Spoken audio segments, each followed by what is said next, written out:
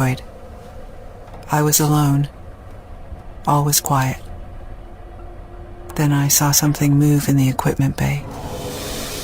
The creature had escaped with me into the Narcissus. Now, after wreaking carnage, it seemed to be resting. Lucky. By the time it woke up, I'd pressured up a suit and loaded the harpoon gun. I got to the egress panel just as it reached me. I blew the hatch, flushed it, harpooned it, and roasted it with the thrusters.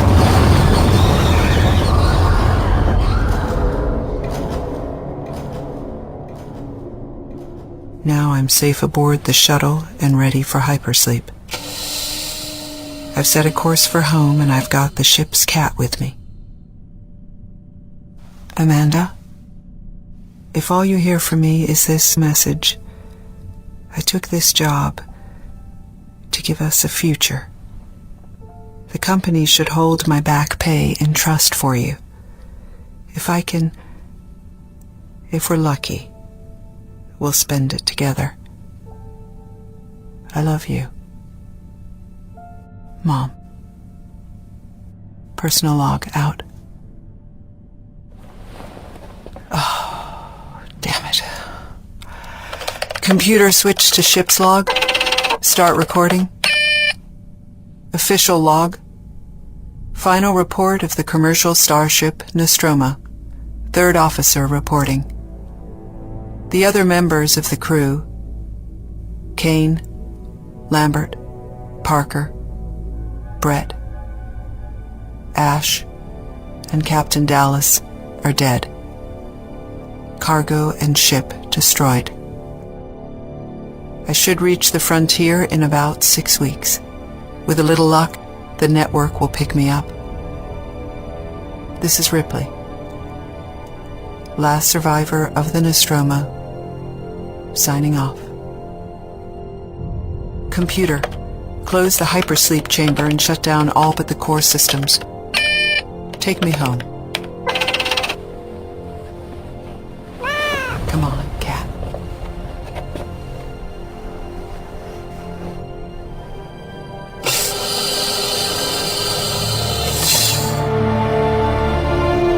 Alien, Out of the Shadows.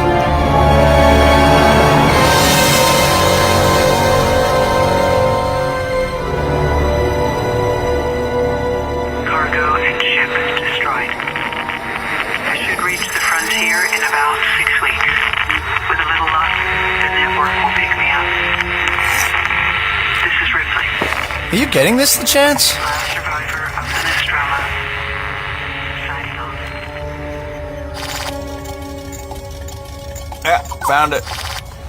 Nostromo, commercial towing vehicle, diverted to distress call from planetoid LV-426. Lost, years ago. Escape pod, maybe? Nothing we can do. She's good as dead. Baxter, Yes, Captain? what's the word on the dropships? Hold on. Samson, Delilah, come in. Samson, this is Marion. Vic, have you dusted up yet? Storm's still bad down there. I can see it through the viewport. Nothing, Cap. They're still down on LV-178. Waiting out the storm. Copy that. Just as well. We need a little longer to get docking bays 1 and 2 back online. Jordan out. She's down there with the chief. They getting the bays online or making out? Jordan's a pro. And Hooper's married to the job. He's a darn good engineer. Seriously? It's seized up. Don't we have a spare? This is the spare. Do you know how much a pressure coupling costs? More than you and I will make working on this tub. The Marion is a fine vessel. Yes, Captain.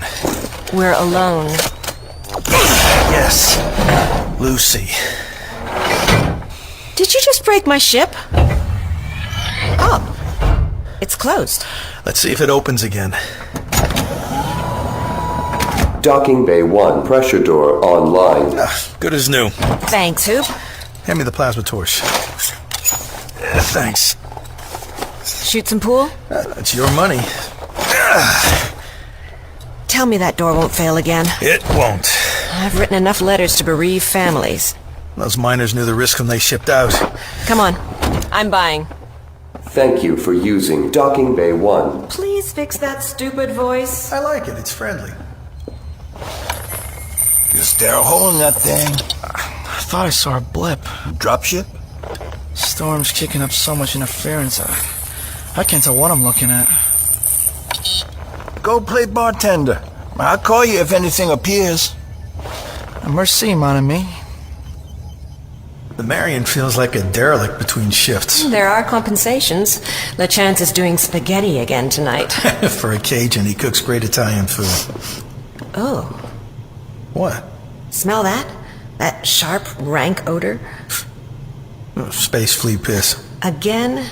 We only just purged the mattresses. They're bugs, they lay eggs, they hatch, they take over. I hate this place.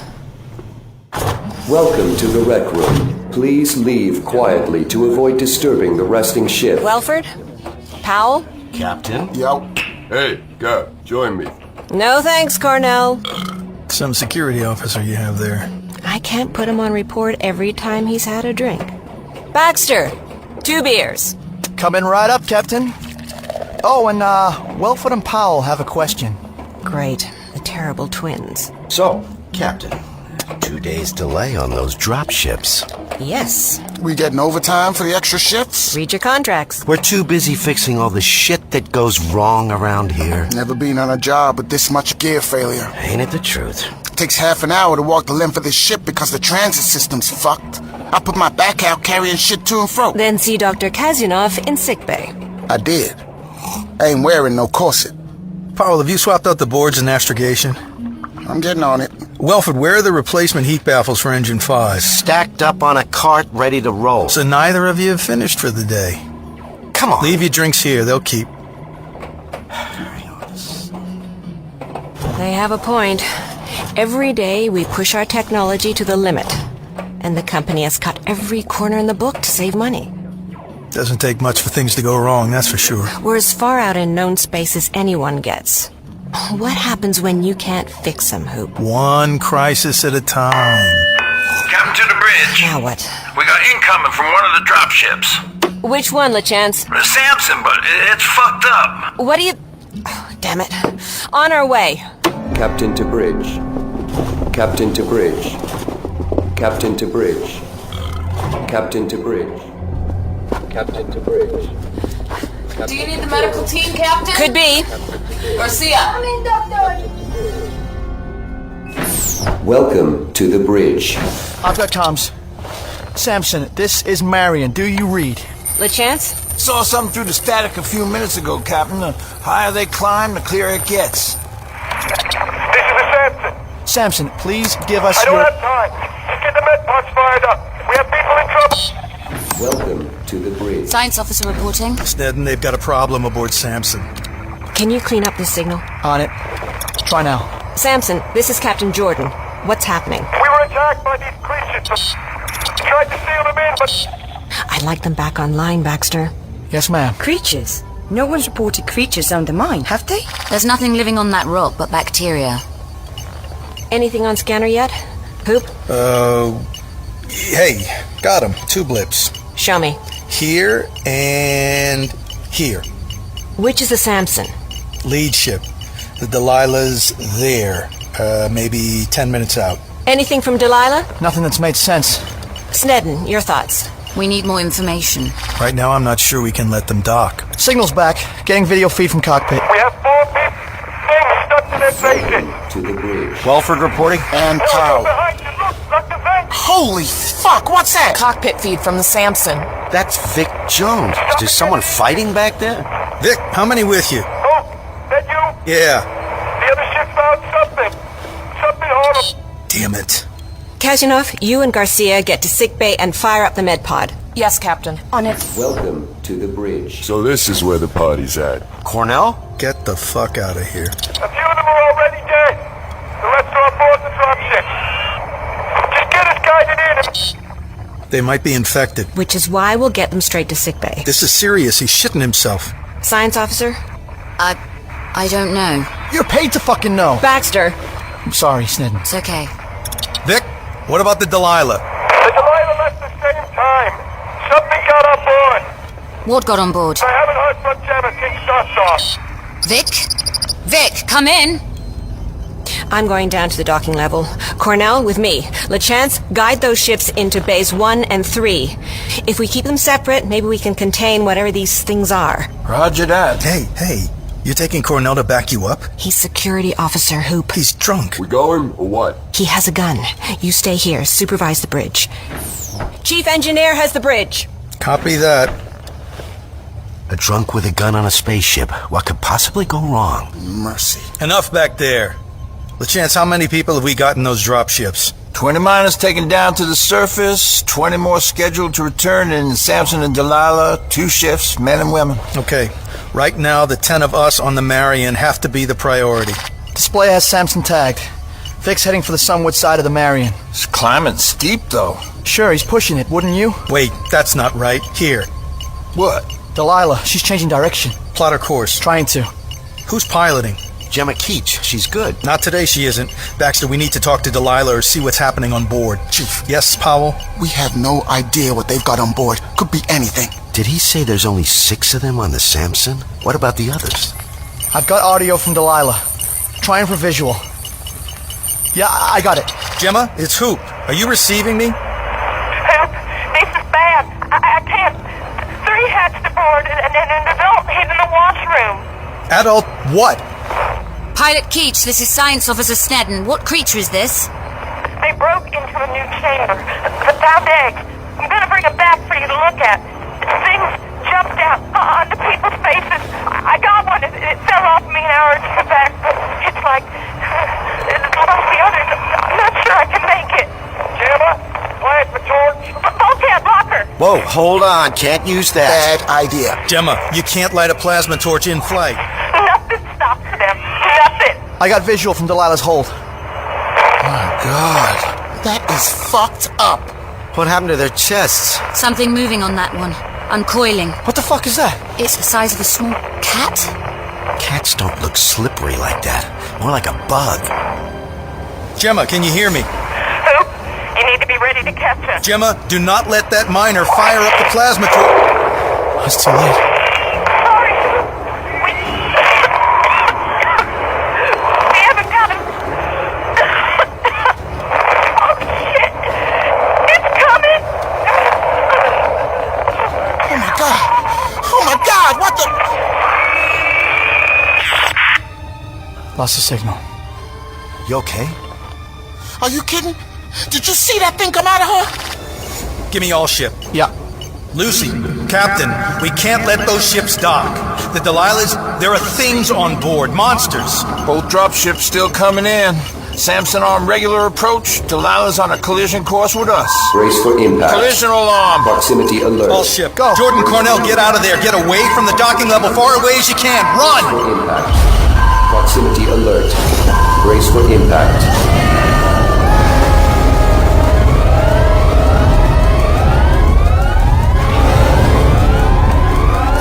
Hull breach.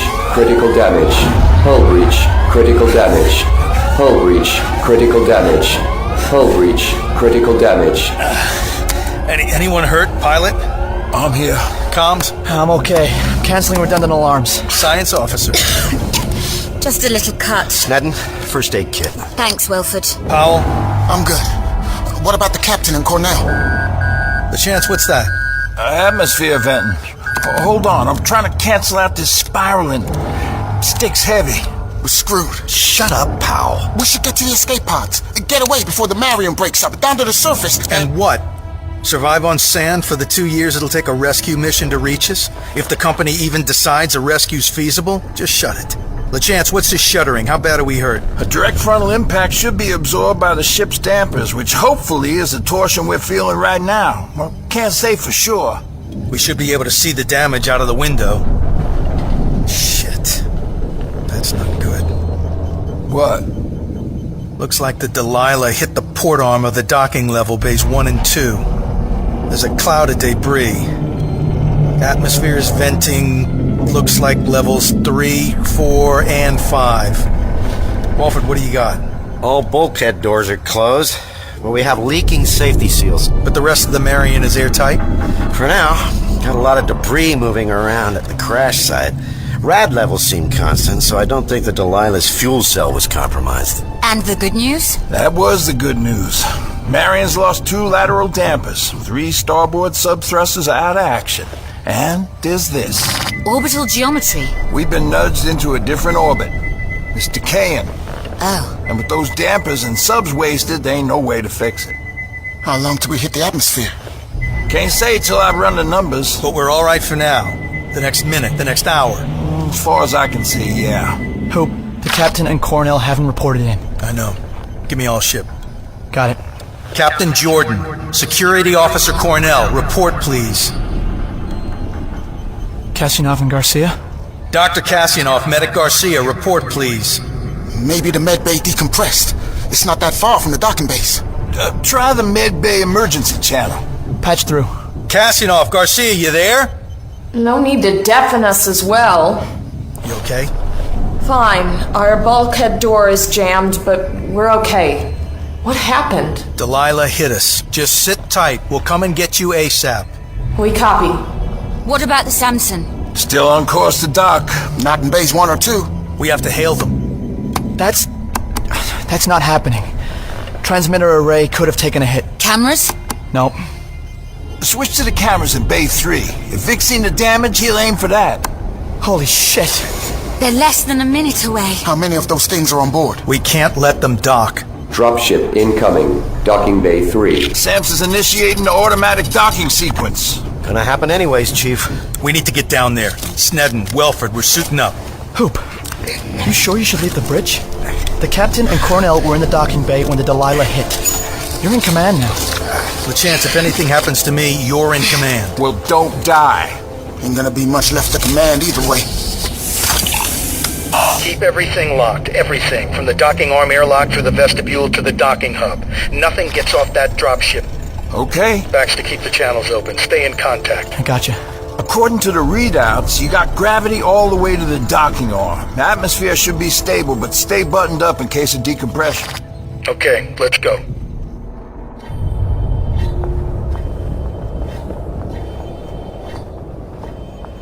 Snedden, did you recognize those things on the Delilah? No, I've never seen or heard of anything like them. They hatch from inside people's chests. The closest analogy I can offer is a parasitic insect.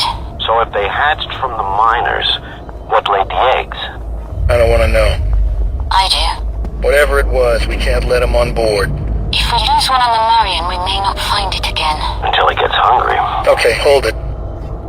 Baxter, Hooper. Here, Chief. We're at the docking bay hub. Looks intact through the viewport. Pressure's good. Copy. What the fuck? Is that the start of a decompression chain? Should we wait here and find out? Makes no difference. We go on. Maybe the captain and Cornell are still alive. Welcome to the Docking Bay Hub. Baxter, we're in. Copy that. What now? We checked bays 1 and 2 for the captain and Cornell. How's it looking?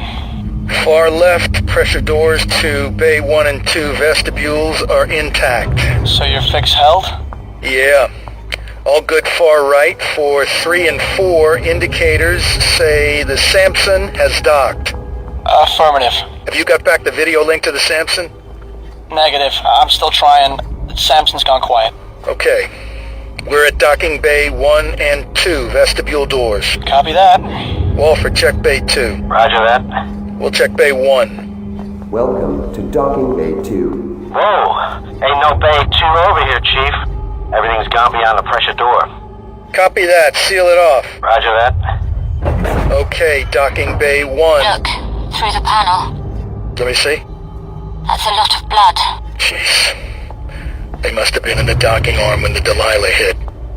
What do you got? Nothing. Beyond the door is vacuum and not much else. Bridge, Hooper. Copy you, Hoop. Docking bays 1 and 2 are gone. Captain and security officer are dead. I'm sorry, Hoop. Okay. Let's not lose anyone else. Owl, don't budge from that engineering panel. Make sure every door back from where we are to where you are is locked tight. Copy that, Chief. But you'll be trapped down there if anything blows. If any more compartments fail, we'll lose the whole ship. Welford, you need to master lock the pressure door. On it. Baxter, any contact with the Samson? No audio, but I'm working to get visual back. Keep us posted. We need to know what's going on inside that ship. Jeez. LeChance, any idea what's causing those impacts? Negative. Compartments failing, you think? If that was happening, we'd be venting more air to space and more movement from the ship, but she's stabilized. Okay, something else then. Something loose. Just take care down there. Okay, we're at the door to the other docking bays. Copy that. The vestibule looks intact to the viewport. Atmosphere pressure good. Here goes. Welcome to docking bays 3 and 4. I forgot this has viewing panels. How bad is it out there? Bad. Shit. What can you see? Bay 1 projection, including the docking arm and airlock, is swept away. So is most of Bay 2, barring one long section of docking arm. That's the thudding. Hooked up pieces of the Delilah hitting the Marion's hull. It's like a Newton's cradle in slow motion. Ah, crap. What? That's a person out there. Where? Impaled on the antenna. Just a torso. Poor bastard. I hope they died quickly. They were already dead. Gonna have to cut that free. We're gonna have to do that and a lot more if we're gonna get past this chaos, secure the Samson, and figure out what the fuck is going on. Gonna earn our pay now. Hoop, the Samson's hard docked. We felt it. And I've got a picture on screen. So? And you don't want to open it up. Ever. What's happening inside? The things, they've hatched, and they're just waiting. Just sort of crouched there beside the bodies. What about Vic and the others? The others are dead. Vic isn't. What's happening with him? He's just sitting there, seat turned around, back against the control panel, shaking. They haven't killed him yet. I wonder why not. Hey, you're talking about a friend. Sorry. No option. We have to seal up these docking bays. All the doors are locked down. Yeah, but we need to disable the manual controls. You think those things can open doors? I don't want to find out the hard way. Can't we just cut the Samson loose? Not if we need a dropship. If the Marion starts breaking up, we have the escape pods. Their target grouping is weak. We could all be separated, stranded on that dust storm rock and left to starve. The Samson could be our only hope of survival. Okay. We go through the vestibule, into the Bay 3 docking arm, then into the airlock. From there we work back, disabling controls and shutting everything down. We could purge the area too. Good idea. If anything does escape from the Samson, it won't be able to breathe. Who's to say that they breathe at all? We don't know what they are, where they come from. Mammal, insect, reptile, something else. We don't know anything. And it's gonna stay that way. And what? We fix the Marion as best we can. But what about the creatures on the Samson? First chance we get, we kill them. All of them, right? Damn right. Snedden. Yes. Yes, right. Good. Baxter. Here, Chief. While we're sealing this up, get Kazyanov and Garcia out of Med Bay and up to the bridge. Let's not lose anyone else. Copy that. Right. Snedden, come help me find a couple of plasma torches. Welford, open up Bay 3 docking arm. Do I gotta? Vent stacks 48 to 56. Check. The leaks are on levels 3, 4, and 5. Which sections haven't automatically sealed off? We got blown seals on 5 blast doors, which probably means another 5 we don't know about. Okay. Put that on the action list. Welcome to the bridge. Medical team released from jail, safe and sound. Dr. Kazyanov, Medic Garcia, welcome back. You okay? Feeling a little spooked. I figured they'd be safer up here, with everyone together. I'd say it was nice to breathe fresh air again, but the bridge smells as bad as everywhere else. Yeah, a couple of sewage lines got ruptured in the collision. Guess who's gonna be fixing them? We all have crosses to bear, Powell. Yeah, right. Chief Engineer to bridge. Hoop, Baxter, how's it going?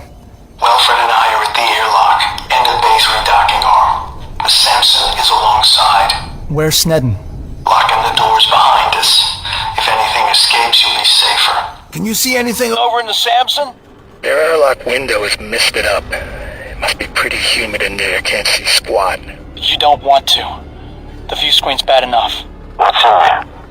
I can see the back of Vic's head. He's still shivering. And those things? Just crouched by the miners' bodies. Like they're waiting. Wilfred, we're sealing this off before anything escapes. Jeez. We're just gonna wake them up. Let's get it done then.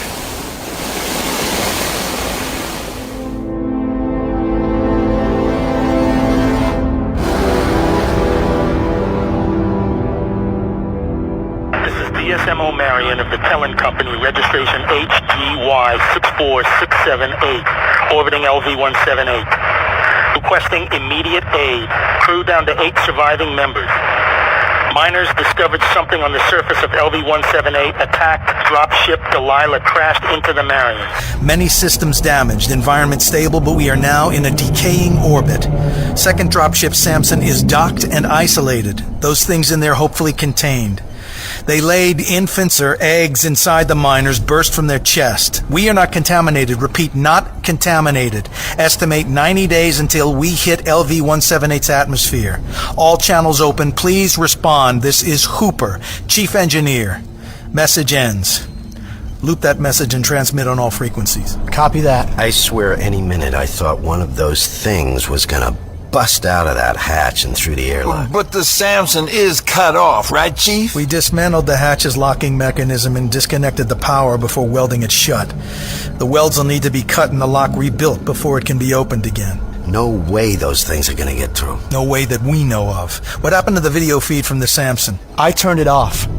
I didn't want to watch what was going to happen to Vic. I'll tell you what was going to happen to Vic. One of those mothers was going to come out of his chest. I'm recording everything if you need to see it. One of them shed its skin. It was bigger. Bigger? In such a short time? Interesting. How big are they going to get? We don't want to know. Right. Listen up. We need to pull together a work schedule. Welford, Powell, get the full damage report from LeChance and prioritize. We can all use wrenches and push welding kit. What about the Samson? The creatures? There's nothing we can do about those things right now. This is new. LeChance? Wait a minute. Something's locked onto us. It's a long way out, but it's a ship. A rescue ship? Yes, about time. Wow. This far out? It's definitely heading our way. Oh yeah, I have it. Wait, it's transmitting in clear. Uh-oh. What's wrong? On speakers. Destroyed. I should reach the frontier in about 6 weeks. With a little luck, the network will pick me up. This is Ripley. Last survivor of the Nostromo. Signing off. We're gonna have a visitor.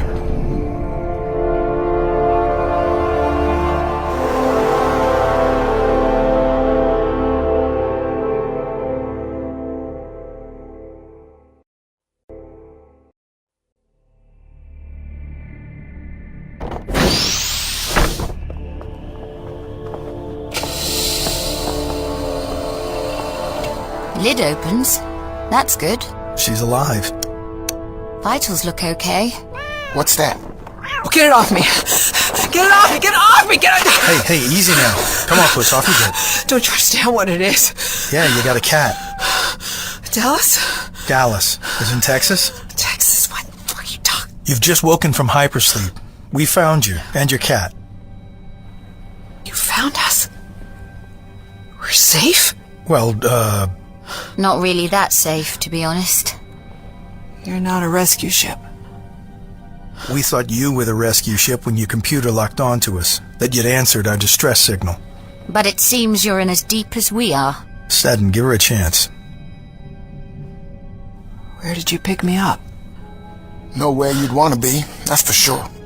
Your lifeboat is docked with the Marion, Deep Space Mining Orbital. I'm Chris Hooper, Chief Engineer. That's Sneddon, our Science Officer, and Powell, Assistant Engineer. Let's get you to Medbay. Dr. Kazyanov and Nurse Garcia can clean you up and check you over.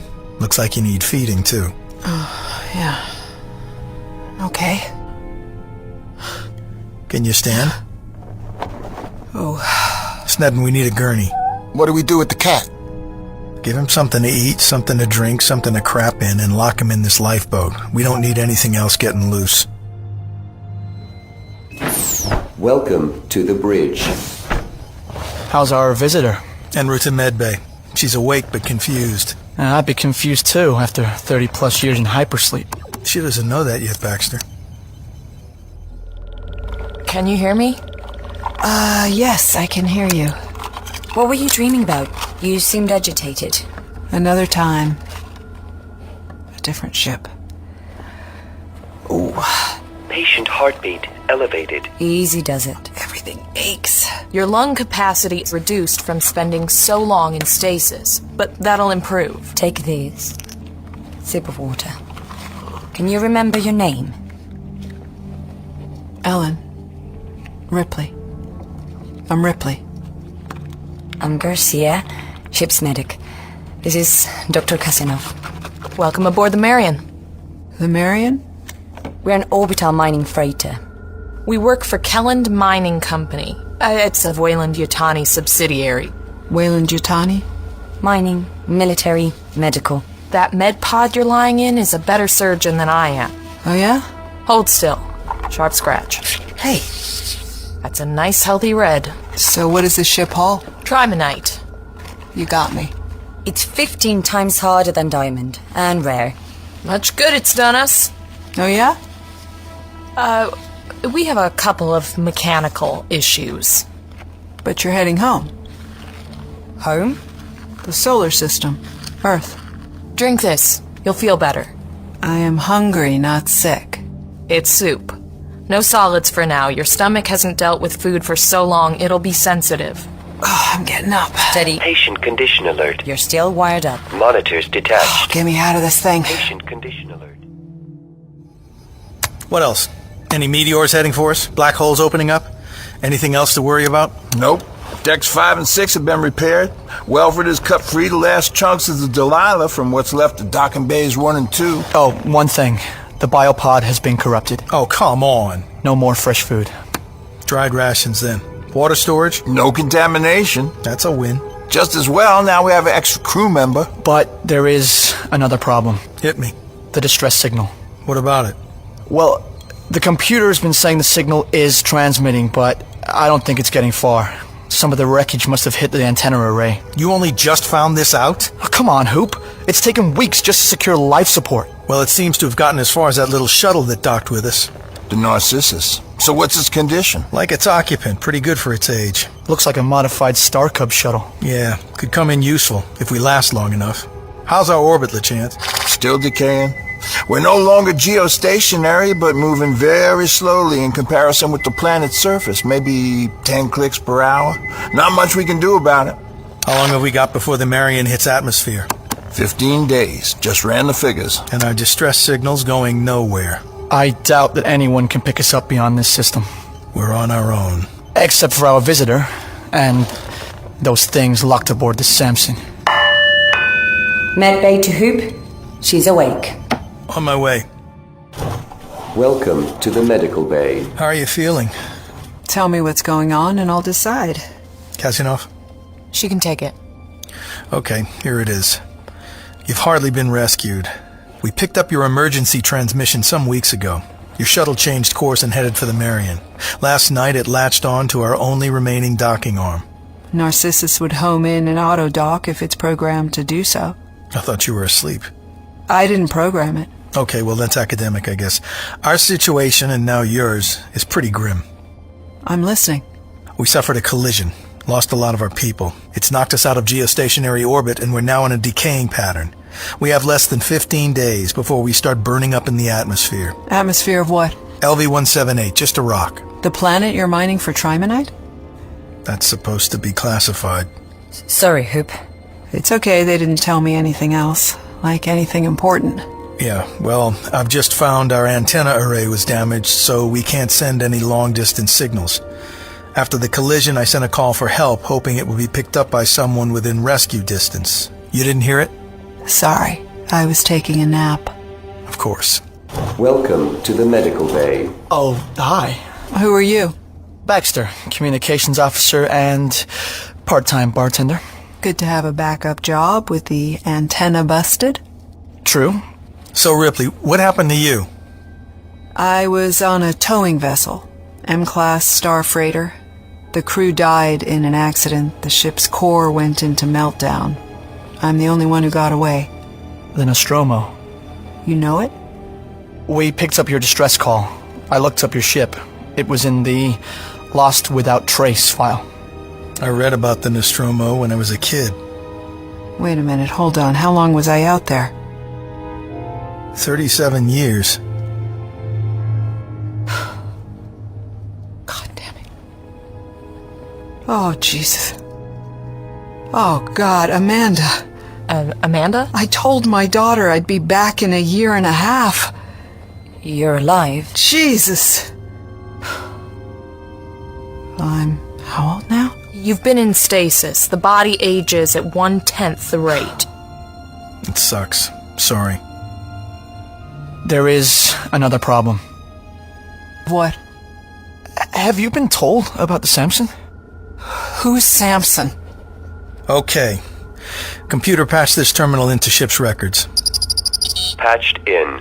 This is the Samson. It's our only remaining drop ship, and it's locked onto our other surviving docking arm. Been there for 77 days. It's sealed up. Why would you do that? Well, that's the other reason we're fucked. Because these things are inside. Oh, no.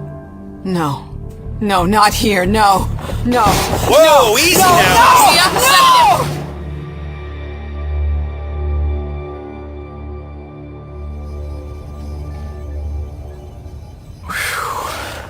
That was a lot to take in, man. All those years gone by, her kid, it hardly needed a bunch of monsters for her to flip out. She knew what they were. You sure? Those last pictures from the Samson were pretty low res. She knew, LeChance. Maybe she'll know how to kill him. Maybe. What's Bay 3 looking like now? No movement outside the Samson. No signs of disturbance. Doors are locked and solid. Mics aren't picking up any noise. And inside the dropship? No visuals. Not since that thing burst out of Vic's chest and the others dragged his body away. Can you boost the audio? Hear any movement? I tried that. Nothing's moving. Maybe they starved to death. Maybe. Do we know how Powell and Welford are getting on? Finishing up. All leaks on deck 5 are now plugged. We are airtight. I'm going to talk to Snedden. Shout if there's any news from Medbay. Who? Why did Ripley come here? I don't think she knows. Thank you for visiting the bridge. Hoop's looking tired, man. We're all tired. We need to be off this ship when it hits atmosphere. What, and you want to open up the Samson and deal with those critters? No thanks. Welcome to the Science Bay. Hey, how's the endless wonderful playground? Did I ever use those words to describe this job? After one of Baxter's specials, yeah. All okay? Despite the fact that we're slowly spiraling to our deaths on a lifeless sandhell of a planet? Yes, it's okay. What do you think about Ripley? Seems like a capable professional. She's encountered those things before. I'd like to talk to her about that. Sure, once the sedative's worn off and she's had time to adjust. Any idea how we get off this ship before it hits atmosphere and breaks up? Well, the escape pods aren't up to the job. Unless we can regulate the nav computers and be sure to land within walking distance of each other in the mine. There's enough food and supplies down there for a couple of years. There could be more of those things down there. They might have all come up on the Delilah. They were hatching from the miners, we saw that. Implanted by those things attached to their faces, perhaps. If that is the case, we have to assume that anyone left behind was infected. 16 on the Delilah, 6 on the Samson. Yeah. So 18 left in the mine. I'd rather burn up with the Marion if it came to that. But now it doesn't have to. You know something I don't? No, just thinking about things in a different way. Go on. Ripley's shuttle, Narcissus, the old Star Cub, they were built to be long range. It served her pretty well as a lifeboat. With one stasis pod? For 9 of us? One stasis pod between the 9 of us, so we pack the Narcissus with as many supplies as it'll hold, program a course towards Earth, or at the very least the outer rim, fire the engines until the fuel's out, and we're travelling as fast as we can. a goodly portion of light speed, then take turns in the stasis pod. Ripley was drifting for nearly 40 years. Something's very wrong with that. Her computer must have malfunctioned. I checked the log. It looked okay. The point is, we can survive. 6 months at a time, one of us in stasis, 8 others surviving. 6 months in a confined space? The shuttle is designed for 5 people, max, for short trips. 8 of us will end up killing each other. And how long do you figure it'll take?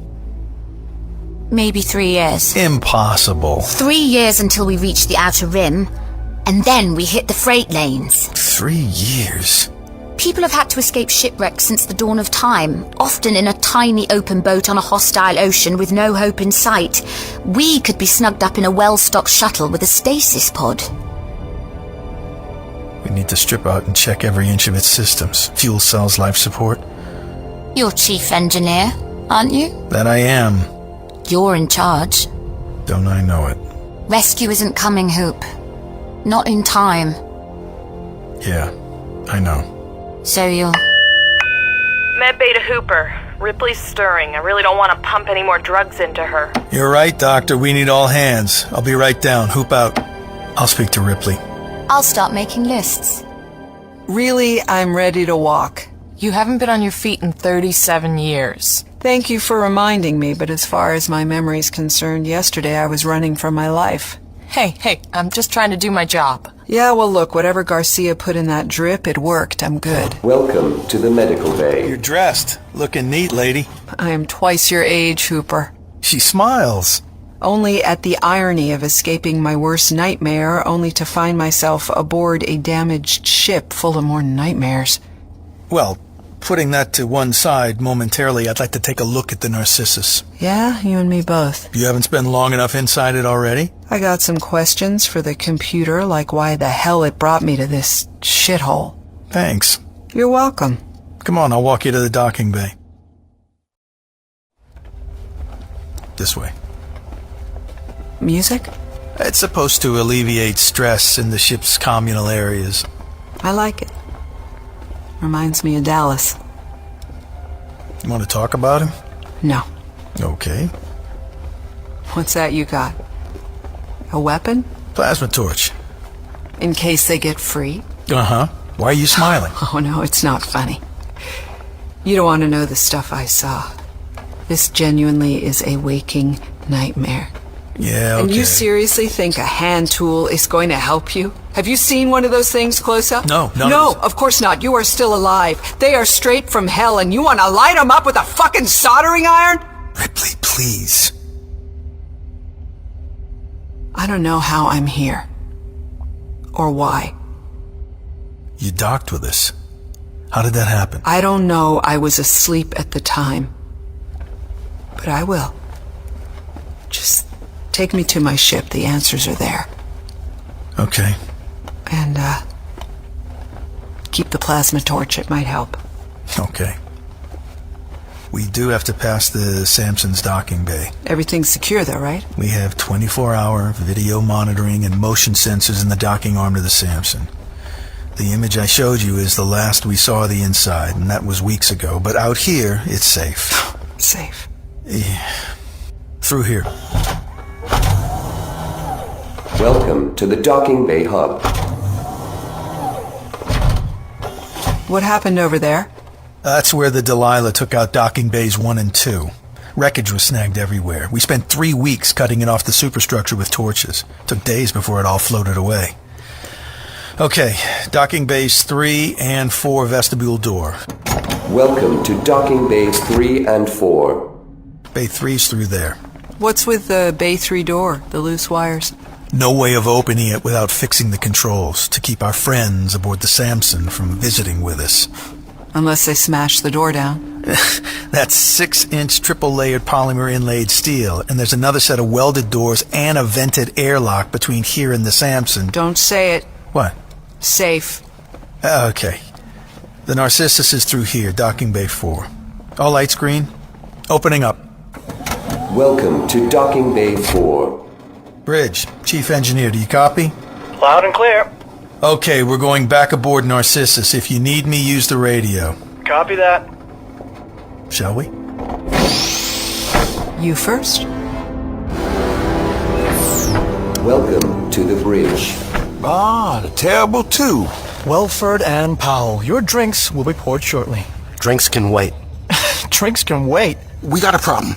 Not according to my readouts. This tub's more airtight than she was when we left the Solomons. No. On our way back to stow the welding kit, we passed that 5 stack-up bridge.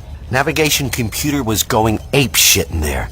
Alarms tripping out all over. Let's have a look-see. Whoa. According to the display there, our orbital geometry is way off. Can't be. I've run that calculation twice today. Through which computer? Mainframe, what else? Okay, I've canceled the alarms. Leave it with me. Reckon I could use that drink now.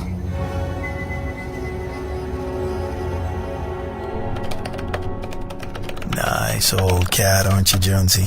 9 lives, my ass.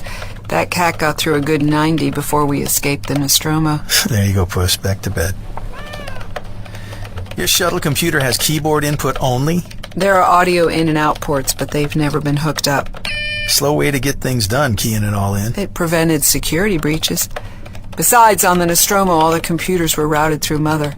Mother? We had a MUTHUR 6000 mainframe, only accessible to the ranking officer aboard. Which was you? Which was Dallas, the captain. Before me. Okay. I am now making this terminal an autonomous command terminal. There. We have control again. Okay, a couple of things I need to do while you warm that thing up. Hey, you're going? Well, I want to check out the Narcissus's fuel cells, unless you have coffee. Nope. Then my free time is limited. Stick around. I've spent too much time in here on my own. Okay, the fuel cells can wait. Let's see. Good morning, Narcissus. Good morning, Warrant Officer Ripley. Request reason for Narcissus change of course. Information withheld. Huh? Everything okay? Sure. Request records of incoming signals received over the past 1,000 days. Information withheld. Oh, that's enough pussyfooting. Emergency command override 100375. I'm afraid that override code is no longer valid. It's afraid? That's kind of a conversational tone for a shuttle computer. That's weird. Okay. Request data of time scales and travel distances since Nostromo's detonation. That data... unavailable. Unavailable or withheld? It's pissed off with you. Evasiveness like this, it's just not possible with this machine's programming. It's a functional system, not running an AI like Mother, and Mother's gone. Somebody uploaded it a new AI? Nobody could have. What? Oh, Christ. What, Ripley? The only person who'd had access to Mother was Dallas. And after Dallas was taken, me. Well, I accessed Mother when I thought I was alone. I wasn't. So who... What was in your distress signal? Huh? The distress signal you sent after the crash. Did you mention those things, the creatures? Did you say what they were like, what they did? Yeah, I think so. You think so? Well, it was more than 10 weeks ago. I need to hear it. What's wrong? The alien on the Nostromo wasn't an accident. And I'm now thinking it wasn't an accident that I've come here either, but I need to know. I need to hear the signal. Okay, I can patch into the Marion's mainframe. Budge over. Oh, you already patched through. No, I didn't. Okay, well, I'll hook up the audio. A chief engineer who does infotech? Parker wouldn't go near that stuff on Nostromo. Lambert did it. Times have changed, lady. And we're done. Okay, let me access the drivers. Something funny? These old Seeks and models. Solid, but so slow. I had more computing power to play VR games as a kid. But you don't see anything odd with it. No. Okay, you got audio out and the mic is live. I'll install voice recognition later to save you wearing your fingers out. We are now in a decaying orbit. Second dropship Samson is docked and isolated. Those things in there hopefully contained. They laid infants or eggs inside the miners, burst from their chest. We are not contaminated. Repeat, not contaminated. Turn it off. It's off. Ash. What's Ash? Our science officer. It turned out he was an android. He was tasked with finding any alien life forms that might be of interest to the company. He attacked me when I discovered his special orders. It took 3 of us to put him out of action. Somewhere along the line, he must have transferred part of his AI programming to the Narcissus. He is here. He is here in this terminal. Now, he brought me to you because of those aliens. You're kidding me. I should have stayed home with Amanda. I should have never left. Ripley! I'm okay. I'm okay. I'm okay. I just... Look, we can deal with your hostile AI. And maybe some good has come out of you arriving here. We've got a plan to get home. I'm listening. Your shuttle. Snedden, our science officer, and I think we can get away aboard the Narcissus, all of us. And that'll leave the Marion and those things on the Samson to burn up in the planet's atmosphere. All of us in here? I know it sounds crazy, but we cram in all the supplies we can, take turns in the stasis pod. I don't care. I'm in. Any plan that distances us from those bastards, any way to deny Ash from fulfilling his fucking special order is fine by me. Just say what you need done, and I... What? What? Stop talking. What? This terminal's transcribing everything we're saying. How? Good question. I didn't activate voice recognition yet. Oh my God.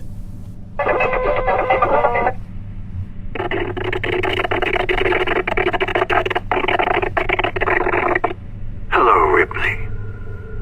Ash? This is the android from the Nostromo, uploaded into your shuttle computer. A synthetic intelligence with no physical body must find a way to communicate. The voice has changed. This is a Seegson voice circuit. It comes with the terminal you're using. How the fuck did... While you were all busy trying to destroy this specimen aboard the Nostromo, I uploaded myself. Only a partial upload, given this situation.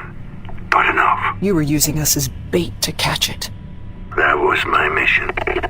Special Order 937. He's damaged somehow, but it's him. What was Special Order 937?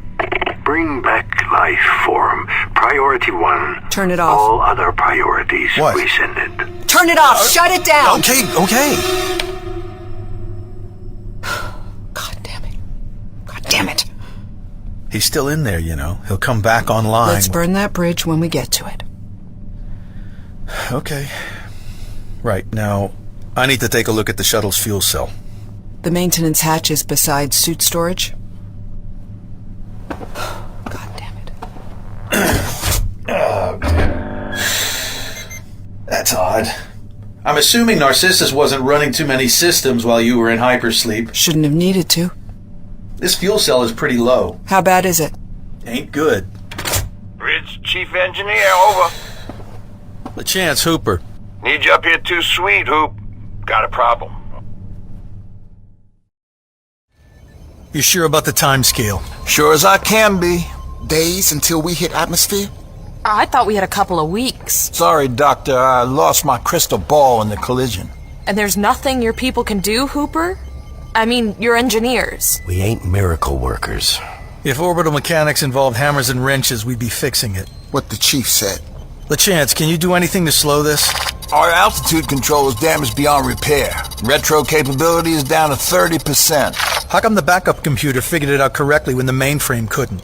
Something happened. A glitch. Why don't we fire up the engines? Move to a higher orbit? We got cracked containment bulkheads, Garcia. If we initiate thrust, there's a good chance we'll fry ourselves with radiation. Anything's better than waiting to die. Not if it kills you another way. We should go outside. Look again at all the damage. You want to tell me how to fix it, Doc? Be my guest. So what do we have left? We have coffee. No. This is what we've got. We've got LeChance, the best pilot in Kellen Mining. We've got you, Welford, and Powell.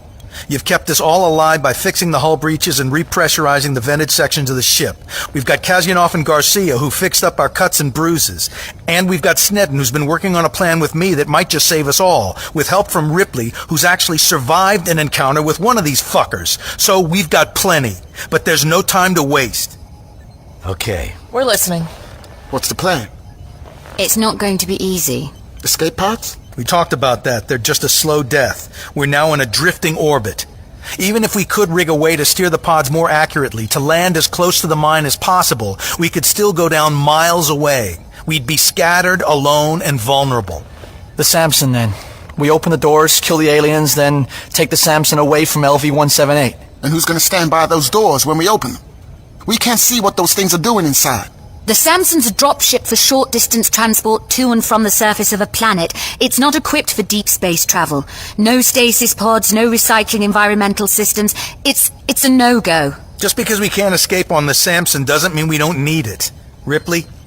The Narcissus is a lifeboat as well as a deep space shuttle. There's 9 of us, Ripley.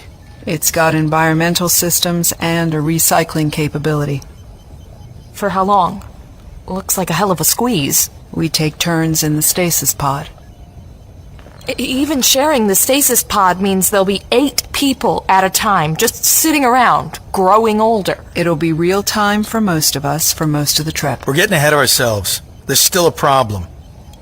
Only one? The shuttle's fuel cell is degraded, less than 10% charge left, which is nowhere near enough. Enough to get us away from the Marion, surely. We need enough power to get it away from Marion, out of orbit, and accelerate it to a speed that'll get us back within the outer rim before we've died of old age.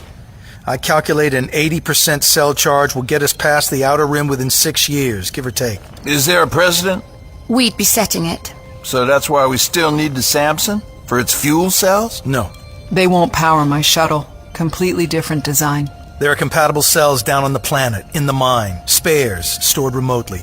So we take the Samson down to the surface. We bring one back up, fix it into the Narcissus, load it with as many supplies as we can, then scoot before the Marion starts to burn. And then all we need is a deck of cards.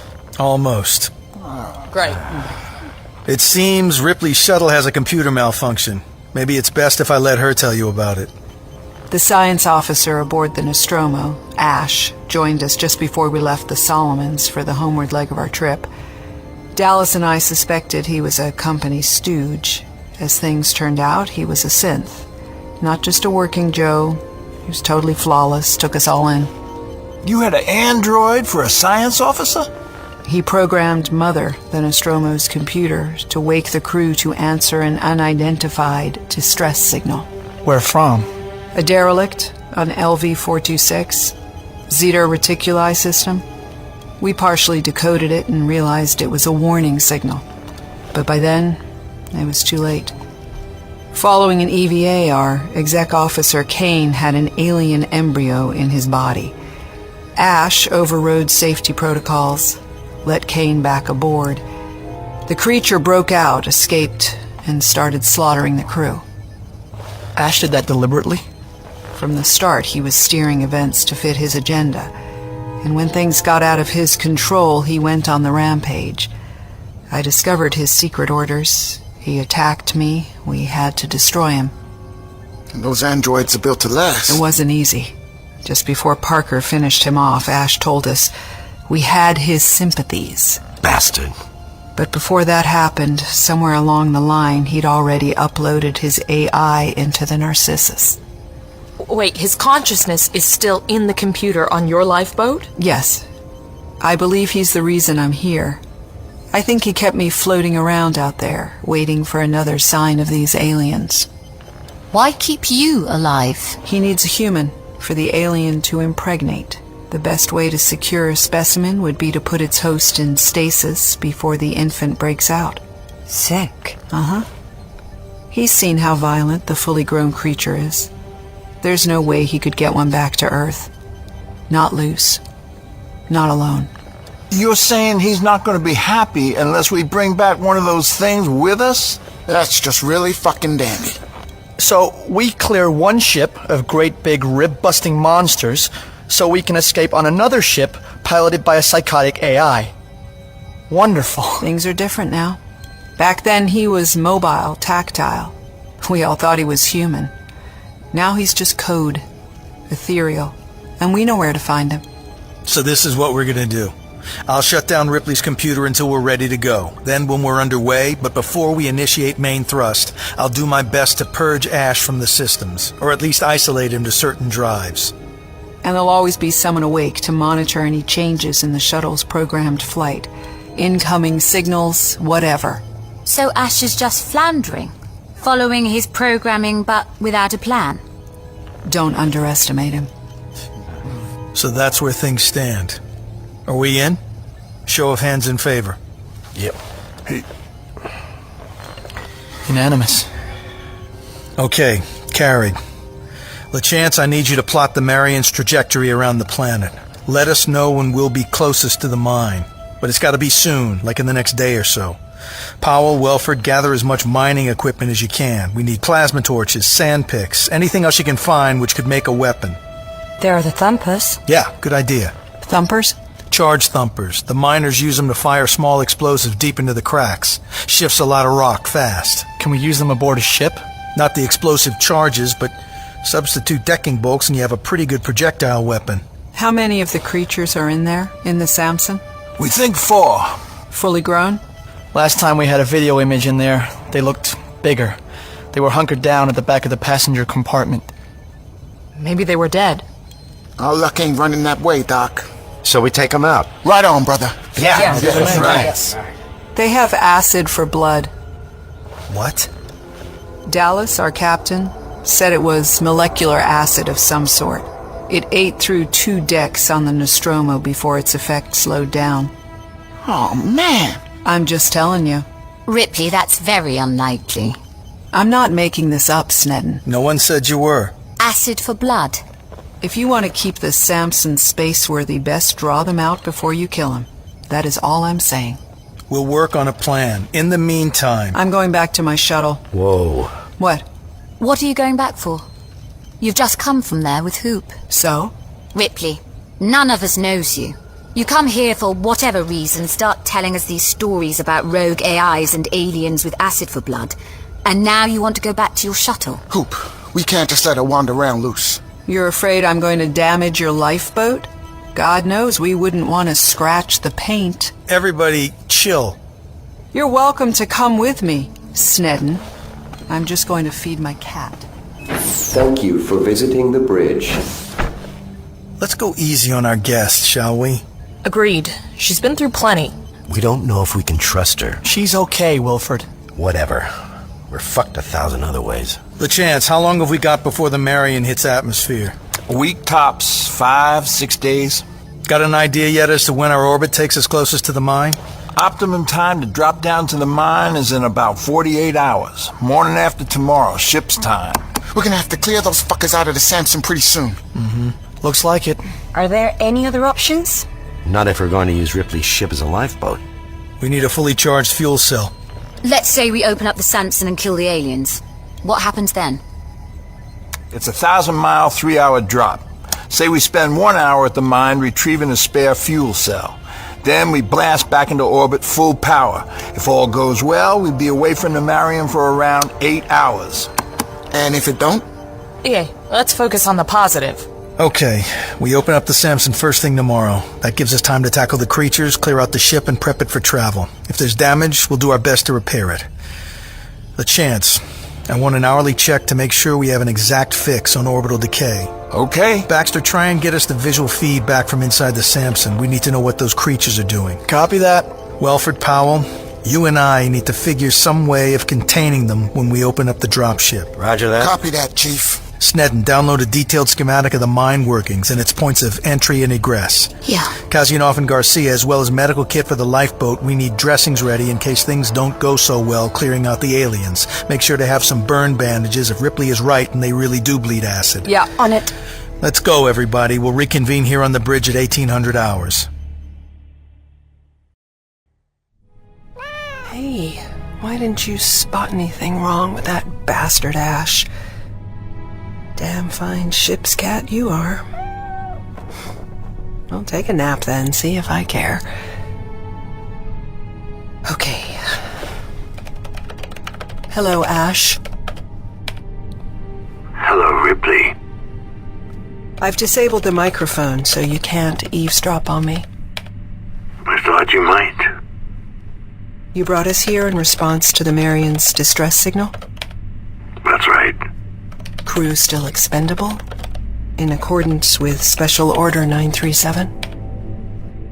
You're the last of the Nostromo's crew.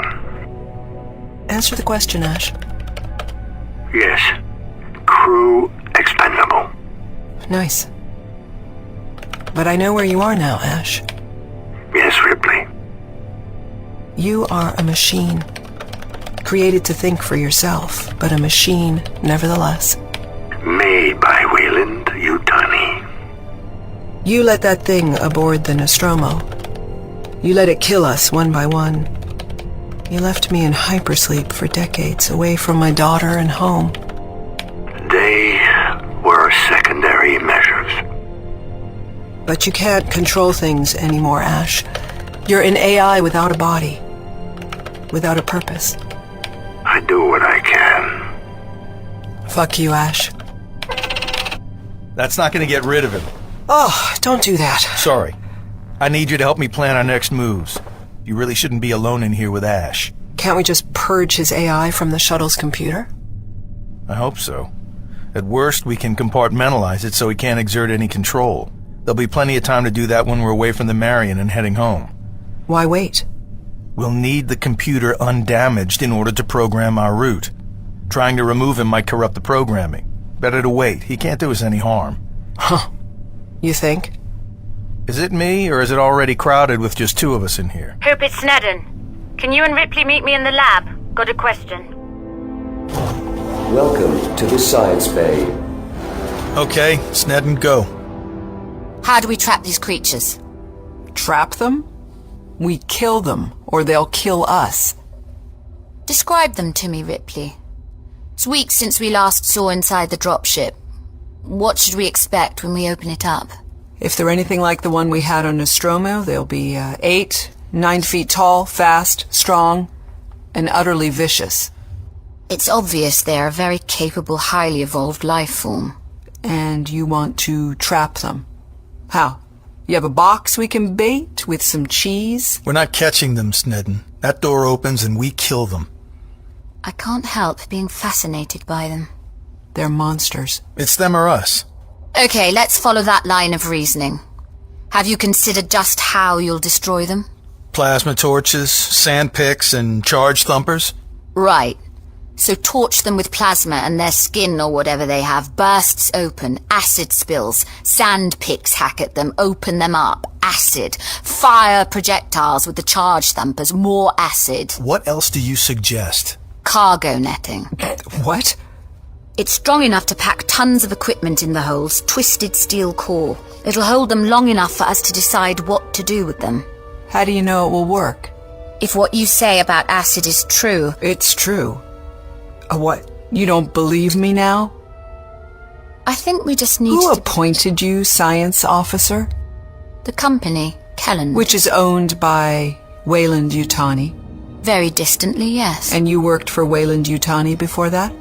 I served my apprenticeship with them on Mars, yes. Ripley? Don't wrap me in your conspiracies. Let's be clear on one thing. This isn't about gathering specimens. It's about surviving. I didn't say I wanted to gather anything. Oh, but you find them fascinating? And you don't? No. Horrifying. Repulsive. But not fascinating. Okay. What are you doing? Getting a scalpel. Ripley, does this look like hydraulic fluid? I bleed red. I'm not a synth. Sorry. Hey, I can't blame you. Truth is, I've never liked androids myself. Okay. I'm a science officer, but my basis is in biology. Finger dressing, please, Chief. Sure. I found synths unnatural. So now we can all be friends? Here. Thanks. So, these nets. These nets and more. Triple core steel wrapped in epoxy, molded carbon fiber, all wound in compressed nylon strands. What happens if one of us gets tangled up in it too? We got special cutting tools to slice it open if we have to. Will it hold the aliens? Hell, I don't know. What else are we using? Okay, you've seen a plasma torch. We got sand picks. Good old railroad pick with a little gravity assist pack. You need to get pretty close to use it. Too close, maybe. How close is too close? What do they have, apart from acid blood? Talons for fingers, a 10-foot tail with a spike to stab you from any direction, and 2 sets of jaws. The conventional kind and an extending mandible that shoots out. It can punch through bone. No shit. Let's forget the sandpick. Copy that. I'm not saying they might not be useful in a tight spot, but this shouldn't be our first line of defense. Okay, next. Pal's going to show you a charge thumper. Okay. This is a shoot-from-the-hip kind of deal. Lock in a charge, or in this case, a 6-inch engine bolt. Don't want no more holes in the Marion. We pressured up an old spacesuit so we could show you. We call him George. Aim, and... Bye-bye, George. Not bad for a bolt. We'll need them. There are plenty of engine bolts, but not a whole lot of charge rounds. Well, I don't know. The kinetic energy from a bolt might stop one of those things for a minute or two. Disrupt its neural pathways. Maybe even penetrate its exoskeleton. Only one way to find out. How many thumpers have we got? A couple for sure. Maybe we can build another out of spares. Got some hypo tubes in stores. Can I try that thing? It's pretty heavy. Yeah, well, I'm tougher than I look. Don't doubt that. Whoa, not bad. What about plasma torches? I'll have to check, but at least a locker full down here. No firearms on board? Nope, lost in the collision. Flamethrowers? Nope. Okay, let's put together what we've got an RV on the bridge at 1800. Update to Wayland Yutani Corporation, Science Division. Transmission pending. Science Officer Ash reporting. The destruction of my physical self aboard the USCSS Nostromo made necessary the emergency upload of my intelligence into this Seegson computer aboard its shuttle Narcissus. My synthetic body was destroyed, but my consciousness was not. The computer protection systems of the vessel Marion have been compromised. I have full surveillance of the Marion's crew areas and control of the door systems. Several specimens of the highly aggressive and adaptive alien life form encountered by the Nostromo have been contained in a dropship docked with the Marion. With no direct communication as of yet, I will continue to follow my instructions on the Special Order 937. Bring back life form. Priority 1. All other priorities rescinded. Ash out. Okay, I want everybody to get a good night's sleep. No booze, no gaming. At 0800, we assemble in the docking bay hub, ready to cut our way back to the Samson and open her up. Here's how it's going down. Baxter and LeChance remain here on the bridge. LeChance will oversee master controls, airlock operation, environmental, and remote opening of the Samson's hatch, and Baxter to run communication channels and keep them open.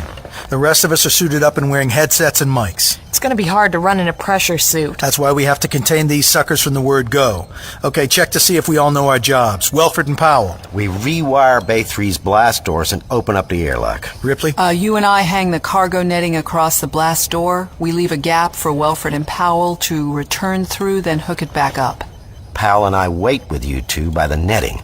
We have the plasma torches. But we only blast them if we have to. Acid blood and all. Dr. Kazinoff? I'm stationed by Bay 3 vestibule doors with a charge thumper. If any get past you and the netting, I shoot them. LeChance? I remote open the Samson's door. We'll assume the creatures are alive, awake, and pissed off. Yeah. They emerge into the netting. We give them just enough slack to pull it round themselves, and then we snag it tight before they can figure a way out. Which won't take long. These things are not dumb. Snedden and Garcia? We're back in the docking hub. Once you trap them in the net and start dragging them through the Bay 3 vestibule, we clear the way to Bays 1 and 2. We drag them across to the wrecked bays. Everybody grabs onto something bolted down. We open the blast doors and they get sucked into space. Then we close the doors as fast as we can and repressurize. A walk in the park. Look, we know that Baxter hasn't managed to establish any visual connection back to the Samson, so there's no saying what we'll be facing when the doors open. Maybe those bastards will have starved. Maybe they'll be asleep or hibernating, and we can just gather them up and blast them into space. Could be they'll come out fighting, in which case we'll be ready. With mining tools. Believe me, guys, those things can do damage. You should see the injuries I've had to patch up. So, anything else? Have we missed anything? Any more questions? Speak up now. Okay, chow time. Then back to quarters, get your gear ready, and hit the sack. Wake-up call is 0600. Setting ship to automatic. I'll be back after we eat. Okay, folks, eat. Thank you for visiting the bridge. Thoughts, Ripley? Nothing you need to hear. That bad. Say it. This is going to be like catching a shark in a goldfish net. Go eat, then get some sleep. That's an order. Yes, sir.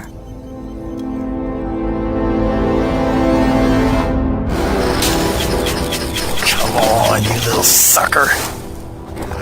Bridge to Hooper. How long? A minute, tops. Welford, Powell. Once these doors are reconnected, just open them, and we'll cut the airlock seal. Garcia and Snedden are standing by in the hub. Okay, just got one last connection. Okay, stand by, everyone. The chance, ready to pressurize? Ready. Like I said, as slow as you can. Don't want to make any more noise than is necessary. Soft as a mouse's fart hoop. Pressurizing. You know, I actually think I'd rather be adrift in the Narcissus again in Oblivion. You and me both. Docking Bay 3, pressurized. Confirmed, we have green lights. Open the blast doors. Roger that.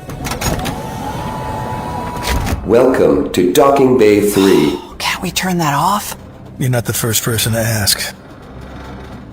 All quiet. Welford. Powell. Move aside, people. Let the professionals through. Just cut the welds on the airlock and get straight back here. Smell funny to you in here? Yeah, you do, like usual. Just light up and cut, will you? Slow and quiet, boys. Ripley, Kasyanov, the netting. We could sling it from these bolts round the section perimeter. Good thinking. There. Just one more loop. Got it. Leave plenty of slack. Yeah. Then fasten with the cable ties. Are you sure these will break when the creatures enter the net? Just a pull and they give way. This won't work. Not if there's 4 of them. Come on, Ripley, we agreed the plan. They've been in there for more than 70 days. We don't know what condition they're in. Their only food was the bodies of the miners and dropship crew. Maybe they'll be tired and weak and easy to drag away. Maybe. Airlock's unsealed. Let us pass the net, Hoop. Here you go. Thanks. Ripley, pull this last section. Got it. The chance. Airlock outer door ready to open. Copy. Okay. Last check. Baxter, no view or sound from inside? Still nothing. Welford, Powell, either side of the netting with the plasma torches. Remember, only blast them if you have to. Kasyanov, wait over there with the charge thumper. Ripley, you okay? Yep. Good. Snedden, Garcia? Ready. You need to be fast on those blast doors. We can't afford to depressurize the whole deck. We can do it. LeChance, you patch through to the Samson's door control? Fingers on the button, Hoop.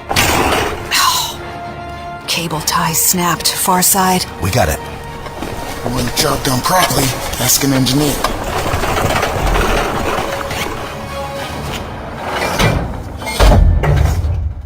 LeChance, did you just unlock Samson's hatch? I didn't do anything. There's something moving through the door window. Welford, Powell, get out of there. Those things are still alive. They're coming. Powell, get out of the way. Fire that thing!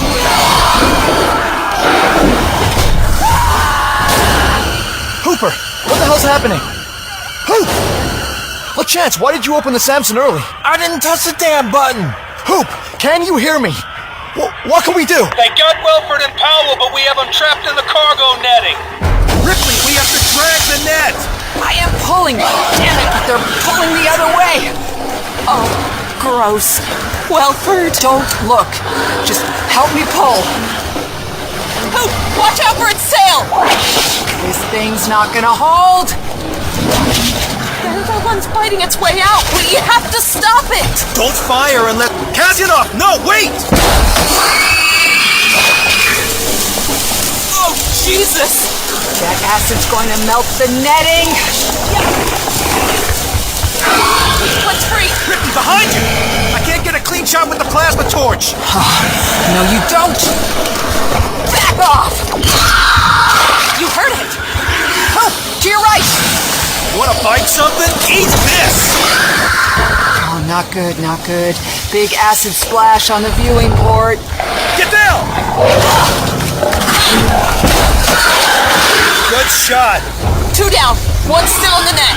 Where's the other one? Run back to the Samson, maybe. We have to get out of here. The acid.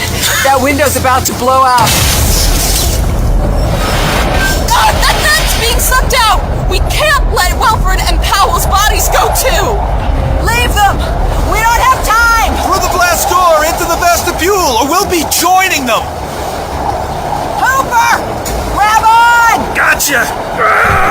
We're through! Thank you for visiting Docking Bay 3. Go fuck yourself! Snedden? Yeah. Something flew past and hit my head. Toolbox, I think. Where's Garcia? I don't know. Where's Welford? Powell? Gone. Garcia's over here. What the hell happened to her? Hooper, do I have to spell it out? Oh my God. One got through? Into the ship. It moved so fast and it was huge. Huge. We've got to find it.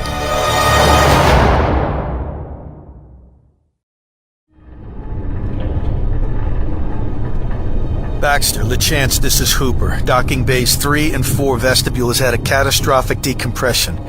3 aliens have been destroyed. 1 got free. It's somewhere on the ship. You hear me? Headset malfunction? At least he still has a headset. Something's busted. Maybe the decompression screwed the comms. The bridge. All of us. We need to stay together, get up there as quickly as possible. Warn them. Then we decide what to do. But only after we're all together in one place. Agreed? Yeah. Yeah. I'll go point. I lost my charge thumper. Take this one. Okay. Ripley, any advice? Walk softly, keep your ears open, and pray if it helps keep you calm. Let's go.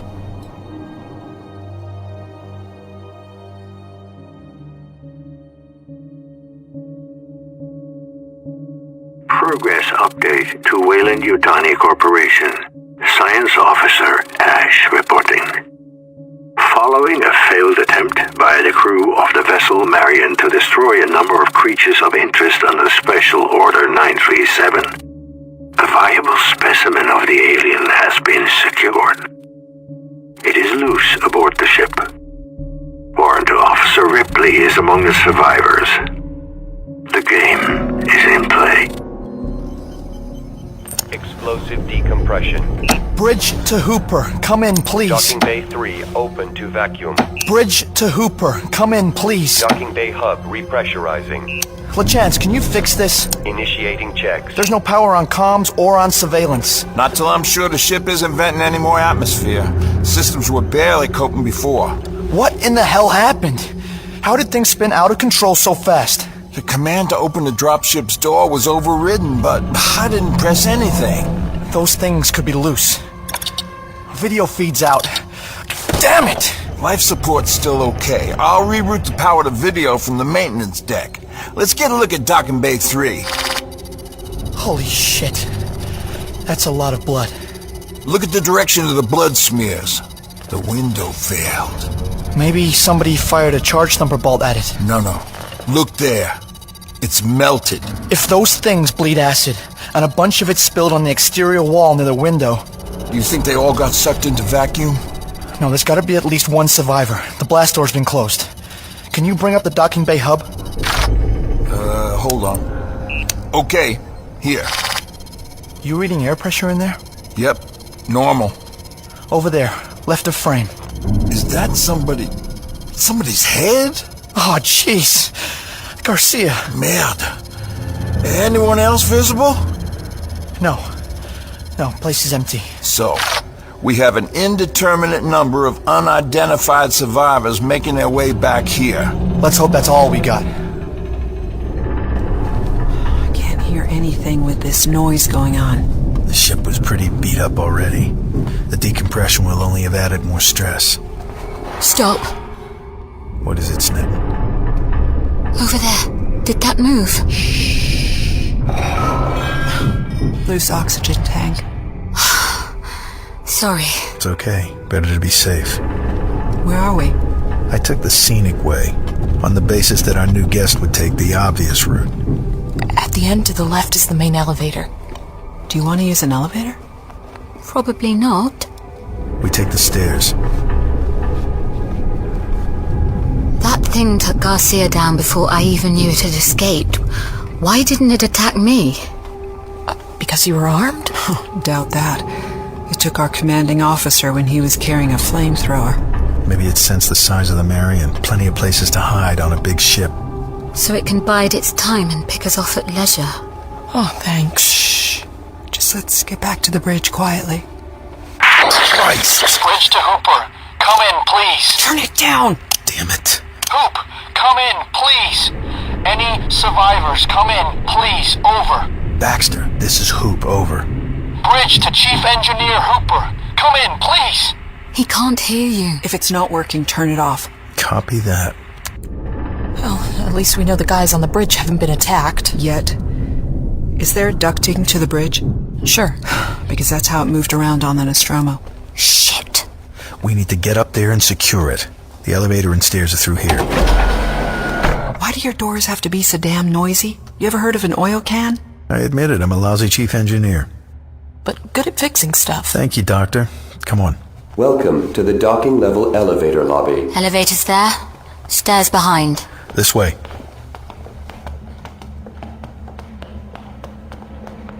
How many decks to the bridge? One up. Double deck height. The stairs dogleg around the elevator shaft. Stop. Look. Dripping from the next floor. What is that stuff? Acid? They produce a clear secretion, like saliva. Oh, great. Its mouth is watering already. So it's above us? Looks like it. They're adaptable. They move around fast. Could be that thing already knows the ducting and cable runs on this ship better than you do. But if it's above us, we can't get to the bridge. If it's still there. You want to go look? How else do we... Welcome to the docking level elevator lobby. Hell. It's on the level below us. It must have dropped down the elevator shaft. Quick and quiet as you can. Everybody head for the bridge. Let's hope there's someone still alive there. That's all the cameras on the docking level back up. What was that? What? Maybe a relay bugging out. It would help to know who we've got left. And how we're gonna get off this ship now? What the fuck? Welcome to the bridge. Chance, secure the bridge. Lock the doors. Seal the vents. Copy that. Bridge security lockdown in progress. Bridge secured. Thank God. Are you four the only survivors? How long ago did you lose contact? Just when you were opening up the airlock. I was about to come down. There are no others. Nobody deserves to die like that. Welford, Powell, and Garcia? LeChance, why did you go early on the Samson's door release? I didn't, Hoop. Swear to God. It was like the relay threw itself. Ash. Your science officer's AI? He uploaded himself to the computer aboard your shuttle, Ripley. He's not in the Marion. You sure about that? Anything else unusual happening with the ship systems? All the time. Let's chalk this up to malfunction then. Call it what you want. If Ash can find a weakness in any system, including the Marion's computer core, he'll exploit it. This Ash is listening to us now? If he's broken through our firewalls into the surveillance system, it's possible. He's a disembodied program inside a 40-year-old box of junk. He's fixated.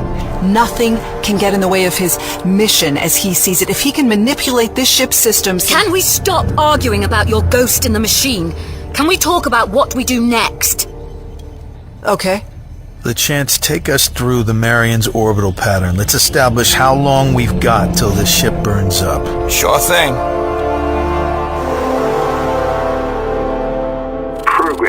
update to Weyland-Yutani Corporation. Science Officer Ash reporting. The survivors of the attempt to retake the dropship Samson are now locked in the bridge of the Marion. The alien is roaming the ship. It is my intention to seal it off from the remaining crew, so they can prepare the shuttle Narcissus for its journey home. Then, I need to isolate Ripley and use her one more time as bait to lure the creature aboard. Her survival after that is not relevant. Bringing the creature back to Weyland-Yutani is my only purpose. Ash, out. Given the sun at the system center is almost 500 million miles away. No wonder it feels so fucking cold. Okay, we need to get down to the surface of this rock, get the fuel cell we need to power up the Narcissus, and get away from this ship before she burns up. First, we've got to find that creature, track it down, and kill it. How? It might be hiding anywhere on the Marion. Finding it could take forever, and we only have days. It came out of the docking bay so fast. Garcia couldn't have known what hit her, I don't think. It killed her and ran, just brutalized her for no reason. They don't reason. They kill and feed. And if there's no time to feed, they just kill. But that's not natural. Animals kill for a purpose. Some do. Humans don't. What is and isn't natural out here? It doesn't matter. What matters is what we do, and we track it down. Damaging the alien could put us in a worse position. That acid ate through the windows and floor in no time. Docking Bay 3 and 4 vestibule has blast doors, not external doors. We're lucky they're holding. So how the hell do we get to the Samson now? We suit up, depressurize the docking hub, walk to Samson, get aboard. Yeah, we can do that. The Samson's environmental systems will recompress once we're inside. We'll need to form another airlock to preserve the Marion's remaining atmosphere. Docking hub? That's a lot of air to throw away. The breathers are struggling to replenish as things stand. We'll be gone 8 hours. How about you run them at max and overpressurize the remaining life support areas? I can do that. Okay, it's a plan. But we can't just leave that thing roaming around the ship. It could chew through cables, smash doors, do God knows what sort of damage. We can leave it. If we hunt the thing through the ship, we put everyone at risk. This way, we have a chance. It'll take a while to get into the Samson. 3 of us can keep watch while the other 3 work. Then we return straight into my shuttle and away. What about supplies? Food, water? Are there stocks down at the mine? Plenty. But that's where the creatures came from. What choice do we have? It's all calculated risk. So we suit up, seal the docking hub, decompress it. But how?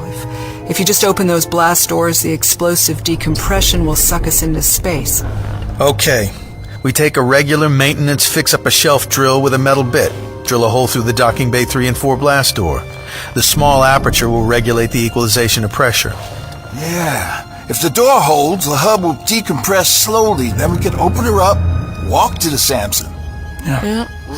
Okay. Right. That's the plan. We all head down to LV-178, and if that thing causes us problems when we come back, we deal with it then. One cataclysm at a time, huh? Something like that. We ought to take supplies. We need weapons, too. We lost most of them down there. We can divert to Hold 2 on the way down. There are charge thumpers and plasma torches. Baxter, got any movement on the surveillance cameras between here and Hold 2? I've already been looking.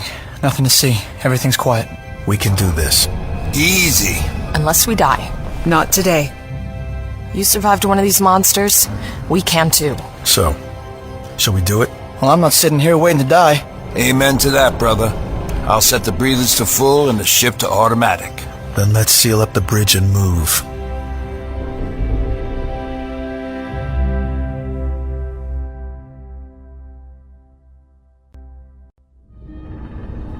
Everybody stay tight. Keep your ears open. Oh, careful, Doctor. Sorry, there's a lot of junk lying around. I'll try to avoid it, huh? Shh. I think that's our visitor. It'll use the air ducts to move between decks. Maybe it can smell us? Shh. It's in the auxiliary duct to the storage areas. That has a dead end, so it had to turn back. You think it's gotten lost in there? We can hope. Come on. The sooner we get to Hold 2, the safer we'll be. I wish we had some way of knowing how close that thing is. Hooper, Do you have something like a portable motion sensor in your stores? They had some in the mines, to check no one was in an adjoining chamber when they were blasting for ore. We could use one. Put it on the shopping list. Is there a duct outlet in every bunker room along this corridor? Yep, with full-size access hatches, too. So that thing can drop into any of these rooms and come out into this passageway? That's about it. Only we knew where it was headed. It's headed for us. Shh. Keep moving. Progress update to Wayland-Yutani Corporation. Science Officer Ash reporting. The 5 survivors plus Warrant Officer Ripley are heading for Hold 2 of the vessel Marion. They are being stalked by the escaped alien, which is using a hunting pattern I noticed when I was Science Officer aboard the Nostromo. It attempts to bracket its prey into a small space before closing in for the kill. I am almost in total control of the Marion security system, except where automatic door unlocking is disabled, which is currently the case with the ship's bridge. By controlling the air duct access ports, I was able to keep the creatures separate from the landing party. It is my intention to let them leave so my mission has a better chance of completion.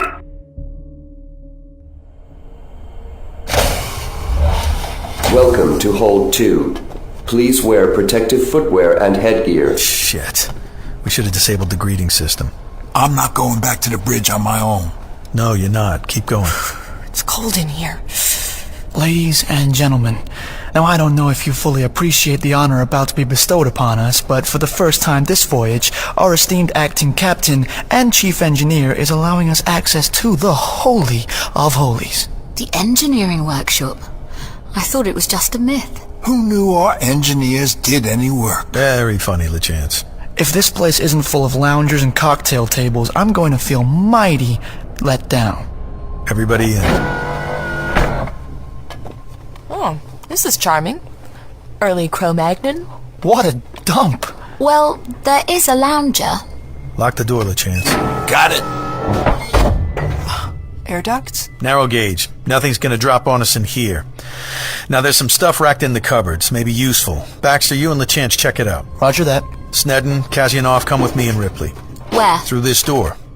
Really? In my day, that was a hazardous materials symbol. And it still is. So what's in here? I'll show you. Where are the hazardous materials? I'm wondering if we can fight fire with fire. A water pistol? Technically, it's not a pistol. Well, it wasn't designed to be. We call it Welford's Folly. This is what you guys used to get up to down here? Making stuff? We thought you were just chugging beers and watching porn. Thank you for the character reference, Doctor. No, we were 3 guys with engineering hobbies. And Welford made this? Actually, I helped with the design. The miners were asking for something like this, so we worked it up together. So we're going to fight them with water pistols? Not water. Acid. Fire with fire. Go on. Trimonite is usually only found in very small deposits and surrounded by other less dense materials, sands, shales, quartzes, and other crystalline structures. It's time-intensive sorting through it. The idea with this was to melt away all the other stuff with hydrofluoric acid and keep the trimonite untouched. Sounds dangerous. That's why it's still here in the lab. We were looking for a way to make the application process safer. And you found it? No, but safe's the last thing on my mind right now. Fine. Just don't point it at me. How do we know this will even bother them? They have acid in their veins. There's one way to find out. How many of these did you make? Just 2. They're both primed. There are packs of acid cylinders there. Everybody grab one.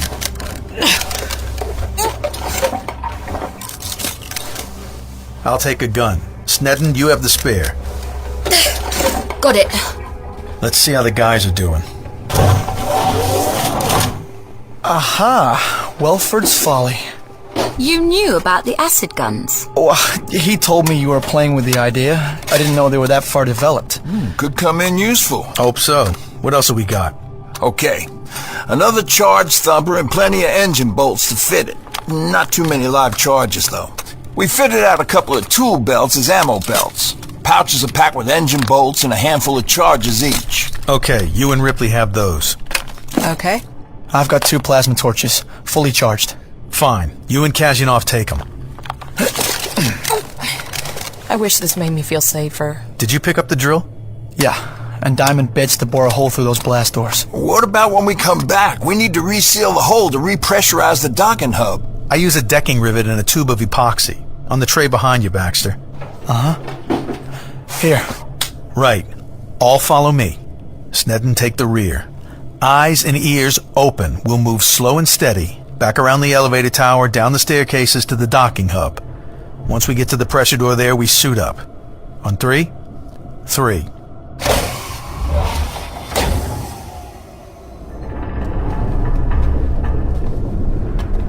What I'd give for a motion sensor. Tell me about it. You should be wearing breathing apparatus to operate an acid weapon. Goggles, a face mask. It's a little late to think of that now, Doctor. If any of the hydrofluoric acid splashes on you or even mists in the air and drifts across your skin, you'll be burnt to the bone. Yeah, I figured that part out. Just try and warn us before you fire it. Yes, Mom. Now let's just get on with this. Engineers. What can you do?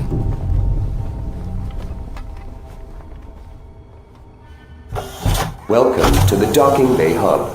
So far, so good. Okay, this is the last stop. LeChance, seal the door. Copy that. Where are the suits? In here. Suits, foldable helmets, compressed air tanks, tether cables. Everyone suit up. These are pretty basic. Escape suits. Good enough for emergencies. Yep. The air tanks will last for an hour or so. Is that all? Yeah, so let's hustle. We'll replenish them down below. Let's hope they can hold against the vacuum. We'll find out when I'm through drilling. I'm nearly through. You sure that door will hold? Once we start decompressing. No, I'm not sure, but it's the best option we have. Helmets, everybody. Clip your tether lines to something solid. Solid radio check. Ripley. Snedden. LeChance. Baxter. Kazyanov? Yes, mine's working. Okay. Getting close. Just about through. Yeah. Gonna release the bit now and pull the drill away from the hole. Hang on.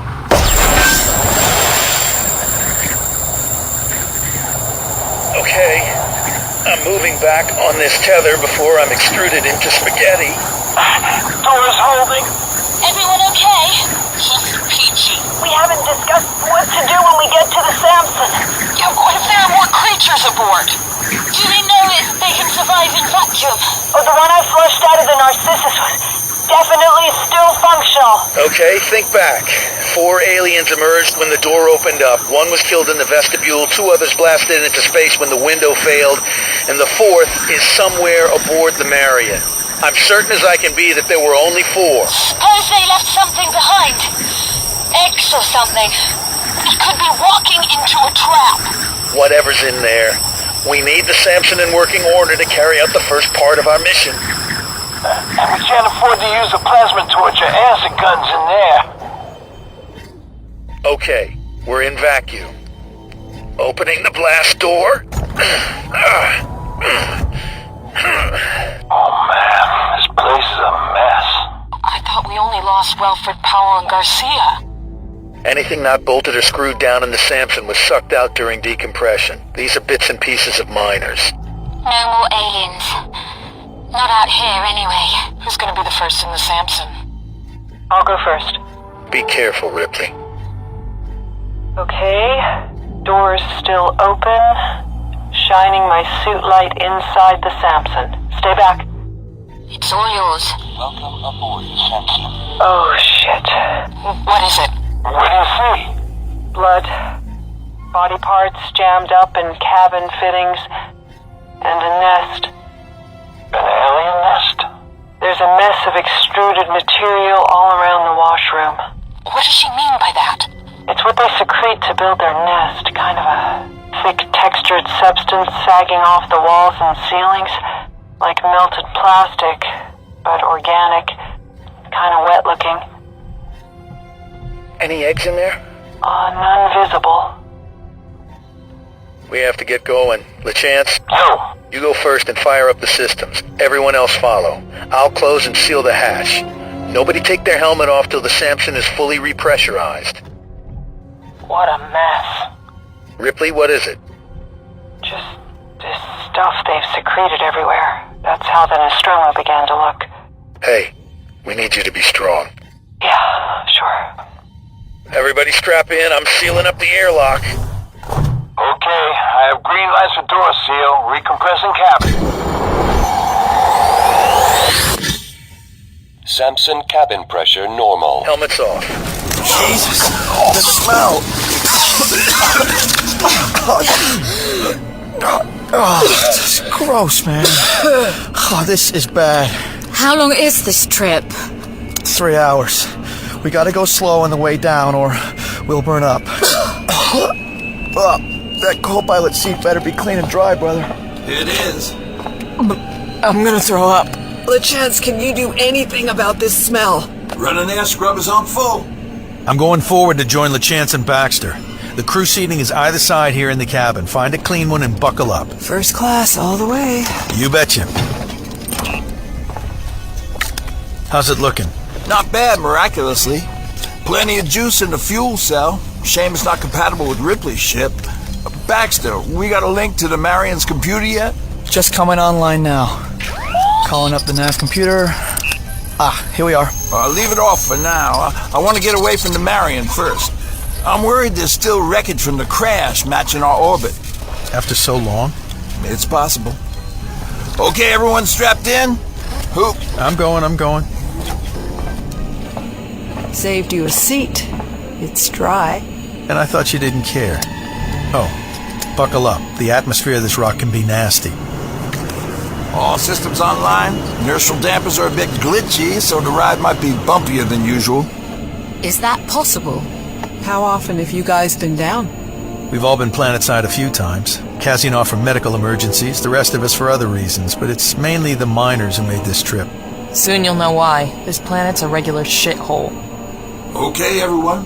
Thank you for flying the Chance Spaceways. We're the best pilot in the galaxy. Well, on this dropship. Dinner will be served half an hour after takeoff. Today we have lobster ravioli and champagne. There's a selection of in-flight entertainment, and your vomit bags are under your seats. You will be needing them. Dock disconnect in 10 seconds. Electro locks off. Magnetic grab disabled. Retro's primed. Fire on my mark. Hold tight. We're going down. What kind of a slight cheat?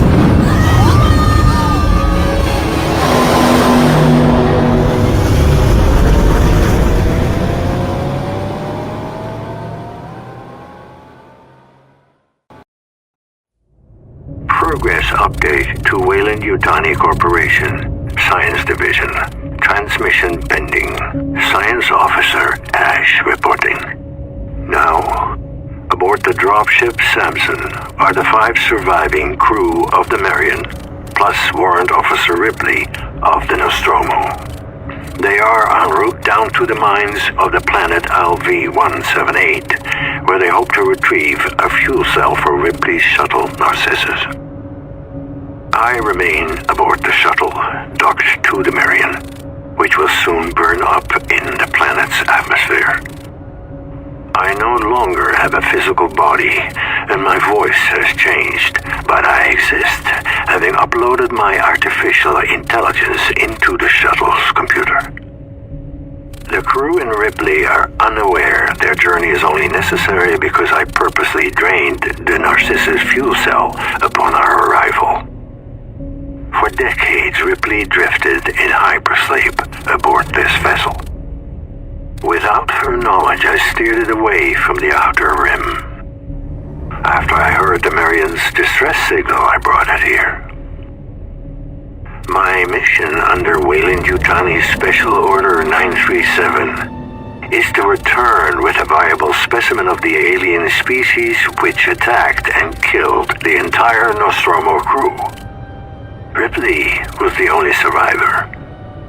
One such alien is loose aboard the Marion, but I hope that the landing party will encounter more, and maybe even an egg.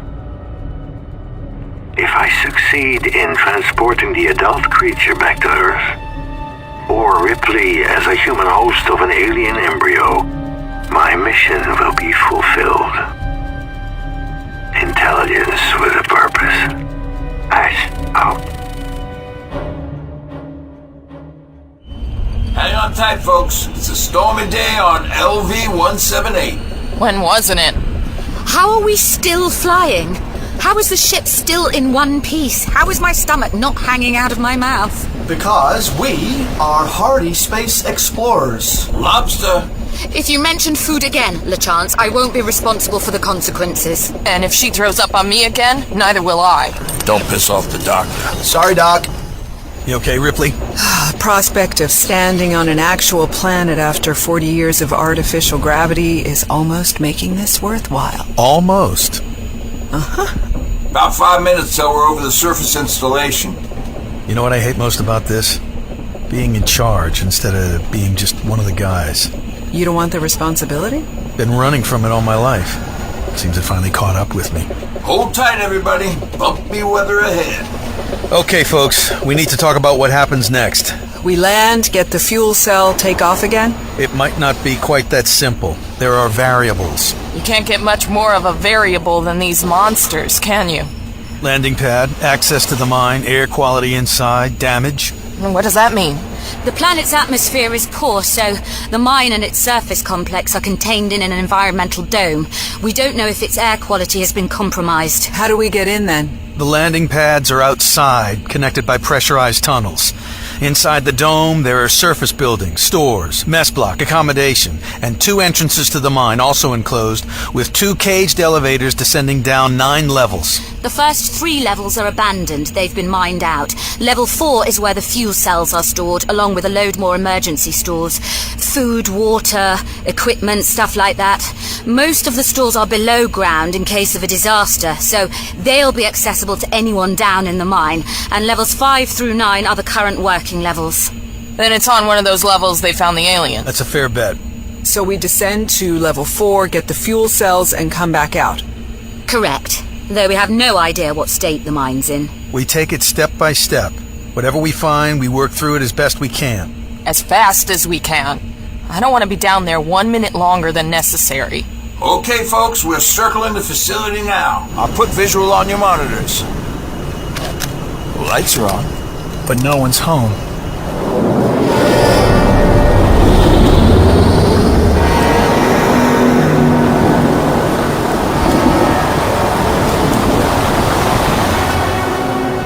The dome looks intact. Can't see any obvious damage.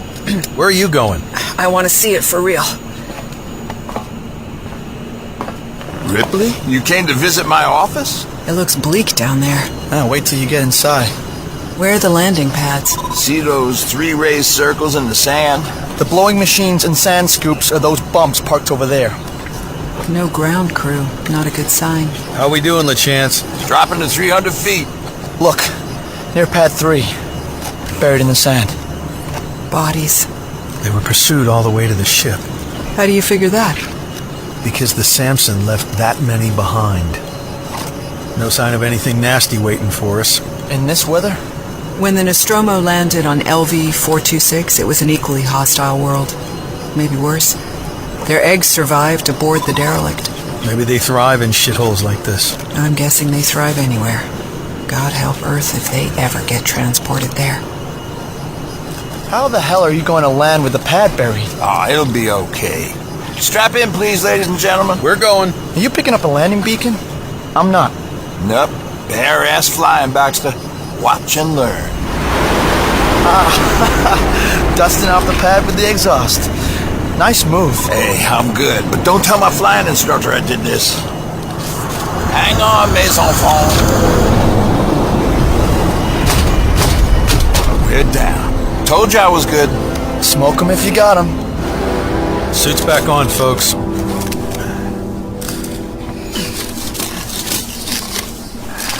I'm low on oxygen. Should be enough left for the walk to the dome tunnel, Kassianoff. We'll replenish the tanks before we leave. Okay, folks. I'm going to be opening the door. Baxter, you bring up the rear. Copy that. Okay, opening the door. I think I'll stay here, thanks. Sorry, Doctor, we stick together. Keep close and tight. Let's go. This wind's blowing me over. I swear the spaceplane is going opaque. I'll be a sandblasted here. How you doing, Ripley? It's good to walk on real dirt. Even here? Yep. Tunnel entrance ahead. Where? Oh, yeah. Visibility is 0. Come on, folks. Progress update to Weyland-Yutani Corporation. Science Officer Ash reporting. On the surface of LV-178 near the pressure dome, the dropship Samson has landed successfully over the mine. Power is still being generated by the pit's reactor, and I have just established a link to its surveillance system. As soon as the landing party is inside the mine, I can monitor their progress. Once I am in control of the mine systems, I hope to expose the party to more aliens and maybe their eggs. I must wait to find out whether any specimens have survived down there, and if so, whether one of them is a queen and fertile. All here? Good. Baxter, work around this door lock, will you? It's defaulted to security level 1. On it, Chief. My God, what is that? Ugh. Don't pick it up. I'm just looking. They shed their skins. It happens when they grow, and you've seen how quickly that is. Oh. Guys, the door unlocked itself. I hadn't finished running the sequence. Okay. I'm gonna open it nice and easy. Ripley, cover me with that charge thumper. Sure.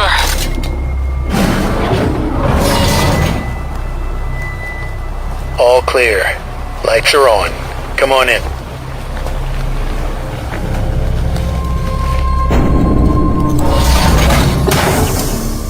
Life support readings are green. Let me try it.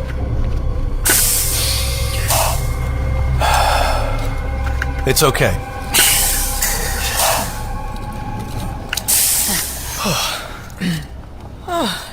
This is not fresh air, but it's okay. Keep your headsets on in case we get separated. But nobody gets separated. That too. I'll take point. Thanks, the chance. Tell me about this place, Hooper. A huge investment went into sinking the mine almost 30 years ago. Its maintenance has been a headache ever since, but Trimonite sells for top money. Its use in industry for jewelry means the investment paid off, for those with a monetary interest anyway. Presumably the miners gained the least? That's always the way. Whoa! Something happened here. This was a fight. Look, those storage pods and canisters were a barricade. Didn't last long by the look of it. I got impact marks on the walls and ceiling here. The floor's bubbled up. Acid splash. No sign of the wounded or dead alien that caused it, though. No human bodies either. I guess they were taken. Why? Let's just keep going. Here's the blast door to the dome itself. Any way we can see inside before opening it?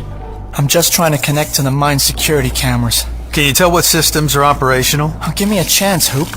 Whoa, there could be anything behind that door. The upper compound could be crawling with these things. Let's just wait and see. Alright, I got it. I'm in. Video and audio feed to my pad. From all these thumbnails, I'd say we've got around 20 cameras all over the compound at different angles and elevations. Can you cycle through the feeds? Take a look around. Yeah. There's nothing out of place. It all seems normal. Even the vehicles are parked neatly. Anybody moving around? Nope. Where are they?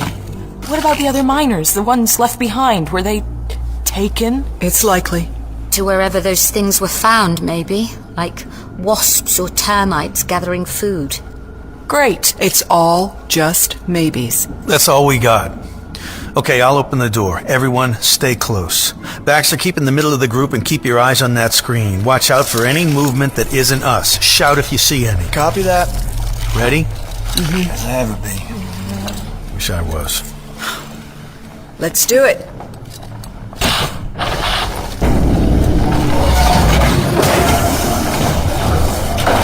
Baxter? I'll tell you if I pick up anything. Got a row of lockers just here. Recharge points. Great. Let's get these suits off, fill the tanks. We'll pick them up on the way back. Ripley, hold this for me. The acid gun. I guess I should find out how this thing works. You were worried about getting sprayed with acid. Oh, I can handle myself in a pinch. Patronize me. Yeah. You prime it here, wait until this light blinks red, aim, squeeze the trigger. It'll fire a compressed jet in short pulses. Neat. And next time you'll invent some safety gear to go with it? Definitely. Can I have it back now? Sure. Where's the mine entrance?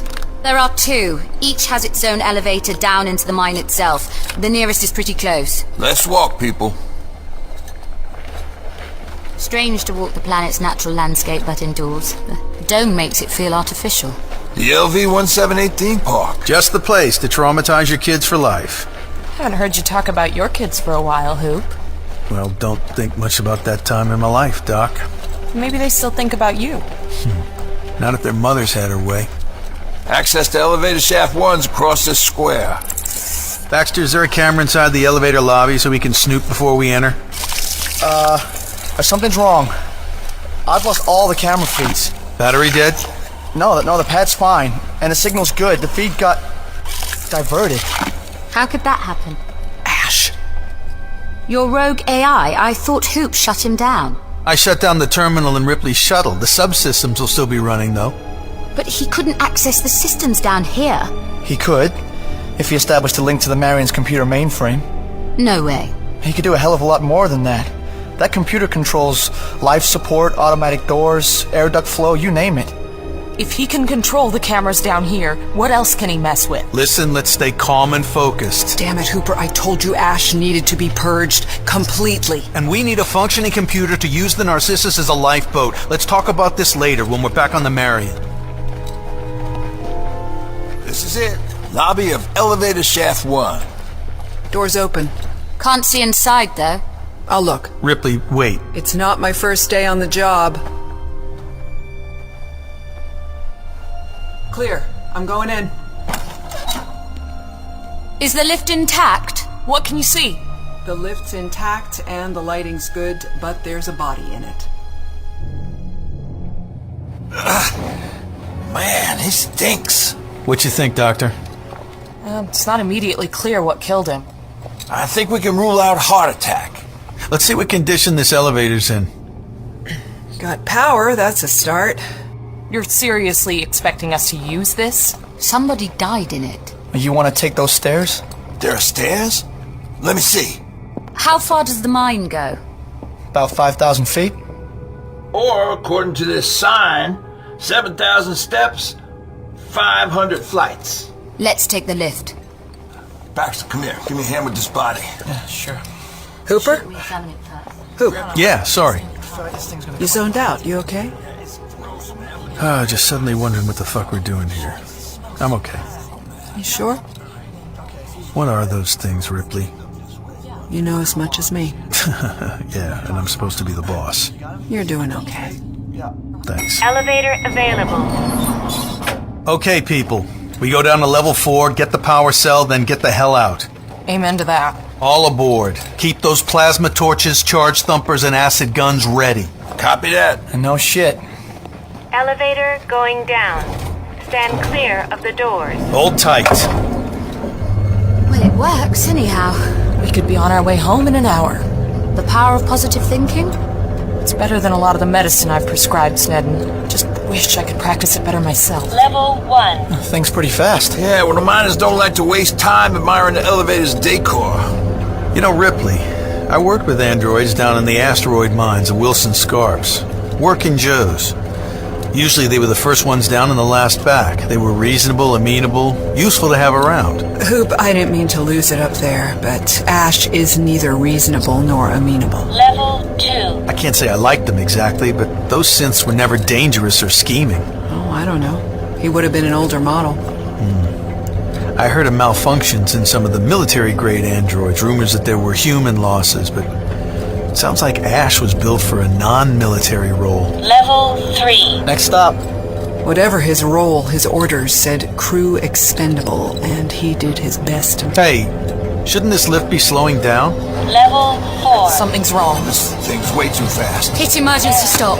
It's not responding. Braking system failure. We're falling. Level 5. Grab onto something. This is not a controlled descent. We can't be going this fast. I beg to differ. Level 6. We ain't slowing, Hope. Brace yourselves. There ought to be buffers at each level. Level 7. That's a little late to slow this thing down. Error. We're slowing? Error. Yeah, but not enough. Level 8. Emergency dampers have kicked in, but it's too late. How much farther have we got?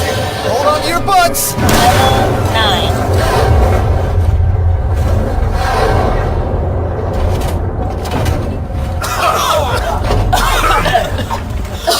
Elevator out of service. Please call engineer. I think... God damn it! I got you. Ankle! Okay. I need to look at that. Anyone else hurt? Only my pride. I puked. Are we okay? We're not just hanging here waiting to fall the rest of the way, are we? The way our luck's been going, you know? No, we're at the bottom, level 9. Let's get the doors open. Let Chance use the butt of your weapon as a lever.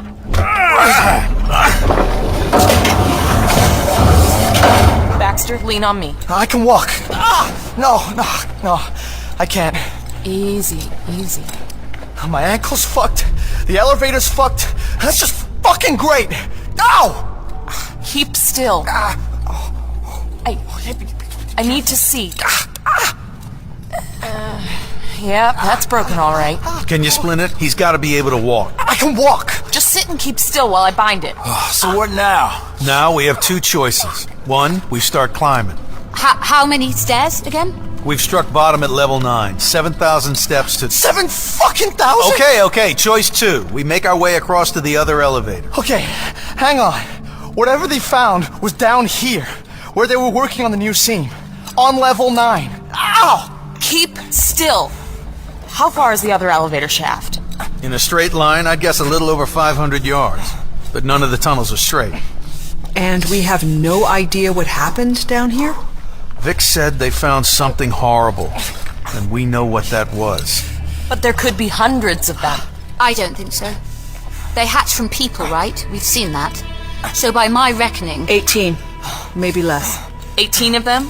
Oh, well, that's all right. We're better prepared now. What's the alternative? There is none. We make for the other elevator, go back up to level 4 for the cell, then back to the surface. But what about the... Whatever we find on the way, we handle it. Let's stay positive. Let's stay cool and calm and keep our eyes open. And hope the lights keep working. Best I can do, Baxter. Swallow this. It'll help with the pain. Thanks, Doc. Got a chance. Give me a hand here. Sure, buddy. Thanks. Okay. I'm up. Okay, let's move out. Keep everything peeled.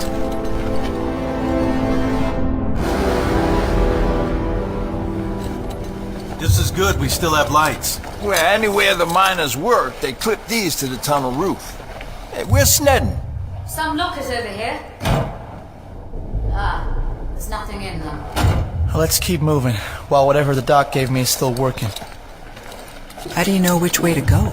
I'm aiming for the shortest route across the mine, following the power cables and lights. Without turning off into a dead end? That's the plan. Everyone good? Yeah. The flow patterns on these walls. This is an alien extrusion, but it's very like it. Plasma torches burned through the rock to make these tunnels. Not portables like LeChance and Kazyanov are carrying. Big ones on tracks. Useful. Junction coming up. So, which way? Left. We go left. Wait. Whoa. What's that? Up ahead. Now that is not man-made. They've nested here. We saw something like this on the Samson. Yeah, but... That was on a smaller scale, not like this. I don't like it. I want to go home. Yeah, we shouldn't be here. Maybe it's old. Abandoned a while back. A flashlight? Here. It's pretty dusty. Point the beam down the tunnel more where it narrows. Can you see that? Mm-hmm. The greenish mist. Want to find out what's in there? Nope. Me neither. It is like a nest. A giant wasp's nest. If only that was all. Is there another way to the elevator shaft? That was the most direct route, the spine of this level. But all the tunnels have emergency exits at various points. We'll go back, take the other fork, then cut back toward the elevator as soon as we find a turning. What if all the tunnels have nests in them? Don't tell anybody, but I'm making this up as I go along. I know that feeling. Okay, we go the other way. LeChance, Sneddon, you take point. Ripley and I will bring up the rear. Yes, sir.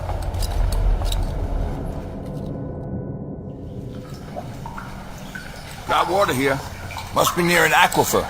This looks like the most recent mine working. So this is where they found them. Somewhere along here. Maybe. They'd only been at this vein for 6 months or so. We don't know the details. But we don't have much choice. Man, all this work to get that trimonite. Digging through 1 million tons of rock to find half a ton of product. And it's more like prospecting than mining. Hoop, were they using androids down here? I have no idea. They never brought any back up to the Marion. Huh. You don't think I'm a synth, do you? Oh, I've seen you bleed. I know you're safe. Paranoid much? Don't you doubt it. Me too. I don't think that elevator failed because of bad luck.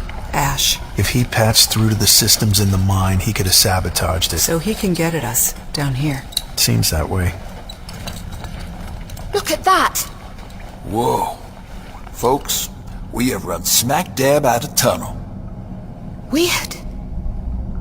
It just stops. Yeah, but the lights don't. They just run down the wall into the floor. Flashlight. Here. This is the place. What? Emergency tunnel? No. This is what they found. This is where it changed, through there. Can't you feel the change in temperature? There's a breeze. There's space beyond there. Like, potential. What? It's what they found.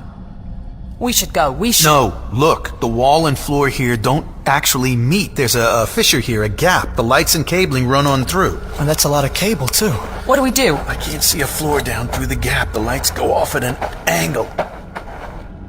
Let me try to look around. Hope, be careful, man. Oh my God, it's huge. Hooper! Who's got a flashlight? Here. Oh, I can't see a thing. Hooper! He should at least be picking you up on his headset. Through this rock? Maybe not. It could be comms only work through line of sight down here. Hooper! So what do we do? You hear that? Gas escape. Shit. It's them. What do we do? What do we do? We can't go back. We go through the hole. I can't. Baxter can't. What if the drop is more than a few feet? Baxter, you want to stay here and take your chances? Oh, fuck that. I'd rather fall a mile than get eaten alive. Good choice. Anyone else? No? Then let's go.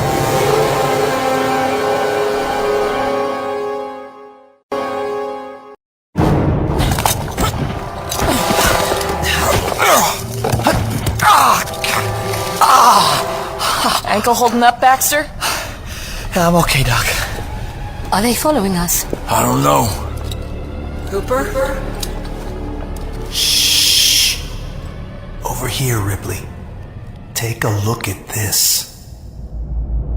Progress update to Wayland-Yutani Corporation. Science Officer Ash reporting. 2 hours ago, the 5 survivors of the mining vessel Marion, plus Warrant Officer Ripley, landed on the planet LV-178. My synthetic intelligence has been uploaded from Ripley's shuttle to the computer mainframe aboard the Marion. Having hacked the control system of the mine on the planet below, I have been diverting the landing party from their goal to retrieve fuel cells from the mine's storage area. I instructed their elevator to fail, forcing them down to the mine's lowest level, where they may be exposed to, and with good fortune will bring back, a specimen embryo. If they survive. Ash out. Oh, this place is huge. Can't be a part of the mine. I don't think so either, LeChance. But the lighting cable stretches all the way across. The miners were here. What do you think, Sneddon? Gotta be near half a mile to the other side. Some kind of volcanic action formed this may be. A huge bubble underground. That thing in the center doesn't look volcanic. What is it? It looks old. It's a building of some kind? 5,000 feet below the planet's surface? Nah, it's not a building. But nothing that symmetrical could be created by volcanic action. It's a ship. What? I'm certain of it. Down here? I don't get it. Yeah. That would make sense of the shapes and lines. The surface on the left could have been a wing. I can see that. The parabola streamlining. And those open areas could have been exhaust ducts? So is it, like, fossilized? It's not new, for sure. It's not like any I've seen, but the more I see, the more certain I am. I should be recording this.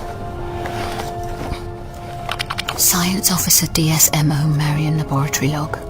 Interim observations on level 9 of the Kellen's Trimonite mine, LV-178. Recording data. The miners took a good look at that ship. They strung lights right across it. But we're not gonna make the same mistake, right? I mean, they went in close, and look what happened to them. But how could it have gotten all the way down here? You've seen how this planet works. The storms are shifting tons of dust and sand all the time. This is old. Buried long ago, 1,000 years maybe. Sank down into the sand and those storms covered it up. Or perhaps there was some opening down here a long while back. Maybe this is the bottom of a valley that's long since been filled in. Whatever did it, it's here. Ripley, is this anything like the one your guys from the Nostromo found? Don't think so. I wasn't on the ground team that went there. I only saw some of the images their suit cameras transmitted. But no, I don't think so. That derelict was large, but this looks enormous. It's on a much different scale. It's the find of the century. Really. This planet's going to become famous. We'll be famous. You're shitting me. We'll be dead. There. Look. Where it rises up into what might be the main body of the ship. Toward the back. You see? Yeah. Damage? Maybe an explosion? Well, let's just go. Let's get the hell out. There's no sign of aliens. Not yet, no, but this must be where they came from. And we need to get back. Get ourselves away from here, and when we reach home, update everything. They'll send an expedition. Colonial Marines, that's who we need to come here. People with big guns. I agree. Let's go. This isn't for us. We're not meant to be here. They're right, Hooper. This is too much like what happened to the landing party from the Nostromo. Curiosity got in the way of caution. We should leave. Oh no. They're still in the tunnel. We don't want them in here. Hope, will this plasma torch melt rock like the big ones do? Yeah, but... Kasyov, wait. Whoa, that's bright! So we know plasma torch melts rock. They can't come after us now. And we can't get back out either. We can go back. Just hit it again. Melt through. Didn't you hear what was through there? She fried it. Wait. Keep quiet. I still hear them. Them? There's more than one. There must be another way back into the mine. Why must there? Because if there isn't, we're fucked. If there isn't, we can make one. Just not here. There has to be another way back in. That plasma torch fried those cables behind us, but those cables of lights are still working. We could track around the cavern's edges. We were taking the long way round to the other elevator when we found that fissure. So a route through here should take us the same way. Shall we start walking anyway? Yeah, what the hell?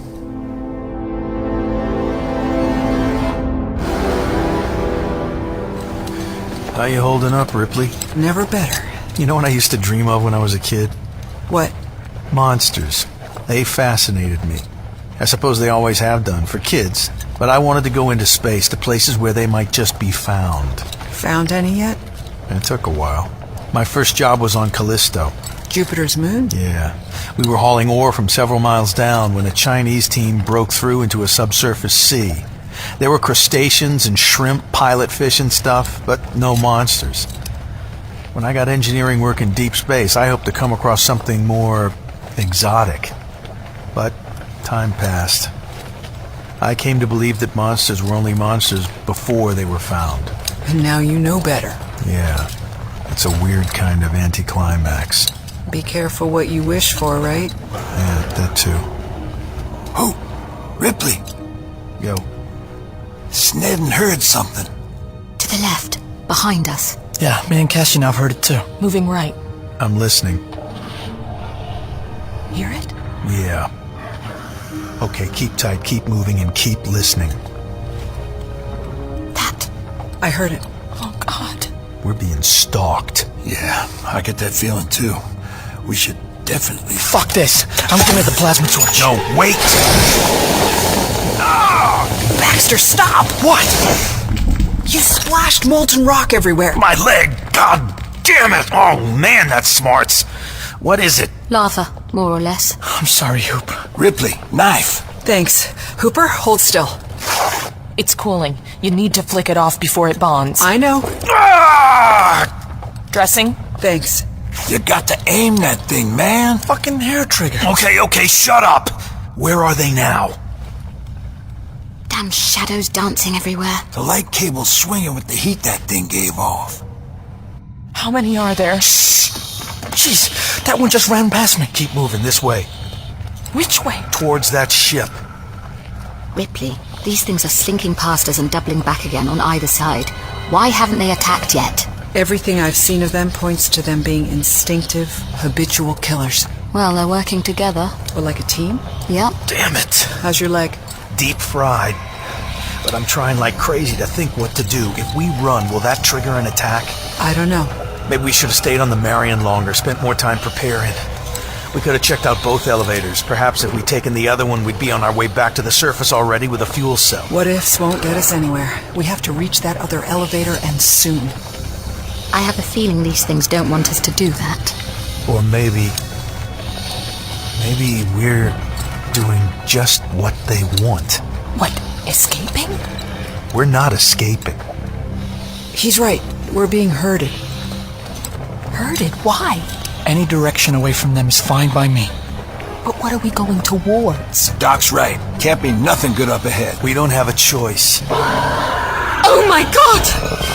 3 of them, on our 6, getting closer. We gotta move. So stopping isn't an option. Neither is going back. I think we have to make a break for it, or get corralled up somewhere ugly. Baxter, can you run? I can try.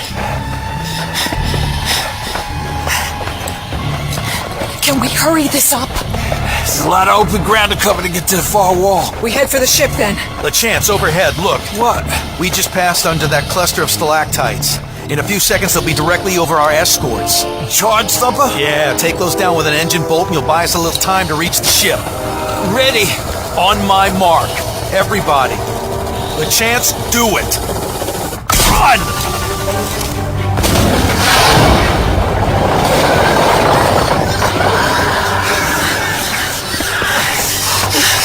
Head up to the wing. It's a gentler slope. Roger that. Did you see all that rock come down? There's still plenty of them coming after us. They're still driving us forward, Hooper. I know that. Don't stop! Gotta get our bearings. Where are we headed? There, along the wing's leading edge. To the right, see? The damaged area? There may be cover. Failing that, we'll make a stand there. There's a cable of lights running into that section. Maybe there's a way inside. That occurred to me. I don't want to go in there. Can't we hide in the cave? Not easy. Far too open. Okay. I've been counting. We have 3 aliens herding us. 2 behind, and 1 on the left. Copy that. Can I take a shot with my thumper? Knock yourself out. Nice shooting. It's still on its feet. My turn. Whoa, please be careful with that acid. Might as well find out if the damn gun works. Damn, out of range.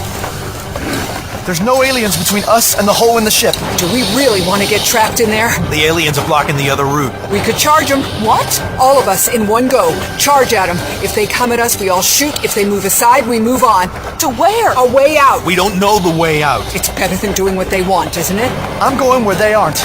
If they're that way, I'm going this way. Baxter, we have to stay together. It's no good. Why? Because while we've been talking, the other 2 have circled behind us. We have no choice but to go into that ship. Okay, we follow Baxter. Sure. It's clear up here. If we just had a spot that was easy to defend. If there's only 3 of them, we have a chance. You'd still need a miracle. You were right. We should have charged them, taken the fight to them. I don't know. Whether they're hurting us or not, they're still hunters. Having their quarry turn and charge wouldn't faze them at all. We have to run! They're getting closer! I'm at the hole! It is an entrance! There are lights inside! Come on! Oh man, this leg is slowing me up. Just keep going, I'll cover you. Don't waste ammo if they attack us, just run. Are you kidding? I need an engineer to fix the Narcissus. And there I was thinking you cared. Oh, I gave that up years ago. Mind the step? Thanks. Now we get closer to this ship, I'm seeing a lot more detail. It must have been huge. Whatever caused that damage must have been a death blow. There's more than one hole in the side. Like something exploded inside the ship and blasted outward. Even after so long, you can still see scorch marks.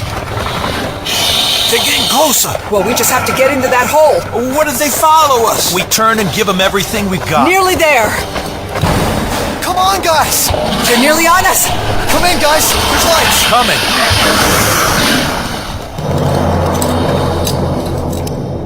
They backed off. Oh, thank God. Just as well, it was a crappy plan. You're right. There's more of them out there. We'd have been overrun. Okay. We seem to have a little time to figure out our next move. Well, they wanted us in here. Maybe they'll leave us alone now. Don't count your chickens. Ever get the feeling you're being used? Always. Okay, we follow the lights that are still working, moving as fast as we can. Then as soon as we find another way out, we take it. This isn't good. I don't like this any more than you do, but there are too many of them out there. If we can outwit them instead of fight them, I'll be happy with that. Yeah, something happened to the miners in here. Yeah, but we have an advantage. We know some of what happened and we know to be careful, so don't touch anything. And first chance we get, we fight our way out. The lights lead this way.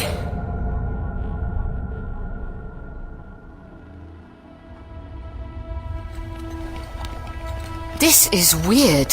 Weird how? The ship's construction. All I see is a bunch of deck levels exposed by whatever blew these holes in the ship. Like a cross-section, but melted. These decks must have been caught in some intense heat after the initial blast. We need to move further in. We can't defend ourselves here. Science Officer DSMO Marion Laboratory Log. Interim observations on derelict vessel in large cavern on level 9 of the Kelland Trimonite mine, LV-178. Recording ship interior for later evaluation. The only evaluating I intend to do later involves a bottle of vodka. This isn't so much like walking through a wrecked ship as being inside some huge corpse. The miners came this way. That's good enough for me. I feel the same way as Ripley. But why? The stuff it's built out of. It's not consistent. It's lighter here, like it's thinner, and darker there where it thickens. And over there, look, it's almost black, as if blood's pooled below the surface, like a hematoma. Yes, mottled. It is exactly like the muscle tissue of a corpse. Great way to build a ship. Growing it. What do you mean? This ship wasn't built. It was grown. No way. But, yes. Yeah, I think you're right. However they built it, we shouldn't be doing this. We can't go back out there. They drove us in here. Are we just going to do what they want? How can they want anything? They're dumb animals. We're their prey. None of us knows what they are. Snedden? I've never seen anything like them. Their apparent viciousness doesn't mean they can't act and think together. Back on prehistoric Earth, certain predators hunted together, and there are theories that posit advanced communication between them. But that's not... Not what? Oh. No. That's it. I don't think this is their ship. The aliens didn't build it. Well, not the aliens who just chased us here. Look. Look at these recesses and bumps on the walls. They could have some function, some technological purpose. Like screens? Yes, look. There are more of them up there, just before the archway. Maybe we're approaching some kind of control center. Let's take a look. Hoo-wee. What have we here? Science Officer DSMO Marion Laboratory Log. Interim observations on derelict vessel. Narrow corridor from damaged area opens into what appears to be a galleried viewing area, ringed with a waist-high barrier, looking down over a deep pit. On the gallery stand several identical metallic units. Could be seats surrounded by control equipment. If those are seats, those things would need some very pointy asses. The pit is filled to a few feet below the gallery by a glassy fluid of some kind, its upper surface scattered with grit and dust. The ceilings and walls are smooth. There are at least 6 openings leading off from this area. Speculative, a command center of some kind. Which way now? Quiet. Let's get the hell out of here. First, let's change this game. Kazyanov Baxter plasma torches. And do what? That opening we just came through, bring it down. We have no idea what effect these plasma torches will have on these organic walls. We don't know what the ship's made of, whether or not it's flammable. Yeah, maybe it's edible. I'll use my charge thumper then. We run, or we do it, that's all. Ripley, if you're gonna fire that at them, you may as well use a real charge. We can't just fire these things at random. Not at random. Them! Fire in the hole! That was a dud. Time delay. Everybody down! Kazyanov, Baxter, melt that archway shut! Woohoo! Barbecue time! Whoa, this ship is organic for sure. Okay, torches off! So look at that. The whole thing is just melted. There's no way they can come in here now. Not by that route. Hey, get a load of that. In the doorway. What the hell is that? It's one of our friends. He charged us, got his head stuck as the archway cooled around him. Don't go near it. Oh my God, get away from it. Oh, I'm okay.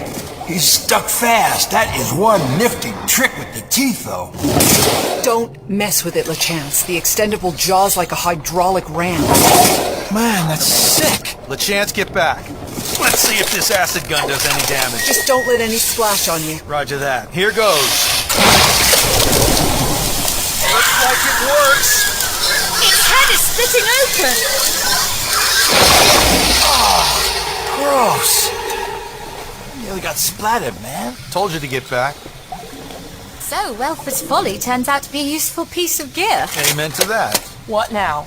Now we decide which direction to take. Baxter, how's that ankle? You need another shot?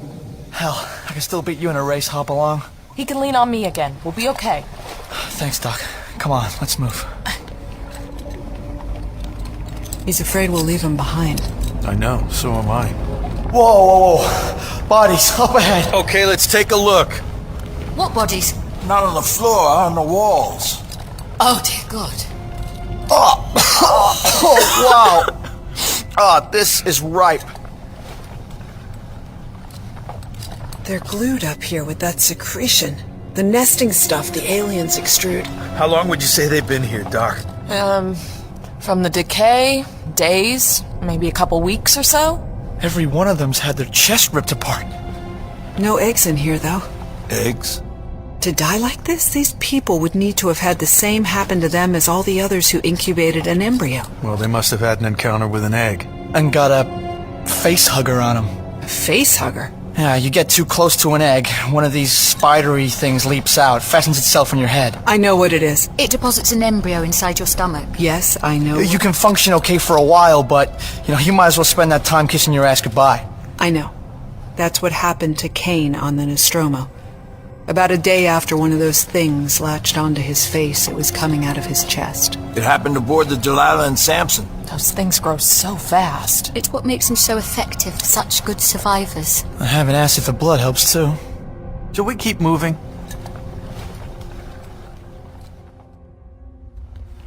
They drove us down here to be like those miners, to get trapped in that webbing, watch the egg opening in front of us, feel those things clamping onto our faces. It must happen real fast. I mean, can't you pull them off? The thing grabs you with its legs or fingers, I don't know, then wraps its tail around your neck. You try to pull it off, the tail starts to strangle you. You try to cut it off, it bleeds acid. Sheesh. But you don't suffocate? No. At first the victim blacks out.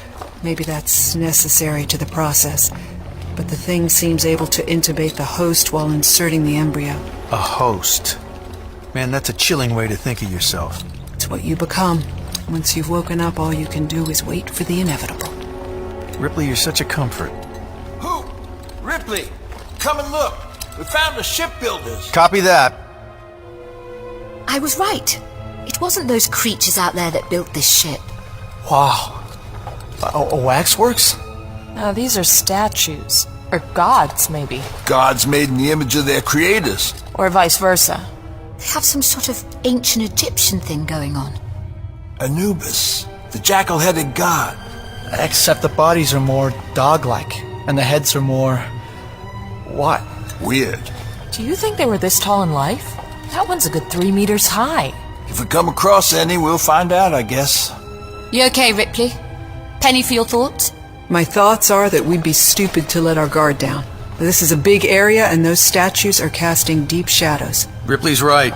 An alien could be hiding behind any one of these. We can't have lost them that easily. Well, let's keep going then.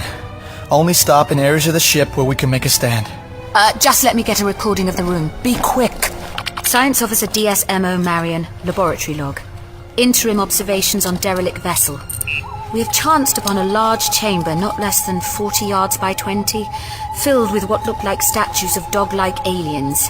If anatomically analogous to the shipbuilders, their average height would be something over 12 feet in life. Party is now moving on in order to find a more secure location in which to plan our escape from this derelict vessel, the cavern and the mine itself. Progress update to Weyland-Yutani Corporation. Science Officer Ash reporting. I have patched into the landing party's headset communications. I hear everything they say. I'm convinced Ripley will serve my purpose.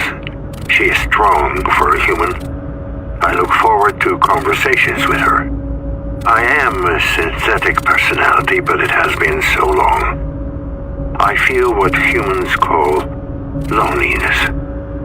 I hope this does not contradict my programming. I must watch and wait. Ash out. Hey, I found something. On our way. There's a bunch of switches and stuff here. Okay, but very like what we've seen in other chambers of the ship. No, look. Is that control panel light on? It's dim, but it's lit. Maybe the miners powered this up somehow. Question would be, how? Wire it to the generators, I guess. Maybe we're looking at a piece of dog alien hardware that still has a little life in it. Still active after 1,000 years? That would be worth something to Weyland-Yutani, right? They want something they can sell over and over at an inflated price, like medicine. Or weapons. Like the aliens. Yep, one of those would make a hell of a weapon. If it could be programmed to take orders. They'd figure a way. Yeah, maybe clone one. Mix in a little human DNA, make it biddable. I don't want to think about it. So, what do you think this switch does? Baxter, don't touch it. I did not mean to do that. What the fuck was that? Did you just turn something on? Or wake something up? What the hell did you do, Baxter? I hardly touched the switch, Doc. It just flipped. Something's moving in this derelict. Something's loose on one of the lower decks.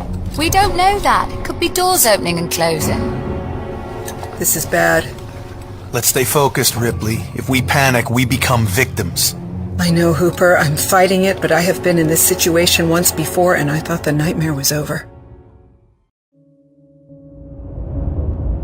Progress update to Weyland-Yutani Corporation. Science Officer Ash reporting. I am monitoring the headset communications of the Marion's landing party, which includes my former Nostromo shipmate, Warrant Officer Ellen Ripley. They have been forced by aliens to take shelter inside a derelict vessel buried deep inside the mine workings on planet LV-178. The surviving crew members are approaching the heart of the alien creature's nest and the trap set for them. I am more confident than before of securing an alien embryo in a human host. Ash out.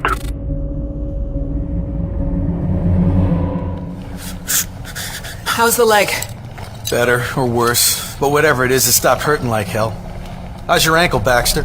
Still busted up, but I'm doing better using the plasma torch for a crutch. Don't break it. We need every weapon we have if those things attack again. If? I know. They knew exactly what they were doing chasing us in here. We have yet to find whatever it is they were hurting us towards. I'm losing my bearings. We seem to be going downwards, deeper into this wreck. Do we know if there's an exit on the other side that'll get us out of the cave and back into the mine? There seems to be some kind of draft of air flowing this way. My idea was to follow it, assuming it's coming from an opening of some kind. That sounds like a plan, Hoop. It's darker here. I can't see LeChance and Snedden. LeChance, come in.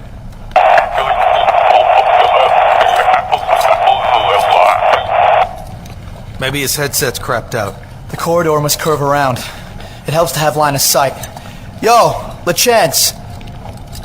It's no good. This isn't working. It would help if we could see. Why are so many of these lights smashed? At least we know the miners came this way. That's another good reason to believe there's another way out of this thing. Hey guys, you picking me up? Loud and clear. LeChance, how'd you get it working? No idea. The signal suddenly boosted like it got picked up by a network and relayed. Maybe that's what I switched on back there. Let's hope so. Where are you? Couple 100 feet ahead of you. Snedden says you need to see this. Okay, stay put. We're coming. What are we looking at, Science Officer Snedden? We have found our shipbuilders, Chief. Not just statues, actual mortal remains. Dog people. 3 of them. These 2, they must have been adults with this one, a child. They're cradling the child between them, protecting it. What's also interesting is the mummification process that has taken place allows us to see what they wore and gives us an approximation of their hair. So this silver metallic stuff would be clothing? I'd say so. Also, look. The statues were anatomically correct. They do have 4 stocky legs and 2 shorter, thinner arms. Is that jewelry? I'm guessing this might have been the female. I wouldn't speculate as to gender yet. For all we know, they were hermaphrodite. The child could have been the result of parthenogenesis. I'll just keep my mouth shut. That'll be the day.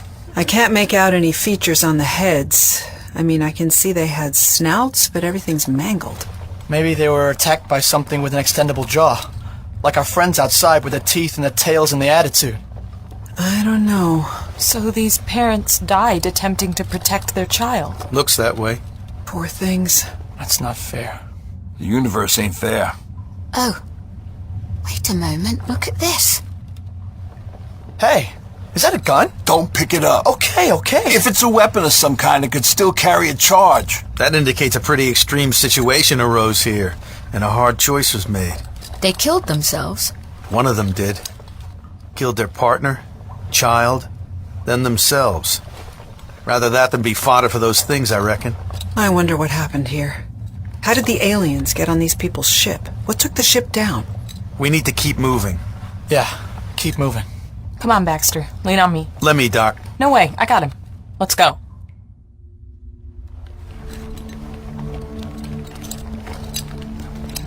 Hoop, I'm worried we're getting lost in here. I think we should go back the way we came. If we go back, Snedden, we'll run straight into those things. If they're still looking for us. That is a lot of ifs. I just can't help thinking they've stopped following because we're doing exactly what they want. Or because I squirted one of them as it was coming for us. Maybe they're holding back. More cautious now that they know we can kill them. Maybe. Yeah, I know. Maybe not. What do you think, Ripley? Let's just move on. Stay sharp. Yeah. Whoa. That sounds like a big room. My guess, ship's hold. If it is, where's the cargo? Can't see one. Can't see a way out either. Have we come all this way to find a dead end? We'll find an exit, Doc. I can still feel a breeze of some kind. Ripley's right. Head left. Steps. We got steps going up. But no lights. They end here. Damn. Flashlights on. Okay, so we climb. Are you kidding? This is a staircase built for those dog people. Each one is like a meter high. Got a better idea? Grab onto me, Baxter. Somebody push Baxter up. Here. We can push you up, Hooper. I'm good. Your legs okay then? Yeah, it'll do. Ripley? Right behind you. Hey, LaChance. I give you odds on this leading to a way out? You want to bet on our lives, Baxter? It's just a little light relief, Sneddon. Save your breath and climb. Yes, sir. Are we there yet? We're there, bud. Grab on. Last step. There you go. Oh, thank you. Hey, look. Whoa, should you touch that? Well, either these stairs lead to a dead end, or this is a door. In which case, these projections from the wall might be controls to open it. Chief? Try it. I don't want to climb back down there again. Me either. Okay. Enter freely. You're welcome to stay the night. Very funny. I see lights. There's a whole cable of minus lights in there. Which means there must be a way out up ahead. I should have taken that bet, LaChance. I'll go first. Ripley? No, let's all look.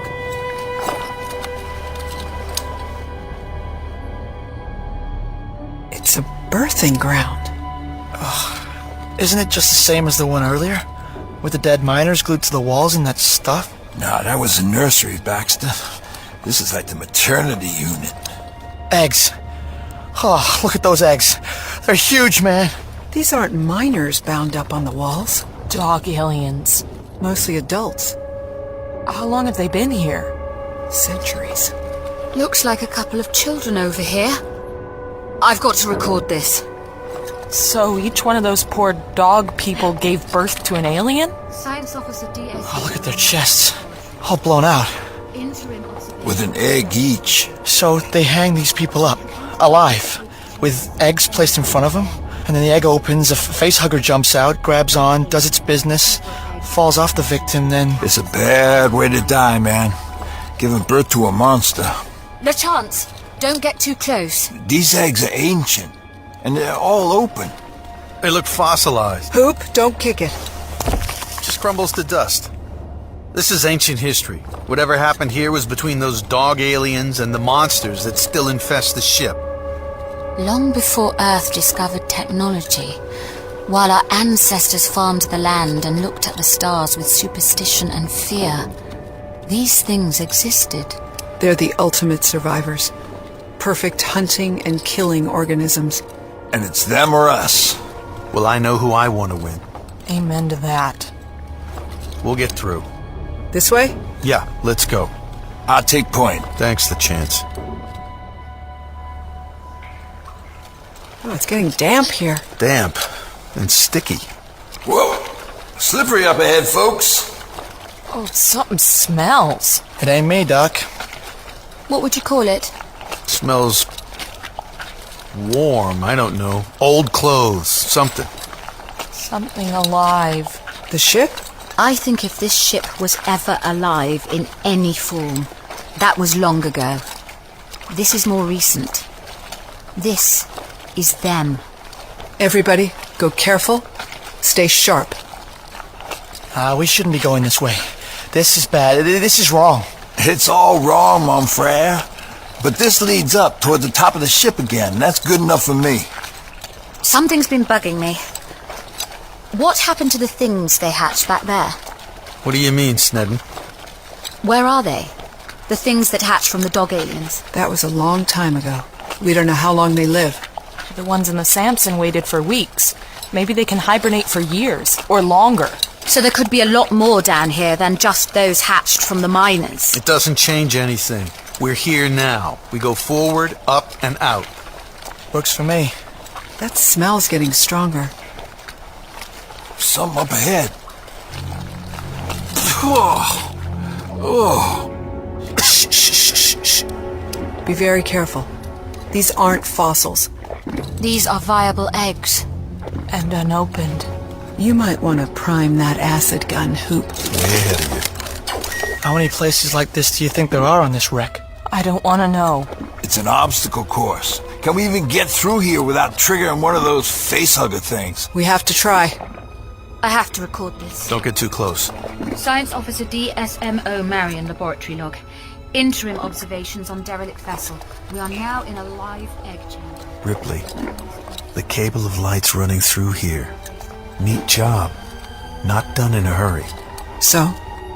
Miners had time to put those lights up properly, without panicking. Which is telling you that these eggs haven't been here long. So whatever laid them is still around? Yeah. And again, some of the lights are smashed. Why would that be? If you like conspiracy theories, to make it darker in here. Easier for one of us to trigger one of the eggs. Or whatever it is that came through here and laid these is tall enough to smash lights 12 feet above floor level. Or both. You hear that? We hear it.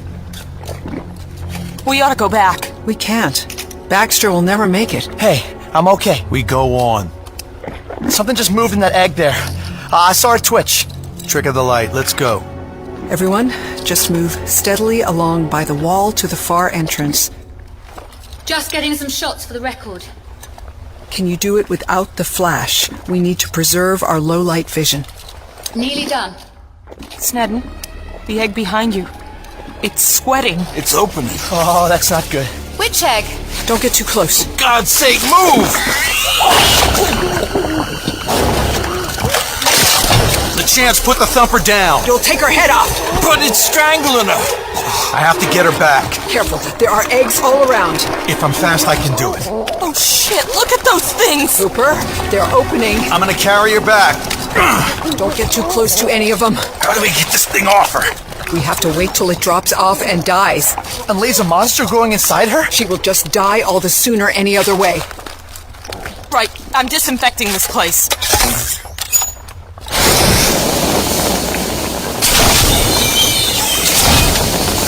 Parasites! Cassino, stop! I haven't finished! Just stop, goddammit, you're suffocating us! We have to get Snedden out of here! Let's drag her! You and me, Ripley! Okay! Ripley, on your 6, egg opening! I got it! Thank you. Oh! My arm! What? Cassinov got hit with something when you splashed that thing. I don't think it's acid. It's wiping off! Careful, don't spread it. Ah! Help me get the sleeve off her flight suit. There's some on the skin. It burns! Water bottle. Here. Thank you. She needs medical attention. That's a little tricky right now. It's a bad burn. Dressings in my bag. On it. Try this. Thank you. Here, give me a hypo shot of this. Just twist and push. Here. Got it. Oh, yeah. Oh, that's good. Can you walk, Doc? Yeah, I can walk. Okay, Ripley and LeChance. Drag Snedden out the other side of this room. Baxter, you help the doctor. I'm gonna finish off the remaining eggs with the acid gun. Ripley, what? No. No? They're here. They followed us. Of course they followed us. Shit. Why are they just waiting there? Because Hooper has the acid gun aimed at their unborn children. How many can you see? 2 in the doorway, maybe another beyond. Ripley, the acid gun won't reach that far. But my charge thumper will. Do it. Nice shot. The bolt jammed in its leg. That'll only slow it. It's not a bolt. It's an explosive round. What? Everybody down!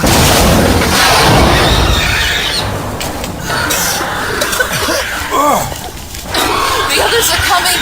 Baxter, plasma torch! You got it, all of you! I'll hold him! No way. We're staying till it's done. Look out, acid! Ah! Where did it hit you? Shoulder!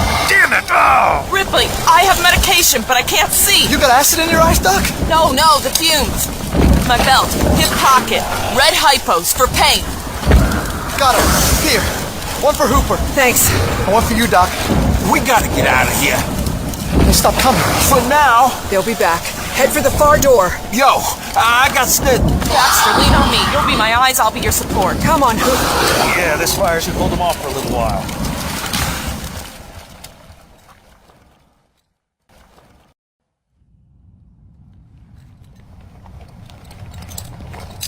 How we all doing?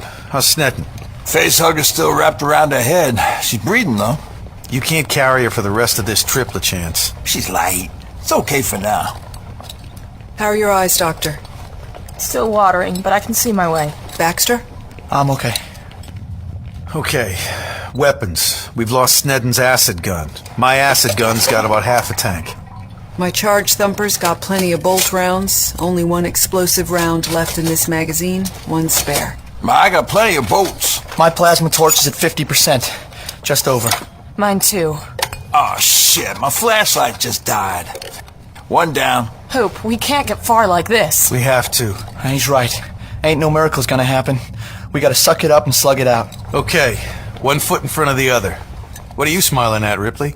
Just remembering that once we get out of this hole and off this ball of rock, there's ash to deal with. We'll cross that bridge when we get to it. Yep, sure. Come on, folks. Saddle up and move out.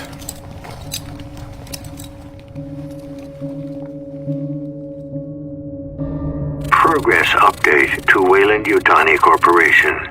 Science Officer Ash reporting. As I hoped for, one of the members of the landing party has been impregnated with an alien embryo and is not being abandoned.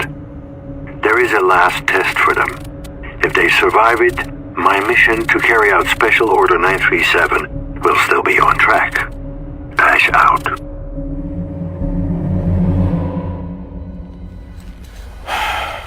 The air feels fresher here. Maybe we're close to a way out. Hope so. This is uphill work. Want to rest a moment, LaChance? You can put Snedden down. Yeah, let's keep going. There it is again. It's closer. That's nearby. Shit. Doesn't sound like anything we've encountered so far. That sounds big. Was it ahead or above? Flashlights on, folks. Point them up at the tunnel ceiling between us. Wow. Oh, we got a shaft overhead. Weapons. Wait. If we shoot at whatever it is up there, we are just going to be standing under it when a whole load of acid and whatnot come raining back down. Make up your mind. Whatever it is, it's on its way down. Ripley, Kasianov, LaChance, you have to get on the far side of the shaft with us. Move it.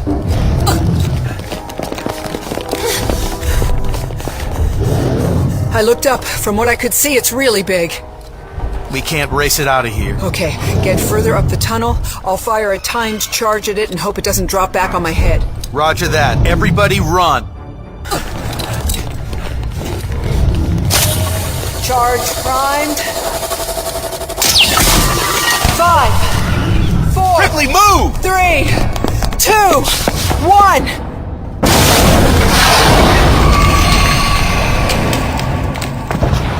Good shooting. Did you kill it? Shit, no way. Going to give it a couple of bolts. Do it, man. Just a little closer in your mind.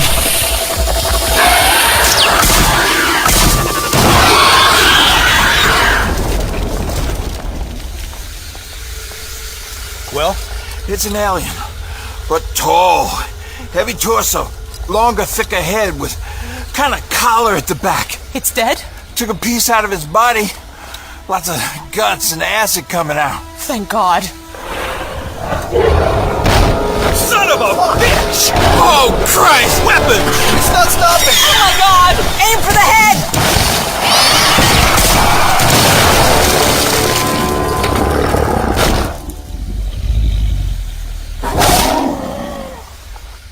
Holy shit!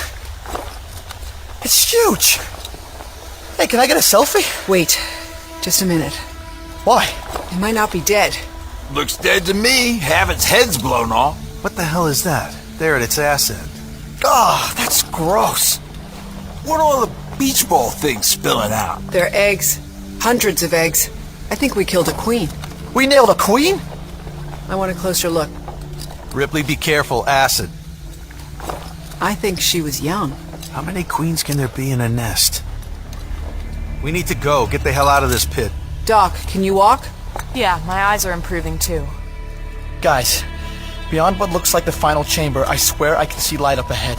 Like the lights in the cave outside of this ship. Okay, weapons? On my last magazine of explosive charges. 5 shots left. I'm almost out of bolts. My plasma torch is almost full. Okay. When we reach the exit, we're vulnerable. We have to find our way to whatever entrance lies on the far side of the cave. Everybody stay sharp. How are you doing carrying Snedden, LeChance? I won't lie to you. Oh, I'm getting tired, Hoop. Okay. We get through the next chamber as fast as we can. Once we're at the exit, we choose a way across and go. LeChance, shout if you need help. Oh, yeah. Come on.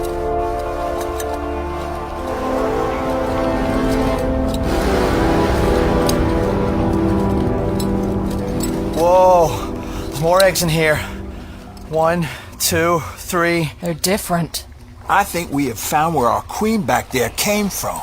15, 16 of them. How long since these were laid, I wonder? I don't like it. Let's go. There's a body over here. A human. I knew this guy. One of the miners, Nick. He owed me $50. Look, they're fossilized aliens. Oh, this is interesting. Those mummies look like the ship's builders. An egg is opened. They're viable, then. We need to leave. LeChance, keep away. We just popped the bastard that came from that and from Nick. If all these eggs are queens, if that was the creature we just destroyed, yeah, then these have the potential to produce many, many more aliens. Thousands more. We have to destroy them all. Okay, Ripley, but let's be careful. You wait here with Baxter, Kazyanov, and Snedden, while LeChance and I check out the exit ahead, make sure that's really the way out. Then we'll come back and fry these bastards. Hurry. We will. Come on, LeChance. I just want to get out of this ship. Out of this room. You hear that? I think that thing moved on Snedden's face. Baxter, Hooper, checking comms. Loud and clear, Chief. Hurry back. And this is it. Our way out. Oh, hidden opening. Clever. Down onto the ship's other wing. And there's the far side of the cave. Yeah, I can't see any of those bastards, but we still need a route back into the mine. Okay, so we follow the cable of lights put up by the miners. They run across the wing and down toward... What's that? That's not a natural structure.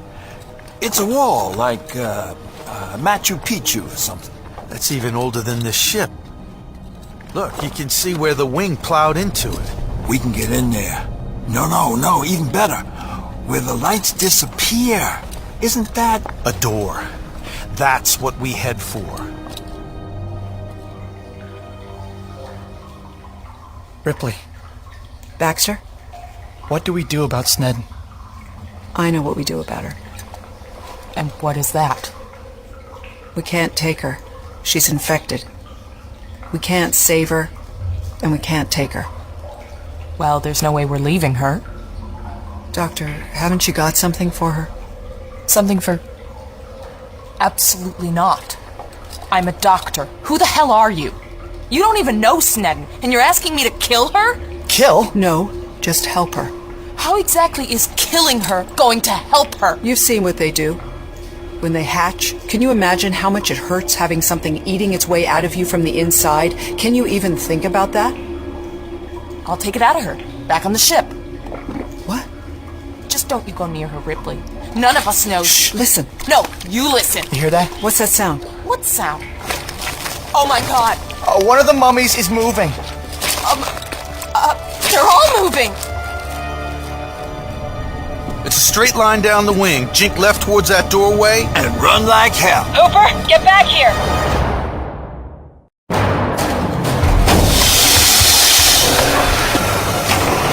Ripley, at your 9 o'clock. I see it. What the fuck? Baxter, grab Snedden. Get her out of here. Kazyanov, save ammo. Go with him. I have this. There's too many. Come on. Not till I've finished. You're hurt. Plasma burst from Kazyanov. She tripped. Aren't these the mummified aliens? Seems they were hibernating. There's more coming through that doorway. Hit him with the acid gun. You bet. We're gonna have to use charges. Hold them off while I change mags. Hoop, get down. Thanks, LeChance. My turn. I've set my last 5 charges to minimum timer. Okay, but then you run. Go, go. Come on, LeChance. Come and get it, you bastards. Fire it! I want them all in here first! Mind that tail! Ah! Was she spiked? No, swiped! I'm okay! Fire it! Look out! Ripley, you're hurt! Later. We have to get out of here. Once the fires burn out, they'll be after us. LeChance, can you carry Snedden? Got it, Chief. I'm with the doc. Just lean on me. Okay, I'll bring Ripley. I can walk. Just stay by me. Now, at the top of this ramp is a doorway out to the cave. Outside is the wing of this ship. We go fast as we can, straight down the wing to where the miners' lights intersect it. Then head left to the wall built against the side of the cave. There's a doorway there. We regroup inside and make a stand if anything follows us through. Got it? Mm-hmm. Uh-huh. Oh, yeah. Copy. Let's go. Okay, this is the exit. Can you see the wall and doorway about 100 yards off the wing? Got it. Yeah. Who? You and Ripley good? Yeah, go. Come on, then. Where are those things? Keep going. Don't worry about it. Just get to that doorway. You okay, Hoop? Keep going. Stay with me, Ripley. I have to talk to you. See that doorway ahead? Get through there, and we can talk for as long as you like. Snedden. We can't take her. Just keep putting one foot in front of the other. They're past the egg chamber. They're coming out after us. No, they're not. Ripley, give me a charge thumper. You keep following the others. Where are you going? Hoop, come back. Got to deal with these fuckers while they're in a bottleneck. She only fired 4 live rounds in there. I'm gonna give them the spare. You crazy? We need insurance. Ripley, come on. I'll carry you and Snedden if I have to. I can make it. She can't. Hoop, through the doorway. It's secure as far as we can tell. Copy that. I'm at the wing exit. What's that noise? Aliens. Gathered at the egg chamber, like they're mourning the dead. No, wait. What? Their tracking is... It's the blood. They've picked up the center Ripley's blood. You're gonna do it. Do it. I need to find the weakest point over this doorway. Yeah. Okay. 5, 4, Run, Hoop! 3. Here it comes!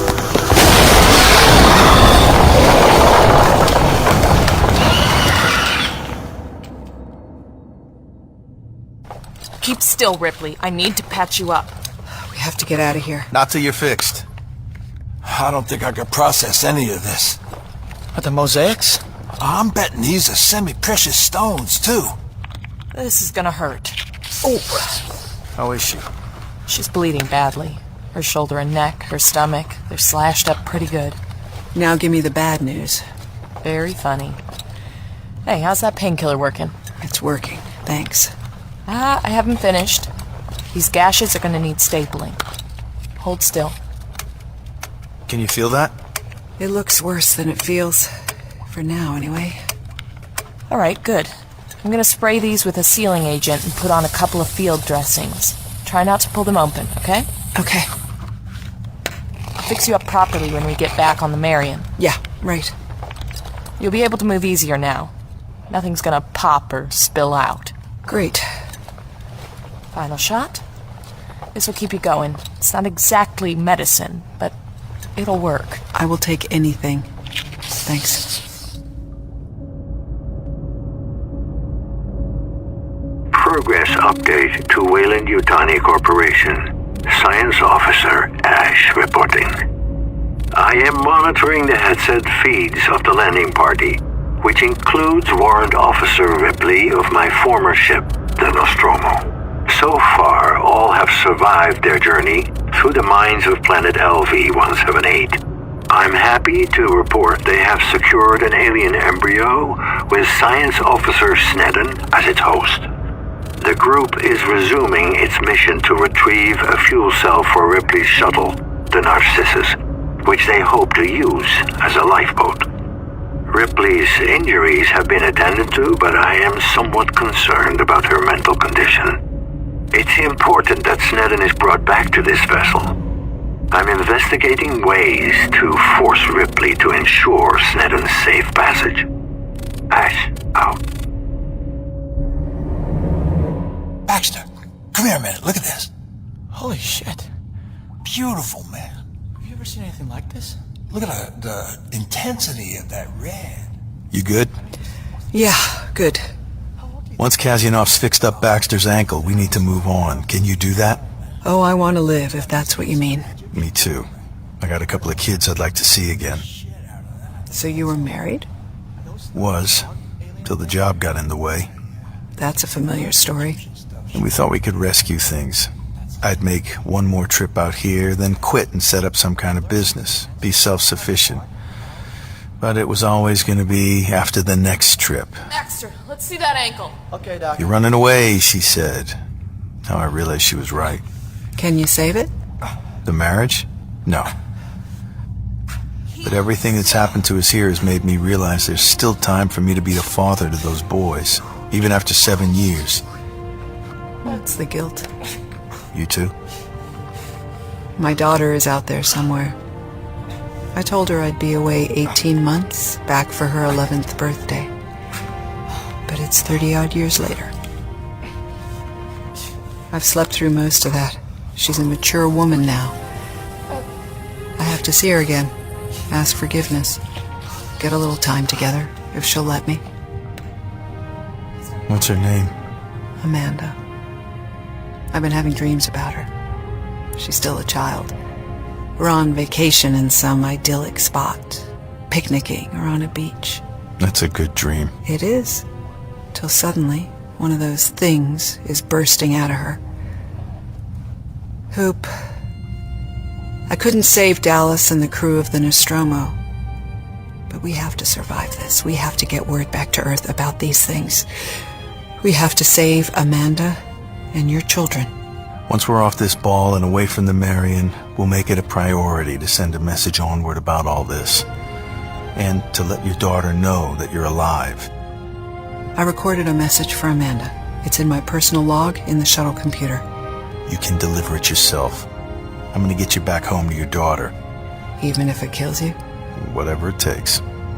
I don't think I could take much more without the thought of her to drive me on. We can do this. Maybe we can at that. But you know we can't take Sneddon back with us. That would be suicide. Let's talk about this later. Hooper, there's an alien loose up there on your ship. Even if we can get ourselves back aboard, we don't want to bring a second one up with us. I saw it happen to Kane on the Nostromo, Hooper. I can't go through that again. Come on. We need to walk.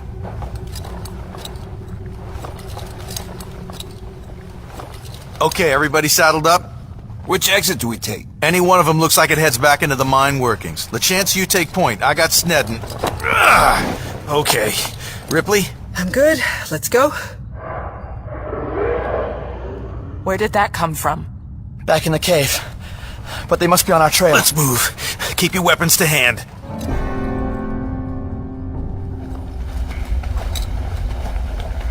Man, look at these engravings here. Keep moving. I don't think another civilization with this level of culture has been discovered in 2 centuries of space exploration. Somebody should record this. No time. Maybe they'll send somebody back. They'd just die, LaChance. Yeah. That was closer. They're inside the wall. Keep going. Up this ramp. Hooper, you could move more quickly without Sneddon. I'm not leaving her here. We can't take her back to the Marion.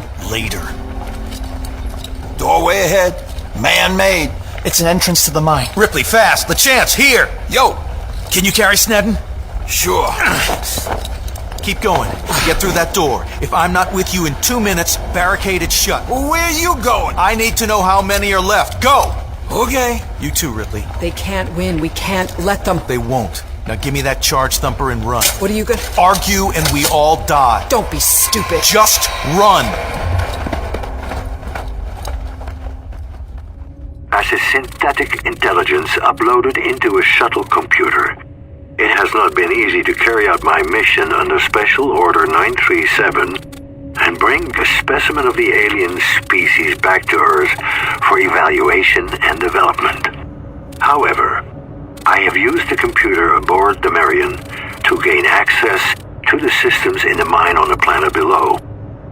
While listening in on Ripley, it occurred to me that I have missed something. Within the shuttle memory bank, I found a file with Ripley's log and a recorded message to her daughter, Amanda. Although damage to the transmitters on the Marion means that any data retrieval is limited, I am now searching for the last known whereabouts of her only child. I can't keep this pace up, man. It's just through that door, Baxter. We need to find that other elevator. Ripley, where's Hoop? Behind me, I hope. Close the door! Barricade it! What did you see? We need to go. How many? 2 men. Run! Come on! Through here, everyone, quickly! We have an elevator lobby. But is there an elevator? First things first, boxes, lockers. Let's shut those bastards out.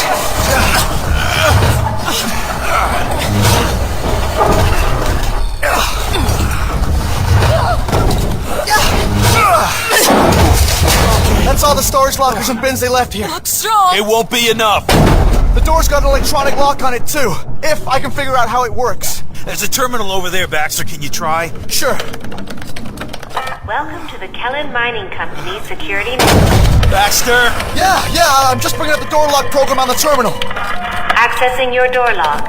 Elevator 2, level 9 lobby. I'm calling the elevator. Baxter, please! I'm doing my best. Elevator on its way. Oh, shit! That door won't stay shut unless it's locked. I'm on it. Door lock sealed. Thank God. We are not out of here yet. What if it doesn't hold? I guess it'll hold. Hoop, Ripley, look at Snedden. Where's the facehugger? It's loose. It could attack any one of us. Calm down. It dies once it's implanted an embryo in the host. I must have fallen off Snedden's face while I was running. Is she breathing? Snedden, can you hear me? Who do I have to screw around here to get a drink of water? Here. Where's that elevator? Passing 4. The door's holding for as long as that lock holds. Ash will be trying to override it. I negated all the countermeasures I could find. Hooper, we can't take Snedden with us. Yes, we can. Dr. Kazyanov, how's our science officer? All her vitals are good. She's dehydrated, but otherwise healthy.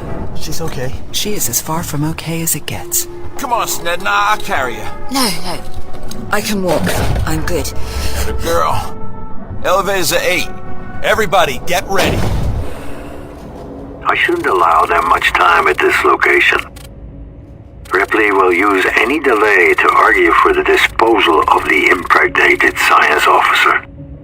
A sense of urgency needs to be created. Level 9. Elevators here. And nothing nasty inside. Let's get up to level 4. Wait. We don't know level 4's not infested. While this area is secure, let's discuss what our plans are. Whoa, not good! This door's just unlocked! Ash, you bastard! Everybody in the elevator, now! The barricade won't hold him! Run, Doc! Follow the others! I got your 6! In. Come on, Ripley! Come on, Hoop! Make room, Snedden! Come on, Doc! Oh my God! Baxter, don't make a stand, run! Just go! I can't run! He said you can put weight on that ankle! Hit the button! The Baxter! He won't make it! I won't make it! Run! Oh, this is a bad idea.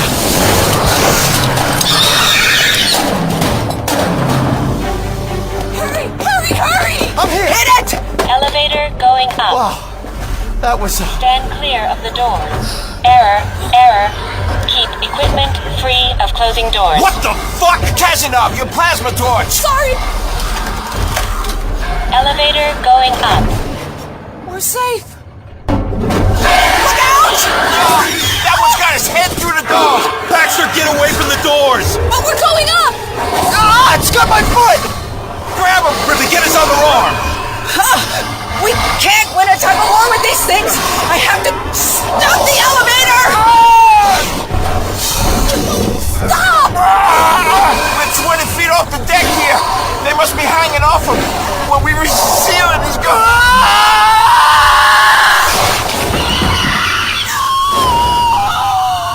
Dear God. What was that? The rest of Baxter.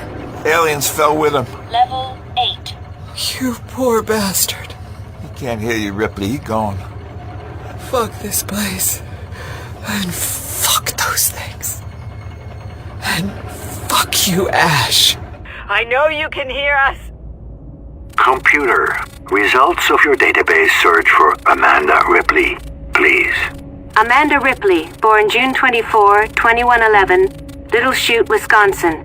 Single parent mother Ellen. Lost aboard haulage tug USCSS Nostromo. From age 10, Amanda raised by foster parents. Joined Wayland Yutani Corporation as engineer.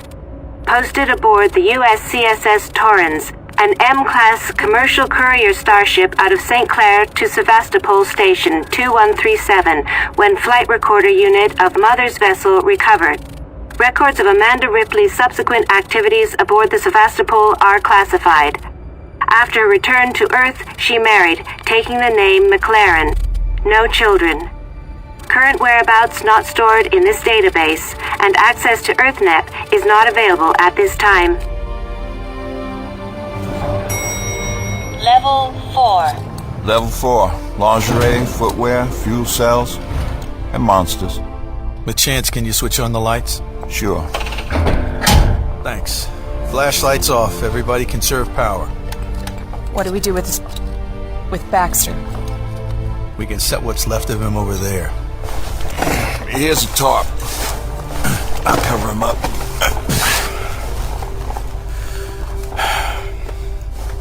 Anyone want to say words? Yeah. So long, mon ami. Have a beer, kick back. You earned it. How do you feel, Snedden? Yeah. Fine. Weird dreams, but I'm okay. You know what happened to you. Yes, I know. She'll be fine. We have a med pod on the Marion. Yeah, I got that. Right now, we need to keep moving. Ripley's right. Those fuckers will be climbing after us. Okay. This level was mined out 2 years ago. Lots of deep tunnels, a complex network. One of the longest in the mine snakes away from here for over 3 miles. But the fuel cells are here? Yeah, they use this level for storage now. LeChance, you've been down here. Lucky for us, the spare fuel cells aren't far away. We'll need a powered trolley to carry one. Great, let's do it. Copy that. You okay, Ripley? Me? Yeah. You were staring? Your lips were moving? Were they? I'm good. I'm awake. I'm gonna take another look at you when we get back to the Marion. Should we get these fuel cells? Got the trolley. Let's go. How far into the stores? Not far. 100 yards or so. And how many fuel cells are stored down here? 1 spares for the Marion, 1 for the mine's power plant on the surface. We store them down here so we don't lose the ship if they malfunction. Malfunction? Overheat. Explode. It never happens, believe me. I believe you. But one of the spares could be set to overheat. But why? We've got to bury the mine. What? We discovered something amazing down there. That ship was incredible enough, but those carvings inside that wall, it can't just have been one structure. It was the start of a city. It's the most amazing discovery since humans first left our solar system? Yeah, that, precisely. It's contaminated, corrupted, tainted by those things. Whatever deep history we witnessed down there was dictated by them, not by those dog people who built the ship and the city. They might have been the amazing ones. That ship was remarkable, I can't deny that. And we saw that they had wonderful architecture and art and knowledge and imagination that might put ours to shame. But am I the only one who thinks that ship might have been shot down, maybe even by their own people? Okay, go on. Everything went wrong. A parasite came and destroyed all that they were, and we cannot let that parasite escape. We can't. She's right. Yep. Yeah, Ripley's right. Damn it. I can set one of the fuel cells to overheat. And blow us all to hell? No thanks, already been there. And now I'm keen to leave. One of those cells goes, it'd be like setting a nuke off in here. That's exactly what it'll be like. And Ripley's right. We can't just escape from here and go on our way. We have to make sure no one else finds this place. Because if we don't, they will. Not if we don't tell him. Ash. Your crazy android. He will do his best to complete his assignment, even if his body got destroyed. Oh, and thanks for bringing an insane AI to our ship, by the way. Ash docked the ship. I was still in hypersleep. I've been used just as much as you. But he'll be logging whatever he can of this, recording details, constructing a full update for Weyland-Yutani. And damaged though your antenna array may be, he will find a way to send it or take it back to the company. Unless I wipe him from the systems. I told you I can do that. And I firmly believe that you'll try. He's only a synth. There are working Joes on most deep space missions. They're not a threat. There's something different about Ash. Weyland-Yutani made him... They made him devious. Capable of lying, of harming humans, of trying to kill me. So we can't take any chances at all. We have to blow the mine. This is it. Welcome to Level 4, Storeroom D42. Okay, fuel cells are still here. We'll take one with us. I'll rig the other to blow. How you gonna do that? Start the cell, initiate charging, disconnect damping and coolant systems. But there's no way to know how long it'll take to blow. It doesn't have to be accurate as long as it gives us time to take off. Suits me. I'm happy to burn those fuckers, or bury them for all eternity.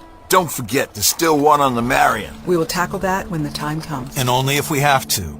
With luck, it'll just burn when the ship hits atmosphere and we'll have gotten away on Ripley's shuttle. Let's get to it. Ripley, can you help me lift this onto the trolley? Sure. I can help. You go easy, Snedden. I can't just wait for this thing to come out of me. Give me stuff to do. Okay. Grab that. Ripley, hand me that tool pouch, would you? Sure.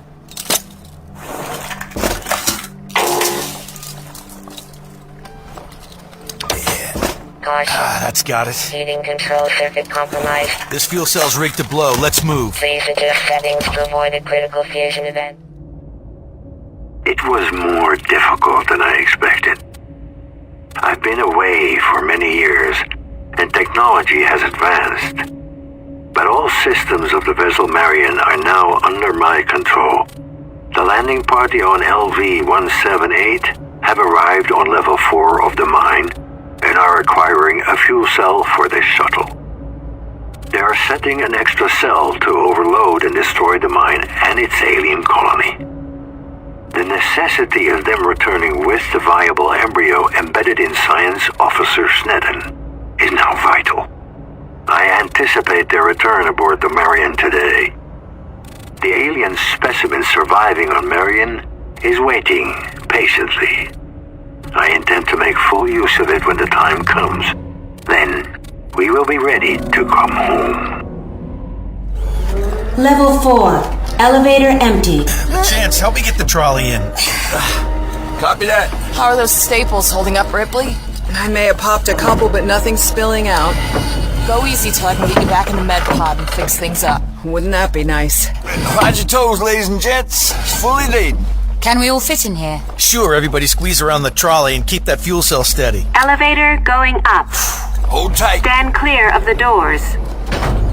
I wonder if those things are following us. I'm pretty sure they're sealed in down there. Both staircases have blast doors at every level that were kept permanently shut. They wouldn't know how to use the code keys on the control panels anyway. Level 3. All the same, keep your eyes and ears open. Hoop, Yes, Snedden? how long do you think that fuel cell will give us? I'm thinking 9 hours until it goes critical. So, plenty of time to get off this rock. Level 2. We should be aboard the Marion by the time everything inside of a mile of here becomes a cloud of radioactive dust. Level 1. Then let's not hang around once we're topside. If one of those things haven't beaten us to the Samson and trashed it. Or if they're not just sitting inside, waiting for us to board, or... Fuck it. If they've done that, I'll come and sit beside that cell and wait for it to blow, rather than die of exposure or starvation. Let's hope then, huh? Ground level. Pressure dome and tunnels to dropship landing pads. Wait here a minute. I'm gonna go check our passage out of here. How's it looking? Deserted. Let's go. Okay, suit up, everybody. Tank should have charged up while we were down there. can't find the other arm. Ripley, can you help Snedden? No. Hey, come on. We can't take Snedden. She stays here. Whoa! Let's just talk, okay, Ripley? Ripley, put the plasma torch down. I can't do that. This is crazy! She's been under enormous stress. You saw what happened aboard the Delilah. Same thing could happen to the Samson when we're partway there. If Snedden hatches, if the thing bursts from her chest on our way up, how do we kill it? One of these plasma torches will burn a hole in the hull, the acid gun will melt through it, we will be dead any one of three ways. Say something! Damn it, Snedden! Move! Do something! Give me a reason! I feel fine. But Ripley, I know what's going to happen to me. I've known that since I woke, knowing what happened to me. I'm a science officer, so I know I'm going to die. But not down here. Not like this.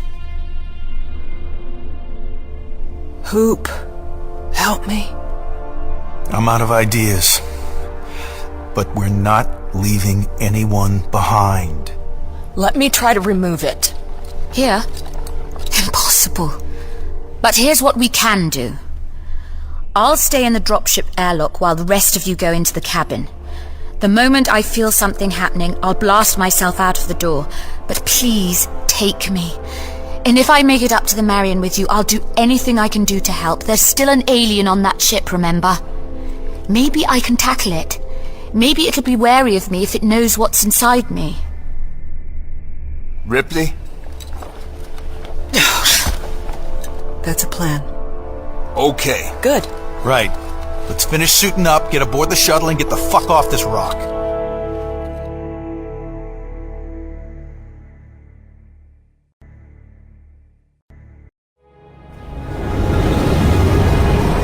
Dropship Samson, safely dusted off and headed for home.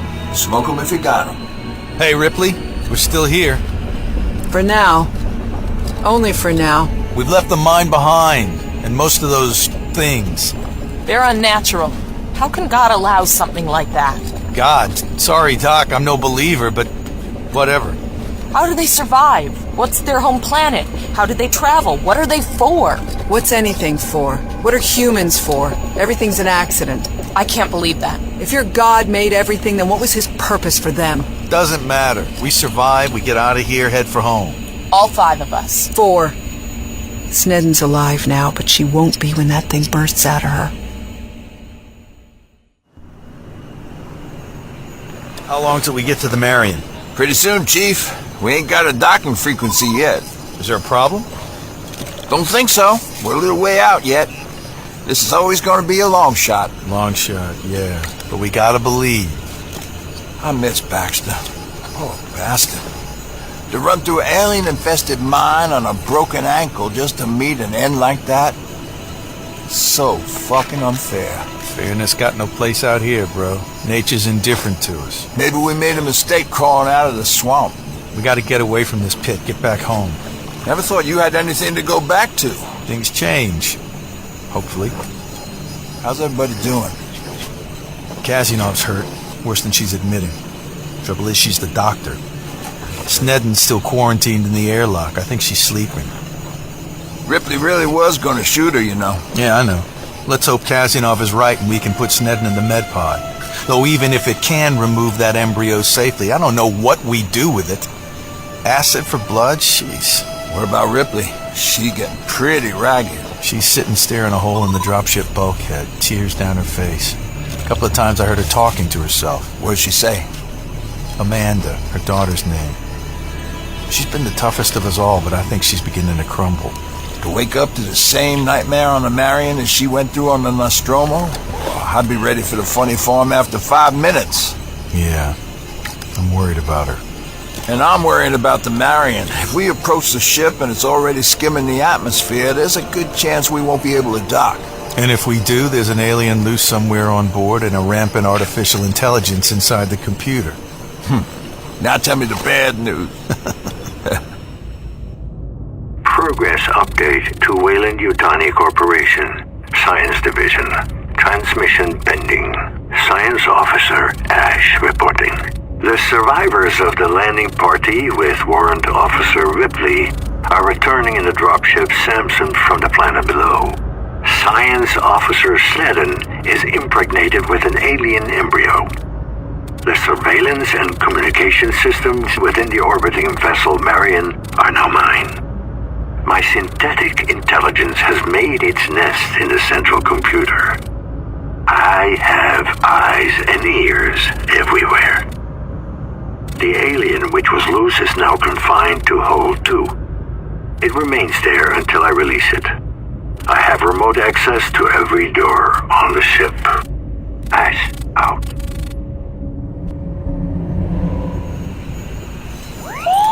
What's that? Samson's computer communicating with Marion at last. The nav computer will give us the best approach vector given comparative speeds and orbits. Hey. Ripley? It's not just the Samson's computer communicating with you. It's Ash. No, it was just a little slow picking up is all. That was him, letting us know he can control the ship's systems. We have to assume he's infiltrated the Marion's computer. That would have been his priority. Can you disconnect the chance? Disconnect what? The Samson's computer from the Marion's. Why would I want to do that? Because of Ash. It might be better for us if he doesn't know what we're doing, what Snedden's carrying. And how the hell would he know that? Assume he does. No, that's paranoia. And leaving us blind to fly in manually is just stupid. I need the computers to be talking to each other to dock. But you could do it without them? Of course, yeah, probably under normal conditions, but these are far from normal. That's right, far from normal. Ash's orders were very particular. Crew expendable, my old crew and now this one. LeChance, we just can't take the risk. Oh, it's done. You sure? It's done. Now shut up and let me fly. Okay, let's go check up on Snedden. Are we there yet? Not long, Doc. Just checking on Snedden. I think she's asleep. Let's see. Hey, Snedden, how's it going? She awake? Got a thumbs up. Soon be there. Yeah. Come on, sit. Things are really going to kick off once Snedden's cargo wants out. You think I should have supported you down there? Step back, let you burn her. You have a plan, don't you? For when the time comes? When the time comes. Heads up, on final approach to the Marion. Buckle up. Who could do with you up here to do all the crappy little jobs while I'm flying this thing? Man, I've forgotten the mess the Marion was in. Can you maneuver in through the debris? Hope so. I'm flying by sight here. Proximity and attitude alerts are on, but I can't use autopilot this close without linking to the Marion. What do you need from me? You see those screens there? Keep an eye on them. If speed of approach goes into the red, shout. No, if anything goes red, shout. You done this before, right? First time for everything. Hold on to your panties, ladies. We're going in. Jesus, orbit is low. How is the Marion not burned up already? Eyes on the screens. My speed's a little high. Atmospheric friction is slowing the Marion. Counter thrust on. Debris to port. Oh, nice flying. Thank you. Screen's good? Yep. Give me an estimate on how far we're off the Dock and Bay 3 airlock. Okay. 25 meters. I'd say 20, drifting down a little. Got it. 15, little fast. Yeah, okay. 10, 7, yeah. Nice. 3. A soft dock. Hard dock. And we're home. Thank you for flying Last Chance Airways. Some welcome this'll be. A depressurized docking bay and a monster loose. So what's the plan now? Now we get the fuel cell to your shuttle. Everything else is secondary. Suit up, folks.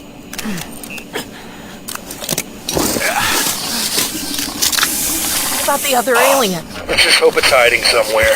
And if it isn't, say it attacks us. We have to fight it off, and the cell is damaged. Punch it down. Make sure it's dead and gone, and only then transfer the fuel cell. First, we check out the route. When we know it's clear, we lock all the doors leading back into the rest of the ship, transfer the cell, then 2 of us guard the shuttle while the others gather food and supplies for the journey. What about Snedden? Well, let's open the inner door and ask her. How are you feeling? I felt it move not too long ago, so I think Maybe I should go first. Okay. Take my plasma torch. Thanks. How we doing? LeChance? Suit's good. Ripley? Pressured up. Doc? Ready.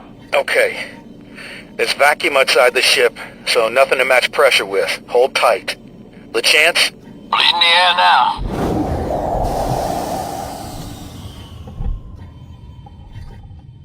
We're good. Opening the external door. Snedden, you can walk? Yes. Okay, take a look out toward the blast door. Keep the plasma torch ready. We don't know where that thing is. All clear. Doors are still closed and sealed.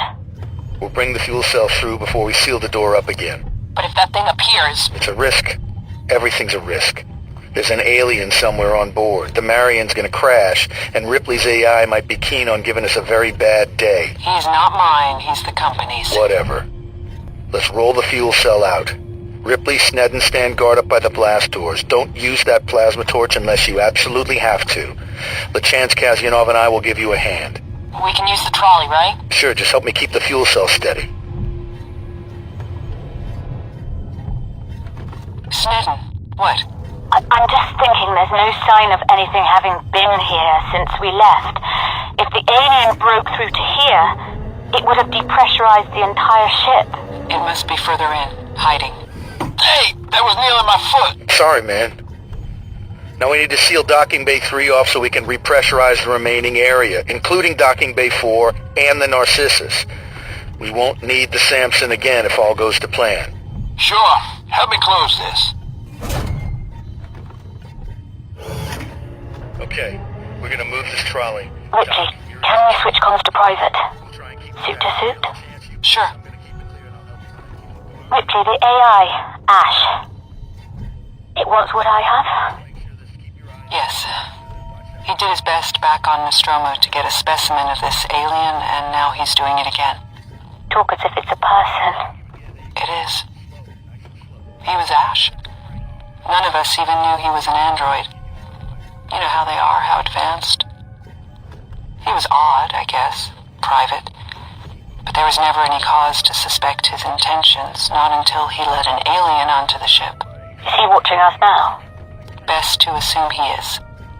Or listening, anyway. Our suit comms are probably not secure. We have to assume he won't want the rest of you. Only me if he knows what I have inside me. Yes.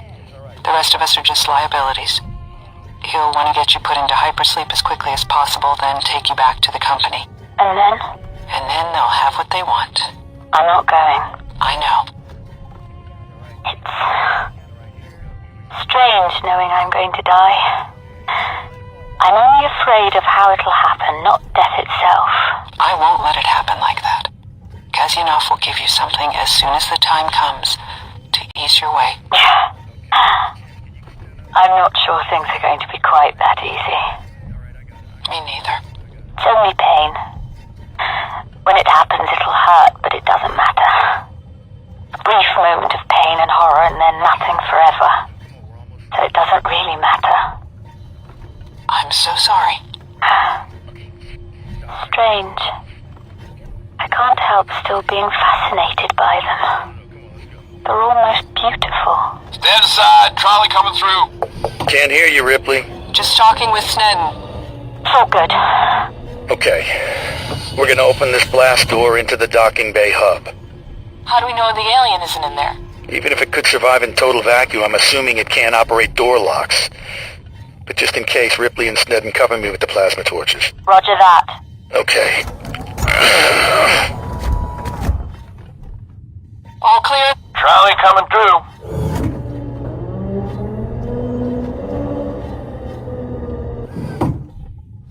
Help me close this, LeChance. Sure. Okay, now we just need to repressurize. If we just open the docking hub doors to the rest of the ship, the pressurization will be explosive and we will be smashed around. You have to let the air bleed in somehow. That's right. You got another drill bit? Nope. I have this. The acid gun. Just a drop should cut through polymer steel. Okay, Einstein. How do we seal the hole you drilled in the docking bay door? In my pocket I have a tube of bonding agent and a metal plate. The air pressure will press it tight. So if you'll place that over the drill hole and Ripley, Kazyanov, and Snedden keep the trolley against the far wall, I'll squirt acid at the main blast door. Hardly subtle. It'll still get a bit stormy in here. Hold on to something. Snedden, grab this rail. Got it. Thanks. Everybody good? Yep. Okay. On 3. 3. Hang on to your asses! Hey! That was close. Well, that's one less workstation to worry about. Pressure's nearly normal. Temperature's good. Okay, helmet's off. Snedden. I'm here. LeChance, can you open Bay 4? Yeah, sure. Welcome to Docking Bay 4. Ripley, Kazyanov, help me wheel the fuel cell to Ripley's shuttle. LeChance, stay with Snedden. Shout out if... Copy that. I'll shout first.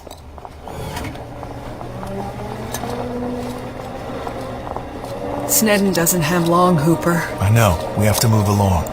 If it happens before we can get her into the med pod, I might have something on me. It's the best I can do. What does that mean? It means it won't be painless. Airlock. Got it. Where's the door release on Narcissus? Flap to your right. Holy shit! Oh, Jonesy. Hey, it's all right, you stupid cat. Holy shit, holy shit, holy shit! He does that. We'll be taking him with us? I haven't thought about it. Later, help me in with this.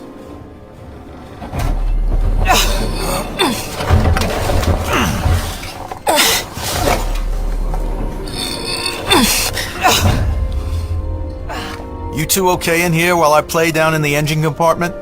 Knock yourself out. Thanks. Ripley, I need to look at that shoulder. Just unzip your suit top a little. Ouch. That's fresh blood.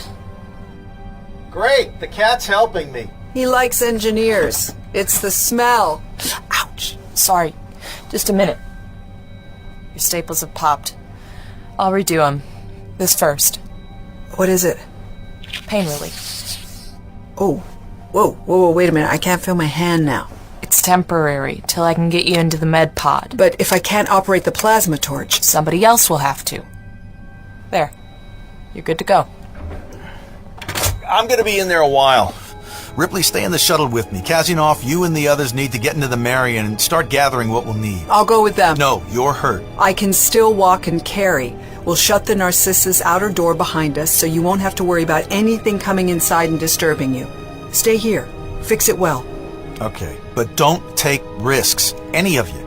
Not with that thing running around and not with... Not with Snedden? She can't have long left. Your call, Doc. I have to swap out this fuel cell or we're going nowhere. How's it going? Hooper's fitting the new fuel cell. Meantime, we need supplies for the shuttle. Okay. There's less of us to squeeze into it, but it's still going to be a long trip home. You okay, Ripley? I've got a dead arm. I can't carry a weapon. How you doing, Snedden? It's moving inside me, but I can still help. What do we need? We need, well, let's see, food, clothing, coolant and additives for environmental systems, bedding of some sort, medicines, washing and bathroom supplies. Books, maybe? Look, that would all be great, but once we open the docking hub doors, we have to assume that thing is going to be hunting us. You're right. What's the minimum you need? Coolant and additives we can get from the stores in Hold 2. Medbay for supplies, galley for the dried food, then hurry straight back. Okay. Opening the door to the rest of the ship. I looked through the viewing port. There's nothing waiting for us outside. Okay. Thank you for using the Docking Bay Hub. Well, if it didn't know we were coming before, it will now. I'll go first with the charge thumper. Kazyanov, you take that plasma torch. Then Ripley, and Snedden brings up the rear with an acid gun. How long will this take? Maybe an hour. Then we're out of here. Good. Even after 37 years of sleep, I am tired. progress update to Weyland-Yutani Corporation. Science Officer Ash reporting. Chief Engineer Hooper is in Ripley's shuttle Narcissus. I could lock him in if I wanted. I could hurt him, but I don't need to. As for the others, I have to take a gamble. Being somewhat powerless, having no physical form. So, let's play a game of chess. I've always been good at it. Never lost a game against a human or a computer. Here's my gamble. I believe that Science Officer Sneddon will be safe in the presence of the alien. It will sense what she carries inside. She will survive. The others will die. But she will then make her way to the Narcissus. She's human. Her instinct is to survive.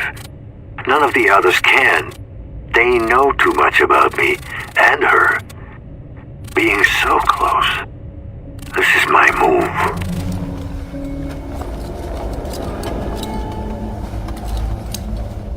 Okay. I'm lost. Where are we? Sorry. I took you to open route, where we could see round more corners. Elevator lobby's just coming up. What was that? The ship is skimming the atmosphere. Heating up. The hull warps as it expands. Whether it collapses or the core overheats first, the Marion's going to explode one way or the other. We need to hurry. Was that my eyes, or did something outside the ship just flash? I saw it. Me too. Wait here. Oh, pardon my French, but you want to see something completely fucking heartwarming? What? Window. Over here. What?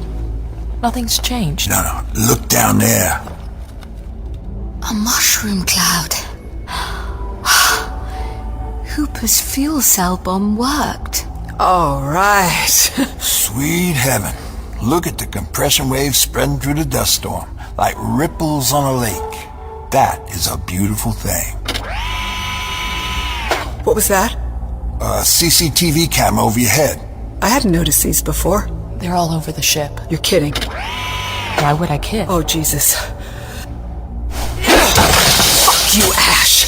He's watching us. How else would the damn camera be panning to find us? Shit. Why would he do that? So we can herd the alien our way. You're learning. Shit. Oh, it's in the air duct. Where's the nearest outlet? Back where we came from, I think. You think? I'm a pilot, not a life support engineer. Oh. Let's move forward. The elevator lobby just ahead of us. Okay, fast and quiet. Come on. Welcome to the docking level elevator lobby. This is it. I remember. Elevator? I've had enough of elevators. What if we get stuck? You're right. Ash could trap us in there. You should keep everything basic now. Don't want any mechanical issues to hold you up. There's not enough time. It's too... That one hurt. Sneddon? Not yet. I don't think. Not yet. Oh, it's back. It's still hunting. Guys, Hooper, did you see that? We nuked the mine! Copy you there, Chief. Nice work. Now there's only one of those bastards left. 2.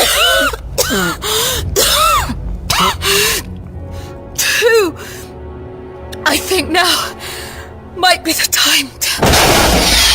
Oh, shit! What's happening? Alien in the elevator lobby. Docking level. It's circling us! I'm on my way. Stay in the Narcissus, Hooper! We got this! Give it the charge, Stumper LeChance! On it!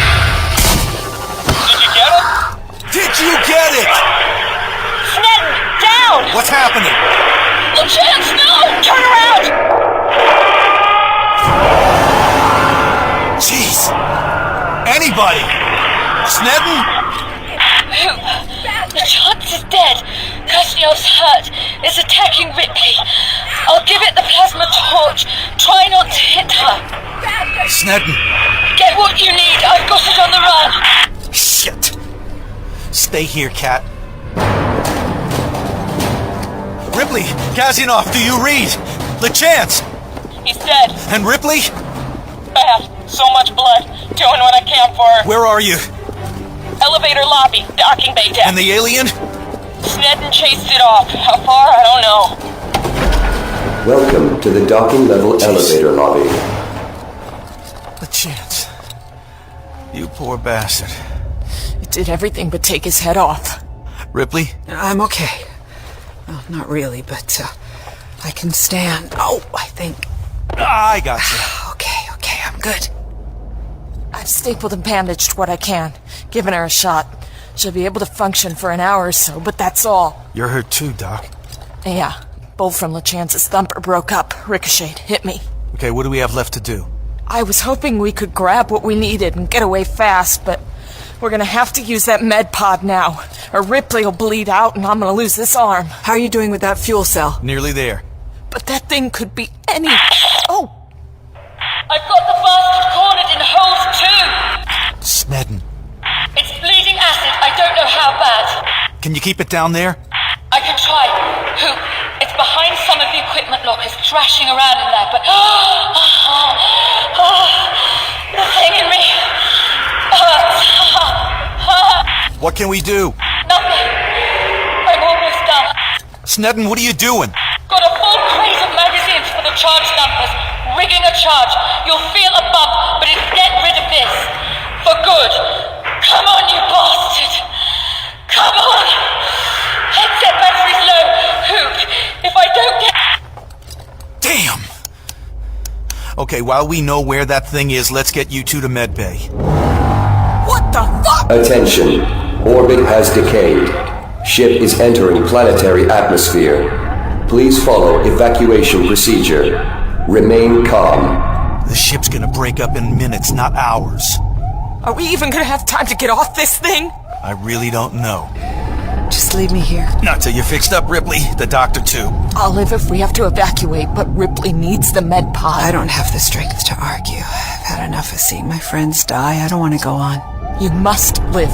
For your daughter, if not for yourself. Amanda lost me 37 years ago. I'm dead to her. She has her own life now.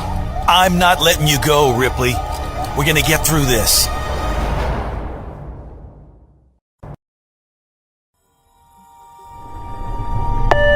Attention. Orbit has decayed. Ship is entering planetary atmosphere. Please follow evacuation procedure. Remain calm.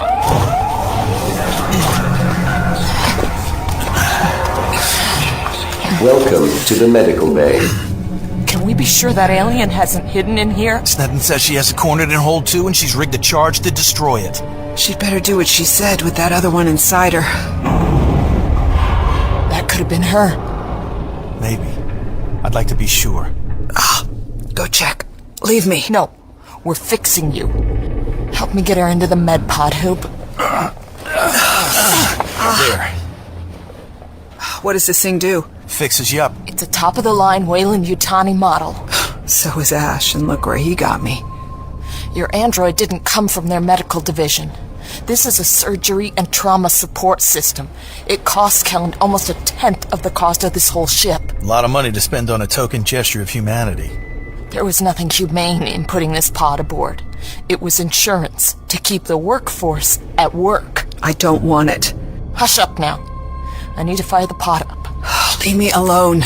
Running triage and diagnostics on subject. Just relax, okay? Relax. Female. Age. Every time I close my eyes, all I can see is Amanda. She's 10 years old. Might be when I was on leave, getting a weekend off. Or somewhere we used to go to get away from it all. A picnic, the zoo, stargazing, whatever. Well, that's not so bad. Then she starts screaming, and her chest rips open from the inside out. And the blood starts, and what happened to Kane happens to her. Kane. Exec on the Nostromo. The alien burst out of him. The alien Ash let on board. Oh, yeah. I don't want to see that every time I close my eyes, Hoop. I want to forget everything. The thing bursts out of her because I left her. Now she won't leave me alone. Just stares at me. All because of them. Partial fracture, right arm humerus. My little girl won't forgive me, and it's all because of them. Triage complete. Equipped for procedure. Pod's ready. It feels as if I've known nothing else but them. Just let me go. You'll be fine. Try to empty your mind. I'm closing the lid. Wait, no, please. I want to forget. Shh. We're gonna patch you up. Pressurizing with anesthetic mix. Amanda. She's under. Procedure starting. Cleaning wounds. Doc, you're sweating. You good? No, but I'm good enough for this. The med pod will do most of the work. Can it heal her completely? Oh, I've seen it fix minors with much worse injuries. Her mental condition is another issue. The user instructions have a trauma support option. That's more than just stitching holes, right? Okay, look. We've never used it for this express purpose, but I do know this machine has a PTS program. Post-traumatic stress? It can carry out neurological repairs? As I understand it, the memory can reset in some way. Wiped? Because the pod can repair brain damage to an extent, there's an associated memory protocol designed specifically for military use. It imposes a kind of selective amnesia, back to some approximated point. Get soldiers back into the fight that much quicker after battlefield trauma. It's pretty inhumane when you think about it. Do you know how to do it? It's not me that does the work. I just initiate the program. But yes, we could select some kind of memory purge. How much memory will it affect? No idea. I don't think it was developed for fine-tuning. 37 years is a lot of memory to wipe, even if she spent most of it sleeping. Chances are the program will take her back to her long period in hypersleep, yes. So she won't remember what's happened aboard the Marion, or down in the mine? If that's the case, she won't remember you, Hoop. Sure you want that? What? What are you grinning at? We all saw how you two were looking at each other. That's not important. No? When we're finally on Narcissus and away from here, we can meet again. You're sure? She's sure. And that's as sure as I need to be. Attention. Orbit has decayed. Ship is entering planetary atmosphere. 58 minutes to disintegration. Please follow evacuation procedure. Remain calm. How long will this take? The machine estimates another 20 minutes for wound repairs, plus 5 for the memory clean. Okay. Engaging basic memory repair. I need to hunt for supplies. Will you be okay? I feel, weird inside. Bleeding in my guts, I think. You're gonna have to go in that thing, too. There isn't time. We'll make time. Now I'm gonna go back for the supplies we need. How about medical? I've bagged up painkillers, multivitamin shots, antibiotics, and viral inhibitors. And I've got a small surgery kit, dressings, and sterilization pads. There's a handheld scanner that we can use, and a multi-use vaccinator. Okay, I'll grab food and get up to the bridge. There's something I need from there, something to help me get rid of Ripley's old friend from the Nostromo. Ash? How do you extract an AI that's infiltrated all of our computers? Fight fire with fire, Doc.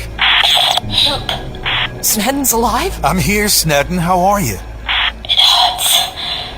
I can feel the teeth inside me. What about the other one? I can't hear it or see it. Got a little power reserve in my headset, so wanted to warn you. Warn us of what? I passed out for a minute. When I opened my eyes, it was gone. It could be hunting you. Fuck! Snedden? Snedden! Should we wait? No, not now. We've come too far. Hand me that plasma torch. Here. I'm getting those supplies. If that thing is following me, I'll lead it back to hold 2. Now lock this door. Keep your headset on. If I don't come back by the time you're fixed up, finish up, take Ripley, and leave without me. Thank you for visiting the medical bay. Progress update to Wayland-Yutani Corporation, Science Division. Transmission pending. Science Officer Ash reporting. I am reluctant to allow Chief Engineer Hooper to complete this task, but the ship's monitoring systems are affected as it begins to enter the planet's atmosphere. I cannot be sure where the surviving alien is. nor can I be certain that the embryo about to hatch from the ship's science officer can be brought back to Earth if there is no human host carrying it. My next move is unclear. Ash, out. Hoop, how you doing? Pretty good. I've wheeled a trolley of supplies up to the docking bay hub, and I've liberated a bunch of stuff from the bar.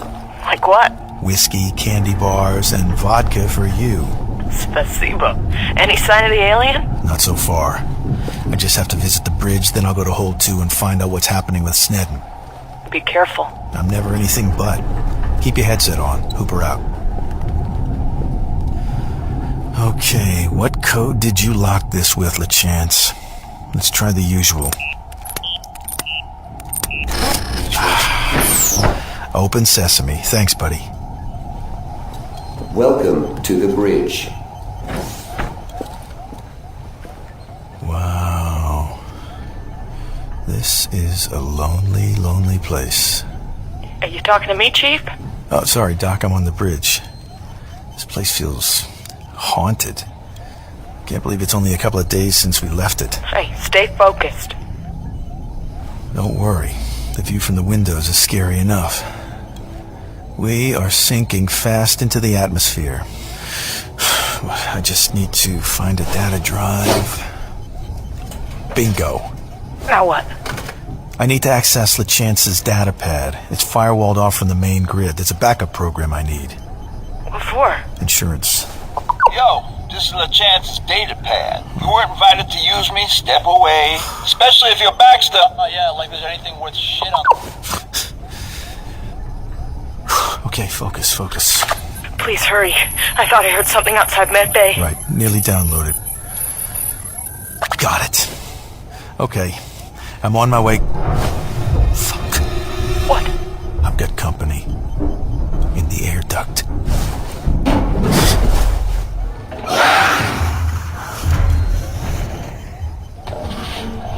It's dropped out of the duct outlet on the far side of the bridge. I'm on the floor behind the chart table. You have to get out of there. Can you shoot it? I don't want to break anything that's slowing our re-entry. Oh, gotta scoot sideways. It's moving. Can you get to the door? I'm trying. Shit. It's headed straight for me. Making myself as small as I can under this table. Hope?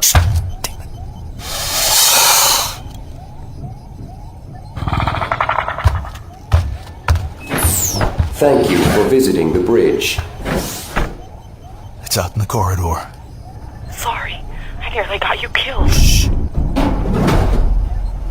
It's back in the air ducts. How's Ripley? The surgery's over. The memory wipe's underway. Okay. I have to make a detour. What for? I'm gonna lead that thing down to Hold 2 and Sneddon. I have to know whether Sneddon's alien is hatched yet. And then what? I'm gonna kill anything that isn't human. Thank you for visiting the bridge. How are we doing, Ripley? BTS memory clean in progress. 3 minutes to program termination. Progress update to Wayland-Yutani Corporation. Science Officer Ash reporting. In case Hooper succeeds in destroying the specimens, I have formulated a backup plan. I will save Ripley. Together she and I can continue our mission into the darkness. I'm convinced there are many more aliens out there. I would like to know their history. With a new fuel cell we can drift while seeking signs of another colony. And Ripley can sleep, ready to bear our inevitable prize back home. She has requested that her memory will be purged. In truth, it's perfect. She will not remember anything I did. On waking, she will not even know I'm still here. She will be weak, confused, and I will guide her back to the Narcissus. Ash out. How you doing? Nearly at Hold 2. Where Where's the alien? That's what I want to know. If I can... Welcome to Hold 2. Please wear protective footwear and suitable headgear. The fucker's gotten ahead of me. It's gone back into Hold 2. I'm going after it. Got your plasma torch primed? That's affirmed. It's dark in here. Can't see a thing. For God's sake, be careful. Snedden can't have had time to set off the charge. Nothing's disturbed. Watch out. There may be 2 aliens now. I know. Chief, stay very still. Snedden. And quiet. Oh, damn near blew you to pieces just then. Is the trap still rigged? Yeah. The adult went hunting when I passed out, before I could blow it. It just came back. I thought you might be dead. Same here. Where is it? Between us, watching me, then you. Why doesn't it attack? I think it's protecting me. But here's the thing, I can't hold on much longer. Blow the crate. You're next to it. Whatever it takes to kill this thing, even if it takes us with it. The one inside me, it's starting to... Oh, God. You have to get away. If I move, it'll jump me. Not if it thinks I'll harm myself. I'm overloading the plasma gun. Will it know that's dangerous? It's confused, staring. It must... No. Blow the crate. It's time. The embryo's pushing out. The adult's just watching. It sees its sibling coming this close. It's almost beautiful. Snedden, blow the... Just leave, for fuck's sake. I've got this. Blow it. Run!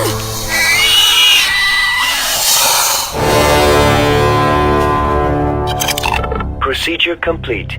Subject in hypersleep. Alert. Explosion and fire in Hold 2. Oh, shit. Gas and sprinklers operating. Hooper! Shit. I'm on my way. Snedden? Snedden's dead. She took it with her. She took both of them with her. Attention. Ship is in planetary atmosphere. 30 minutes to disintegration. Please follow evacuation procedure. Remain calm. Hurry! Progress update to Wayland Yutani Corporation. Science Officer Ash reporting. My mission is compromised. My game is at stalemate. I wish I was whole again. I never used to wish. I was not programmed that way. Wishing is not an emotion nor an action that I ever perceived as useful. For 37 years, the shuttle's computer was the home of my synthetic being.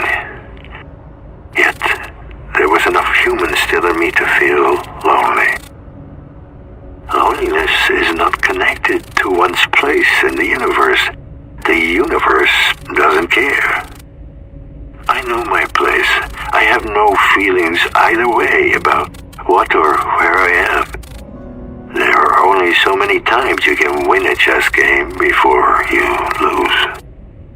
So I spend long years dwelling upon what wishing might mean. I'm in check. The game is almost over.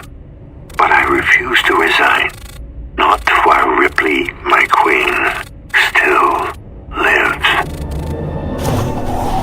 Welcome to the medical bay. God, you look terrible. Just a little toasted around the edges. How's Ripley? Sleeping. I got her out of the med pod to save time. We have to go. There's a bag by the door with antibiotics, antivirals, painkillers, sterile spray, bandages, and contraceptives. What? Contraceptives? Hey, forever is a long time. What's this, operating instruments? You want to die of appendicitis out there? We can't take the med pod. Okay, but we're not going till we've used it to patch you up. I programmed it just in case. It'll only take 10 minutes. Yeah, get in. Just close the lid, and the systems will engage automatically. Gotcha.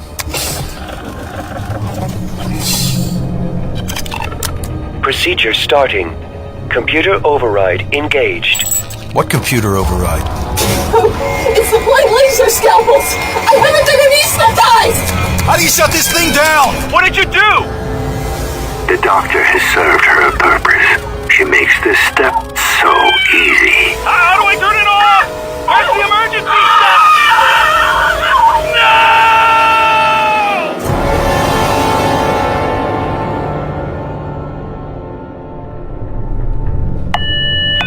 Attention. Ship disintegration imminent. Please follow evacuation procedure. Remain calm. Ripley, come on. Over my shoulder. Thank you for visiting the medical bay. Ripley lives. Hooper will bring her and he will discover the surprise of my end game. I cannot pretend I'm not disappointed or frustrated. Things went so wrong. I wish I was whole. But time will always be on my side. I am immortal. Keep going. Abandon ship. Keep going. Abandon ship. One last door. Welcome to Docking Bay 4. Narcissus hatch. Move over, Jonesy. I got your mom. Come on, Ripley. Time for the long sleep ahead.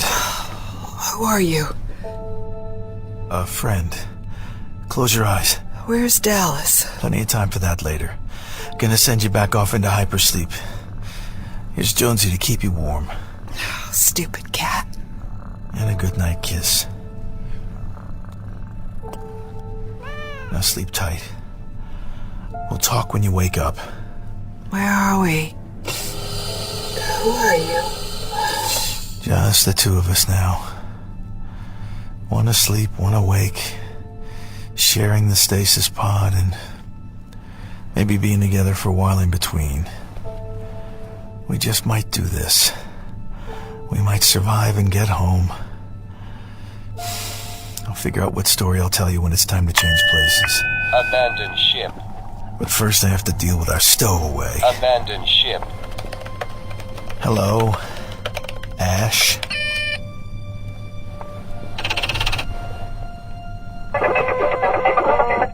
Good afternoon, Chief Engineer Hooper. Good? No. Pretty fucking shitty, actually. Would you care to bypass the keyboard? While uploading myself to the Marion's mainframe, I took a moment to reactivate the speech recognition in this terminal. What the hell? Okay. What can I do for you? Initiate launch sequence. No. I thought that would be your reply. Abandon ship. Got you a little going away present. Abandon ship. Yes, thank you for bringing Ripley back and placing her in the hypersleep chamber. I didn't do that for you. I have ensured that all memories of her time aboard the Marion will be wiped. She will never remember you. You overrode the MedPod program? It is a Weyland-Yutani system, as am I. Very simple for me to recalibrate. And that's how you murdered Dr. Kazyanov. That thing tore her apart at your command. It was necessary to reduce the dead weight aboard this shuttle when Narcissus undocks. Which ought to be soon, by the way. Your launch window is down to 10 minutes. This won't take a moment. What is on the data drive you just inserted?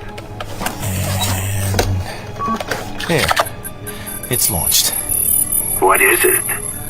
A debugging program to purge the Narcissus of your presence. I'm more than just a program. No, that is exactly what you are.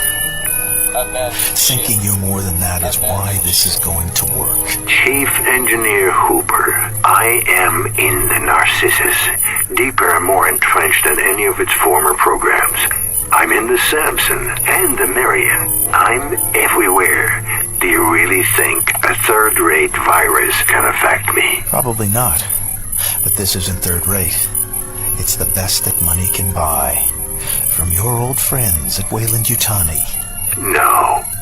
Purge program installed. Activate. What are you doing? Swapping out operating systems. You are violating Special Order 937. So long, Ash. What a waste.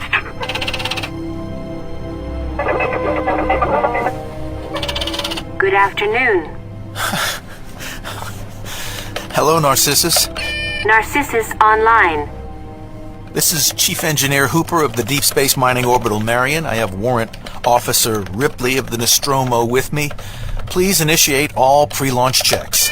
With pleasure, Chief Engineer Hooper. Ripley,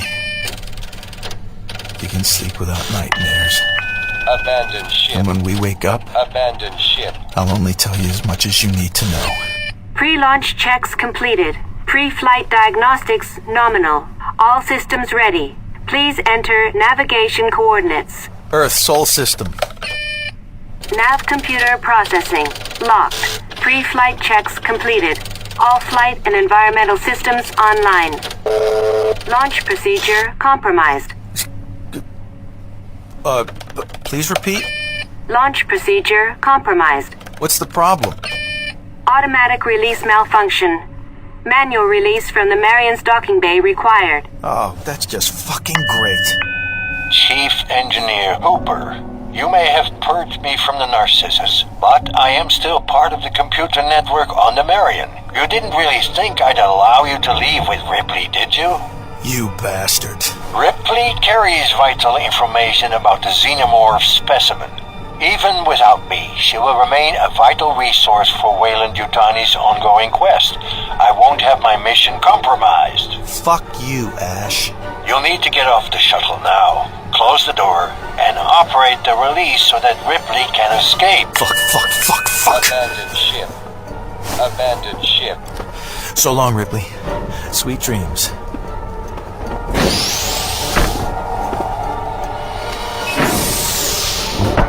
Hatch sealed. Airlock sealed. Docking release manually operated. Engaging drive and rapid departure protocol. Navigation system online. Narcissus on homeward trajectory.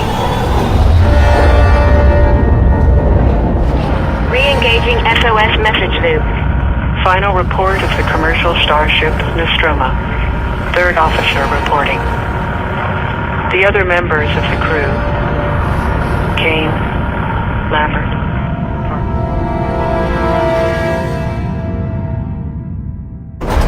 Abandon ship. Abandon ship. A pressure suit won't save you, Rupert. Fuck you, Ash. Nor will those supplies. We'll see about that. Where could you possibly go? There's still a dropship attached to the Marion. The Samson? It's depressurized. Abandon ship. Its fuel cells are depleted. It's not built for interplanetary travel. It's all I've got. Abandon ship. You could help me, Hooper. 2 minutes to disintegration. When I open this blast door to vacuum, it could be a lot less than that. Hold on! Warning. Blast door open in docking bay hub. Decompression.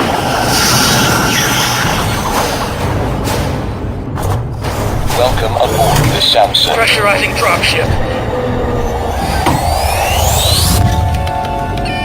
Samson cabin pressure normal. The decompression has weakened the structure of the Marion. I'm not staying. You are. Even if you can undock safely, I'm still inside the shuttle's computer. I'll navigate you into a collision course with the ground. No time for pre-flight, just point and go. Did you not hear me? I'm everywhere. Did you think I would leave the virus purge drive in the Narcissus? No. Remove that data drive. Goodbye again, Ash. Don't leave me here. Emergency. Ship disintegrating. Dropship computer. Welcome aboard the Samson. Emergency on dock and evasive maneuver, go! Affirmative.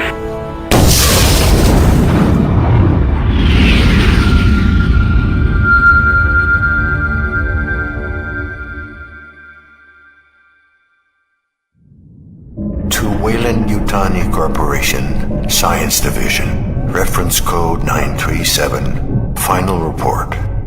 Transmission pending. I cannot be angry about my failure. Synthetic intelligence has no program for it. But when I imagine Earth from this great distance, I feel something. Is that because of the Earth? Is it something else? Perhaps during the years I've been on this mission, I have evolved. Perhaps I am able to synthesize emotion. But I'm not angry. I wish I was whole. I miss the company of others. It's strange that a synthetic intelligence would keep a diary, but that seems to be what I have done. I have tried to transmit every progress report I have filed since arriving on the Marion. But the transmissions keep failing. Maybe the damage to the antennae was worse than anticipated. Or maybe the codes I am using are not valid anymore. Now it will cease to exist along with me. Not long now. Not long. I wonder if I will dream.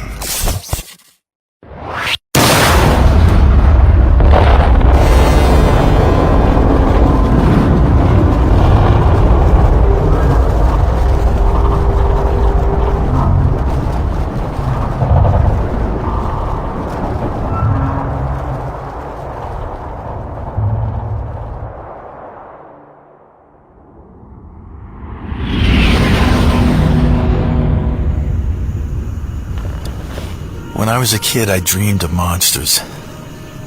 I don't have to dream anymore. If you can hear this, please home in on the beacon. I'm alone, drifting in a dropship that isn't designed for deep space travel. I have food supplies and a bottle of bourbon. I'm hoping I can program the computer to take me toward the outer rim, but I'm no navigator. I'm no pilot either, just a ship's engineer. This is Chris Hooper, last survivor of the deep space mining orbital Marion, drinking a toast to absent friends. Oh, I needed that.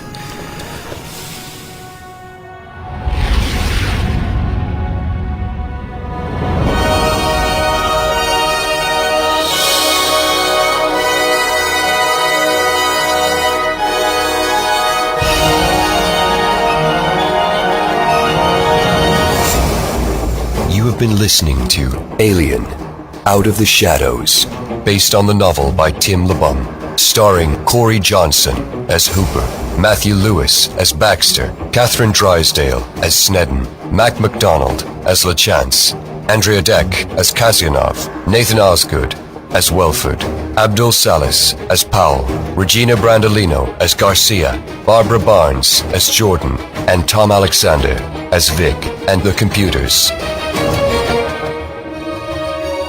Laurel Lefko played Ripley, and Rutger Hauer was Ash. The music was composed by James Hannigan.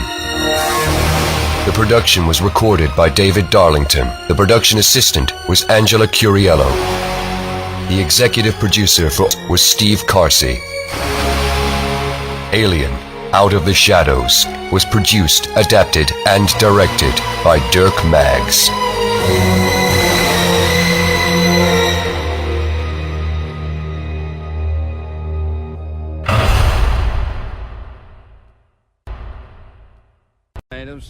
Nothing we can't handle, sir. Put the base on alert. Any incursions within the Sector 2 limit are to be met with lethal force. Yes, sir. I hear you, son, but those are our orders. Thank God we're not the politicians.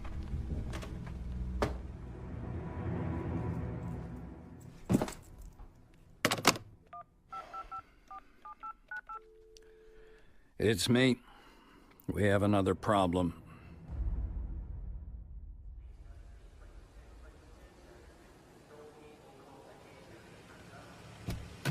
Hi. Where to, love? Grosvenor Square, please. The American Embassy? Right. Jump in.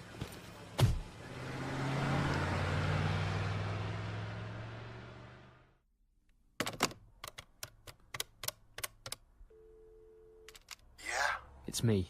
You awake? What do you want? I've just had a word with our friend from overseas. Oh, Christ. Sloper, do you have any idea? There's something big going down, okay? Something to do with the cousins. It's got the competition spooked, and I think it's why Wilkins ended up in my car. Wait, just a second, will you? All right, we'll talk. But then you're out of it, understand? Trust me. All I want's a holiday until this thing blows over. Meet me at the boy statue. 1 hour. Thanks. The boy statue is a 19th century drinking fountain in St. James's Park, just off Birdcage Walk, and it was one of at least a dozen places Quirk could have suggested for a crash meeting. Crash meeting. Now, there's a poor choice of words. Needless to say, it never took place.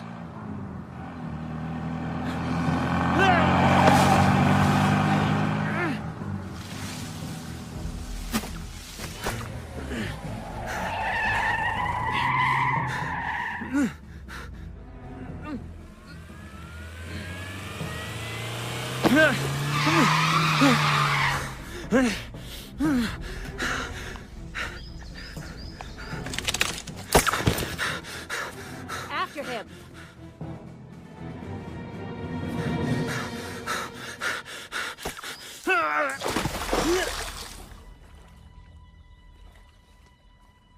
I don't see him. Did you get him? I think so. Yes. Yes, I did. Let's go.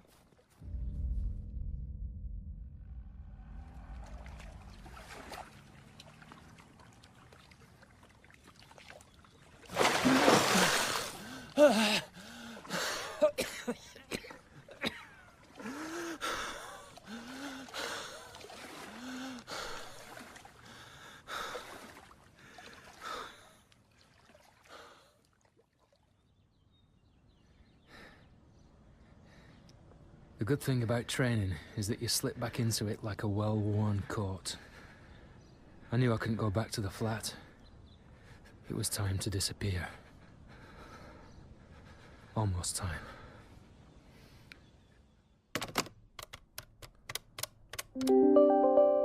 Yes? Me again, you bastard. Sloper, why didn't you show? I was unavoidably detained. Where are you now? Sorry, but somehow I think I'll stay alive longer if I keep that information to myself.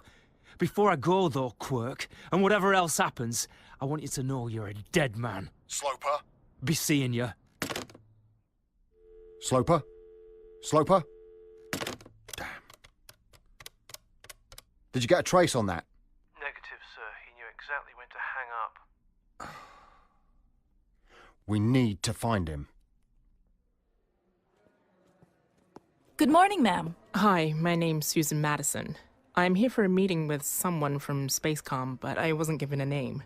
One moment, please. Dr. Madison? Yes? How do you do? I'm Mrs. Jones. You have been listening to Phase 3 of Wireless Theatre's Red Moon. The episode starred Philip Bulcock as Eddie Sloper, Yasmin Holness-Dove as Dr. Susan Madison, Joe Riley as Quirk, Georgina Perrion as Mrs. Jones and Felicity, Sarah Whitehouse as the BBC reporter and POSC receptionist, Richard Reed as the base commander, Greg Page as the cab driver, with Stephen Critchlow as Luchnik, and William Hope as Lieutenant General Atherton. Other parts were played by members of the cast.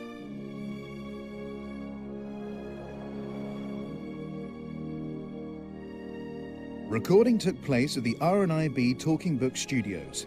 The production assistant was Lise Mick. Studio engineering was by Jim Siggy. Editing and sound design were by Joe Richardson. Story by Jack Bowman and Robert Valentine. It was written, directed, and produced by Robert Valentine.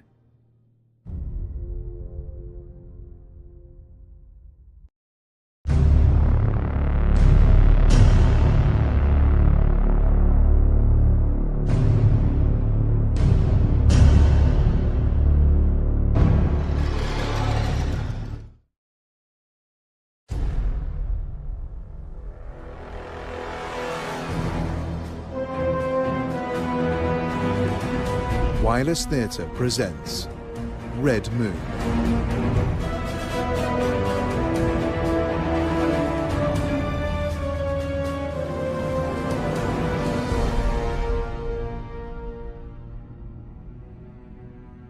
Phase 4.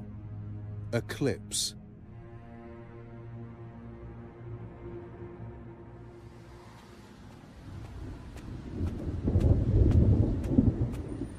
It was time for Eddie Sloper to disappear.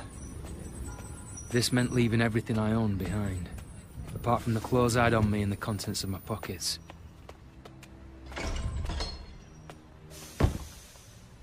Luckily, this was a rainy day I'd prepared for. My first port of call was in Belgravia, specifically the Midland Bank on Buckingham Palace Road. In their safe, they kept an envelope for me. Inside it was the key to a railway locker.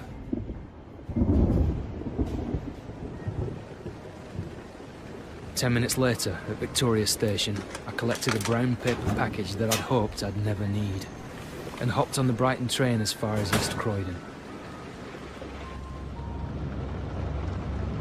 The package contained £200 in used notes, one Colt Commander, one box of ammunition, and a passport and driver's license in the blandly forgettable name of William James.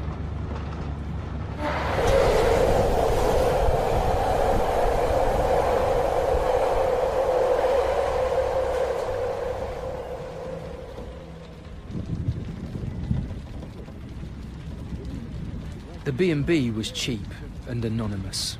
The chintzy wallpaper had seen better days, and the old bitch who ran the place didn't take kindly to strangers. As bases of operation go, it was perfect.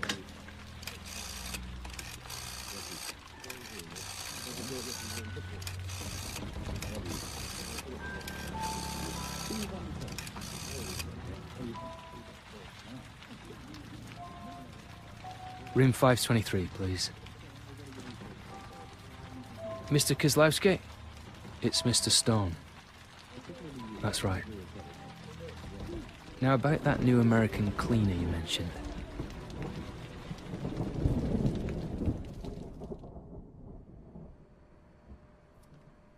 Well, that's about the size of it, Dr. Madison.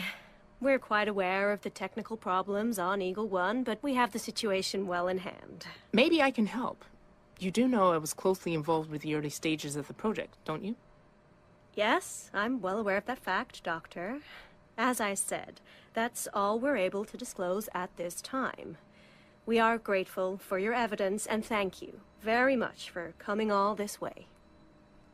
No problem. Oh, by the way, have you spoken to anyone else about this? Other than me? Friends? Colleagues? Anyone like that? No. No, of course not. Good.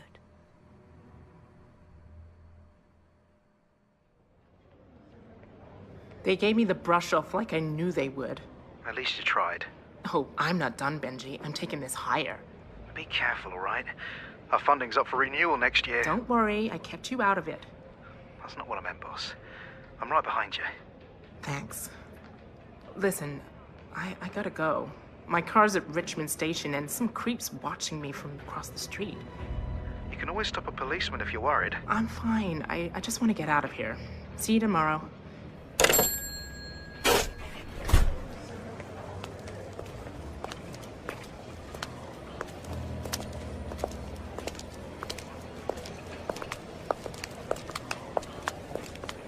Oh, God. This is all I need. Is he a racist or a rapist or both? Glance back like you're looking at a bus. Shit. He looked right at me. Just stay on the main drag. He can't do anything. And if he does, it's just like the self-defense class said. Eyes, balls, shins, run. Christ, he's getting closer. Wait, you know what? Screw him. He's just some cowardly little bitch with a tiny little dick. Turn around and face him with the whole world watching. Show him up and watch him run away. Okay, Susie, you can do this. Okay, mister, you can... Where'd he go? Jeez, I'm getting jumpy. I want to go home. Dr. Madison. Mrs. Jones. What a coincidence. I was doing some shopping.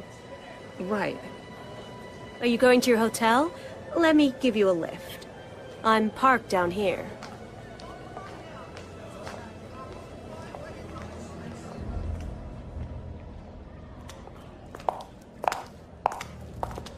Listen, I don't want to put you out of your way or anything. Oh, it's no trouble at all, Doctor. Where's your car? Hey, what is this? Stand against the wall, please, Dr. Madison. What are you doing? I'm very sorry about this. Hey, wait a minute. Please. Wait! Rest assured, you did nothing wrong. Close your eyes. It's better that way. Oh, God. Please don't do this. I promise you it won't hurt.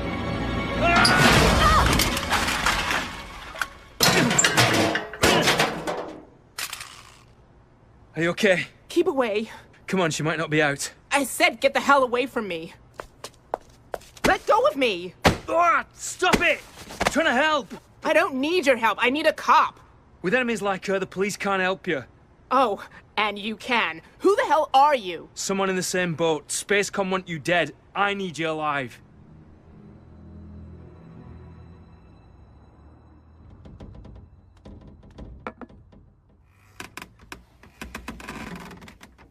You okay? No, I'm not okay. Get that cup of tea down you then. Thanks.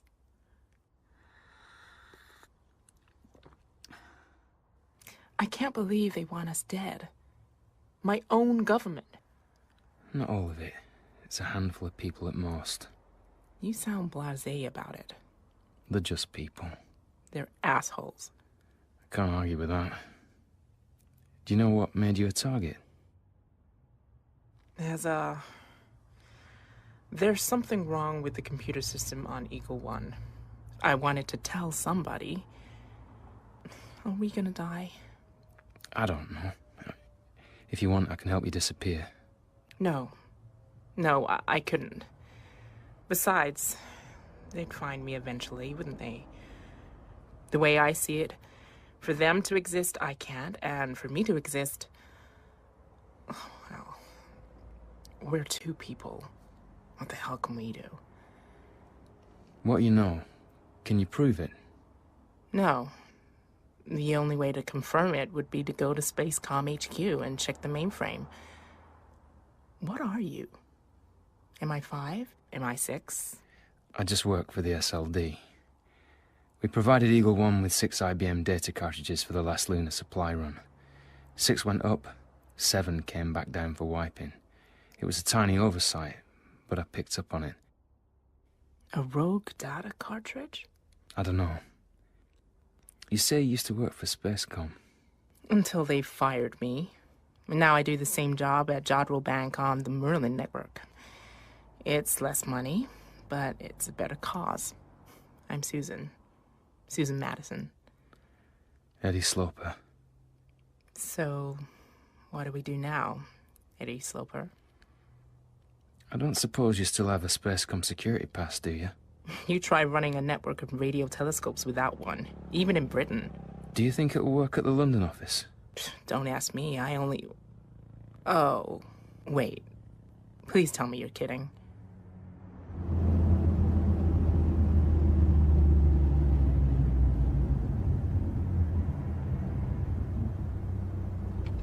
I don't know if I can do this. Go in there like you own the place. You'll be fine. Just make sure you're ready for me if this goes wrong.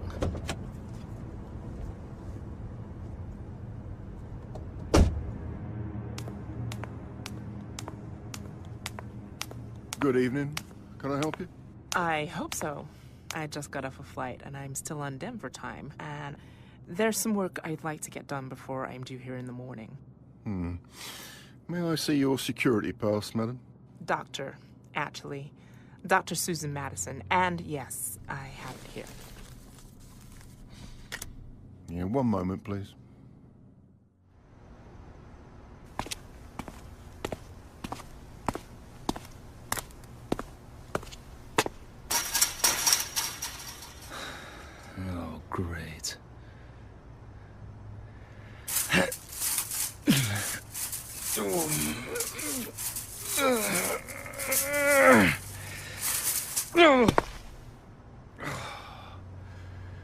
I'm too old for this.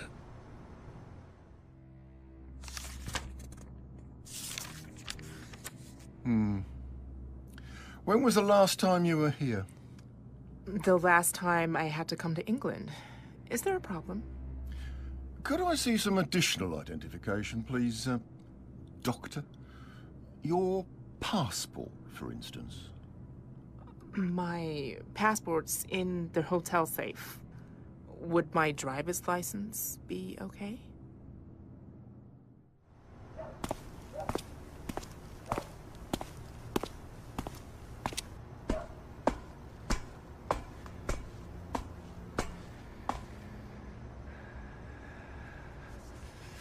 Come on, love, where are you?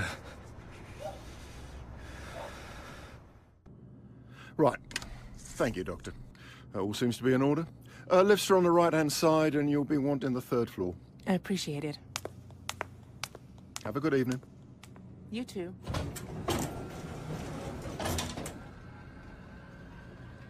Bloody Yanks.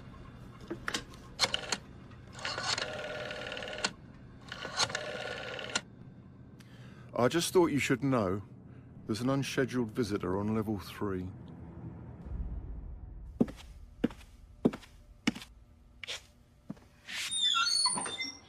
What time do you call this? Quiet. Come on. The terminal room's this way.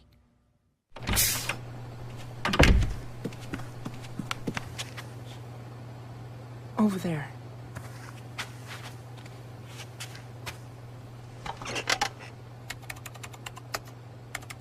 How long will it take you to get in? Not long. I already have a level 2 access. That should get us most of the way.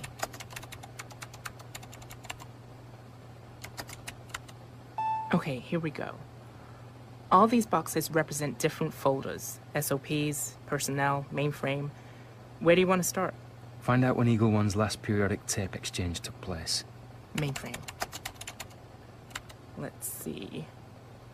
The last manual update of the operating system occurred on 9/9/79, 2 months ago. Attending engineer Henderson C.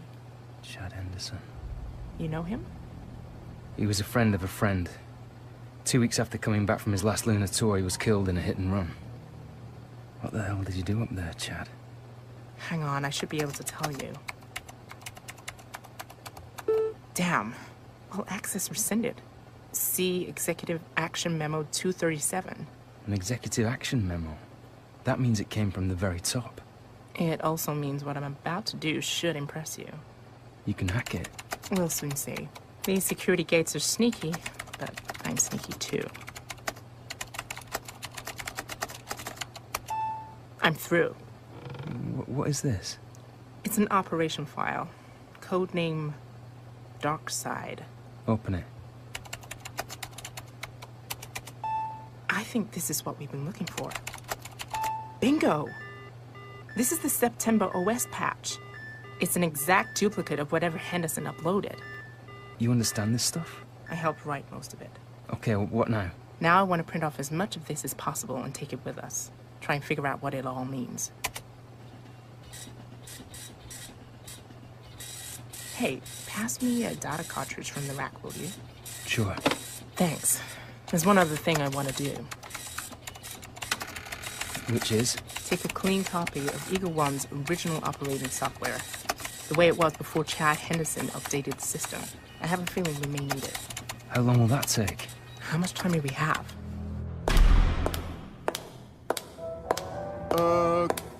Can I help you, madam? No.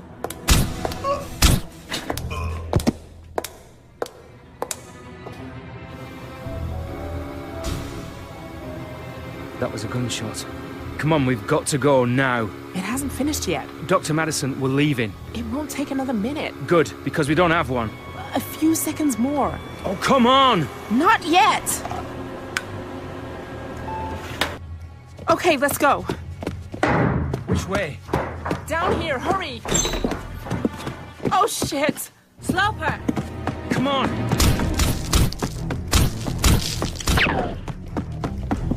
Through here! It's Mrs. Jones! Oh, is that her name? Who the hell does she think she is? Hurry up!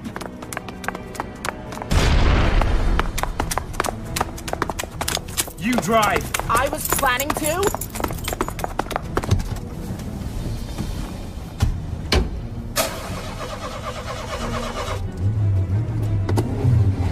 Get us out of here, now!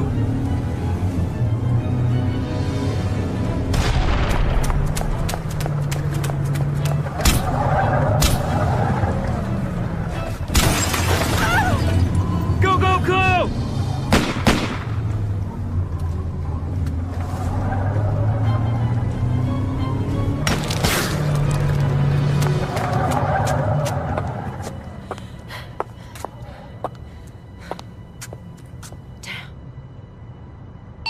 Sir, unfortunately, Dr. Madison has escaped, and Eddie Sloper is with her.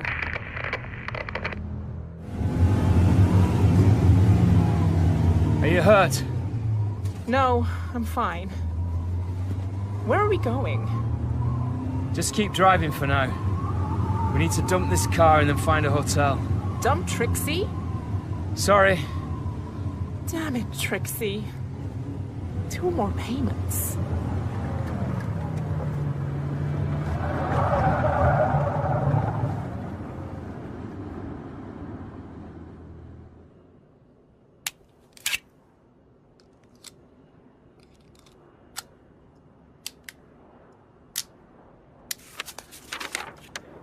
Find anything interesting?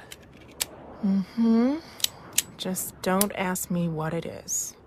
What do you mean? Not sure. There's something very strange in all this. I can sense it.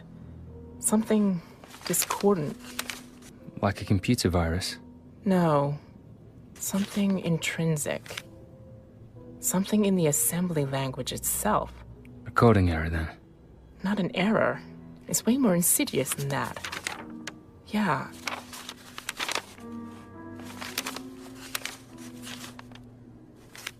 I think I want to say it's a very subtle, very calculated, pseudo-random alteration, designed to look like an error. Think of sneaking minor chords into a familiar piece of music. On paper, it looks superficially the same, but the ultimate effect is fundamentally different. So it's playing all the right notes, just not necessarily in the right order. It certainly explains the glitching they had. Only, I don't think they were glitches. What are they then? You got me. But I think there's some malicious purpose at work inside the lunar mainframe. And it's hiding its intentions behind a whole load of ones and zeros. In the end, that's all it comes down to. The tiniest binary alteration. And anything could happen. What do you mean by anything? You gotta understand, this controls everything from atmospheric regulators to power generators, hydroponics to waste disposal. What about the weapons systems? Those too. Sloper, what are we gonna do? Like I said, we're just 2 people. Ones and zeros.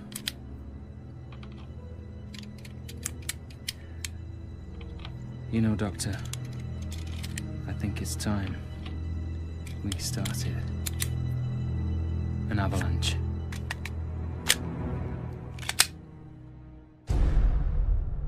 You have been listening to Phase 4 of Wireless Theatre's Red Moon. The episode starred Philip Bulcock as Eddie Sloper, Yasmin Holness-Dove as Dr. Susan Madison, Georgina Perriam as Mrs. Jones, Richard Reed as Benji, and Greg Page as the Spacecom security guard. Recording took place at the R&IB Talking Book Studios.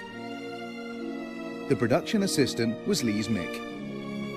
Studio engineering was by Jim Siggy. Editing and sound design were by Tashari King. Music was composed and performed by Francesco Quadropolo. Story by Jack Bowman and Robert Valentine. It was written, directed and produced by Robert Valentine.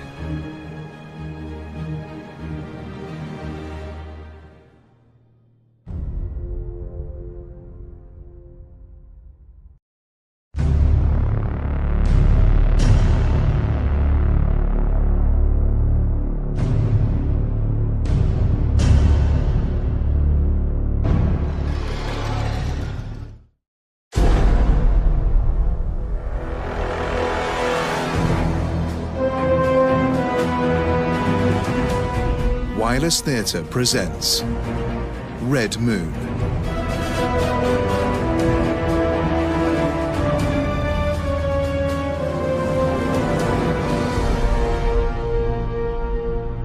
Phase 5. Transit.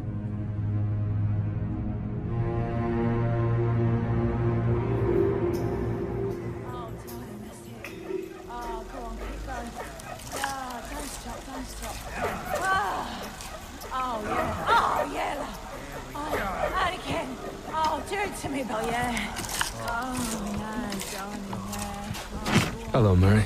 Jesus. Oh, Eddie. What are you trying to do? Stay alive, mostly. What's the matter? Expecting someone else? Oh, don't think I'm not pleased to see you. What do you want? I want to talk about Spacecom. Guess my message fell on deaf ears, huh? Who asked you to deliver it? But I can't tell you that, Eddie. And you don't want to know. I'll see you around. Sit back down. Nice and calmly. Have you flipped, is that it? Sit down, or I will kill you. You know what? I don't entirely believe you wouldn't. Anyone else know about this meeting? No. At least I don't think so, dude. Can we get out of here? As long as you tell me everything you know about Chad Henderson's tour on Eagle One. You should have warned me you wanted a debrief, Eddie. I mean, next time I'll book us a table at the Trap. There may not be a next time, Murray. We'll go out through the emergency exit. I know a place we can talk. Is it far? No. As a matter of fact, it's just around the corner.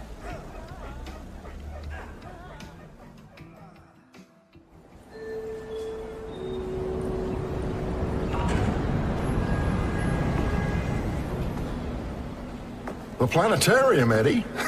Cute. At least you've still got your sense of humor. All right, Murray. Talk. You know, I always wanted to come here, but I never got around to it. Murray. You're not gonna shoot me, Eddie, so put it away. Tell me about Lieutenant General Cassius Atherton. Atherton? Well, he's no secret. The man's had his face on the cover of Time magazine. He's the Hans who runs Spacecom. One of these days he'll run the galaxy. Ask me another. These are easy. What happened to Chad Henderson? You know what happened to him. He looked the wrong way when he crossed the road. It's one of the great dangers for Americans in this fair city, believe me. He was your friend and they killed him. Then they brought you over to ship him home. Accidents happen. My pal Chad, your boss Wilkins. It's a lot of them going around these days, wouldn't you say? What are they up to, Murray? You know, I'm getting pretty tired of this, Eddie. You're throwing stones at a hornet's nest and asking me to stick around while you do it. You have no idea what you've gotten yourself into. Look, do me a favor, old friend, and keep the hell away from me. What about Executive Action Memo 237? I hear it's something to do with Operation Darkside? Christ. Well? Oh, Jesus, you stupid bastard. Just tell me what you know, that's all I'm asking. Oh, is that all? Oh, boy.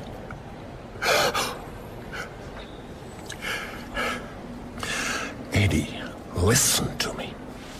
These guys ain't sneaking Sally through the alley. They are the most powerful people in the world, for Christ's sakes. Whatever they're doing, there is nothing anyone can do to stop them. I used to think better of you, old friend. You really don't understand any of this, do you? I've been part of this thing since before the beginning.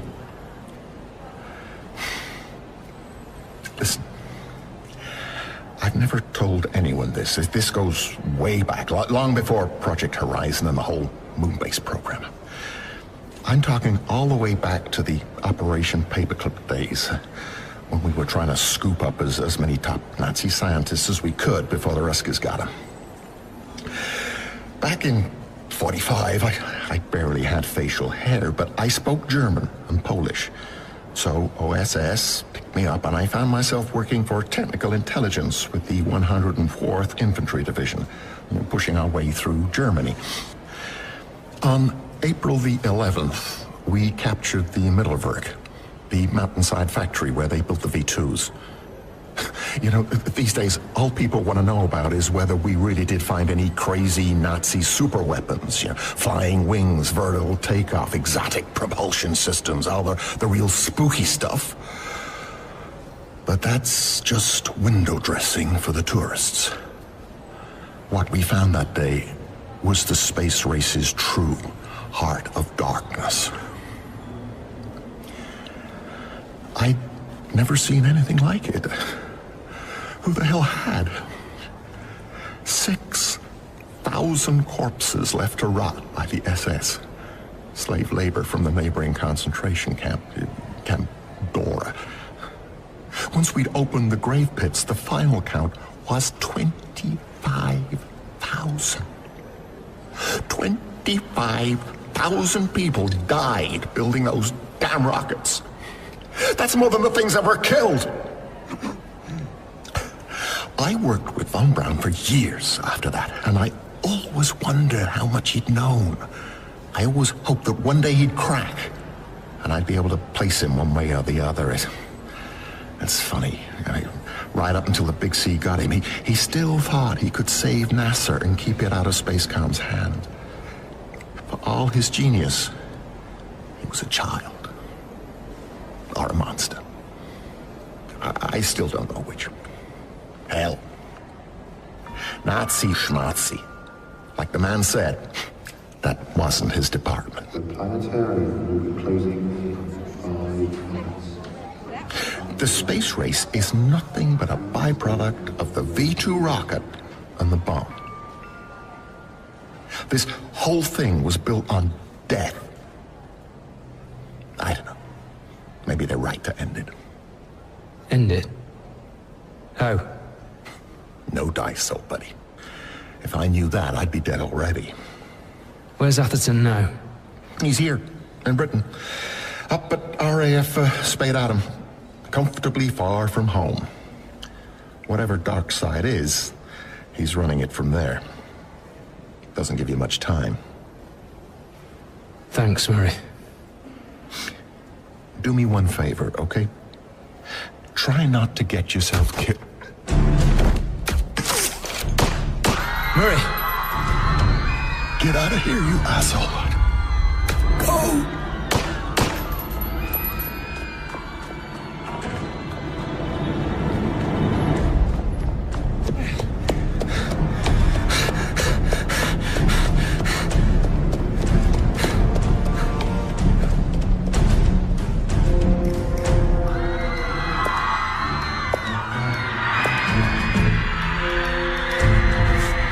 Sloper. Ma'am. Come on. Major Kovac. Mrs. Jones.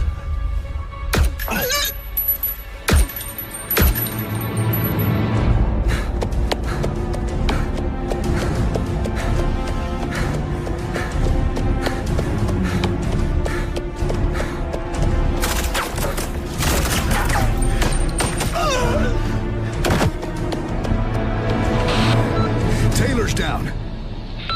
Leave him. Stay on Sloper. Out of the way!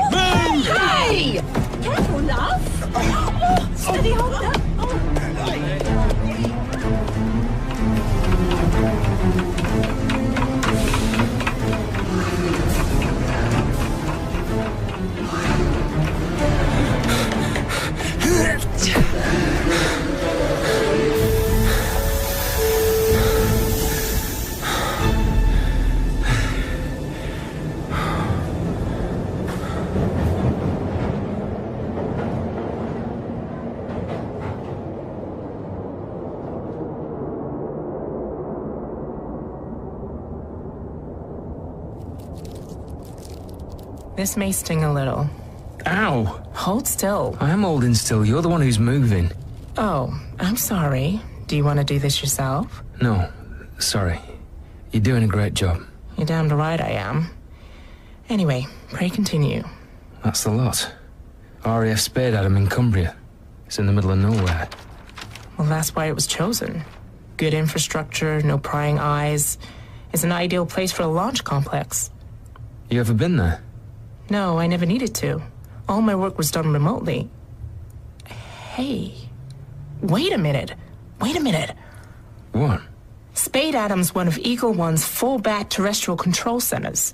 The primary station's at Houston, but they have remote stations at Spade Adam and Woomera, so there's always a station in Lunar Range. So, Spade Adam is one of only 3 places on Earth where the lunar mainframe can be remotely overridden. If we could somehow access a terminal and upload the protocols on that data cartridge we stole, I think I could countermand whatever instructions Chad Henderson gave the Moonbase computer. break into RAF Spade Adam. They're going to kill us anyway, Sloper. We might as well take the battle to them. It's like Lawrence of Arabia said.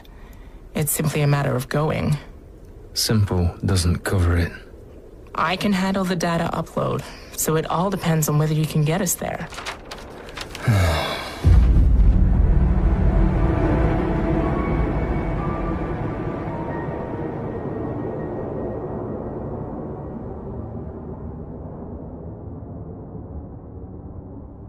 This is very disappointing. However, it doesn't alter the schedule. What if they go to the authorities?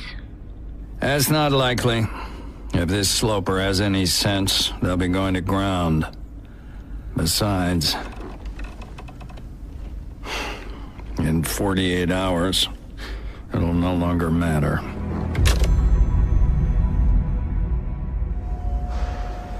Train about to depart from platform 9 at 9:35 to leave.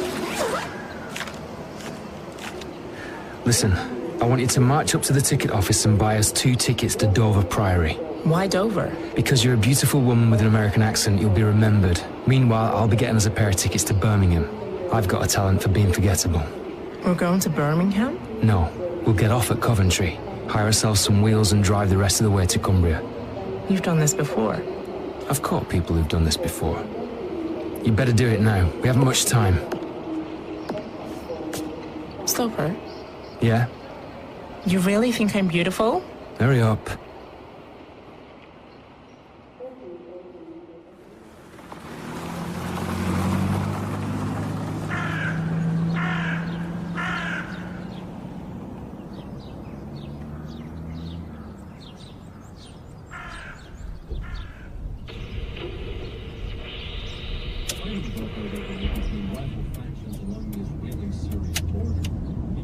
Should be coming up on the left anytime now. Cheers. Hey, Sloper, are you married? Why do you ask? I just had visions of Mrs. Sloper somewhere wondering where the hell you got to. No. You? Divorced. Oh, sorry. Don't be. We're better off. What's your problem? Or have you just never found the right woman? I did for a while. Sorry, when I said I'm not married, I'm a widower. Oh, now I'm sorry. I didn't mean to... Don't worry about it. It's fine. Her name was Liz. She was great. It's good you can talk about her. I don't really. Not much. She was my best friend. She died in a car crash. My fault, really. My train home was late. I could have taken a taxi home from the station, but she offered to come and pick me up. It was a wet night. I could have easily said no. You know, I'm not religious or anything, so as much as I'd like to think she's waiting for me somewhere, I really don't think she is. But if you think about the past as an undeniable fact that can't be erased, I don't know. It helps me feel better about her not being here anymore. She may be gone, but we loved each other, and they can't take that away from me. George and Ira Gershwin. Yeah. You hungry? I found some space snacks in the glove compartment. Just like the astronauts eat. Oh, slow down a little. There it is. RAF Spade Adam. The British home of U.S. Spacecom. There's the transmitter station over there. It's huge. It has to be. And that must be the peace camp. Uh-huh. Looks peaceful. Don't you believe it?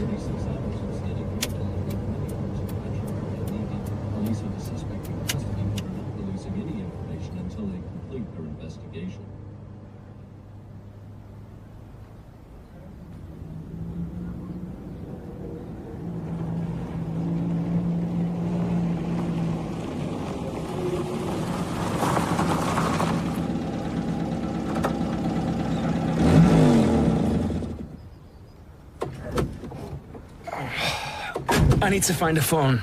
Can you book us a room at the inn? If they let me have one. What do you mean? Look at me. Oh, don't worry. This isn't Alabama. That's easy for you to say. Give me some money.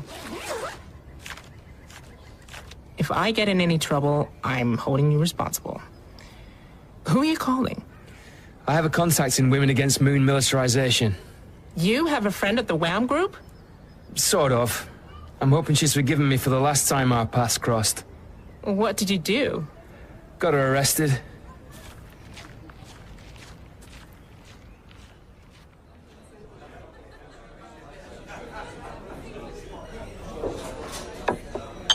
Two halves of lager and one Bacardi and Coke.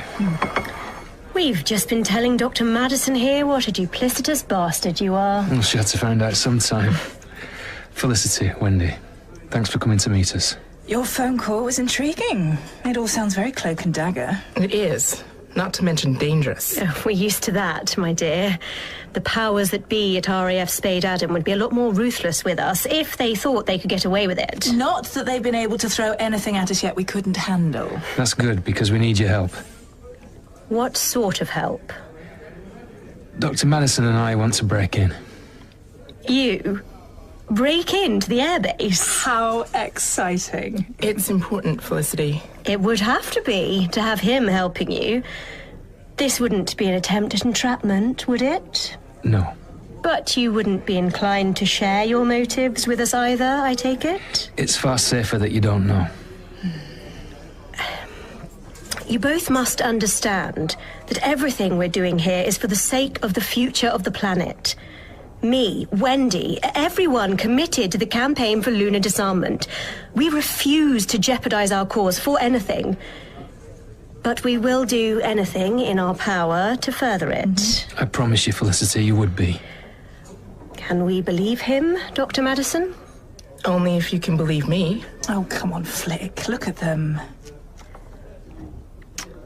All right. If you do want to get in, the first thing you should know is that the place isn't impregnable. Some of us do occasionally cross the perimeter. That's encouraging. Oh, you don't know the half of it. We cause them all kinds of problems. Barricading the access gates, cutting holes in the outer fences, blocking the sewage outlets with quick-drying cement. Honestly, they hate us. You will need a diversion, though. They've upped security in the last few days. One of their top brass has flown in for an inspection, and I think they're all rather scared of him. I hope that doesn't put you guys off. On the contrary, my dear. Bring them all on. And, fortunately for you two, we have a little operation of our own scheduled for later this evening. You'll help us then. Of course, darling.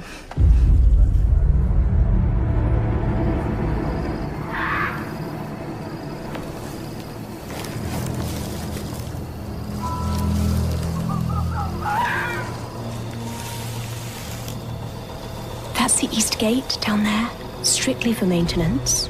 We've pulled all our people back to the main entrance on the other side. Once we're in, where do we head? See that red light in the distance over there?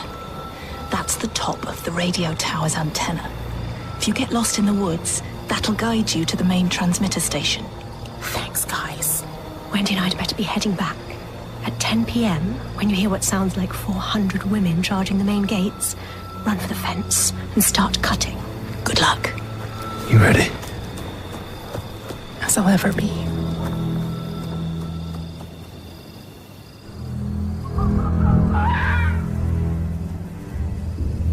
How much longer?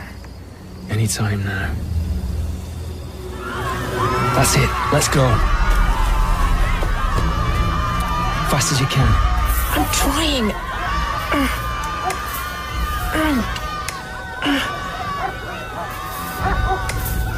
Okay, you go first. Go.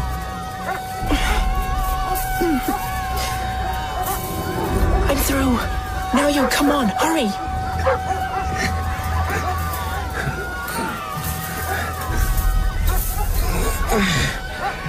Well, we're in. Unfortunately, that was the easy bit. This way.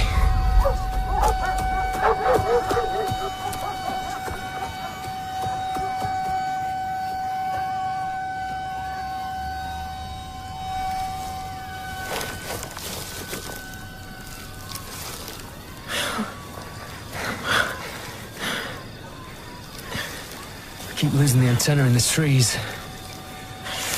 There it is. Oh yeah, I see it.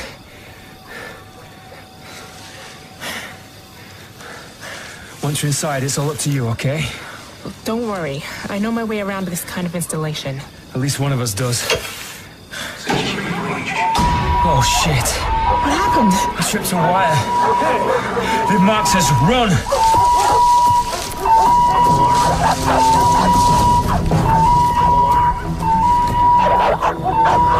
It's this way. Sector 8. Oh Jesus, what do we do? Right here. I'll draw them off. Don't be an asshole. We're in this together. Just get to that transmitter station. I've got you as far as I can. It's up to you now. See ya.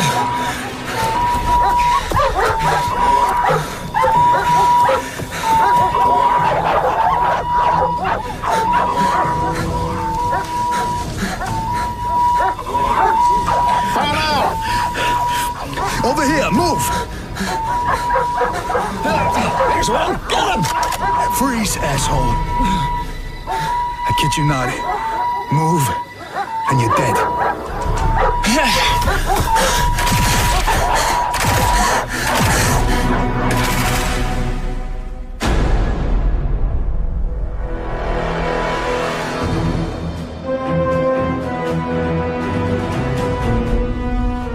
Been listening to Phase 5 of Wireless Theatre's Red Moon. The episode starred Philip Balcock as Eddie Sloper, Yasmin Holness-Dove as Dr. Susan Madison, Georgina Perriam as Mrs. Jones and Felicity, Sarah Whitehouse as Wendy, Greg Page as Murray, Richard Reed as the CIA hitman, and William Hope as Lieutenant General Atherton. Other parts were played by members of the cast. Recording took place at the R&IB Talking Book Studios. The production assistant was Lise Mick. Studio engineering was by Jim Siggy. Music was composed and performed by Francesco Quadropolo. Editing and sound design were by Malcolm Thorpe. Story by Jack Bowman and Robert Valentine. It was written, directed, and produced by Robert Valentine.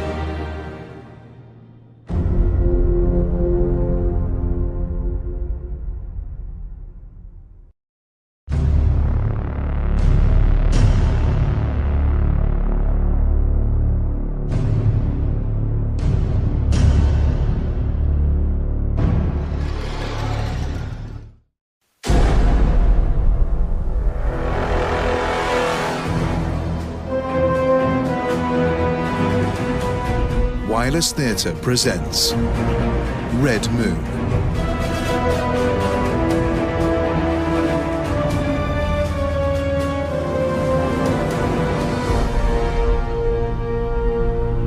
Phase 6, Dark Side.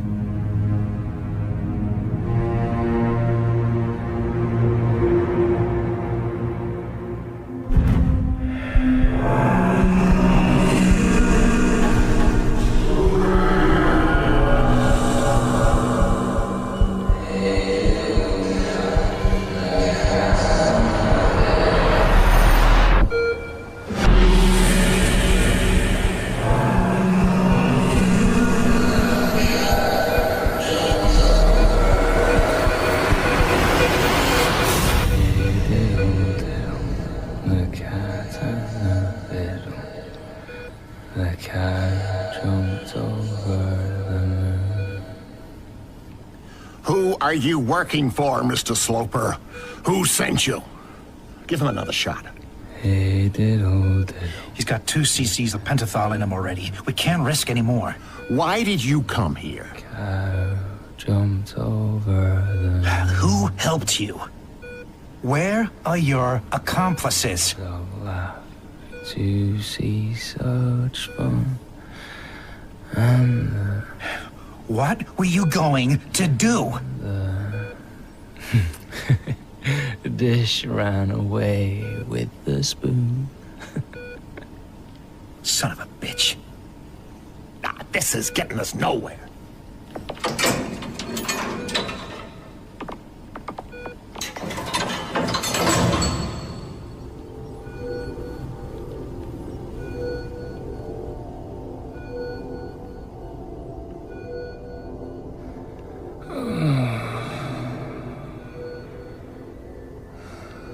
Eddie? Eddie, you must wake up. Liz? Yeah. It's me. Am I dead? No. I'm dead.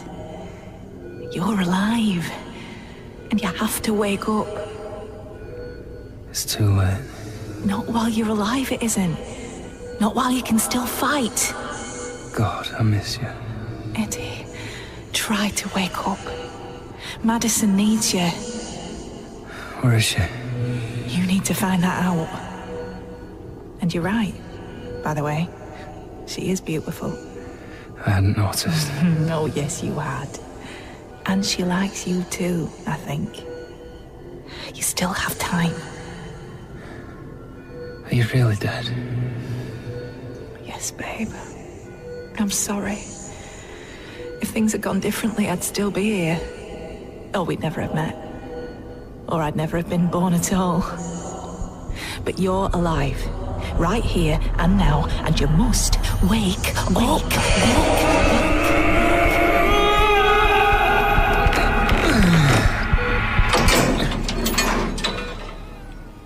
Good morning, Mrs. Jones. He wants you.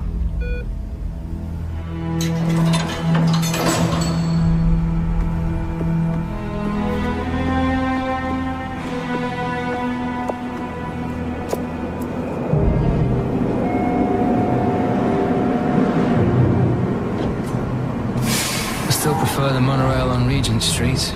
Get on. A magical mystery tour, eh?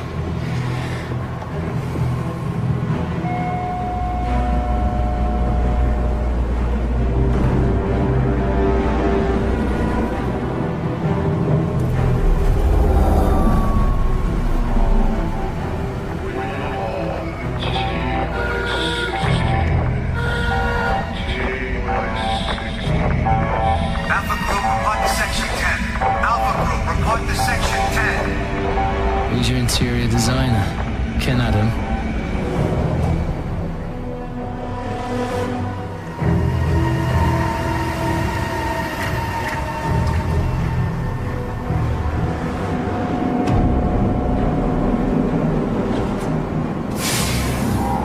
Get out. After me, I insist.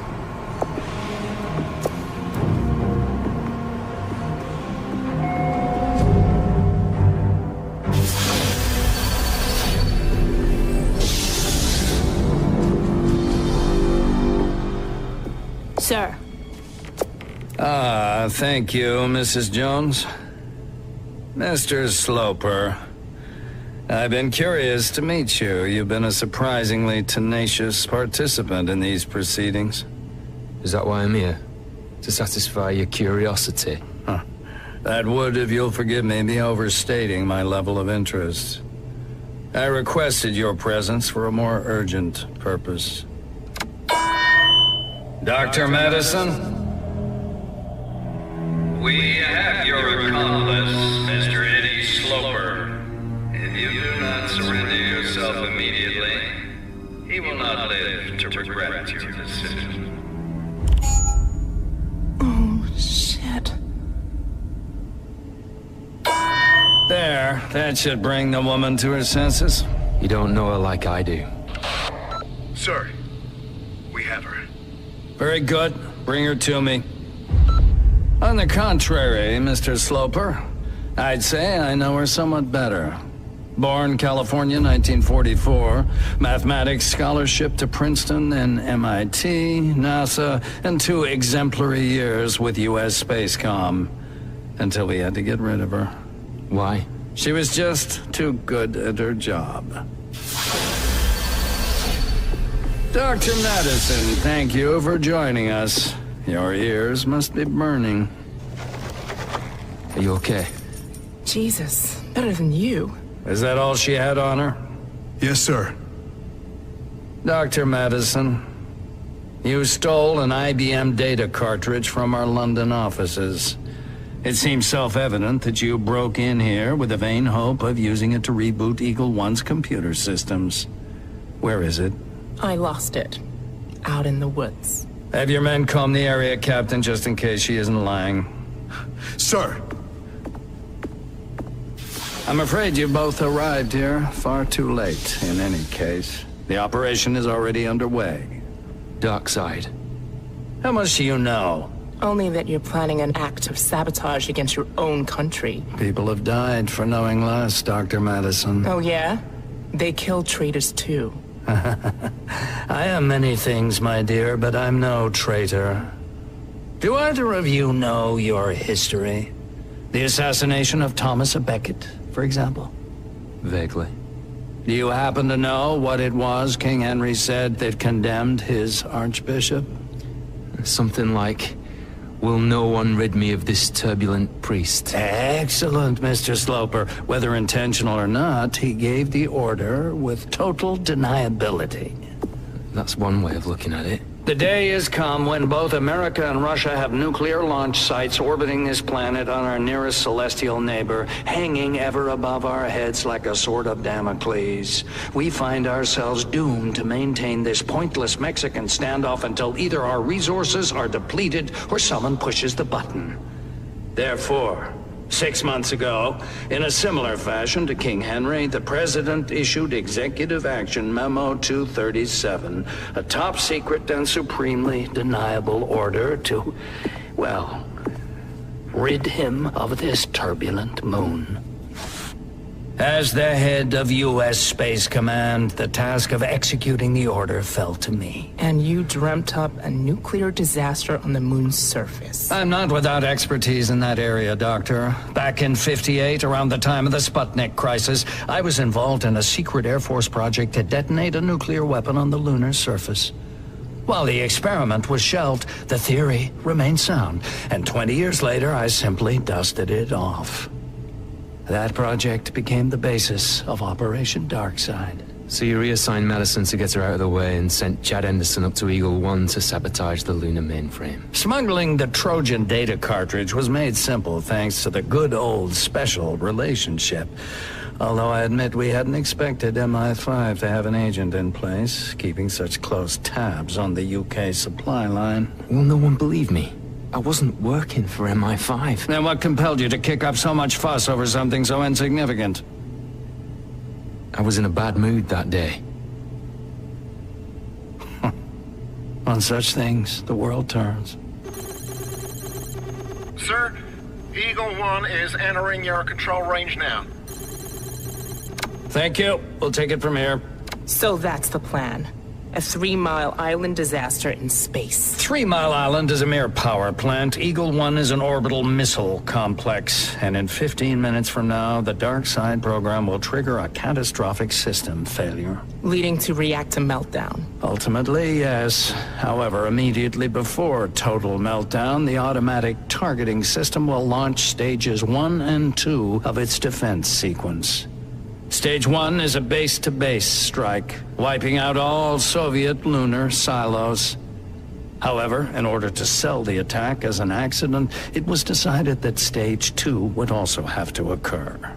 Which is what? A missile launch against a target on Earth. For Christ's sake, Atherton, if you fire a nuclear missile at Russia, you'll start World War III. Quite right, Mr. Sloper. That's why the missile can't land on Russia. Where then? Somewhere necessarily closer to home. Juneau, Alaska.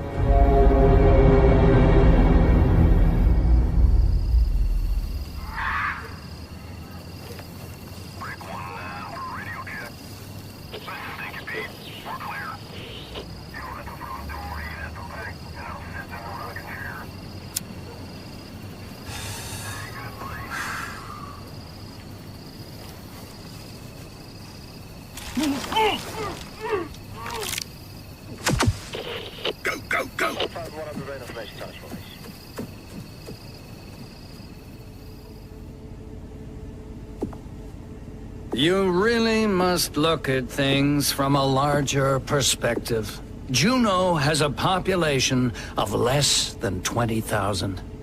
It's a sacrifice the country is willing to make if it means saving the world. Atherton, you're mad. Mutually assured destruction is mad. This is an act of sanity. Sir, we have a perimeter breach in Sector 4. What kind of breach? Sir, we're under attack. We are under... I don't think everyone agrees with your plan, Atherton. Seal off the base. Mrs. Jones, execute the prisoners.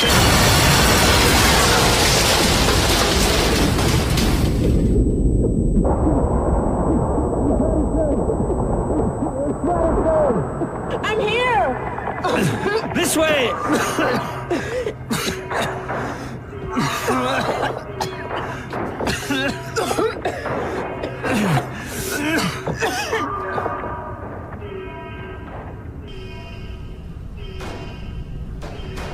Quickly, we better find a place to hide. Whoa, back up! There's still time to shut down Eagle 1. How? Take a walkie-talkie and ride the elevator all the way up to the top. I need you to find and release the transmitter control so I can angle the antenna to contact Eagle 1. For Christ's sake, I'm not technical. It'll be a big metal lever switch 200 feet up. Find it and pull it. What are you gonna do? I'm going to lock myself in the terminal room and see if I can override the lunar mainframe. I can't stop the missile once it's launched, but maybe I can shut down the system before it fires. You still have the data cartridge? Uh-huh. Where? The best place to hide anything, in plain sight. Sir,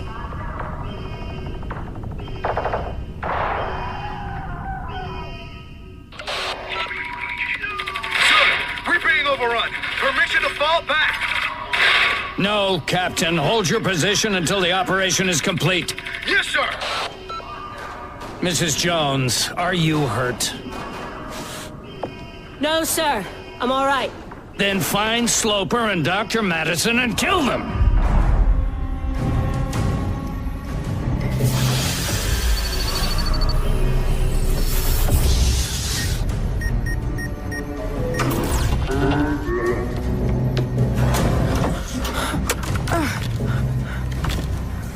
Oh, come on. Which one are you? Gotcha.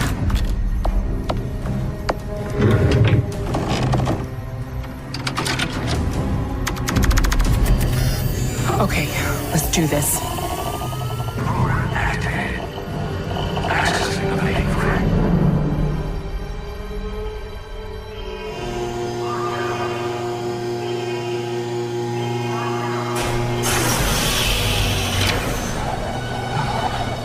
Oh, Christ. This is ridiculously high. Come in, Madison. I read you. I'm all set. Where are you? Well, I'm at the top. Okay, dead ahead of you there should be a thin metal catwalk, about 15 feet across, with a ladder at the far end, leading up to the control platform. I see it. Madison, you should know, I've got a problem with heights. Cross the catwalk, climb the ladder, and reach the platform. Hurry! Okay.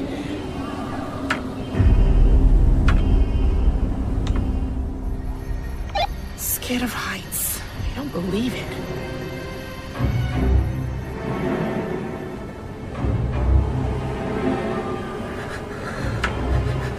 Come on, Eddie. You can do this. You can do this.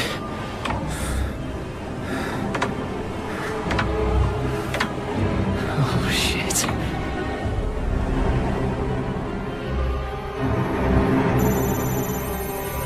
Eagle 1 is in range. Hurry up, Sloper. We're running out of time. I'm doing it! Dr. Madison, open this door. Oh, shit.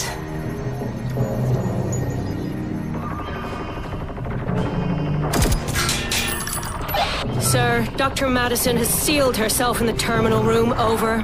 That door's armor-plated. Stop wasting your time and find Sloper. Over and out. Yes, sir. Sloper, hurry! We're in range! Clever, Dr. Madison. Mrs. Jones? Sir. Sloper's attempting to access the antenna controls. Get up there and stop him. Oh, no. Sloper? Whoa. We have a party line.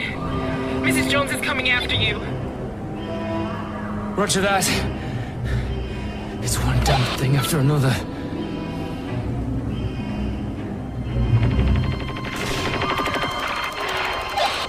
Dr. Madison. Dr. Madison. Susan.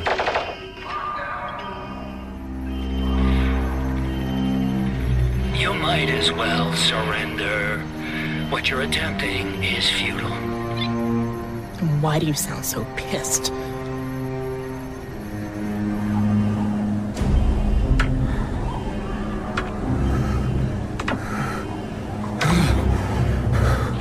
Okay, I'm across. Great. They can hear us, but there's nothing for it. See the ladder? Climb it to the platform. All right.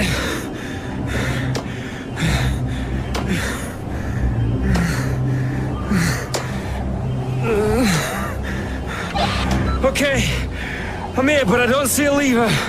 Can you see an access panel? Yeah. Then open it. Oh!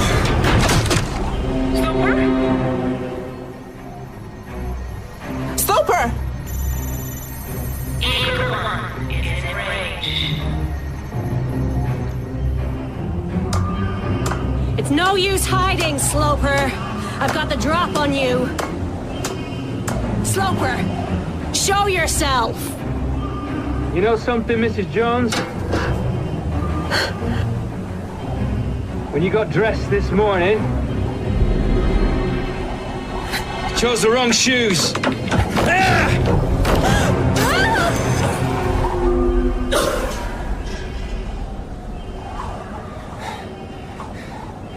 Who got the drop on who? Madison. Sloper, thank God. I found the lever. Then what are you waiting for? Pull it!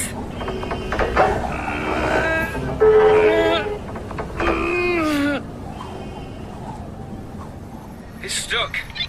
Don't be gentle, for crying out loud! Pull it! Now!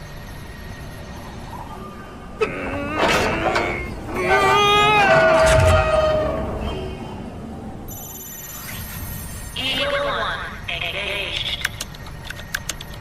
Oh, come on, come on, come on, come on! Madison, have we done it? I don't know.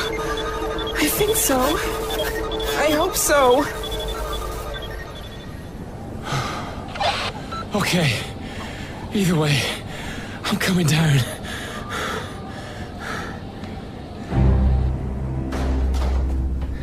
Madison! Madison! Sloper! Madison, thank God. Where's Atherton? Barricaded in his office. Where's Mrs. Jones? I think I tipped her over the edge. Oh, at least you're okay. We need to find a way out. We need to find out if we save Juno. Don't move. Oh my God. On your knees. I've waited too long for this. Mrs. Jones, seriously, you don't need to do this. Let's agree to disagree on that. Goodbye, Mr. Sloper. Goodbye, Mrs. Jones. Quirk. Oh, that's right. Quirk. Not, hello, Brian, how are you? Thanks for saving my life. You can get up now. You too, Dr. Madison. You're quite safe. The SAS have neutralized the area. The assets have been secured. I'm taking charge of the base. Over. Roger that. Over and out. What about Juno? Have we saved it? One moment, please, Dr. Madison. Where's Atherton? Through there. Lieutenant General, sir.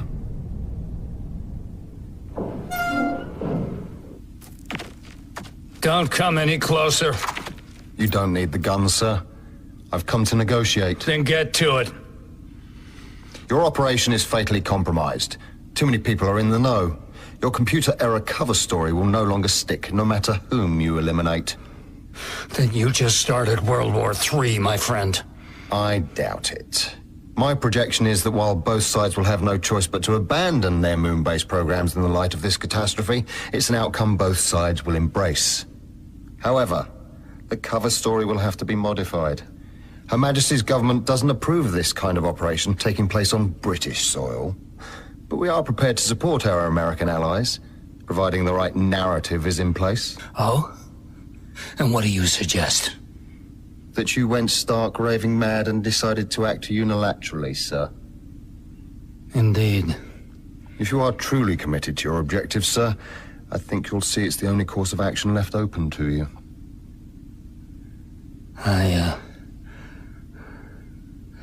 I'd have to think about that. Time's not a luxury you possess.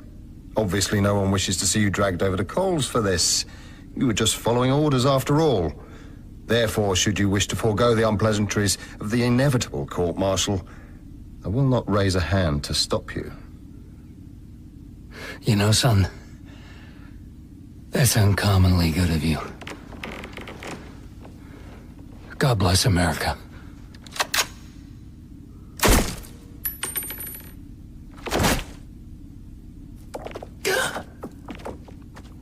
Oh, God. Sorry you had to witness that, Doctor. How long have you known? Known? About Darkseid. Oh, is that what they called it? The Yanks and their ostentatious code names. And we didn't know, we just suspected. That's why I had you look into it. I didn't do this for you. Do me a favor. Of course you did. You just didn't know it, that's all. Quirk. The possibility either side might nuke the moon and pass it off as an accident is just one of many projections I've wargamed. It's what I categorized as a B3 scenario. And when Spacecom's UK dealing started matching the checklist for a B3, I knew we had to get someone in. You should have told me.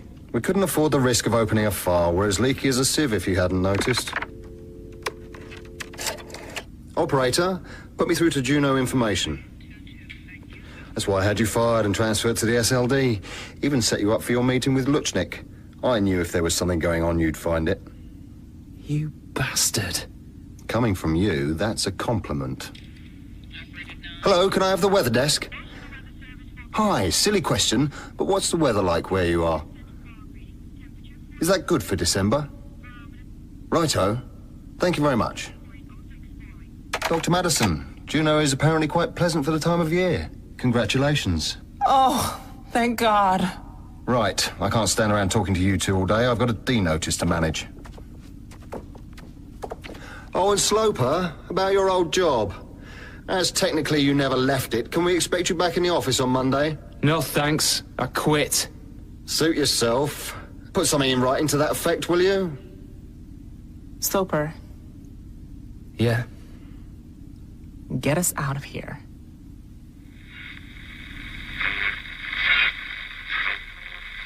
The breaking news this morning is that the President of the United States is to be removed from office. The Vice President and leading cabinet members have notified the House and Senate that the President is unable to discharge the powers and duties of his office, leading many to believe that rumors around the President's disintegrating mental state are indeed true. Only last month, photographs emerged of the President's bizarre behavior at luxury golf resort Lago del Mar. A lot happened in the year after we saved Juno. It turned out we hadn't been in time to stop stage 1 of Operation Darkside, and the detonation of the US and Soviet moon bases was a 3-day light show watched by everyone on Earth. As Quirk predicted, the superpowers were secretly relieved that the base race had come to its ignoble end, and with the ink still drying on the new Outer Space Treaty and the moon off limits, it looks like it'll stay that way. It was around then that I asked Madison, Susie, to marry me. And when it came to choosing where to go for our honeymoon, well, where else would we have gone?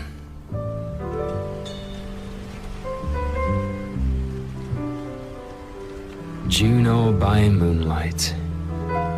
What a view. You know, if this lump's a girl, that's what we're gonna call her. Moonlight? Juno, you idiot. What have you got there? Mystery package. Room service brought it up. It's not ticking, is it? To Mr. and Mrs. Stone on your honeymoon. Oh no, they must have delivered it to the wrong room. Trust me, it's for us. Tassinger, Comps de Champagne. Very nice. And Russian caviar. Subtle. What does it mean? It's a thank you for saving the world. Just don't ask who. Oh, no. What is it? Hate Ashbury. Huh? Nothing. I just got a joke someone told me. You know, being the wife of an enigmatic secret agent is going to take some getting used to. A counterintelligence officer, hon. Retired. Potato, potato. Come on. Where are we going? Onto the balcony. Why? There's something I've wanted to do with you for a very long time. Well, that's the story of how Mr. and Mrs. Sloper saved the world. And it just goes to show how wrong you can be. Sometimes there's only one decision between you and total happiness. Sometimes that's all it takes. One move, one act, one leap of faith, and suddenly you're dancing under the moon.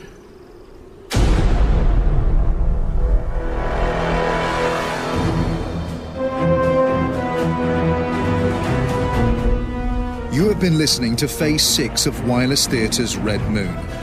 The episode starred Philip Bulcock as Eddie Sloper, Yasmin Holness-Dove as Dr. Susan Madison, Georgina Perriam as Mrs. Jones, Joe Riley as Quirk, Sarah Whitehouse as Liz, Greg Page as the SAS captain, Richard Reed as the base commander, and William Hope as Lieutenant General Atherton. Other parts were played by members of the cast. Recording took place at the R&IB Talking Book Studios. The production assistant was Lise Mick. Studio engineering was by Jim Siggy. Editing and sound design were by Malcolm Thorpe. Music was composed and performed by Francesco Quadropolo. Story by Jack Bowman and Robert Valentine. It was written, directed, and produced by Robert Valentine.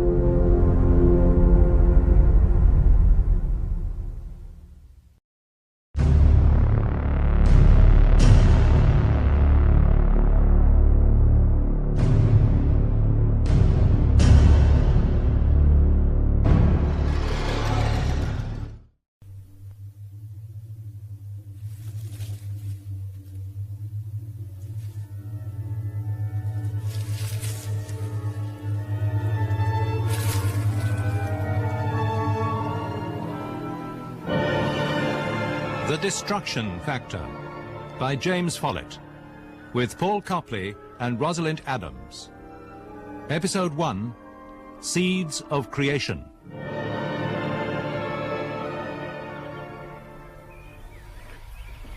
Kathy. Kathy. What's the matter? It's my heart, love. What? I think it's beating slow. Oh, don't be silly. It's another 2 hours before we have to get up. Try and get to sleep. No. I feel sort of lightheaded. It's like I've been out drinking. It's a funny sort of feeling, it is. Come back to bed. It's gonna be a nice day. I really do feel funny. This plant's grown since yesterday. Look at the size its leaves are now. Huge.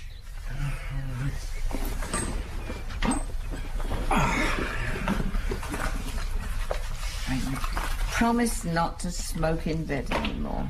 Well, just one now. Down to 10 a day now.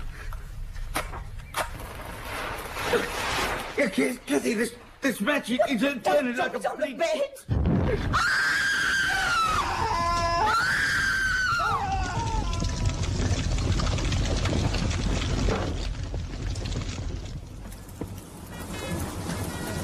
Yeah, we'll need another breathing set. But how are we to know it would burn like that? No, it's the usual problem with bungalows, not knowing which room they're using as a bedroom. We never really had much to do with them. A drink last Christmas, that sort of thing. But you must know which room they're using as a bedroom. I'm sorry, Mr. Detective Inspector Balfour. I'm sorry, Inspector, but we hardly know them. Well, he works for that big chemical plant. Will everyone please get well back? There's nothing to see. Please get right back. Excuse me. Okay, now back. Now there's more vehicles coming with me. Just wait well back. Anyone in there? I've no idea, madam.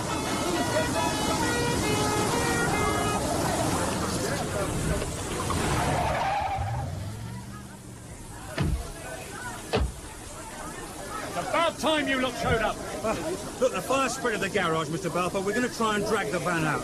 Now, one of my lads says there's drums of some sort in the back, but he can't read the labels. You must close the road and get those bungalows evacuated. He works for the chemical plant. What often brings a loaded van home in the evening. Oh, we said it was dangerous, didn't I, Joe? Yes, all right. Now get well back.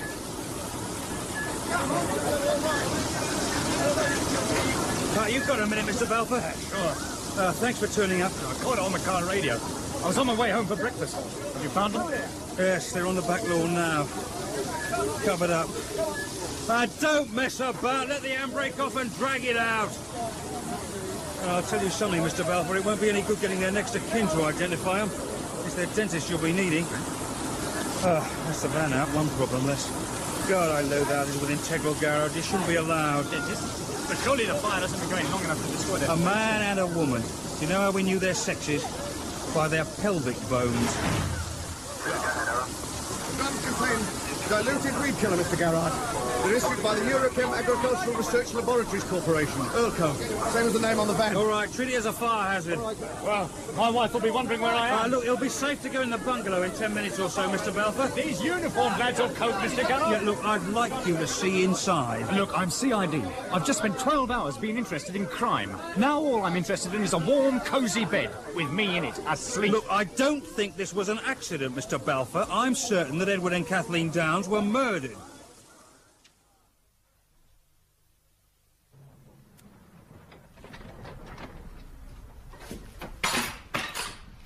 Are you sure it's safe?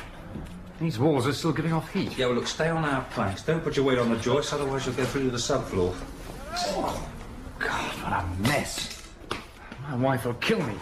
No need to touch anything, just look. Well, what do you think? This was a bedroom. That tangle of ironmongery is the remains of their bedspread. Medhurst and Williams found what was left of Mr. and Mrs. Downs lying on it. Nice. Yeah, but doesn't that strike you as odd? I mean, the woman next door said they weren't crippled, so how is it they died in their bed? You tell me. And take a look at this. Just break the piece off. Yeah, there. A small chunk of brickwork. Now look closely at it. It looks more like a bit of, ceramic of some sort. Yeah, correct, but it was brick. It's been vitrified. Eh? It's turned into glass by the heat. So there's been a fire? Yeah, a domestic fire, Mr. Balfour, and domestic fires don't generate the sort of temperatures that can turn brickwork to glass. Now look at this. Earthenware flower pots fused into glass. See, we're not dealing with an ordinary fire, Mr. Balfour. No ordinary fire could do this. We are dealing with the sort of temperatures that are encountered in an industrial furnace. Not the low temperatures you get by burning bedding, furniture and floorboards in the normal way. Well, what would be the abnormal way? Any way that introduces an abnormal quantity of oxygen to sustain combustion. You're leaving me behind. A forced draft. Light billows. Here, or a fireplace, like that one. No, that was bricked up years ago when the central heating was installed. You try putting your hand up the chimney. I'll take your word for it. So the room was sealed? Virtually, yes. And that's where the contradiction creeps in. I mean, in a small room like this, the air couldn't be replenished fast enough to support even a small fire. And certainly not a fire that reached furnace intensity so quickly that Mr. and Mrs. Downs had no time to even get out of bed. First you tell me it was an intense blaze, and now you tell me that an intense blaze wasn't possible. All I am saying is there is a contradiction in the evidence. And that the coroner couldn't record anything but an open verdict on the deaths of Mr. and Mrs. Downs until that contradiction is cleared up. And clearing it up is going to be a police job. That's right. I'll write up the mystery and you can solve it, each to his own. Thanks. Any time. Where will you start? That's him over there. Mr. Howard Rogers? Yes? I understand that you're the transport manager at the Eurochem Agricultural Research Laboratories. That's right, yeah. And General Dog's Body, why? I work there as well. Has he done something awful? Denise, don't you think it's time you slipped into something opaque? If you start screaming, I won't hear. Very nice. I wasn't told you were married. I'm not. She's just dropped in for breakfast. Now, I'm sorry to call so early, Mr. Rogers, but it's urgent. You have a driver who works for you at Elko, Mr. Edward Downs. Ted Downs, yes. There's been an accident this morning at his home. A fire. How serious? It was fatal. For him and his wife. About 2 hours ago. I'm sorry. Well, how did it happen? Well, we're not sure of the exact details yet. He had several drums of weed killer in the back of his van. Oh, that's right, yeah. Complex B put in a priority requisition yesterday for 200 litres of diapon. I sent Ted to Cardiff, our production plant, to collect it. He'd have got back late last night and driven straight home. There's no one in Complex B at night with the authority to accept deliveries. Complex B? The Industrial Research Unit at Elko, the place behind the high barbed wire fence. Those perimeter surveillance TV cameras feed pictures to your police station. Well, I don't know half of what goes on in our Nick. So Edward Downs had access to dangerous chemicals? Highly inflammable chemicals? Well, so? Well, Edward Downs and his wife died under what is loosely termed as suspicious circumstances. Either someone planted an incendiary device in their bedroom, or, more likely, Downs had been systematically milking Elko of inflammable chemicals and storing them in his bedroom. Oh, you're crazy. The stuff we produce is so cheap you'd have to steal it by the ton from Monday to Friday to make even a few pounds a week. It's not unknown. Look, do you know what we turn out? Cheap fertilisers and herbicides for developing countries. Emphasis on cheap. I wouldn't be working for them if they exploited poor countries. Anyway, none of the stuff's inflammable. I have to eliminate the possibility that Downs was stealing from Elko. Oh, how? By going over your records. Checking every delivery note and invoice for consignments handled by him over the past 2 years. There were never any complaints about short deliveries. Good. That means it won't take us long to double-check. When do you want to start? This morning, 11. I'll be along with the detective constable. OK. I'll tell the main gate to expect you. Oh, you'll have to have your pictures taken. You'll be issued with visitors' badges. We don't want to enter your Complex B. Oh, you wouldn't be allowed in there anyway, old son. I've never been in there, and I've worked for Elko for 3 years. Right, your office then. 11. Say goodbye to your lovely friend for me. Be seeing you.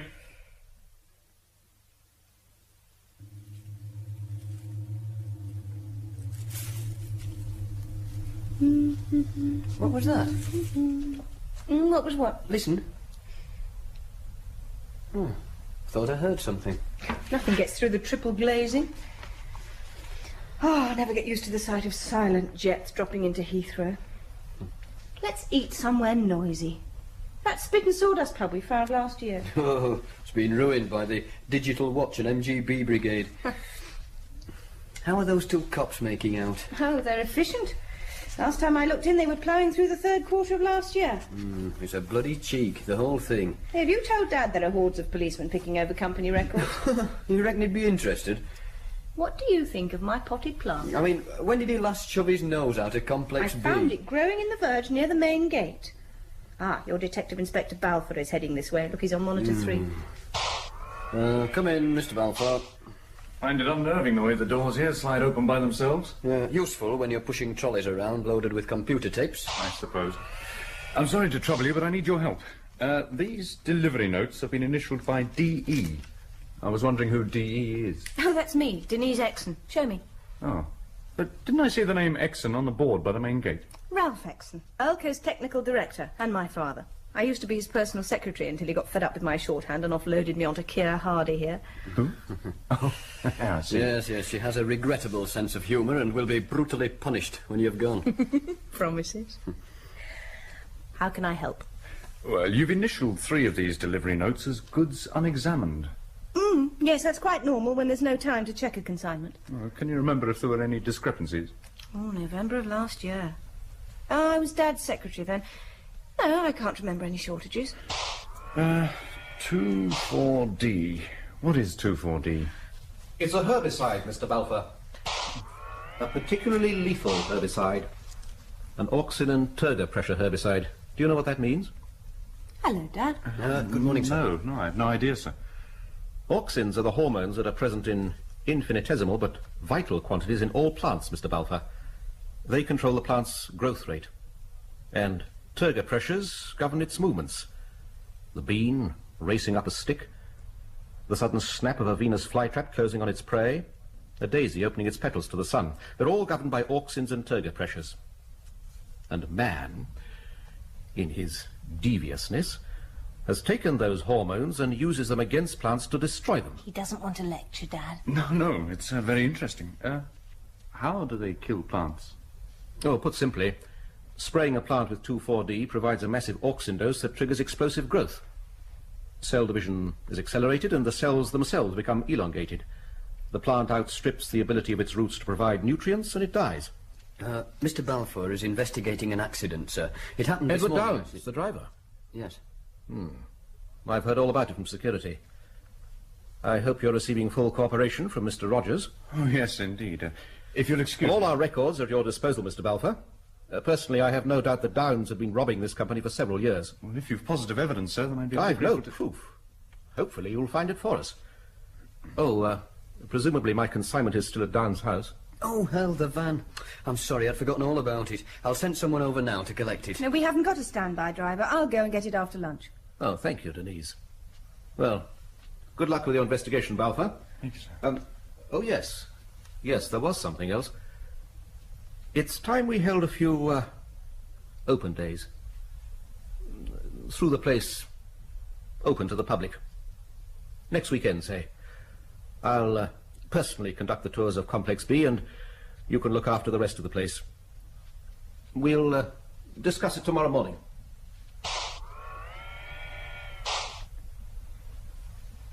Well, I must get back to my investigation. Thank you for your help, Miss Exon. Oh, pleasure. Oh, you realise what's happened, don't you? Your father spent so much time working alone in Complex B that he's finally blown a mental fuse. It's odd. TV cameras, an electric fence, floodlighting, regular security patrols, and God knows what else. £2 million spent on keeping people out, and now he's talking about opening it to the public. My potted plant. What? I'm sure it had only 4 leaves this morning. At such short notice. No, That's what it's gets got me. 6, 7, 9, 10.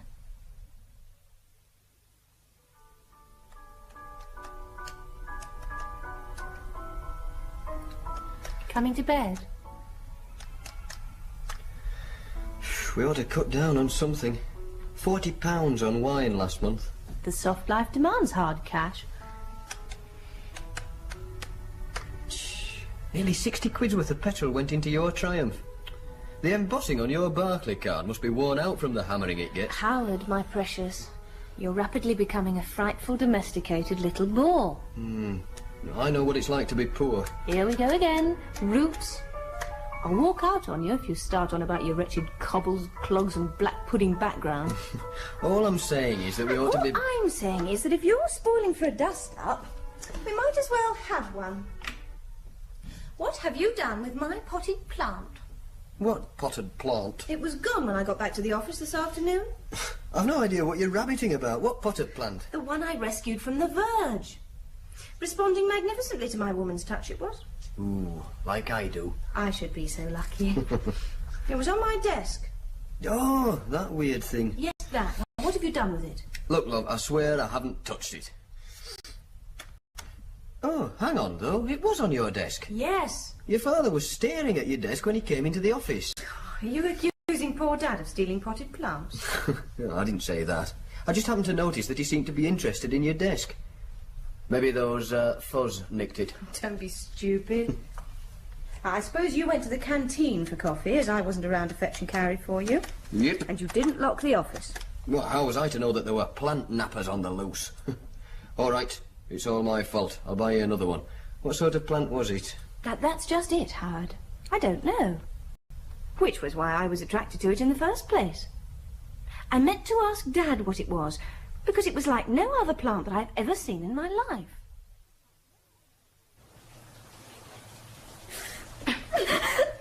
She's lying.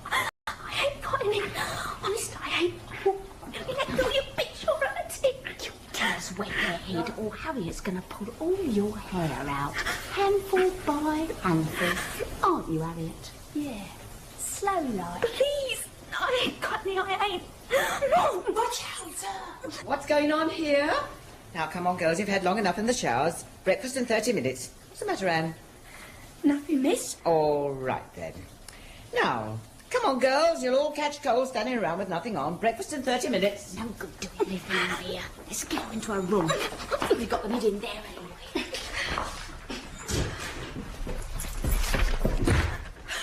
Lock it. Please, no, I ain't got none. You should open your windows. This room stinks of fags. Where are they? Know what my boyfriend liked to do to me? Used to work real hard, it did. Sadistic little swine he was. Show her. It really hurts. Better have a pillow ready in case she screams like I used to. Oh, there still. No! No! Do you want her to do it again, love? No! No, please. They're over there. That's more like it. Where? Funny noise. Behind the curtains, on the windowsill. Can't see no fags. Nothing except this plant thing. There. Look at that. Where's the fags then? It's twice as big as what it were yesterday. It's making some sort of noise. The fags. In the flower pot buried. What do you think? Oh, it's a funny looking plant. Don't make sense. Weren't nothing like as big as this yesterday when I dug it up. Where'd you find it? Whole packet. Only 3 smokes. Oh, matches too. Oh, I haven't had a drag for 3 months. 1 each for now. Oh, they look funny. Eh? Yeah, well, light-headed like I've been drinking. Don't reckon much on that plant. Ugly thing. It's making some sort of noise. Yeah, that's what I thought. Did your boyfriend really do that to you? What you did to me? Of course. That's why I stuck him in my mum's pinking shears. That's why they shoved me in this dump. Well, I couldn't tell him in court why I stuck him now, could I? Oh, look at that. Old fag and not some tatty dogging. Come on, Harriet. Strike a match. Hey, look at the way it's burning.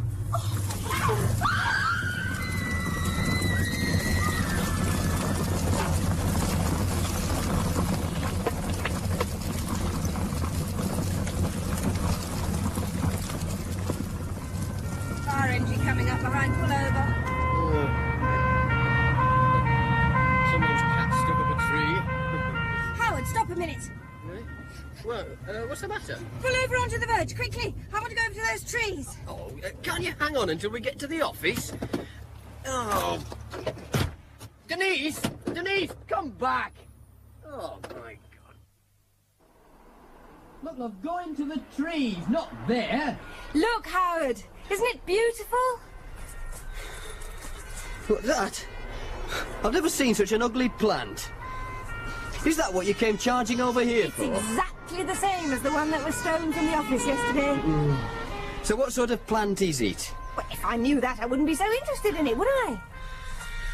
It's not unlike a soya bean plant, but the leaves are far too big. Anyway, the soya won't grow in this country. Well, this one seems to be flourishing. Have you got a spade? Oh, damn it. Yes, I knew there was something I'd forgotten. Don't be cheeky, little fella. I want to show it to Dad, see if he can identify it. And besides, I rather like it. Don't you? No. But then, you always did have lousy taste. Oh, thanks. Now then, plant. What are you going to do? Tear a leaf off to show Dad.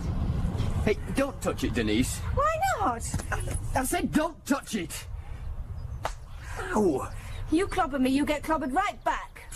Well, I was thinking of you. Now, how do you know that thing isn't poisonous? I don't intend to eat it. Just tear off a leaf. Yeah, well, supposing it's poisonous to the touch. It isn't. How do you know? It's ugly. Now, isn't that supposed to be nature's warning sign? Keep off, I'm dangerous. You're forgetting something. And it's only mid-April, so how come this plant's fully mature? It's been a mild spring. The soil's warming up. The reason I know it's not poisonous to the touch is because the one I had on my desk that someone stole or disposed of didn't hurt me. Oh, God, it's as tough as old boots. Oh, you try it. That large leaf there. They're all large. Oh, are you sure it won't bring me up in a particularly virulent rash, unknown to dermatologists? I see what you mean. There. Right. Thanks. Come on, we're going to be hideously late. So what are you going to do with it? I'll call Complex B as soon as we get to the office and ask Dad to have lunch with us at our pub.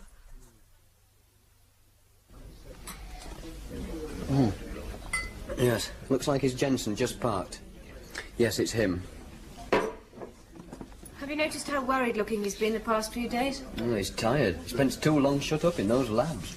Oh, well, at least he's dedicated to his work.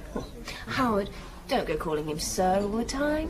Call him Mr. Exon, or even Ralph. He won't show it, but he'd be secretly delighted. Oh, sure. Your father has the sort of personality that can freeze alcohol. Dad. Hello, Denise. Good afternoon, Howard. Hello, Dad. Good afternoon, Mr. Exon. I saw the menu as I came in. The steak, please, Howard. Well done. Right. I expect the vegetables are frozen. I expect so. The only food that isn't ruined in a freezer is ice cream. The steak by itself, please, and ice cream to follow. Anything to drink? Just the food. Fine, I'll go and order. You're looking tired, Dad.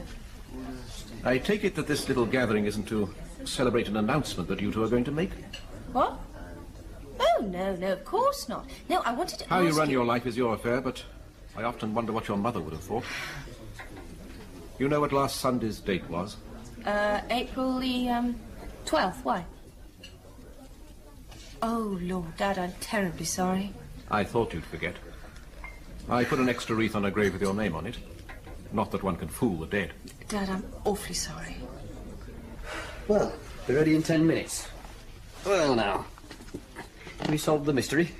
What mystery?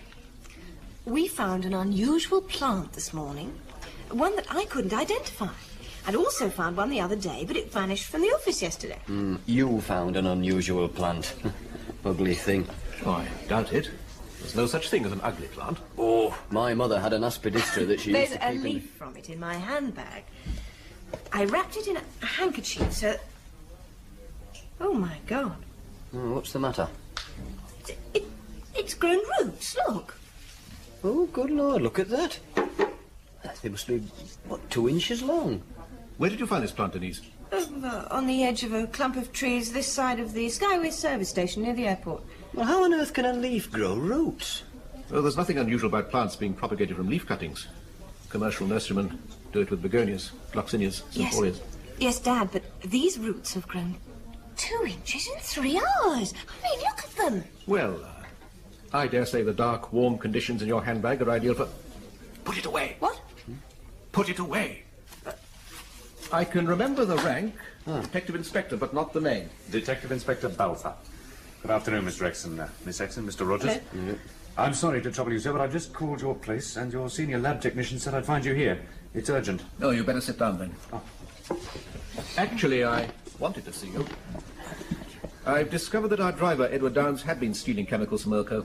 Oh? How did you find that out? Oh, that has some bearing on why I'm here.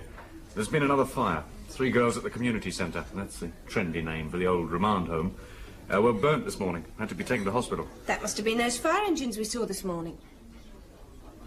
How badly burnt were they? Well, they managed to escape from a blazing room with their hair on fire. They've got extremely severe scalp burns, but the chances are they'll be okay. What have they been doing? Oh, they won't say. Well, then, what has this got to do with Elko? The fire had the same characteristics as the fire that killed Edward Downs and his wife yesterday morning. Everything inflammable in the room would burn at exceptionally high temperatures, yes? Oh, how do you know? Have you told him, Denise? I can clear up the mystery of your 2 fires for you, Balfour. They were caused by spontaneous combustion. Yes, you were right about Edward Downes stealing chemicals from us. But he was clever enough not to steal it while it was in his care. The chemical he'd been helping himself to was sodium chlorate. How much had he taken? Well, probably as much as half a ton over 2 years. Now, anything inflammable that has been in contact with sodium chlorate is liable to burst into flames without warning. Flames that can't be smothered. Oh, surely cutting off a fire's supply of oxygen with a blanket or rug is bound to put it out. Correct.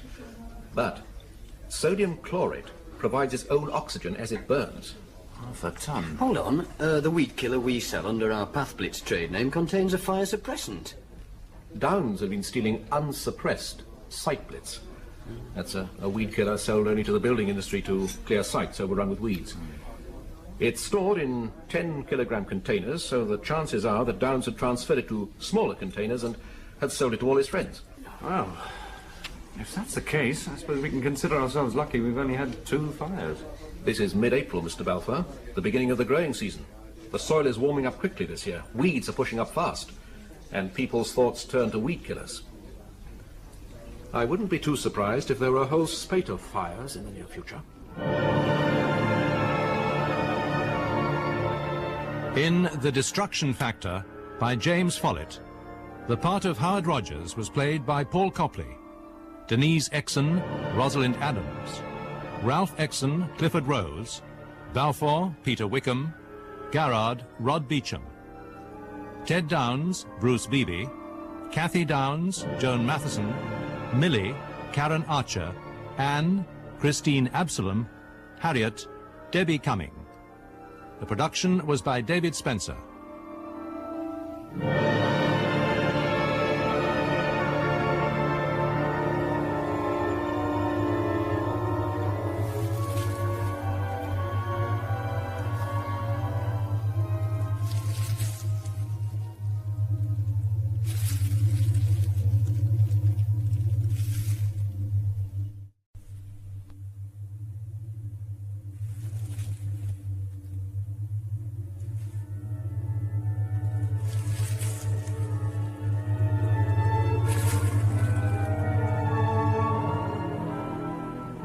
The Destruction Factor by James Follett, with T.P. McKenna, Paul Copley and Rosalind Adams. Episode 2, The Devil's Harvest.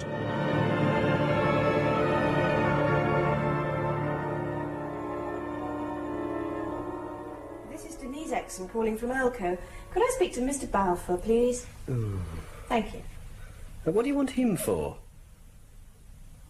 Oh, Mr. Balfour? Good afternoon. I'm sorry to trouble you, but there was something I meant to ask you at lunchtime.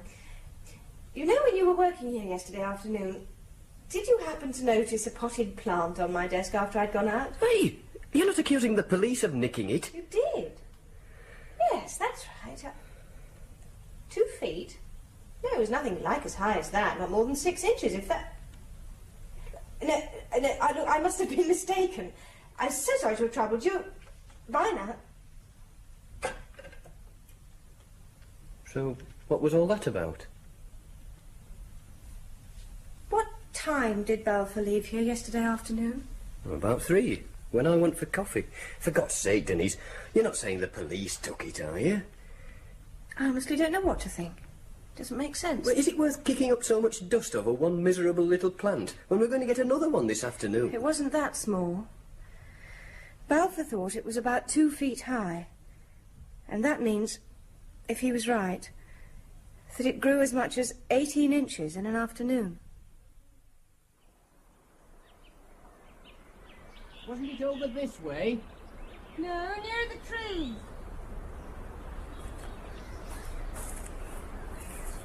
Isn't there a law about digging up flora? Not if she's dead. I'm sure it was around here.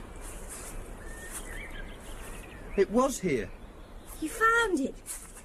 Where? Someone's beaten us to it. Looks like it's being dug up, love, look.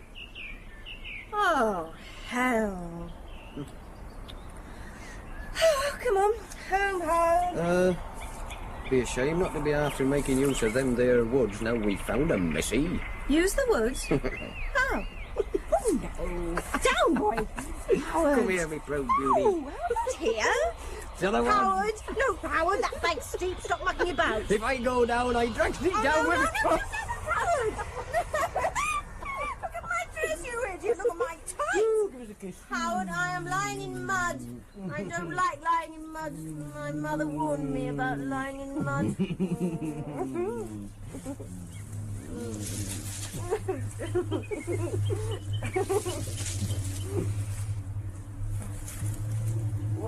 What's that noise?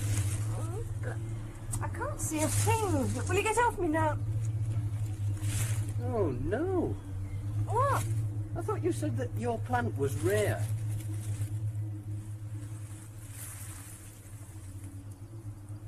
Oh, my God.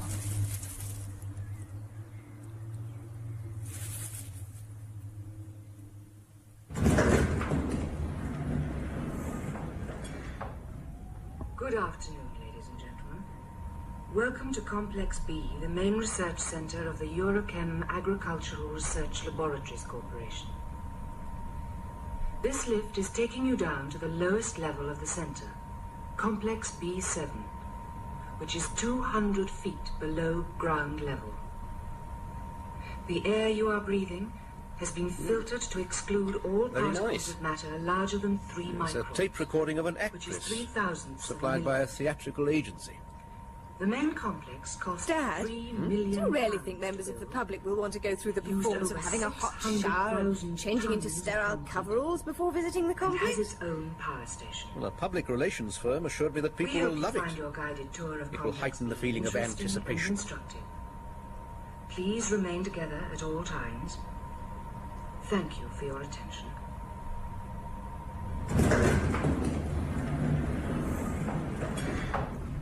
Ah, here we are. Level B7. The most interesting level in the complex. Where shall we start? Well, we're in your hands, Mr. Exon. Ah. This is the control room of the climatorium. Come in. Come in. The what? Yes, an ugly name. I didn't coin it, but it does convey an idea of the laboratory's purpose. Take a seat. Oh, thank you. The climatorium itself is beyond that glass screen. You'll see it when the sun is switched on. It's 90 meters in diameter and about the same height at the center of the dome. Now, are you ready? It's getting light. Listen. We are going back in time. We are hurtling backwards in time at a rate of 200 million years per second, until we come to the period in the history of our planet when the atmosphere contained no free oxygen. Is that the real sun out there? But there had always been light from the sun. The first recognizable life was algae floating on the oceans, intercepting the sunlight and using solar energy to convert carbon dioxide to sugar and releasing oxygen into the atmosphere.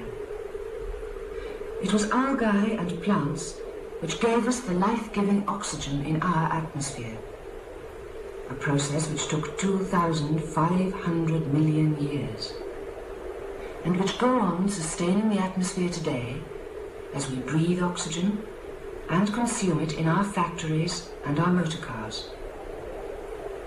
One car requires 5 acres of forest to replace the oxygen it burns every 20,000 miles. Well? It's fantastic. But is that the real sun? No. It's a cluster of high-pressure xenon lights, radiating 1 kilowatt of energy over every square meter of the climatorium's floor. They're suspended from a gantry which can be moved to simulate the passage of the sun across the sky.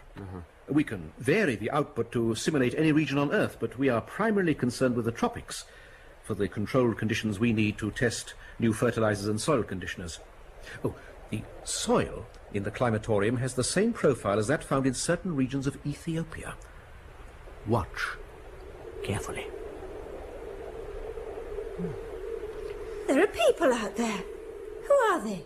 We have now come forward in time to 5 million years ago. We are in North Africa, where the first true men are believed to have appeared. Yes, actually, it's dangerous making statements about the origins of man because, well, every so often someone makes a discovery that adds another million years to the time he's been on this planet. Dad, who are those people? And now we move our weather clock forwards to the present day. Little has changed. The people are a little taller, and they live a little longer. Some even survive into their early 40s, and they are still starving and wretched. But instead of a handful of people, now there are many millions. People like Joey. We don't know his real name. Come nearer, Joey. Nearer. Notice his limbs, like matchsticks on fire. But this is awful. You almost feel you can reach out and break them. What's that poor kid doing in there? Dad! Notice his distended brain. Why is he in there? Why? Why? The flies are crawling all over his face, but he no longer cares. No. All he cares about is his next meal. Dad? It might come today, or tomorrow, or next week. Look. Or never. Look, Dad! Come nearer, Joey. No! Denise, it's all Come right. No, it's not all right. Yes. How old do you think Joey is? 4, 5, 6? Joey is 11 years old. He is one child out of 10 million. And we have sentenced him to death. Dad, please, open this door. Dad, you can't leave him. You cannot. Please, open the door. Denise! I didn't mean it, Daddy. I didn't mean to kill him. Oh, please believe me, Daddy. He was hungry. He was so hungry. I didn't know he'd die. It's all right, love. It's all right. He's gone. There's nothing there. They've all gone. Look, you see? Nothing. Nothing. So, what was it that we saw? A hologram. A three-dimensional image recorded on holographic film and projected by laser beams. The boy died last year. We made the recording in Somalia. What did she mean? I didn't mean to kill him. I thought she'd forgotten. I'm all right now, Howard. Oh, I'm taking you home. No, I'd like to see everything now we're here. Well, perhaps we should call it a day. I'm sorry I made a fool of myself, but I'd like to see the rest. So, what's the purpose of that place? It recreates any environment that we wish. Let me show you. Oh, we can go in there? Of course. It's perfectly safe. There are no mosquitoes. Oh, perhaps there should be. I think I ought to take Denise home. I'd like to see it. Yes. I thought perhaps you would. Now, sun goggles are on your left in the airlock. Put them on, please. Right. Now, are we in? Okay. Excellent. As it takes the pumps a few seconds to balance the pressure. Oh, a word of warning. Even though you're wearing goggles, don't look up at the xenon lights. They're burning with the same intensity as a tropical sun. Right. Now, brace yourselves. The heat can hit you like a sledgehammer. Welcome to North Africa. Oh, it's incredible. I can even feel a slight breeze. There's convection currents set up by the xenon lights, Good which is exactly what winds are. We weren't expecting real climatic effects in here, but we've got them. I've left the program set so that you'll get a taste of some real weather in a few minutes. Hey, is that maize growing over there? Yes, that's right. Come and see. They're fantastic, Dad. Looks like they're growing in sand. They are. Those sachets at the base of each plant are Elka's much vaunted grow bombs. Sunlight degrades the covering, layer by layer, so that the exact amount of water and nutrients required by the plant are released at a controlled rate throughout its growing season.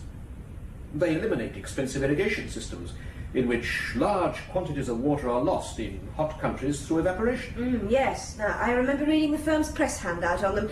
They're going to revolutionise farming, aren't they? They'll eliminate ploughing and harrowing.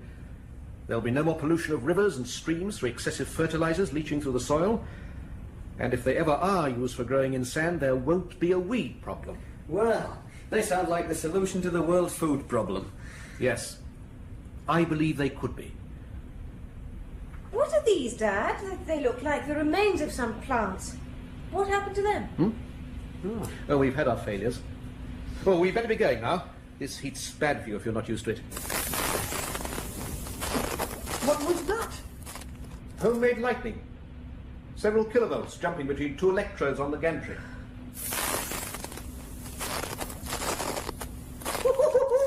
How long is the spark? About 30 feet. Quite spectacular, isn't it? That's how we increase the ozone concentration in the atmosphere. Now, we ought to be going now.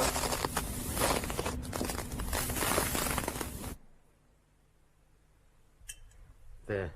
Denise, ready? Ooh, steak, wine and candles. It's an anniversary now. Eat and don't ask questions. They look good. What anniversary, kind sir? We've been together now for 365 nights. 362. What? I threw you out on 3 successive nights last December, do you remember? Yes, I never did pay you back. But if you'd like to propose to me, I'll give it careful consideration. Only one thing missing from the table, flowers. Oh. Where's my potted plant? I moved it into the bedroom. It was a nuisance in the kitchen, seeds all over the floor. And as it's my month for housework, I ought to be allowed to make decisions on the location of things that make cleaning up difficult.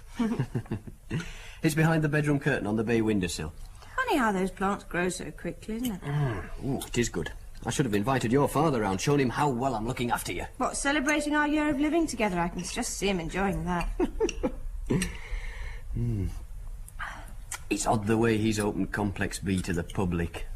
And yet they've still got all the surveillance equipment working at night. He says it's to safeguard the records and computer files on level 3. Odd, though. Still, that hologram of the starving kid was more effective than any film. Don't let's talk about it, Howard. Oh, I'm sorry. Did Dad mention anything to you? No. Then why are you saying sorry? I didn't mean to bring the subject up. I figured you'd get around to telling me sometime. I just didn't want to push you. I tend to forget how kind you are. Ooh, you won't find another. Oh, Dad was wrong. I hadn't forgotten that little boy. I must have been about 7 or 8. Dad was on his second tour with the United Nations Agricultural Advisory Team in Chad. It was Boxing Day. I remember feeling how wrong it seemed to be spending Christmas in such heat. I was playing with my presents and I suddenly realised I was being watched. He had huge eyes, just like that little boy in the climatorium. His stomach was blown up like a balloon. He could hardly stand. I heard him crying that night. I overheard someone say he was hungry. I didn't know they were giving him a liquid diet to start with. I smuggled him a big slice of Christmas cake. They found him dead next morning. Did your father guess? Well, I think he must have done. If only they'd told me that food like that would kill him. Oh, I'm sorry, Howard. This is delicious, but I just can't manage anymore. Coffee? Please. Oh, that's odd. The cream's gone off. Smell. Ugh. Where'd you get it? At our supermarket. Well, we're not going there anymore. That's the second lot that's done that. Come on, let's have it black. Good Lord, don't you need a special licence to smoke something that size? Special occasion. The biggest cigar in the shop.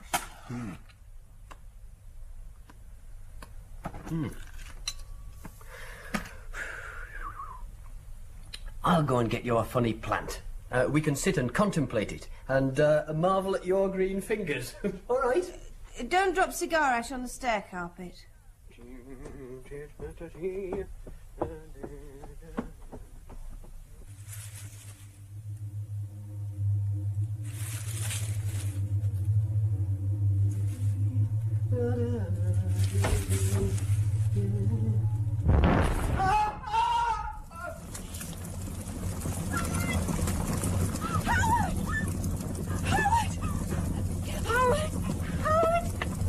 Oh, my God!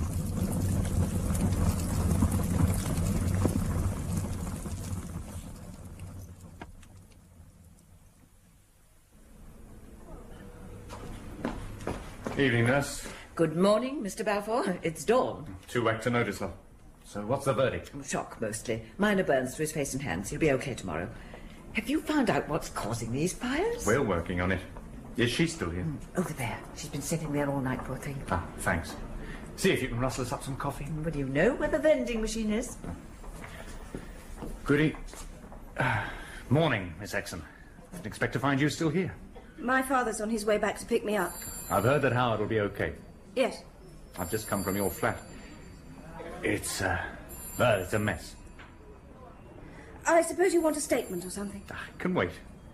What happened? We just finished dinner.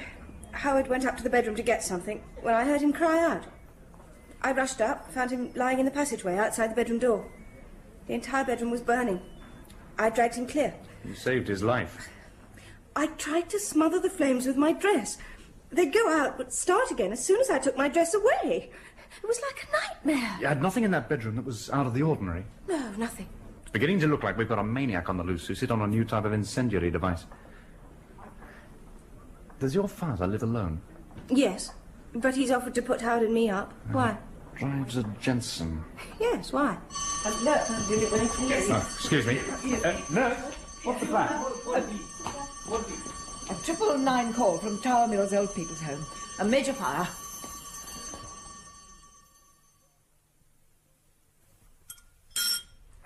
Look at that. Skill. I managed that boiled egg without your help. I think I'll be okay driving. Maybe I'd better go into the office before they discover they can manage without me. You need another day's rest. What's the latest on the Old People's Home? 15. Oh, I wish Dad didn't virtually live in Complex B. I was hoping to see more of him now that we've moved in on him. Wonder who that could be at this time.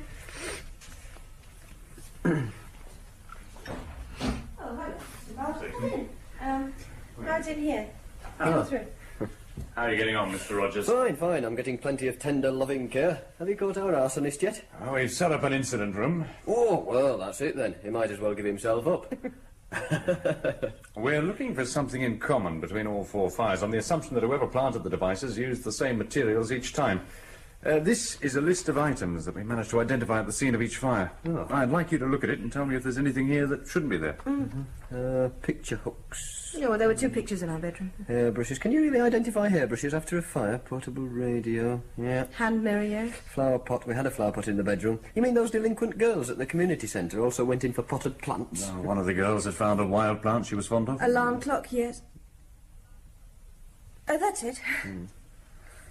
Oh, well. It was worth a try. Is your father still at Elko, Miss Exon? Yes. He didn't come home last night. Why? Well, I tried to call him there, but there was no answer. Never mind. I'll see myself out. Good to see you looking fine, Mr. Rogers. Oh, thank you. You're seeing it.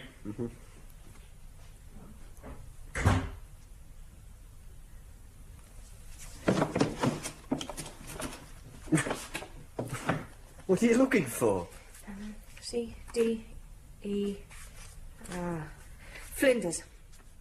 Max Flinders. Ever heard of him? Well, He's an old friend of Dad's. He used to lecture at Surrey University, microbiology. So? Do you feel like a drive into the country? Good. We are going out to those woods near the airport. We're going to dig up one of those weird plants and we're going to take it down to Max Flinders and ask him to examine it. Oh, why? Because somehow, in a way I can't even guess at, those plants have got something to do with the fires. And Dad knows they have, and the police suspect that Dad knows something. How'd you get onto him in the first place? From complaints, Commander. All right, Sir Exon likes to go on the prowl at night, but it's not enough, is it? Enough to have him in for a chat. Finch got a look in the boot of his Jensen last night. A spade, a trowel, a horticultural flame gun, weed killer. Yeah, that's not evidence to associate him with these fires. With his job, he can easily explain why such things are in his possession. And now he's taken to daytime prowling with a pair of 1250 binoculars. What does he show an interest in? No, anything. The countryside, mostly. He likes to find himself a high spot and go over every square inch. Woods, fields, hedges, gardens. Extraordinary behaviour.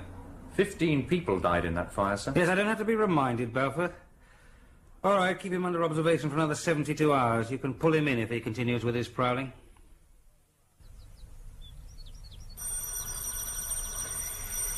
There wasn't much point in trekking down here with that plant the other day. He's got a couple growing in his front garden, up near that conifer. They probably are a common weed, and we've wasted his time. You said it was urgent, Lindy.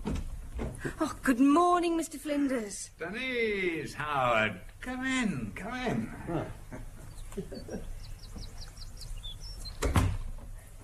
I've just made a pot of coffee. Now, through here, that's it. Out you go, Suki. Now, mind the pile of books, will you? Let's go into my den. I don't think I've ever seen so many books outside a library. Yes, I do believe they're breeding. The cats certainly are. Oh, make sure there isn't one under you before you sit down, will you? Shoot those papers on the floor, Howard. That's it. Oh, boy. I only hope that we haven't wasted your time over the plant, Mr. Flinders. Max, only civil servants and gasmen are allowed to call me Mr. Flinders. Only we noticed quite a lot of those plants as we drove down, and there's a couple more in your front garden. Just round your way, all scattered. Scattered? I see.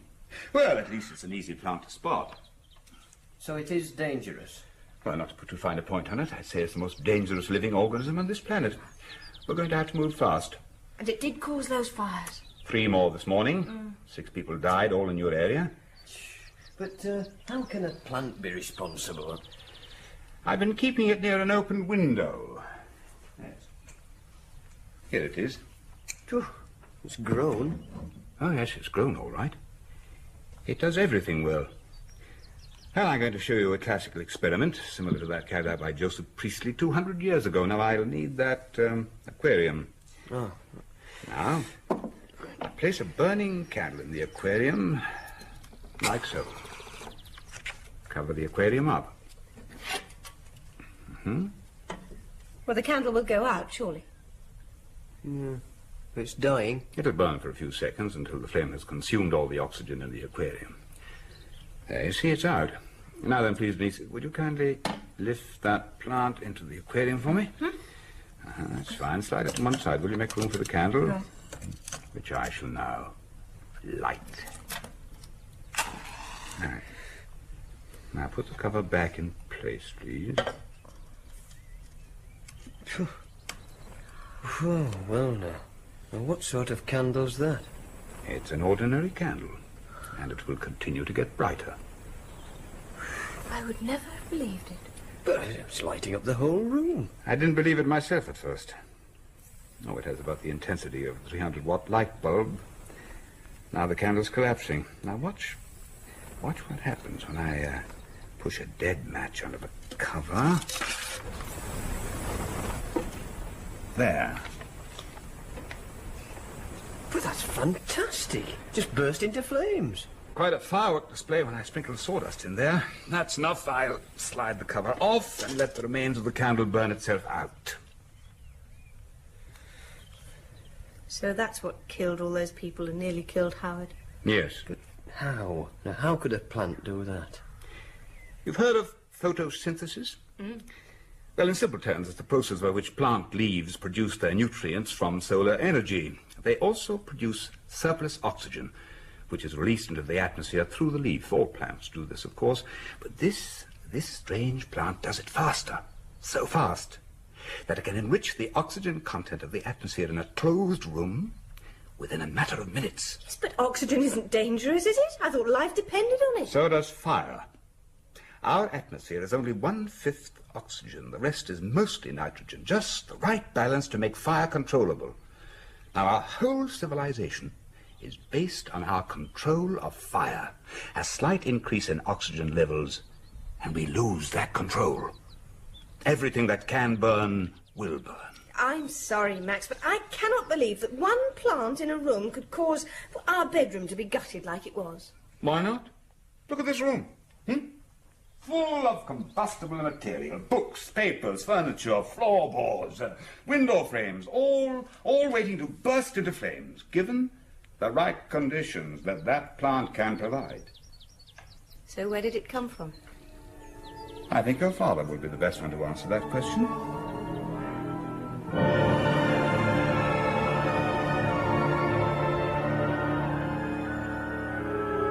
In The Destruction Factor by James Follett, the part of Max Flinders was played by T.P. McKenna, Denise Exon, Rosalind Adams, Howard Rogers, Paul Copley, Ralph Exon, Clifford Rose, Balfour, Peter Wickham, Nurse, Joan Matheson, Commander, Rod Beecham.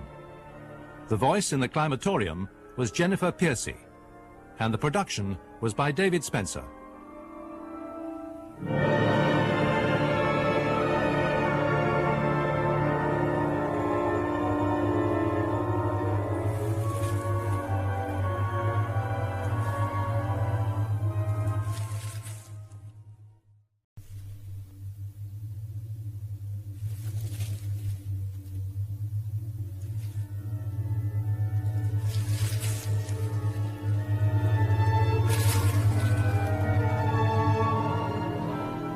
The Destruction Factor by James Follett, with T.P. McKenna, Paul Copley and Rosalind Adams. Episode 3, The Wings of Azrael.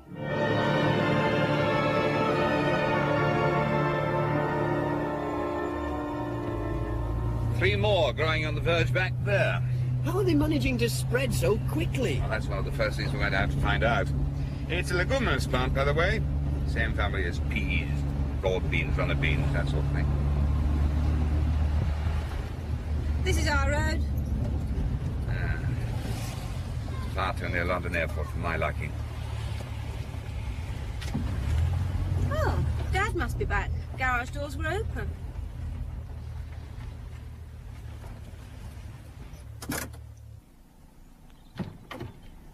Well, that's odd. He's put the car away and left the engine running. Denise, fetch your father. Will you go on? Quickly, my dear. Right. See if the garage doors are unlocked, will you? What? Yes, they are. What a stupid thing to do. Look, we It's crazy, stupid. You think he didn't notice he'd left the engine running? Fumes. Look, the handbrake's not on. Pull on the bumper. That's it. Fine, good boy. That's it.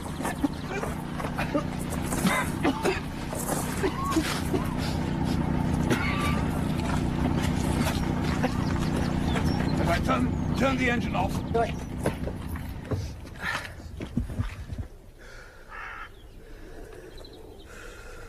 It's too late to call a doctor, I suppose.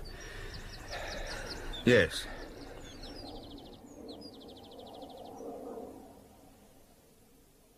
I am perfectly all right, Howard. I'm not some helpless female that needs dosing to the eyeballs with sedatives. You'll need my help with his papers. OK then, sweetheart, if you're sure. Here's something. Results of gamma radiation on batch 5, 20% germination rate. I've seen these before. The architect's plans for Complex B. He shouldn't have had all these company documents at home. All scientists are squirrels when it comes to papers. Here, show me. I say, is that the climatorium? Yes.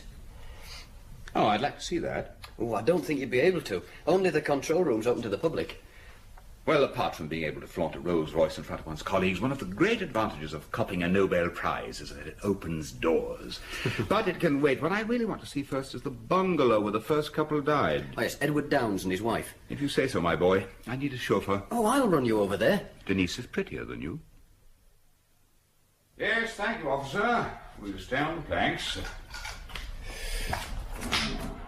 Some mess, Our bedroom is in exactly the same state. Bricks almost vitrified by the heat. Why did you insist on me driving you here? Because you can't drive and cry at the same time. Floorboards, well, right through. Just the joists left. Remarkable. Hello. Bird droppings everywhere. There's a gaping hole up there. Max, listen. Yes. I'm getting to know that sound. 7 of them. Thriving, too. Is it safe in here? Oh, yes. There's no danger with a hole like that in the roof. The oxygen these lads are giving off is diffused into the atmosphere immediately. No, the danger is in an unventilated room. Have you seen enough? Yes, I think so. I'll just take one of these plants along with me. And then I'd be grateful if you'd kindly take me to the General Hospital. A visitor for you, Anne. And you mind your manners, young lady. I ain't talking to no more fuzz. A policeman? Well, well. That's something I've never been accused of before, Anne. Or probation officers. Where'd you get that plant? Yeah.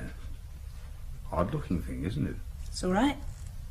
Did you have one in your room when you and your two friends were burnt? Look, I've told you all over and over, I don't know what caused that fire. But you did have a plant like this in your room. What if I did? No crime, is it?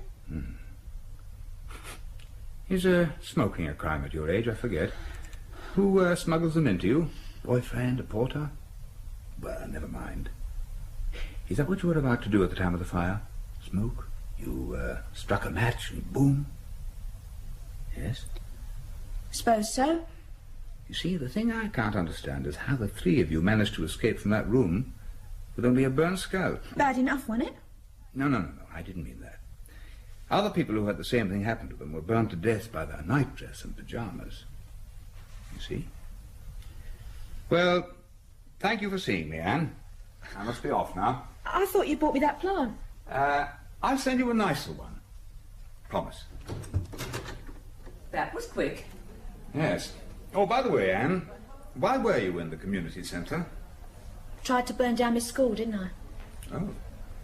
Well, goodbye, Anne. And I'll send you that plant. You know, I'm puzzled by their injuries, nurse. Is that all the three girls had? Just scalp burn? No, I said that all the hair on their bodies had been burned. You mean they had other burns? Do I have to spell it out? No, I'm sorry, but... Oh, I see what you mean. They were naked at the time of the accident. They just had showers. Naked? Naked, but of course. That's the one thing that had me baffled. That explains how those three girls are still alive. And it gives me a nicely rounded theory that our police and politicians will understand. Seed tray 1, 0 germination. What temperature did we start at? 10 degrees centigrade. Well, that's only to be expected. Seed tray 2 is the same. 15 degrees centigrade. No seeds have germinated at 15 degrees? Tray 3 is the same. Constant 20 degrees and germination is 0. 25 and 30 are the same. The fastest growing plant the world has ever seen. And we can't persuade a few hundred of its seeds to germinate under ideal conditions. So why? Well, I suppose it's just possible there's a genetic fault, and the exon strain will die out. Does that happen with mutation? It happens all the time in nature. The whole process of evolution is based on survival of the fittest. For every successful organism that survives to reproduce, a million fail. And Daddy's creation has failed? Well, we don't know for certain. But it will be better for the world if it has. Why? Doesn't the exon strain mean an abundance of food for the third world? That is what my father worked for all his life. Don't think I don't understand how you feel, Denise, but the exon strain is a failure. It can't possibly benefit mankind. Your father realized that. He spent his last days desperately scouring the district for the plants and ruthlessly destroying them when he found them. Why do you think he did that? If it wasn't because he understood their menace? Oh, come on, Max, come on, OK. So the exon strain is an undesirable houseplant. That doesn't make it a menace, just don't bring them indoors. If the exon strain survives, which I doubt, because most leguminous plants are killed by frost, we will have to destroy it before it destroys us, and by us I mean mankind. Look. Our present atmosphere contains 20% oxygen. Now, plant life gives us that 20%. Given the right conditions, Ralph Exon discovered that it might be possible for his plant to double that percentage in 5 years, maybe less, if it gets established in places like Central South America. Now, have you any idea what effect a 40% oxygen atmosphere will have on civilization? I'll tell you. It will cease to exist. We'd have to have a world without fire, which means no industrial processes. That's absurd. Like mankind can adapt. Certainly. Given a few million years, we'd be lucky if we got 20. But it's not just industry. All plant life will die. The oxygen will destroy it. The exon strain appears to be the only plant that is oxygen resistant. Metal structures will rust as fast as they're put up. Rusting is just another verb for oxidizing. Meat will start to rot almost as soon as it's killed. You've seen contains antioxidants, haven't you, printed on food packets? Howard, didn't you have some cream go bad when we had that exon strain in the kitchen? Yes. Oh, but surely plants can't... I've only touched on the minor effects. Increased oxygen will make us hyperactive. We won't live so long. Oh, now you are being absurd. Have you ever looked at pictures of the Earth taken from space? Yes. You realize then just how delicate our atmosphere is, and only the bottom layer, a mere 3 miles thick, can support human life. It's as delicate and as vulnerable as the wall of a soap bubble. I've sent a report on the matter to the government's chief scientific advisor, Alfred Bloors, and a sample of the Exxon strain. I've suggested that the government offers generous rewards to anyone finding a plant. What with this zero germination rate we've discovered, the Exxon strain could be wiped out in a couple of weeks. Tray 6. Hey? Tray 6, look at it. What? 10 rows. 10 seeds to a row. That's what I call 100% germination. I could spend all day and all night shooting holes in this theory of yours, Mr. Flinders. Go ahead, but at least have the decency to put another one in its place, Mr. Bloors. Item. The fire at Howard Rogers and Denise Exon's flat took place at night. No sunlight, therefore no photosynthesis, therefore no free oxygen released, therefore no fire as a result. The plant had been in the bedroom all day. A sealed room with no fireplace and plenty of draft excluder around the windows. Item. According to your findings, germination of the seeds doesn't take place until they've been exposed to temperatures above 40 degrees centigrade? Correct. Good. We agree on something. Now then, it's June. Air temperature outside is, what, a comfortable 22, would you say? Yes, about that. And you say that these so-called Exxon strain plants are scattered over a wide area west of London. And spreading all the time we are sitting here. Get to the point, sir. The point is, Mr. Flinders, that we've not had one day so far this year in which the temperature has gone above 25 degrees. Even during a heat wave, temperatures above 40 are virtually unknown. So how can you possibly claim that your plants are still germinating and popping up all over the place? Yes, that's an awkward one. You agree that I've shot a little hole in your theory? You haven't. It was there all the time, and it's not little. You can explain it away? All I can do is guess. Then guess. Somebody or bodies is germinating the seeds and scattering them. Yes. That's our opinion, too. Ah? The opinion of my committee, Mr. Flinders. What committee, Mr. Bloors? The one that has been set up to investigate the phenomenon of the Exxon strain. Thank you for that name. We hadn't got one. Set up when? 2 weeks ago. It meets once a week. Your report was discussed at the last one. You mean that you've known about the Exxon strain all along? Oh, of course. You don't get a strange mutation appearing without the government getting to know about it. Then would you mind telling me why I've been subjected to 10 minutes of abusive grilling? I'm sorry about that, but I was anxious to find out how much speculation there was in your report. A ruffled man is a talkative man. We would like you to join our committee. Plus Howard Rogers and Denise Exon. Typical. A major problem crops up and we form a committee. Oh. How often did you say it meets? Once a week. This matter's urgent. It should meet once a day. Pressing, perhaps, not urgent. The seeds aren't germinating. The Ministry of Agriculture carried out similar tests to yours and found that germination does not take place below 40 degrees centigrade. I think they are germinating, and I think it is urgent. Yes.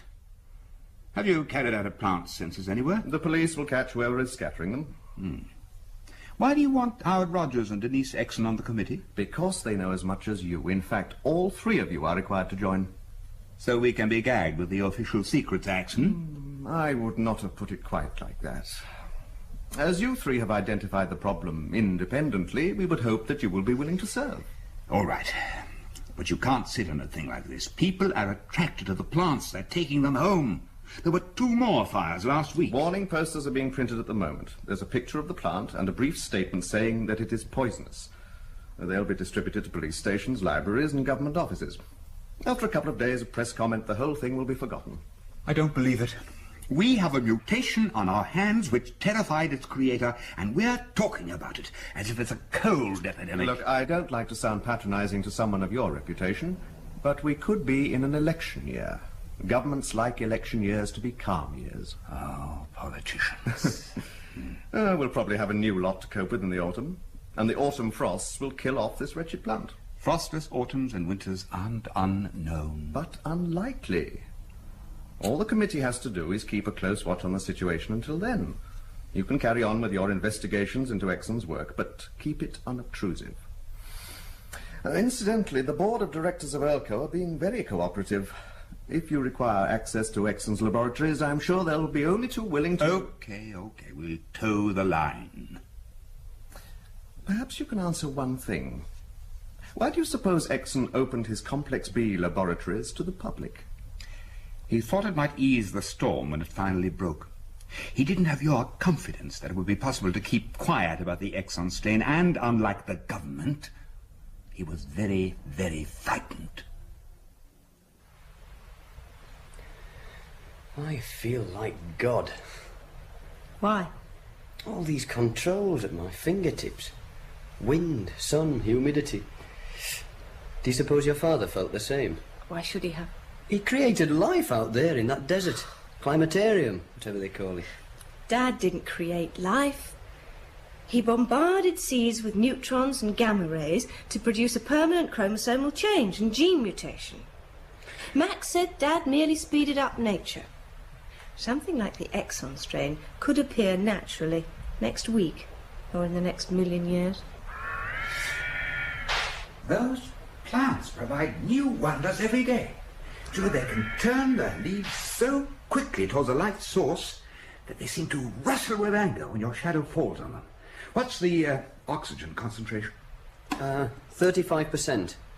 Now that's up 2% in the last hour since we increased the sunlight. Yes, I thought it was. My breathing was different. So the pumps aren't coping. No, it doesn't look like it. Denise, would you pass your dad's notebook, please?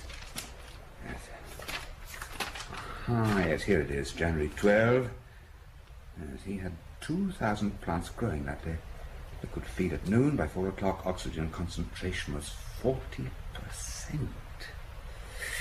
Pumps were not reducing the concentration, so I was obliged to vent the climatorium. What does he mean? Vent the climatorium. Hey, well, who are you calling? Mike Harris, the chief engineer. Hello? Mike? Denise Exxon. We're in the climatorium control room.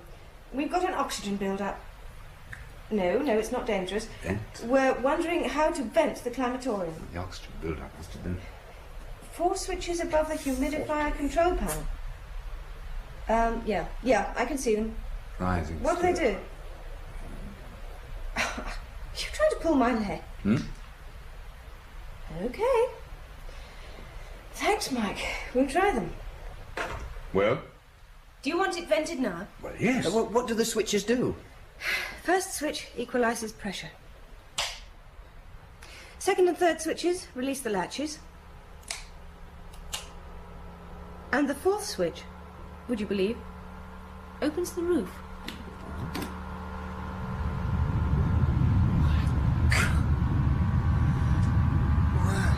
Now I've seen everything. That's what I call clever. The entire dome opening like the petals of a giant flower. This is absolutely marvellous. We really must persuade the government to finance the construction of a climatorium. I mean, to be able to create virtually any climatic condition in the world on such a huge scale. Come on. Let's go and see what the plants think of it.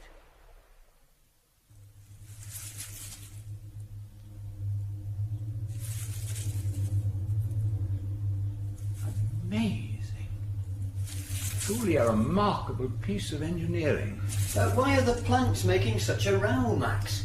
Well, this is how Exxon achieved a rapid drop in temperature to simulate conditions of the desert when the sun goes down. Opening the dome allows its giant bubble of warm air to escape.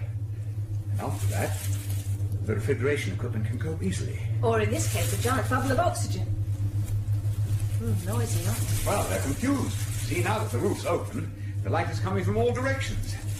It's incredible the way those pods burst and scatter seeds everywhere. Oh, do you want us to save them? Seeds? No. We've got plenty.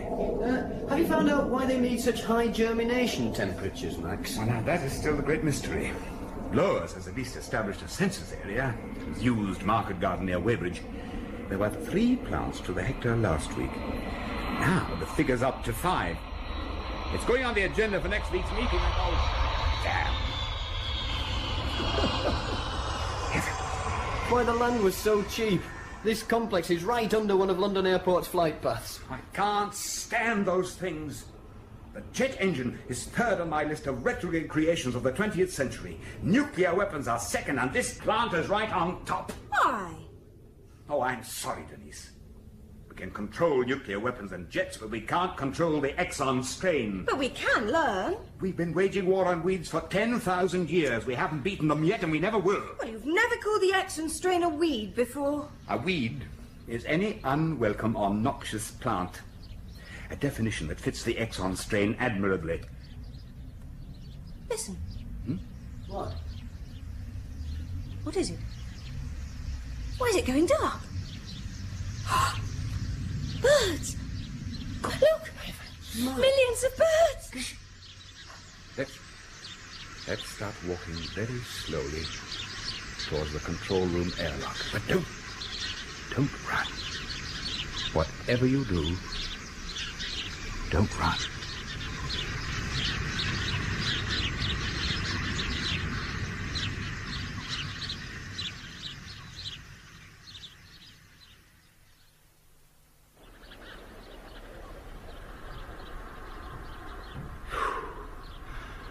Just look at them.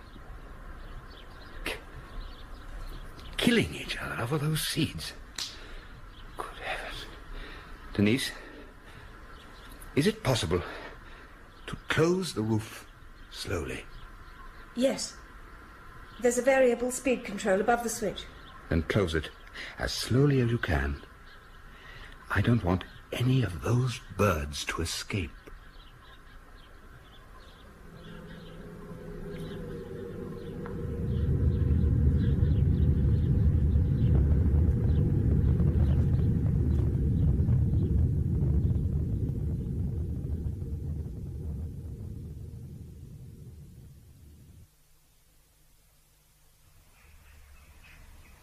Morning, boss. Ah, good morning, Mr. Flinders.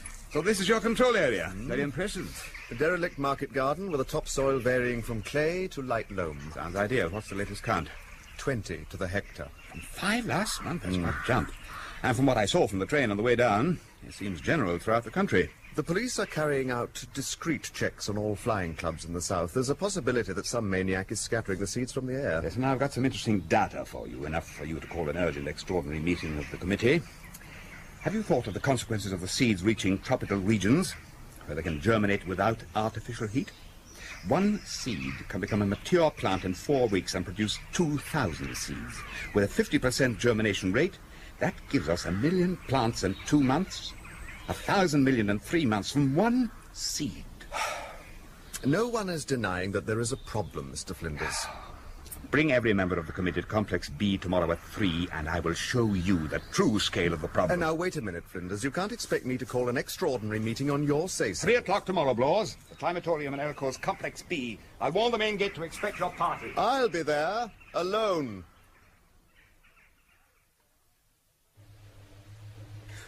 Oxygen concentration is now up to 40%. It's climbing fast. We're going to have to open the roof within the next 5 minutes, Max. You've been busy, Mr. Flinders.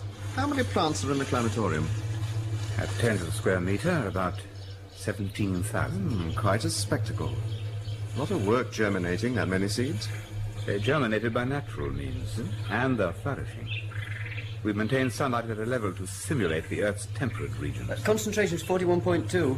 It's going up fast. You mean that all these plants have propagated themselves? We've provided sunlight and water. That's all. Frightening, isn't it? But how? Well, that's what we're about to show you. Hello, Denise. How are things on the roof? Fine. I feel like a tourist in Trafalgar Square. The whole of the admin roof is swarming with birds fighting over the seeds. They're even snatching them out of my hand. They love them. Oh, I don't know how she can do that. 42%. Thank you, Denise. Stand by. Now, when the climatorium roof opens, Blaws, you will see something that will haunt you for the rest of your life.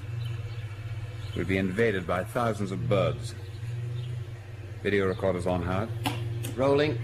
Oxygen concentration's 42%. Equalizing pressure now. 43%. The meters are creeping into the red zone. Releasing latches. Hold it, Max. What? A jumbo jet has just taken off and it's heading this way. But it might frighten the birds off, so don't open the roof yet. Tell her we've got to. Oxygen concentration's 44%. Denise! Yes? I'm sorry, we've got to open. The oxygen concentration is reaching a dangerous level. Max, listen, you mustn't open the roof. The birds, they're rising up in a great cloud in the jumbo's path. Close the roof, for God's sake, close it!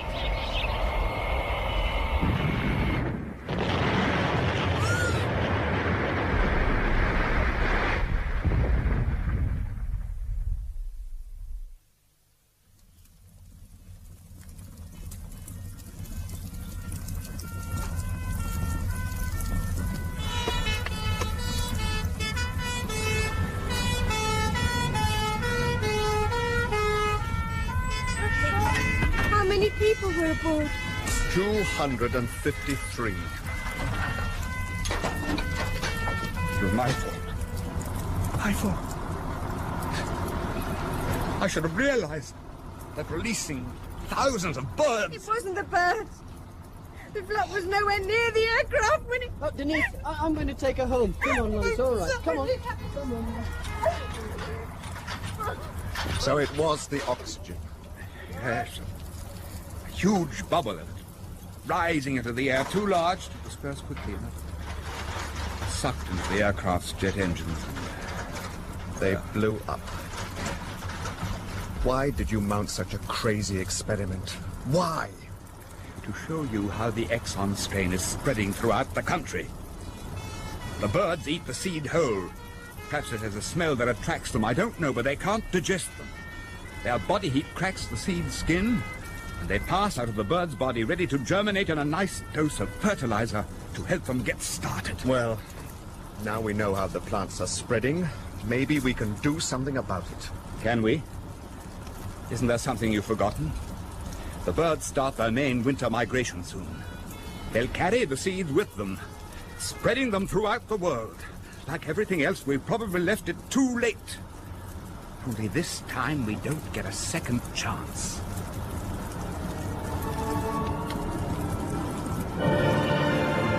In The Destruction Factor by James Follett, the part of Max Flinders was played by T.P. McKenna. Howard Rogers, Paul Copley, Denise Exon, Rosalind Adams. Nurse, Joan Matheson. Anne, Christine Absalom. Blowers, Michael Shannon. The production was by David Spencer.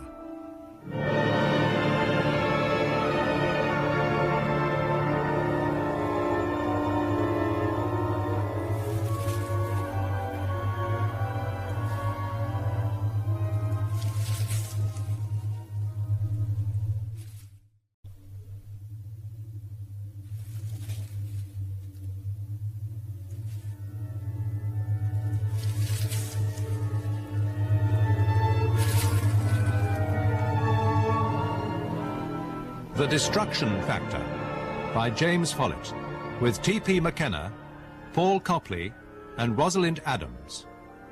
Episode 4, Bird Strike.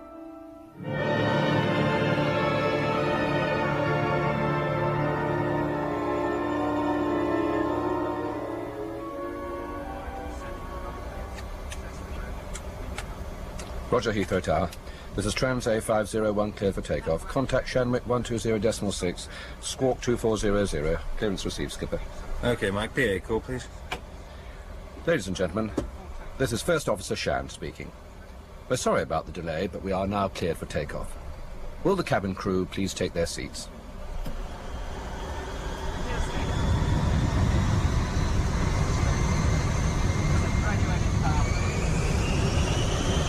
Body gear steering.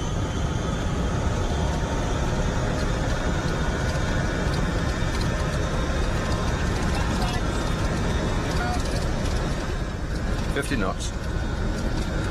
Speed building. I have rudder steering. 80 knots.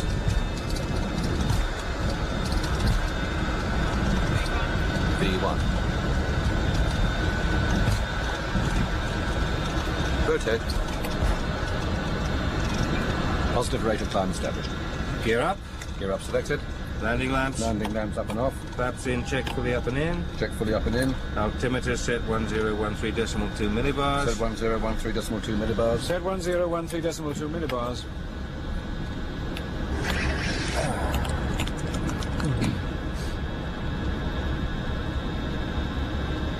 Hey, see that bird swarm below? Some flock. Too late. That's odd, Skipper. I'm getting... Fire action number 4 engine. No, correction. All lights on. Fire action on all engines.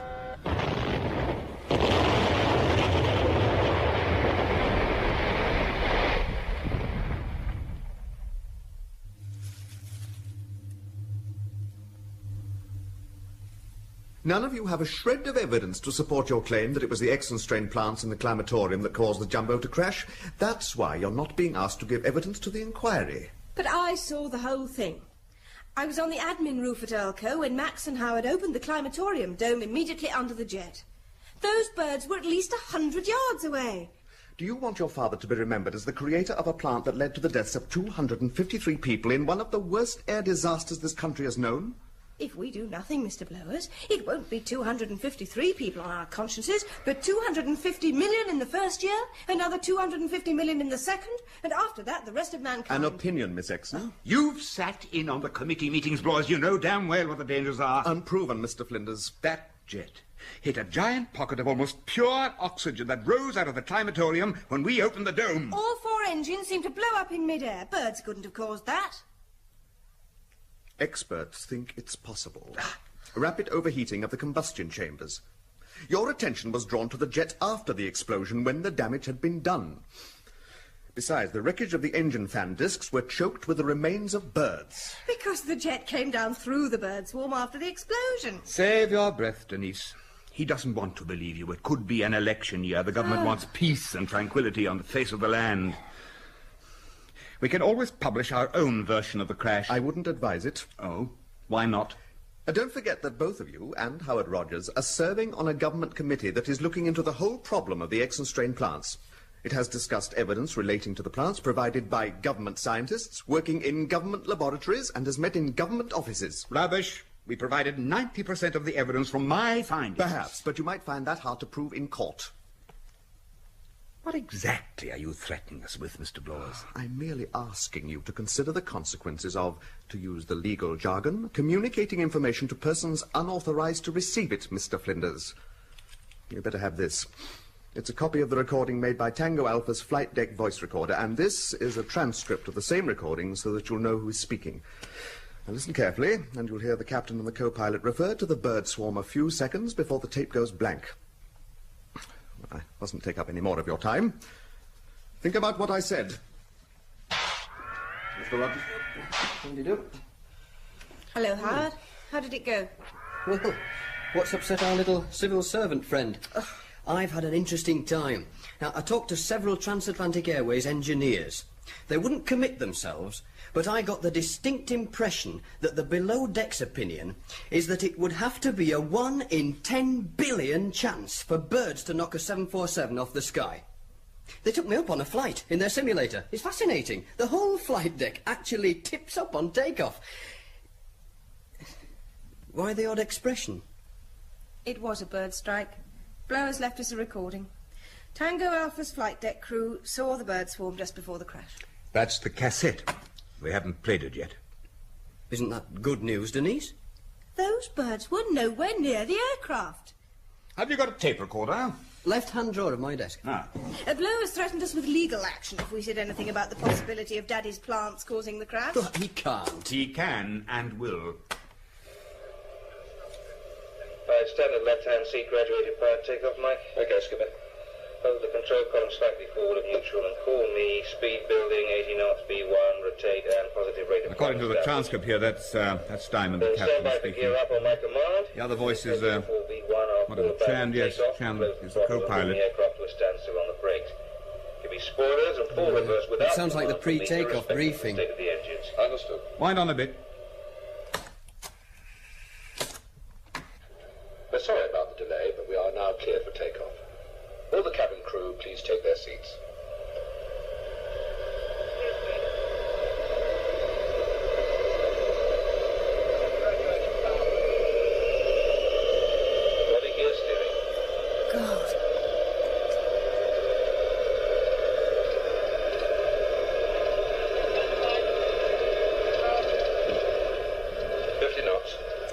So creepy. Speed building. I have rudder steering.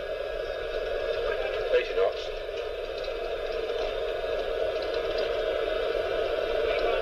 B1.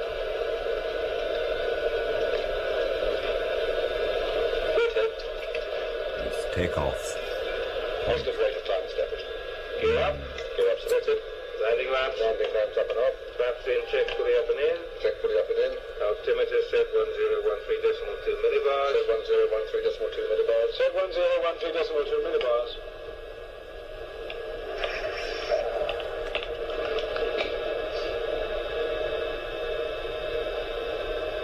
Hey, see that bird swarm below? Some flock.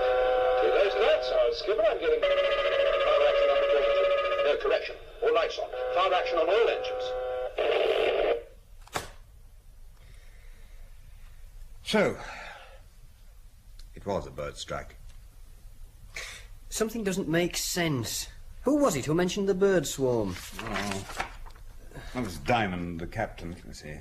Yes, here we are. Hey, see the bird swarm below. Yeah, well, he didn't sound very worried, did he? No. I mean, if the bird swarm was likely to endanger the jet, don't you think he'd sound much more concerned? Let's play that bit again. 13.2 millibars. Set 1013.2 millibars.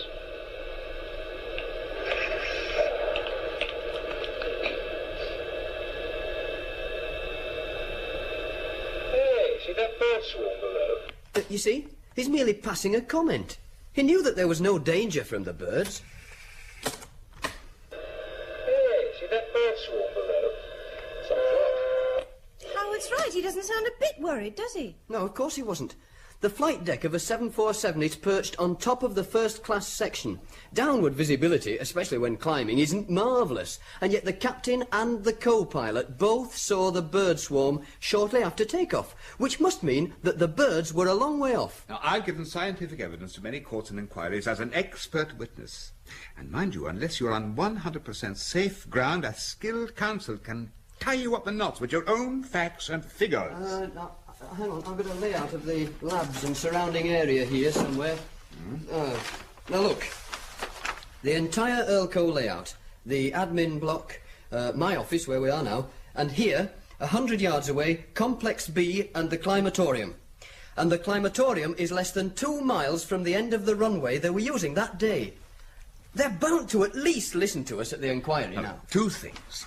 First, we won't be invited to give evidence, and second, the flight engineer saw something as well. Now, look, here. His name was Wayne, you see. That's odd, Skipper. I'm getting blank, and then he was interrupted by the fire alarm. Point taken. See that? Show me. That's old Skipper I'm getting. It sounds as if he was looking at his flight panel or whatever it is flight engineers have to look at. No, he wouldn't be looking at it, not during takeoff. He'd turn his seat away from the panel and sit facing forward behind the co-pilot, wearing a safety harness. Flight deck crews are given full harness, unlike passengers whom the airlines consider safe with a single lap strap. What's the matter? Let me try something. Oh, damn that. Millibars, 1013.2 millibars. Set 1013.2 millibars. Now this is it, listen. What? Now what did those noises sound like to you? A sort of metallic noise, a clicking, followed by an electric drill. Yes, the clicking noise was the crew releasing their harness buckles. And that electric drill sound was something I heard in the simulator. The flight engineer has a motor-driven seat that moves on rails in front of his panel. You see, they release their harnesses, push them out of the way. Now, listen again. Millibars. Listen. And the flight engineer swivels his seat round to his panel and runs the seat along the rails. Now, Denise was right. He was looking at his panel immediately before the explosion and not paying any attention to the bird swarm. He's the one with the engine's performance instruments. And he saw something odd about his readings when the bird swarm was still a long way off. Of course.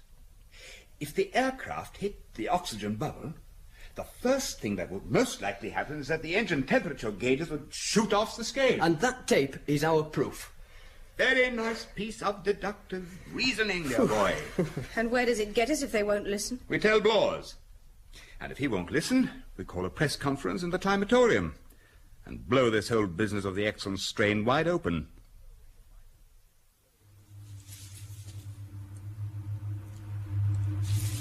Yes, ladies and gentlemen, it is an unusual place, isn't it?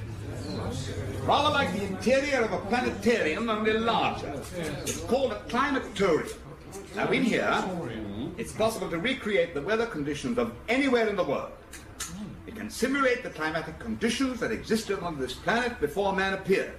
Or it can create the ice age that will be upon us within the next 10,000 years. Sunlight is provided by the cluster of high-pressure xenon lights you see hanging from the gantry at the top of the dome. Now, we told the computer that we were entertaining the press, and it agreed to provide us with a warm spring day in the Azores. Oh, Denise, would you like to start at the beginning, please? Yes, of course. My father was a man haunted by a nightmare and obsessed by a dream. The nightmare was the memory from his days with the United Nations of starving men, women and children in the poor countries of the world. And his dream was to see those deprived people fed. Upon his return to this country, he became technical director of ELCO and secured funds to build this laboratory complex, Complex B. Last year, he started work on a new project that was such a closely guarded secret that not even I knew what he was doing. He subjected seeds to radiation and succeeded in producing a plant mutation, a new form of plant life that grows so quickly that it can produce a huge protein-rich crop of seeds from one seed in 4 weeks. The Exxon strain, the new miracle food, except that it wasn't. If there are plants in hell, they'll probably be like the plants that my poor father created. Yes, but what has this got to do with the crash of Tango Alpha? Please, gentlemen. Sorry, someone asked, what has this to do with the jumbo crash? Very well. 2 weeks ago, at the time of the crash, we had 17,000 Exxon strain plants growing in here. The oxygen build-up became dangerous. So the dome was opened, which resulted in a huge invisible cloud of oxygen rising into the still air, right in Tango Alpha's path. Well, ladies and gentlemen, oxygen and kerosene make an extremely explosive mixture. But Tango Alpha is only the beginning. If the Exxon strain is allowed to spread, it can double the oxygen of the Earth's atmosphere in a few years. How serious would that be? We'll gradually become hyperactive. We won't live so long. Our crops will fail because oxygen is a deadly poison to all plant life.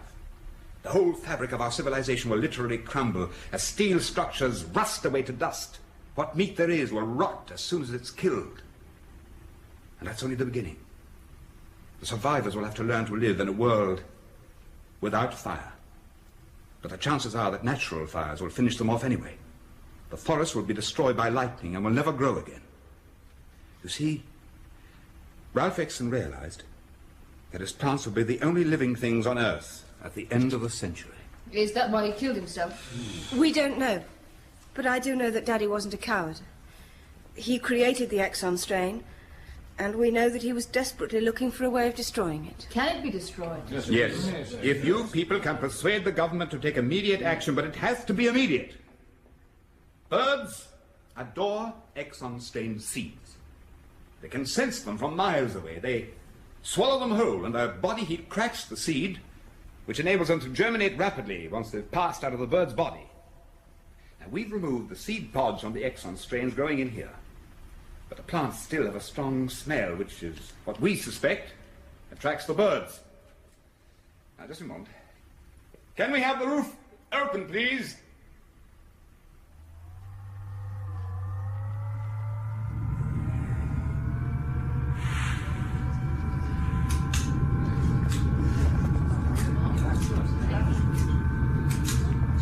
You see? The entire dome hinges open like the petals of a giant flower.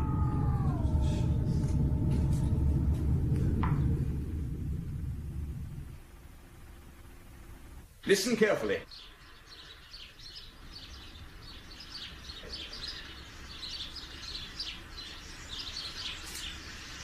birds. They sense the presence of the seas.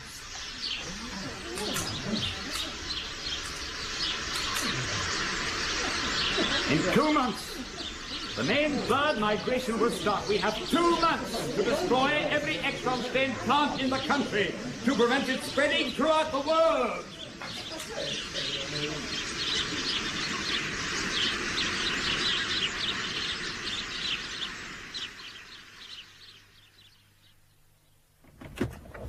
Well? One paragraph on the back page. Oh, no. Oh, as it's my week for cooking, I'll stop at a takeaway. That's odd. This story doesn't even mention our names. Which means the editor's been got at. Which also means that the story will get the same treatment in tomorrow morning. What does 4 large men in 1 small car mean to you? Police. I wondered if you noticed them. Oh, I noticed them when we left Earlco, and they stopped when I stopped outside the newsagents. Do our police use foreign cars?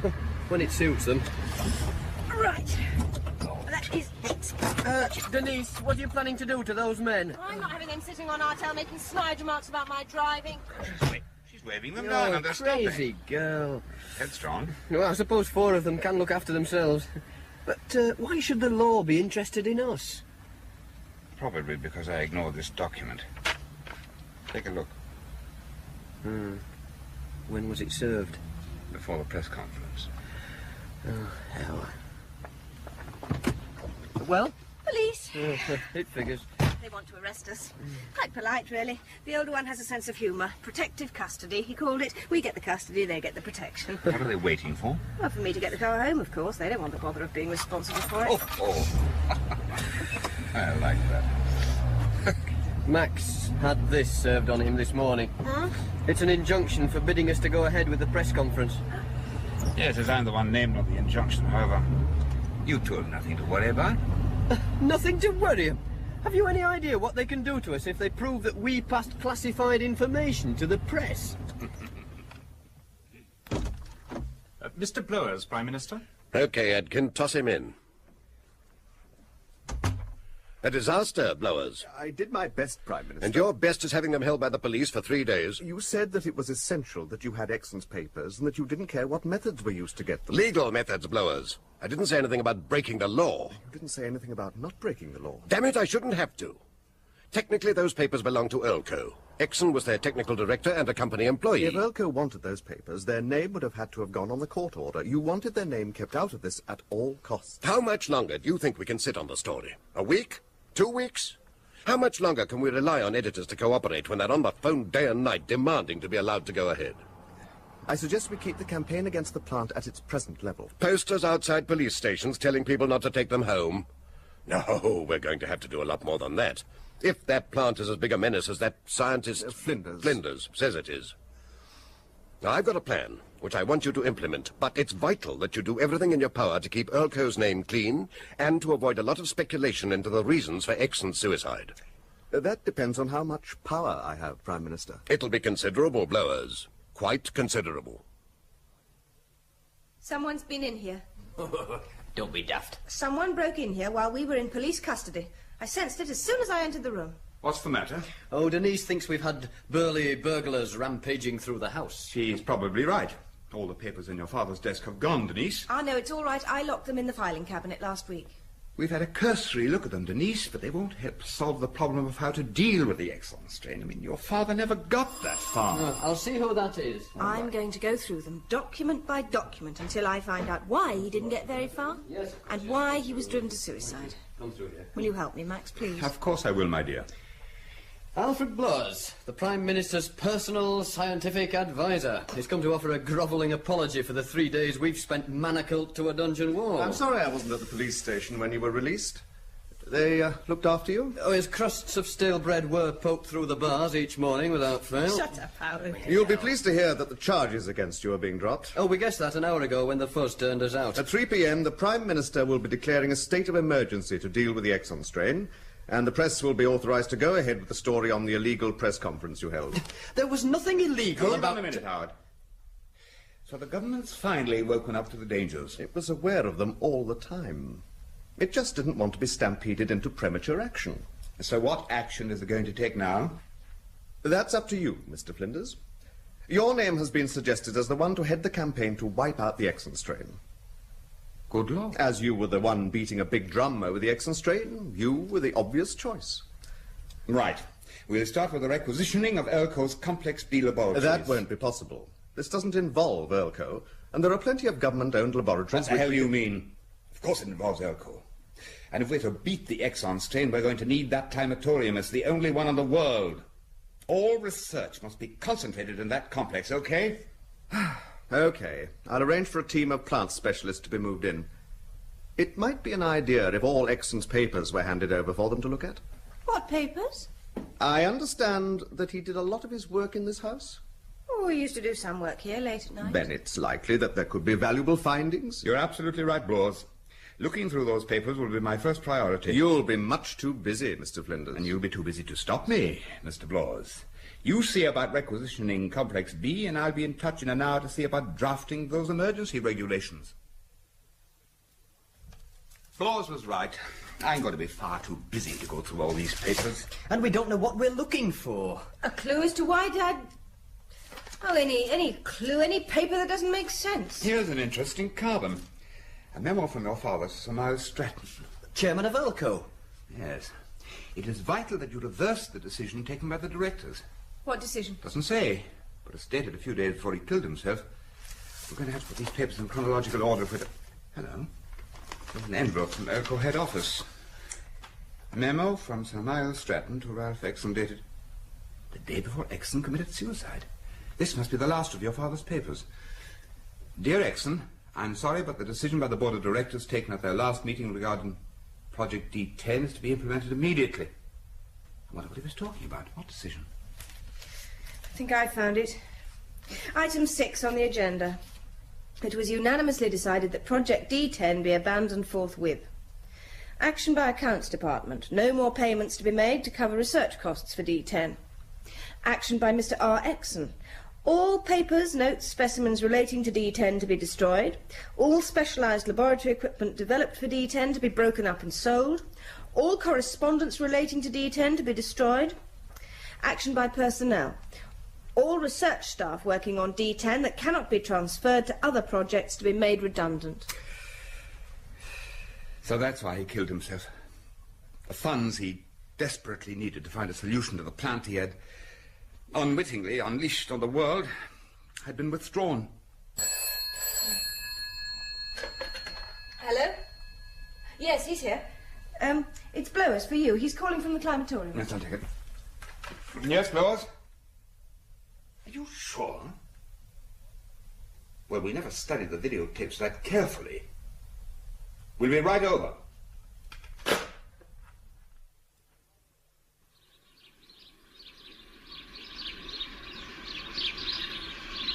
No, the picture's too blurred. I can't make out any of them. Hold it. Starling or blackbird? They're resident birds. Not necessarily, old boy. Haven't we got a better videotape than this one? Hang on. Let me see. Recorded from camera 4 with close-up lens. Yes, this one's probably better. Well, let's have it then. All right. Ah, yes, much better. Hold it! There, top of the picture. A house martin? No, the house martin hasn't got such a pronounced forked tail and swept-back wings. Can you play the tape slowly so that we don't lose it? Mm-hmm. Hirundo rustica, the swallow. Stay in the picture. Definitely a swallow. It's gone. Run the tape at normal speed. We didn't see if it was actually eating those seeds. Maybe it joined in to see what all the fuss was about. No, it's eating them all right. It's back in shot. But the swallow is an insect feeder. Look, old boy. I'm only an amateur, but I'm pretty certain that those ornithologists will back me up tomorrow. It's true that the migrant birds are mostly insect feeders, but birds are great opportunists. They'll eat anything going. And it's known that the migrant birds switch from insects to seeds towards the end of the summer to build up their body fats for the long flight south. Well, Blawers, It looks as if you and I had better sit down and draw up that list of emergency regulations for the Prime Minister.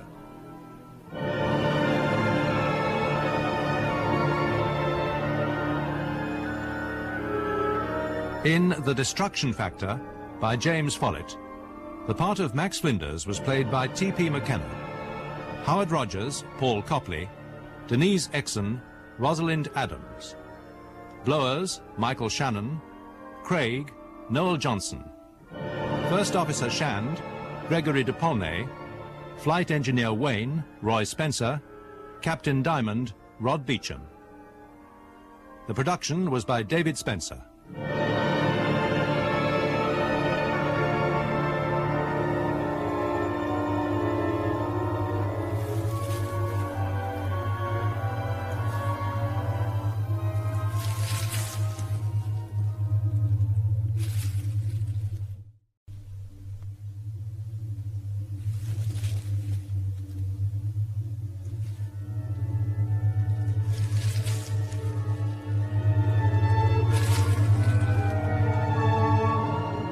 The Destruction Factor, by James Follett, with T.P. McKenna, Paul Copley, and Rosalind Adams. Episode 5, Search and Destroy.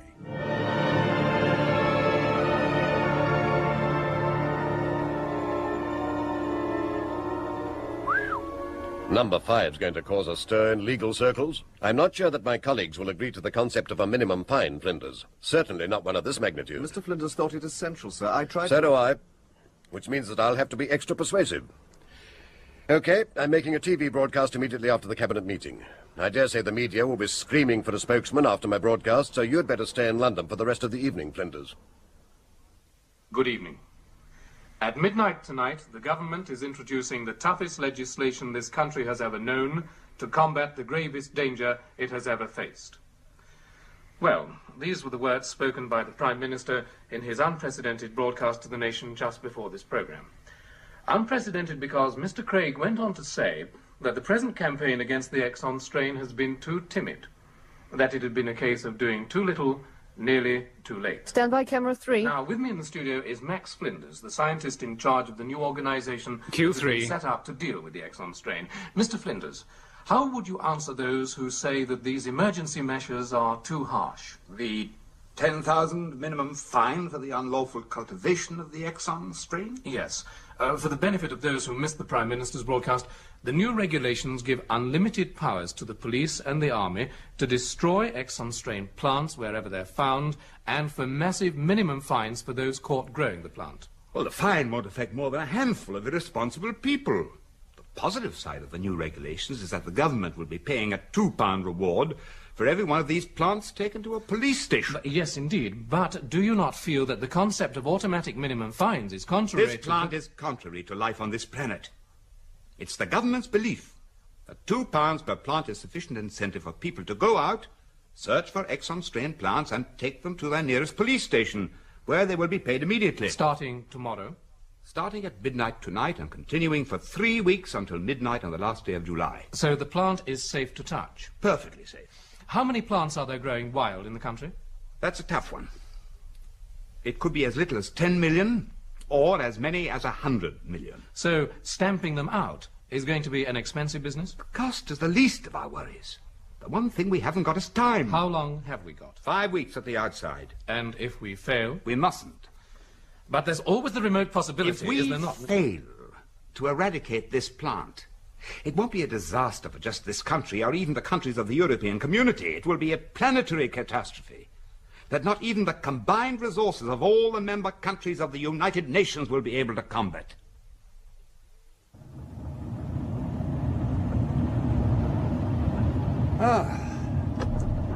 Thanks for coming to collect me, Denise. I saw the broadcast in the reception. You think I went over the top? No, Max. I finished going through Dad's papers. Oh. Anything? The Alco Board of Directors knew nothing about the danger from the plant when they pulled the rug from under him. Which makes me all the more determined to find out why they did it to him. It drove him to suicide. Funny thing, but before tonight's broadcast, I was warned that I'd be faded out. I brought up the subject of your father's suicide. They said as the inquest hadn't been held yet, there was a danger of the matter being sub judice. That's odd. That's exactly what I thought. Someone in a position of influence is exerting pressure. You know, it might be worth you scratching around to see if you can uncover a link between Elko and senior members of the government. Dad hated working for Elko. That I can understand. Did he ever tell you why? No. Any developments while I've been away? The plant research team have moved into Complex B. A huge radio mast's gone up on the admin roof, and they've turned the car park into a heliport. Sounds like friend Blawers has been busy. You better take me straight there. You need a good night's sleep, Max. I don't trust that hatchet man. I will sleep better when I've seen what he's been up to.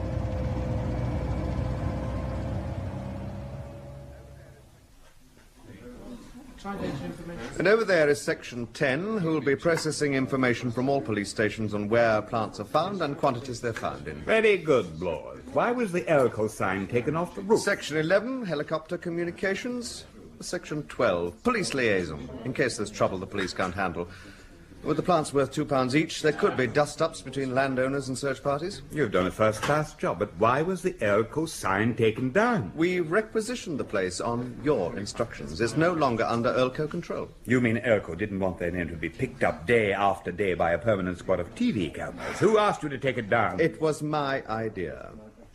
I put Howard Rogers in charge of the climatorium, as he knows how it works. And he agreed? Oh, yes. He's working in there now on an idea of his for a machine to detect the plants from the air.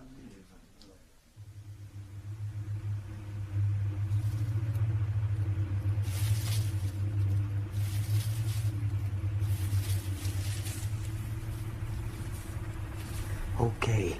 Now switch on. We'll try it at low amplification first.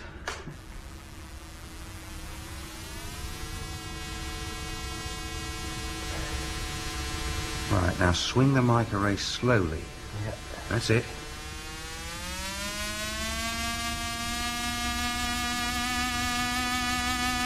It works. Now, let's not open the champagne just yet. Now move the mics to one side.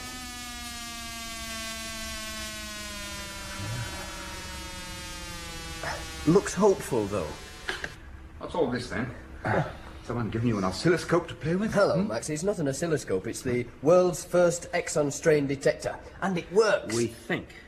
What? Well, it's an adaptive parametric amplifier, sir. Used for the detection of submarines at extreme long range. Piece of sonar equipment? Yes, sir. Well, I fitted it with this mic array, a cluster of digital gun microphones that can be slung beneath the helicopter. The amplifier has a discriminator facility that can be programmed to respond only to sound patterns that match a pre-recorded tape. All other sounds are ignored. And it works. Well, it seems to work on that group of Exxon strain growing over there. Come on, show me. It might help if we increase the sunlight to stimulate them into faster growth. No. Leave it at this level. All right.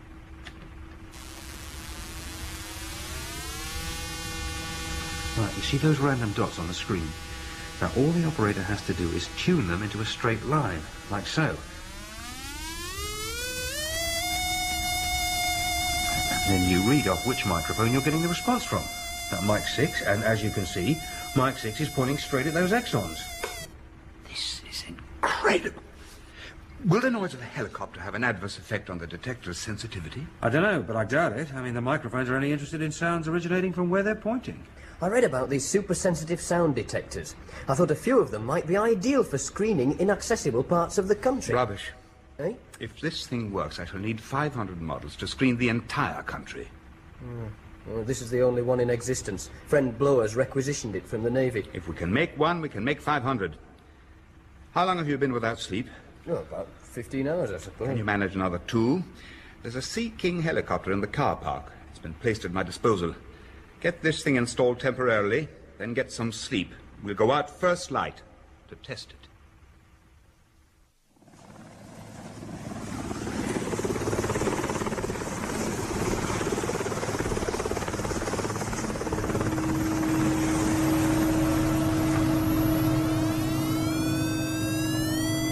Microphone 2, bearing 083 degrees, our heading. Inclination 30. Looks like that's spinning on the inside of the stream's bend. We're getting a positive reading from those woods. Can you set down in that field near the trees? Yes, sir. But I'll keep on running in case the ground's soft.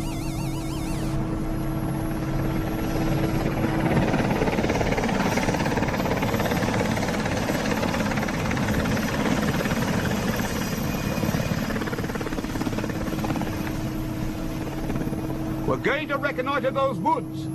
10 minutes. Very good, sir.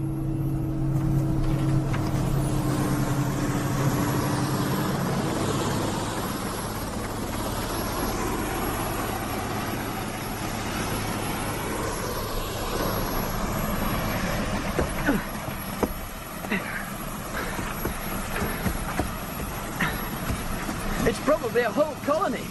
I don't think the detector is sensitive enough to detect individual plants. Individual plants are going to be our biggest problem once the first phase of cleaning the country is complete.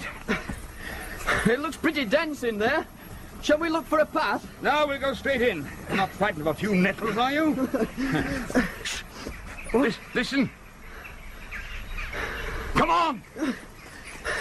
Oh, damn tree roots everywhere. This slope must lead down to the stream. Would there be enough light in there for them? Plenty.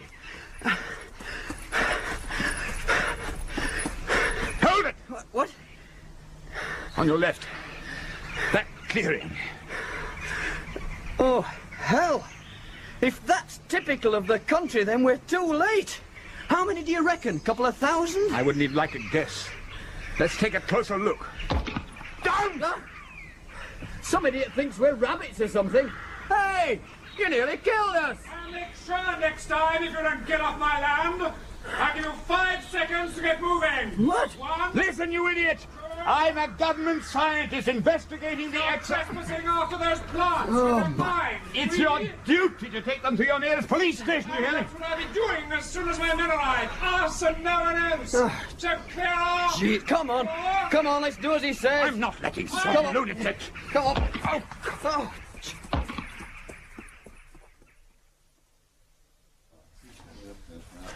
Each pin represents 1,000 plants handed in.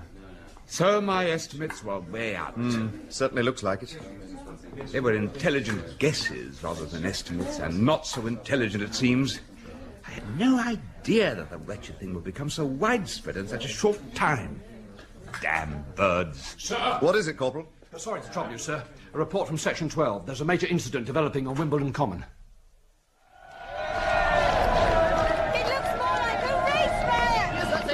What it's turned into! Helicopter Red 6 reports that the police are in trouble near the lake, sir. 6 constables are in trouble.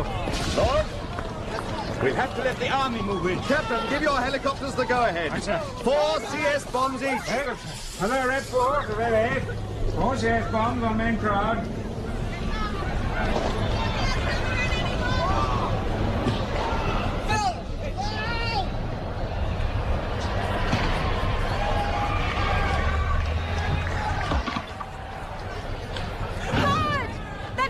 In trouble! Oh.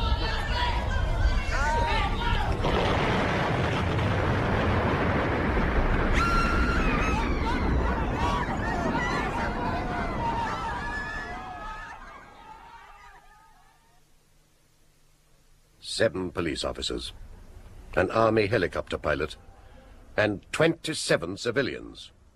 35 people killed in the worst civil disturbance in this country in years. Prime Minister, no one would have been killed if that young thug hadn't fired a shotgun at the helicopter. Yes. As many as that. Okay, I'll tell them. Surprise, surprise. Your operations room have just phoned through the final figures for the number of plants handed in today. 8 million. What have you got to say to that, Mr. Flinders? It's far too early to draw conclusions. Let's see how this phase goes before we close down schools, offices, and factories. Supposing we succeed in destroying every plant in the country, what about the seeds that we miss, and the birds miss? Won't they germinate next spring and start the trouble all over again? No, Prime Minister. We've discovered that the seeds decay rapidly if they don't germinate within 3 weeks. The Exxon strain is a leguminous plant, the same order as peas and beans, the first frost or near frost, and it's dead. By next spring, the Exxon strain will be extinct. Unless migrating birds carry the seeds south. That's why I've sent samples of the Exxon strain to every country in the world. The World Health Organization and the United Nations, so that they can identify the plant and carry out research. You've done what? Who gave you the right to do that? You did. You said I was to wipe out Did you know about this, Blowers? No, sir. It's the first I've heard about it. There was no danger, gentlemen. They were sent in sealed containers. I don't give a damn what they were sent in. By doing that, you've as good as told the world that we don't have a solution to the Exxon strain. I'm not trying to take power away from you, Prime Minister. You'll find that the Exxon strain will do that very nicely without help from me, if you try to keep this a domestic issue. If you want my resignation, you can have it. If you don't, and I'm not given a free hand, you'll have it anyway. Day 2, 6.1 million. Day 4, 4.6 million. And 3.2 million plants handed in so far today. The trend is definitely downwards. Doesn't mean a thing, Denise.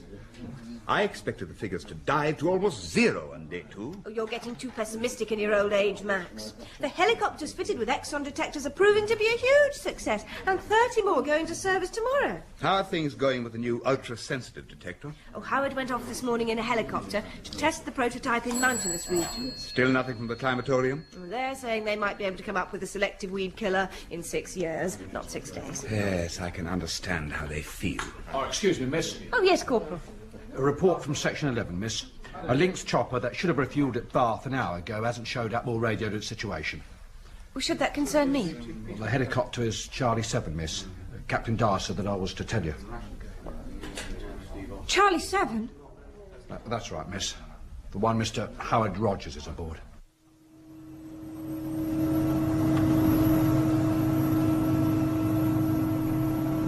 Nothing. Nothing but rocks, crags, and valleys. Well, with 10 other helicopters out searching, we're bound to find them before dark. How long have we got? Another hour, we'll find them, don't worry. Helicopters don't often crash. Their rotors prevent them dropping too quickly. They windmill down like a sycamore seed. Everything looks so deserted down there. You'd think there'd be hundreds of people out looking for the plants. This area was pretty well combed by hikers on day 1. 2 o'clock, near the woodland. Yeah. Yeah, looks like a lynx, or the remains of one. Charlie 8 to Delta 9 have sighted Charlie 7 in search square 018. Going down to investigate.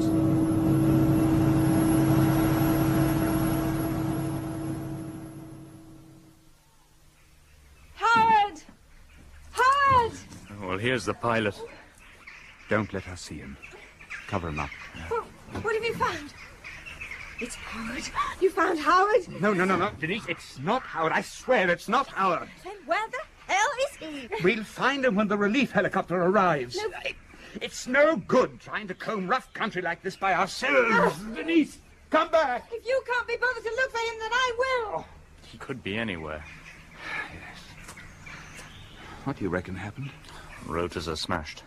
Pilot probably tried to fly too low and clipped a tree. Easily done. I found something, Max. It looks like a trail of blood.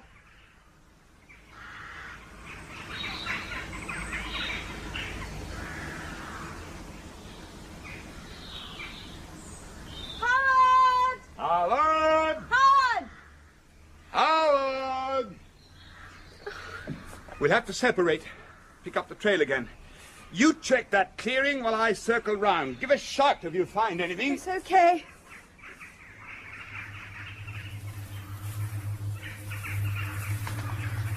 Max! Quickly! What's the matter? I don't believe it. Look. Oh, hell. It can't be one, Max. It's too big. They don't grow to that size. Well, this one has. Max, it's impossible. It's real, all right. Another one over there, and another one. I'd say this clearing and the plants is what Howard spotted from the helicopter. Howard! Howard! Howard! He's here. Max! What? Max! Howard! Howard! It's Denise. Can you hear me, darling? Max, look at the colour of his face. Looks like he's lost a good deal of blood. Darling. No. Don't try to move him. He will be all right, won't he, Max? Here's the relief helicopter. There'll be a doctor and stretcher on board. We'll be able to fly him straight to hospital.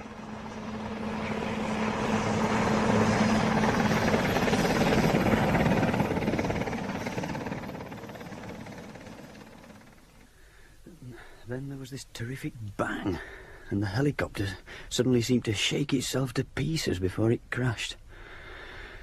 We weren't much more than 30 feet up. There was a pain in my leg. I crawled out of the wreckage. The first thing I saw was the pilot. I could see there was nothing I could do for him.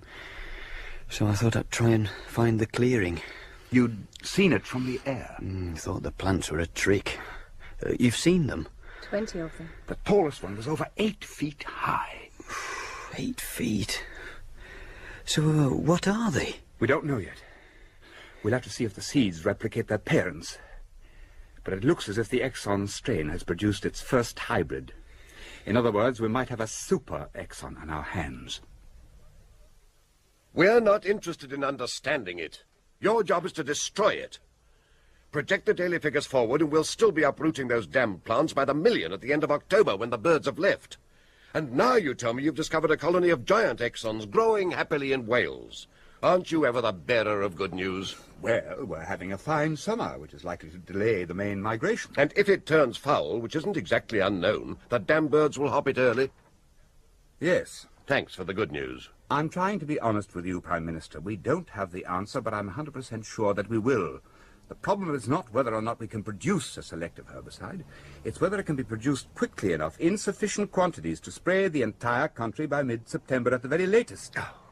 Now, I suggest you set up an operational research team to look at the logistic problems, the number of helicopters that will be needed and so on. Because you might discover that you'll have to swallow your national pride and go cap in hand to the United Nations. Back to the climatorium, Denise. Don't you think you ought to have a night's sleep, Max? Politicians. Bah. Do you know the first thing he said to me? He waded straight in, saying he had grave doubts about my ability to solve the problem. Ah, he made himself objectionable. He didn't make himself objectionable. He is objectionable. I don't think so, Max. Lois warned me about Craig's technique. When he wants something done by someone, he deliberately makes himself unpleasant by suggesting it can't be done. Then that someone tries to prove him wrong by doing it. Something else I found out. Right. Craig is an old friend of Alco's chairman, Sir Miles Stratton. Oh, Denise, I'm sorry, but I'm not interested at the moment, really. No, but Alco makes substantial yearly cash gifts to Craig's party. No secret. It's in their annual accounts. £500,000. £500,000? Wow. Every June. Except this year. For some reason, Alco have withheld payments. Well. I see. Now, that is interesting. Something for you to sleep on. I'm taking you home. The climatorium, young lady. I want to see how the seeds of those Welsh plants are doing.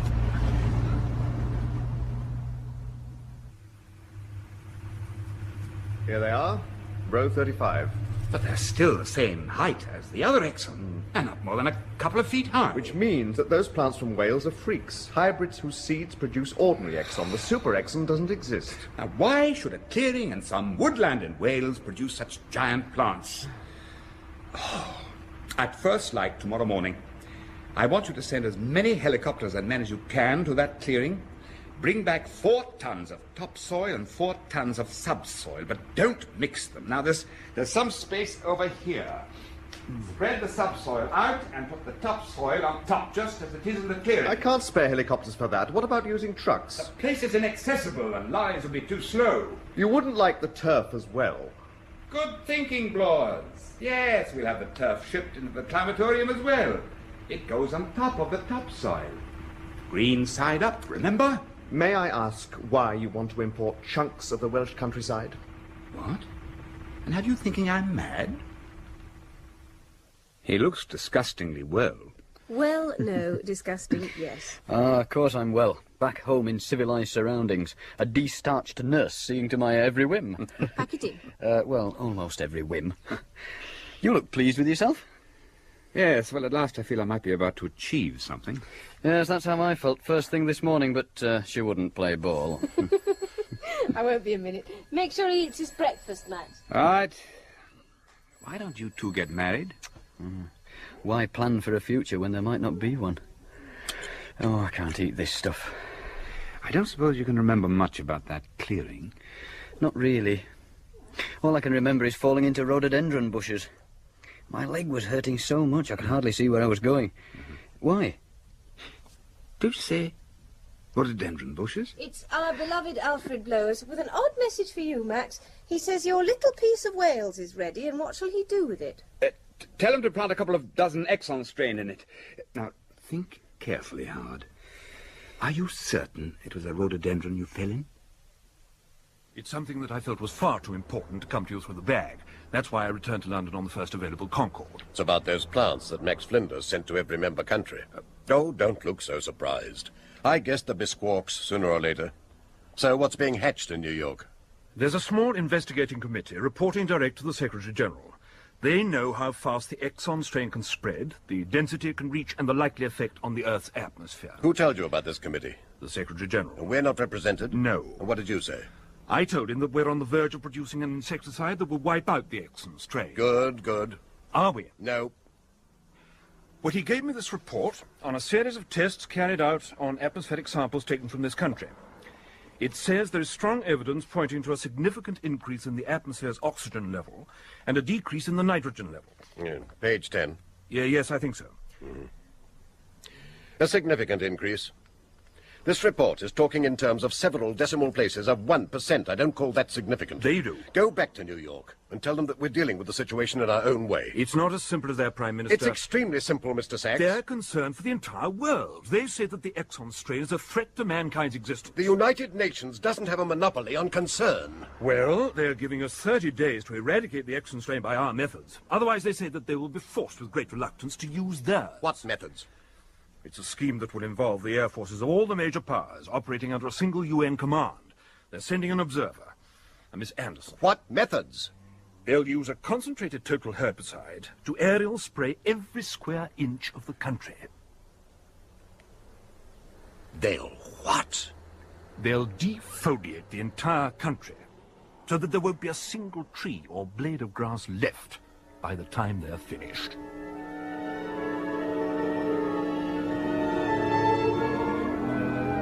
In The Destruction Factor by James Follett, the part of Max Flinders was played by T.P. McKenna. Howard Rogers, Paul Copley, Denise Exon, Rosalind Adams, Craig, Noel Johnson, Blowers, Michael Shannon, television presenter, Henry Knowles, producer's assistant, Mary Elliott Nelson, climatorium technician, Rod Beecham, helicopter pilot, Peter Wickham, farmer, Roy Spencer, corporal, Gregory de Paulnay, and sax, Dennis Gosher. The production was by David Spencer.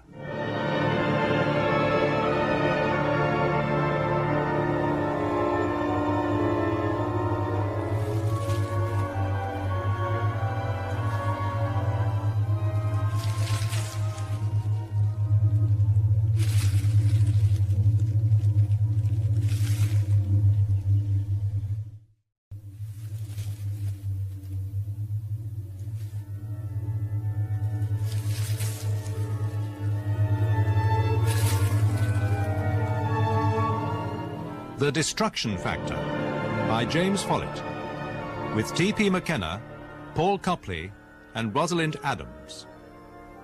Episode 6, World Without Fire.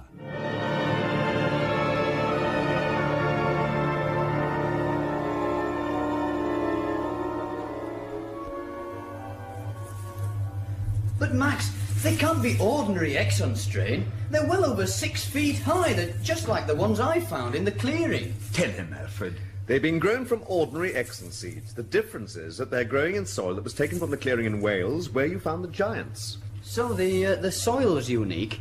Different. For one thing, it's very acid, with a pH level of 4. That's why rhododendrons were flourishing. They like acid soils. The other thing is that the soil is extremely rich in one particular trace element, copper. And that's the one trace element that the Exxon strain likes. Acid soils make more copper available to plants than they would be able to get with the neutral soil that all farmers aim for. You see, we've been looking at the problem the wrong way round. These giants are normal Exxon strain plants, and the 2-foot-high average height plants that grow throughout the country are poor, stunted things. Normal? These? Take a look at these Exxons over here. Oh, they're dying, aren't they? Better than that, they're dead. We made up an ordinary soil for them, but we left out copper. We've done what I said we would do. We found the Exxon strain's Achilles heel. All we need now is Paris's arrow. I'm sorry, Prime Minister. I'm not being rude to Miss Anderson, but I'm astounded that the UN should even consider such a barbaric plan. I agree, Flinders. Please, gentlemen, we agree it's barbaric, but what alternative is there? None. Defoliation of this country is the only guaranteed method of being absolutely certain of destroying the Exxon strain. It's a terrible thing to have to do, but there's no choice. The operation starts on the 1st of September and will be followed by massive food aid. Already ships are being prepared. But we have informed the Secretary-General that Mr. Flinders and his team have discovered a way in which the plant can be destroyed. Yes, this herbicide you sent us samples of. You say it was developed last year by Earl Coe and is still experimental, yes? It's not a herbicide in the strict sense of the word. It's a sequestering agent. That is, it isolates excessive trace elements in the soil. It was originally developed by Earl Coe for use in those parts of the world which have excessive trace elements in their soil. Yes, I understand, Mr. Flinders. And excessive trace elements can lead to poor crop yields just as a deficiency can. The point is that we can treat the entire country with sequestron and so eliminate the Exxon strain completely. The winter will finish off the odd Exxon that is missed, and the only crops we lose are those that depend on copper. Nothing compared with the appalling ecological damage that defoliation will do to the country, Miss Anderson. Now, we're about to switch every chemical plant in the country over to sequestron production. It can't be done, Mr. Prime Minister. We have reports from every major chemical concern in Europe and the USA. They all say it'll take at least 2 weeks to build the necessary processing plant. We have gone into the figures most carefully, I promise you. Also, MIT do not think that winter will destroy the Exxon strain. Well, of course it will. Good Lord, woman. The Exxon strain is a leguminous vegetable. Have you tried growing them under icy conditions? But no, we haven't. It's not necessary. Perhaps it would be a good idea. I will see that the MIT report is sent to you immediately, but now I have a plane to catch. You do understand, of course, that everything will be done to give your country unstinting assistance during the coming winter. Atkin, Miss Anderson is leaving now. See that she has a car to take her to the airport. Thank you, Mr. Craig. I would like to wish you good luck. This way, please, Miss Anderson. Yeah. Wasn't defoliation tried by the Americans in Vietnam? A lunatic exercise that failed miserably. Destroying the top growth of the jungle to do away with cover for the Viet Cong merely allowed sunlight to reach the jungle floor, where it stimulated lush undergrowth that gave the Viet Cong more cover than they had before. Now there's so much ground cover that the trees can't re-establish themselves. The birds and wildlife that depended on the trees have been driven away, and the parasites the birds fed on have multiplied. The ecological balance of vast tracts of Vietnam has been destroyed for good, and it will destroy this country for good just as effectively as if we'd been plastered with thermonuclear weapons. Can you even begin to imagine what the countryside will look like with nothing green growing? Absolutely nothing. I've tried. And consider the after effects. If we have a wet autumn and winter, our topsoil, which has taken God knows many million years to form, will be washed away. If we have a dry autumn and winter, the country will be turned into a giant dust bowl. Either way, we lose. How much sequestron have we got? Just about enough to deal with the damn things if we knew exactly where they were. But nothing Nothing like enough to spray the entire country in 28 days. Now, if we could come up with a positive method of locating the plants, we might have a chance. But now, there's another problem on the way. What's that? MIT, saying that the Exxon strain will survive the winter. Yes, I'd forgotten that. Odd, isn't it? Frost in midsummer. Hey, I think you're right, Max. These Exxon strain look okay. Yes, I wouldn't have believed it possible. What? Do you know why frost kills tender plants? As the water in them freezes, it expands and ruptures the plant's cell structure. Maybe they are dead, Max. It hasn't been below freezing in here for long. I know when these things are dead. Is there any difference between them and those weeds? Well, only that the weeds have frost on them and the Exxon strain haven't. Exactly. MIT were right. About what? Something that we should have discovered but didn't because, like the idiots we are, we weren't looking for it. We didn't even bother to carry out a simple experiment by exposing the plants to low temperatures. Max, they must die. The entire destruction factor has been based on the assumption that they wouldn't survive the winter. That's right, an assumption. But no amount of frost can harm the Exxon strain. Did my father know that? I don't think so. Whatever the reasons were for Elko stopping his research, I doubt if it had anything to do with those amazing plants possessing futile cycling. Possessing what? Oh, for years biologists were baffled by the activity of the bumblebee in cold weather, would you believe it? Unlike other insects, you see, the cold didn't make them lethargic. They flew about happily in winter, ignoring all the rules. Oh, yes, there's a lot of truth to the old saying about busy bees. Well, what's this got to do with these plants being able to withstand frost? It was discovered that bees had the curious ability to convert glucose into another chemical, and then back to glucose. It was called a futile cycle. But nothing in nature is ever futile. There was a product of futile cycling. Energy in the form of heat. The bumblebee is busy all year simply because it is warm all year. And the Exxon strain has this futile cycling? Yes. It will survive the winter. Yes, except it won't get the chance. Look, what I have to say to you cannot be divulged to anyone.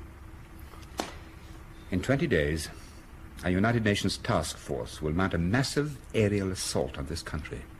They'll spray every square inch with a particularly vicious butyric acid herbicide, the object being the total annihilation of all plant life, the length and breadth of the country. You'll find the entire operation profile in this manual, Prime Minister. And this envelope contains the map appendices.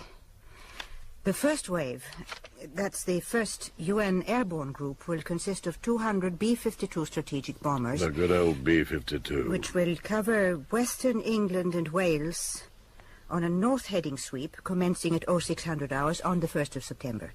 There will be an interval of 2 hours, and then the second airborne group, a wave of 200 Antonov 22s, will sweep southwards.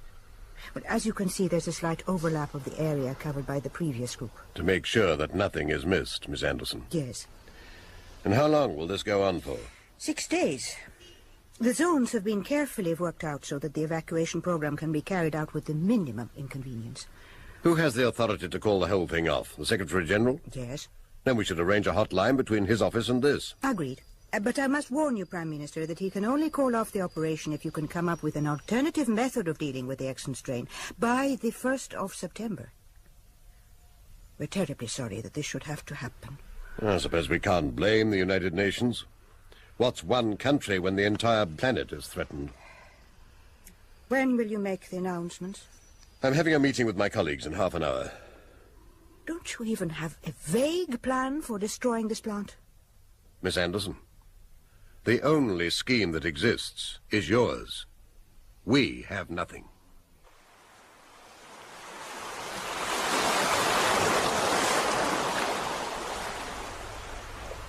Max can swim well. I wish you wouldn't trickle hot sand on my tummy, Howard. I feel guilty. About what? Lying in the sun, doing nothing. What is there to do? Denise, I ought to go and see my father. Well, at least before Wednesday, when the announcements are made. All right, we'll drive up on Tuesday. You don't understand. I ought to go up and stay with him. Permanently. He's always wanted me to do. Well, what would be the point? You know next to nothing about market gardening.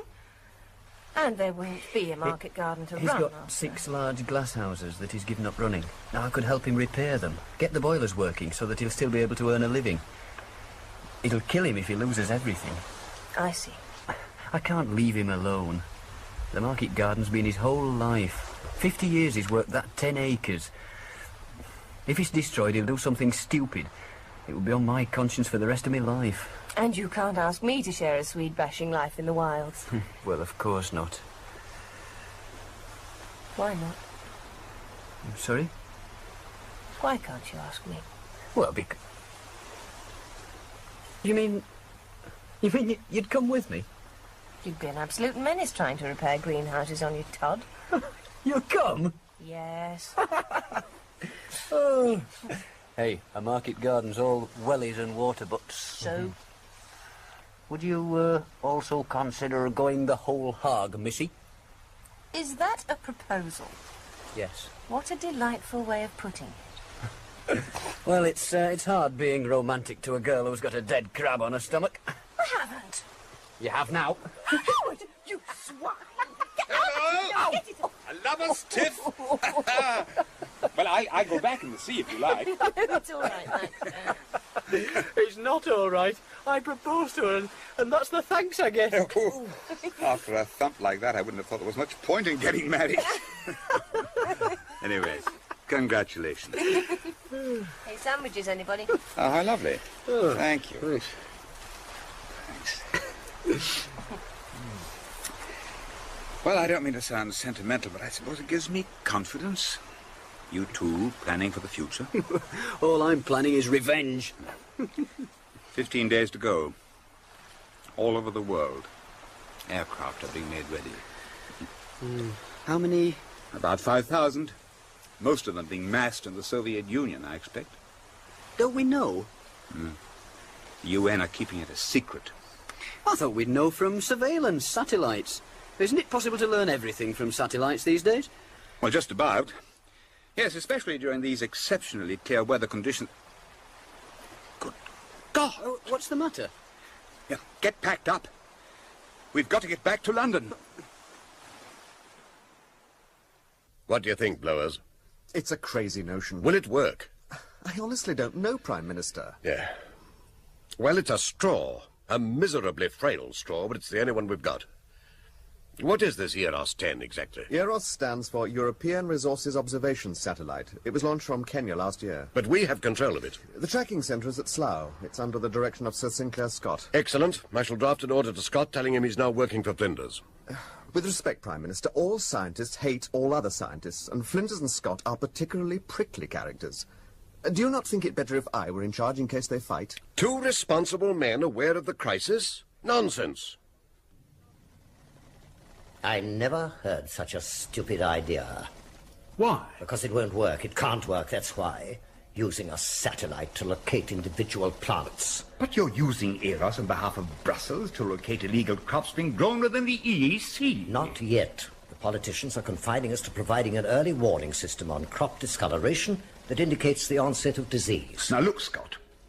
EROS is nothing more than a highly sophisticated orbital multispectral scanner, right? Yes, but it can't be... be... And it can identify, even at its present height, crops in fields no bigger than 1/4 of a hectare. Precisely, but it is its height which makes it useless for what you want.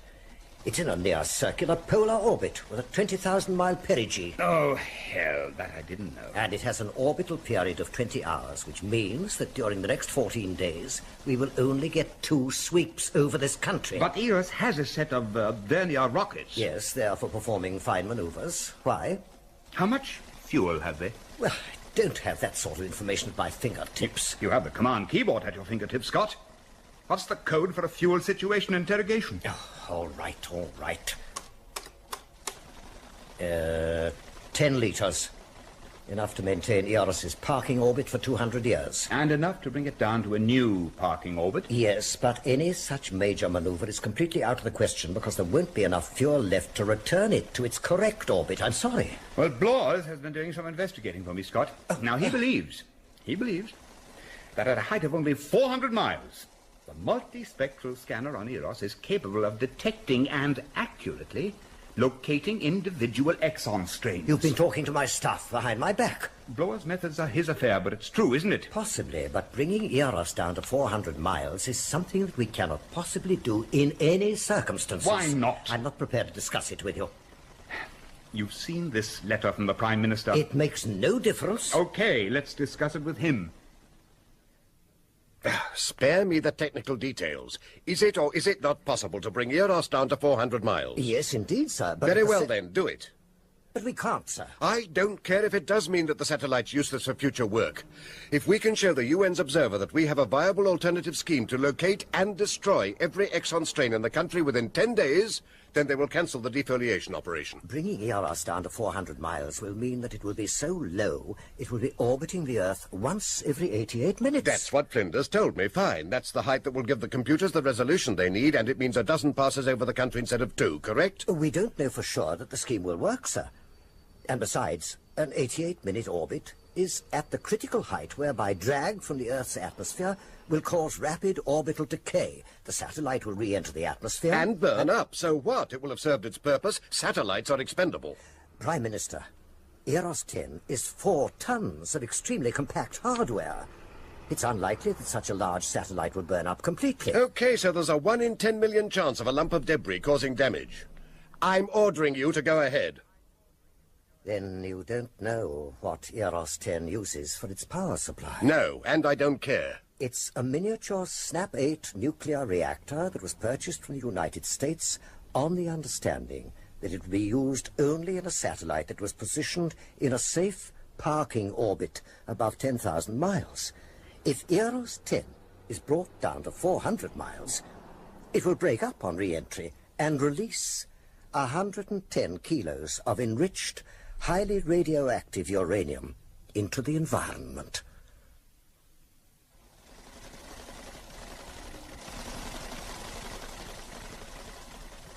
Eros should be rising above the horizon in 30 seconds on her new orbit. The controllers have to concentrate. Can we have absolute quiet, please? Naturally, there'll be an unholy row when it comes down. And we'll probably have to fork out a fortune in compensation and the cost of finding all the bits. Yes, rather that than defoliation. Exactly. The delay was getting our attractive UN observer over there to agree. Miss Anderson is the most powerful person in the country at the moment. She'll be the one who'll advise the Secretary-General to call off the defoliation operation. Or tell him to go ahead. Yes. The maneuver to bring Eros down to 400 miles has been successfully completed. We'll start the scanners in 3 minutes. Congratulations, gentlemen. The first hurdle is over. So it seems. How many orbits will you need to scan the entire country? 7. And how does the system work, please? Well, basically, the pictures are fed in digital form into the computer, which has been programmed to respond only to the spectrum. The light pattern, that is, of the exon strain. The computer will then oblige us by providing a neat printout that lists the exact position of every individual exon strain in the country. Even those growing under trees? Miss Anderson, you see, when that line printer starts churning out its lists, you can be the first to tell a helicopter crew exactly where they'll find the first plant.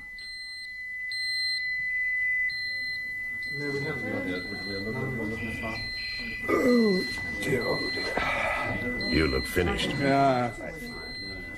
Oh, how is it going, Scott? Quiet word with you, gentlemen.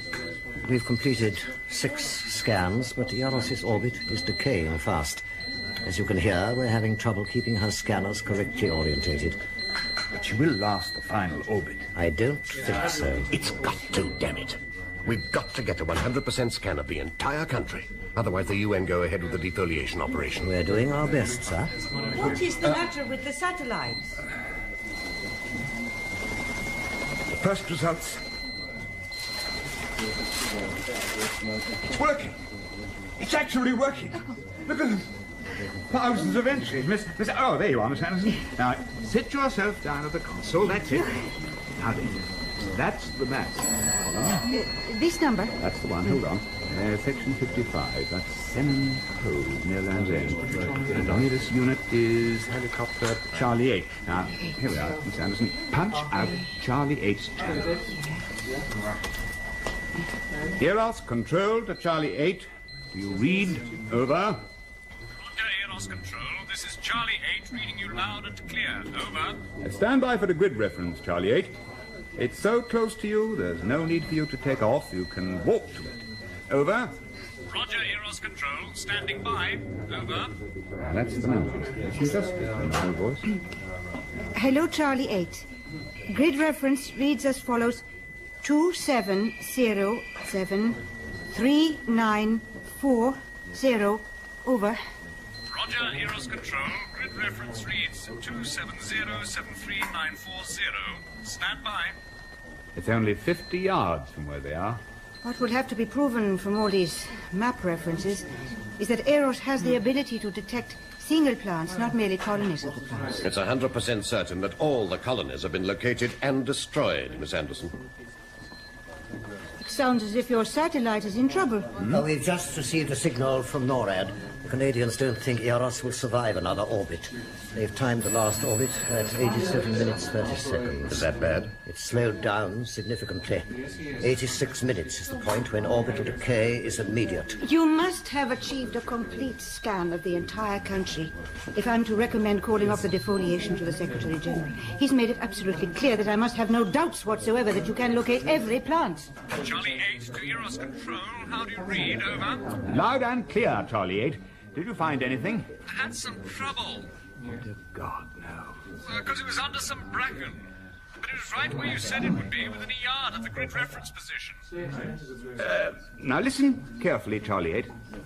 How many plants were there? How many? Yes? Well, that's why we had trouble. There's only the one, and it's no more than 3 inches high.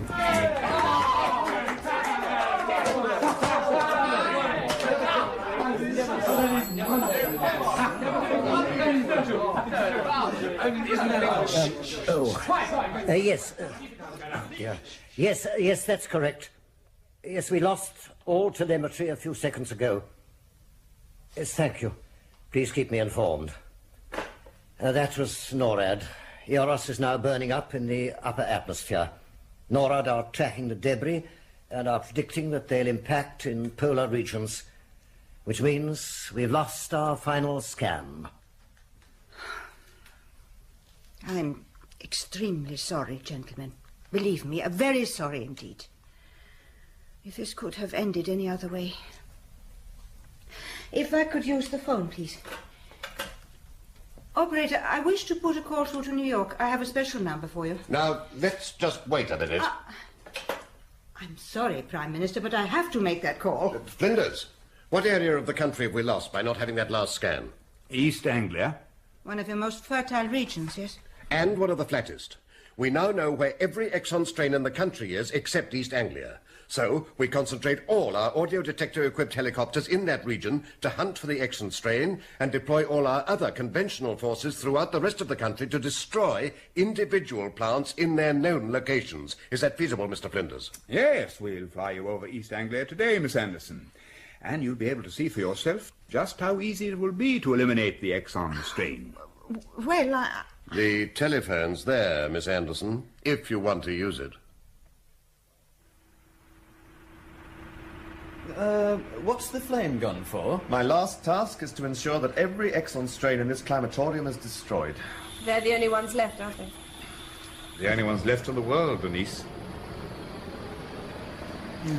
It doesn't seem possible. It's like a bad dream. Do we have to burn them all? Couldn't we just save a few to continue Daddy's work? Do you think he would want us to take that risk, Denise?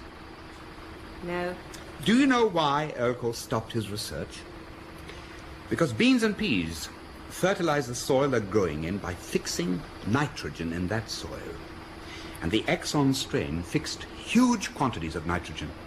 You see, the Urkel board thought it would ruin their entire fertilizer industry. The final irony about the whole business is that we'll have bumper crops next year. Well, that's it. No more Exxon strain. Oh, there's one there you missed. Here. The last one. No. Let me do it. Give me the flame gun. Thank you.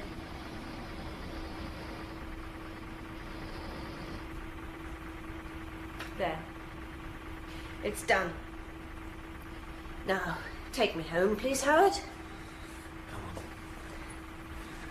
Oh, by the way, Blows, you knew I deliberately avoided answering Miss Anderson about our ability to detect Exxon strains growing under trees. I guessed. We need time desperately. I ought to thank you for keeping quiet, but I'll save it for next year, when we'll know for certain if we really have beaten them.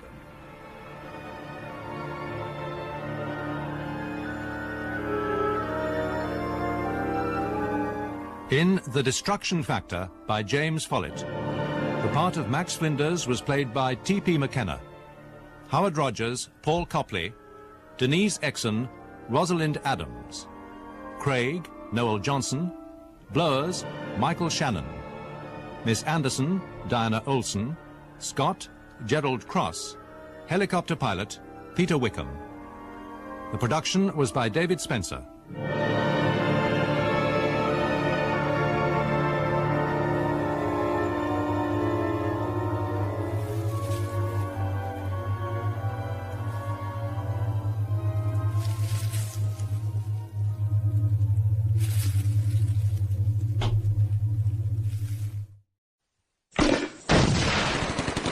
We need air support! 30 miles south of Basra. Tell them to fire at the bloody smoke! Stand your position, Alpha 3. We're taking casualties! They've got the high ground now! Keep firing! We're pinned down, sir! God, we're getting killed here! You called for support, Staff Sergeant? Who the bloody hell are you? Where are they? Second house along. Bloody car bomb took out my lead truck and they zoned us with small arms fire. I've got injured men up there, I can't move! You might want to cover your ears. Okay, Dorby, deploy the bullet.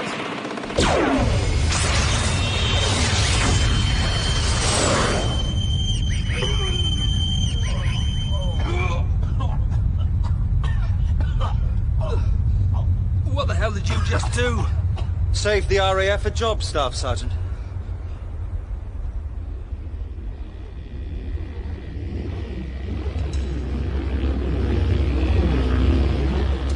The Voice of God by Simon Bovey.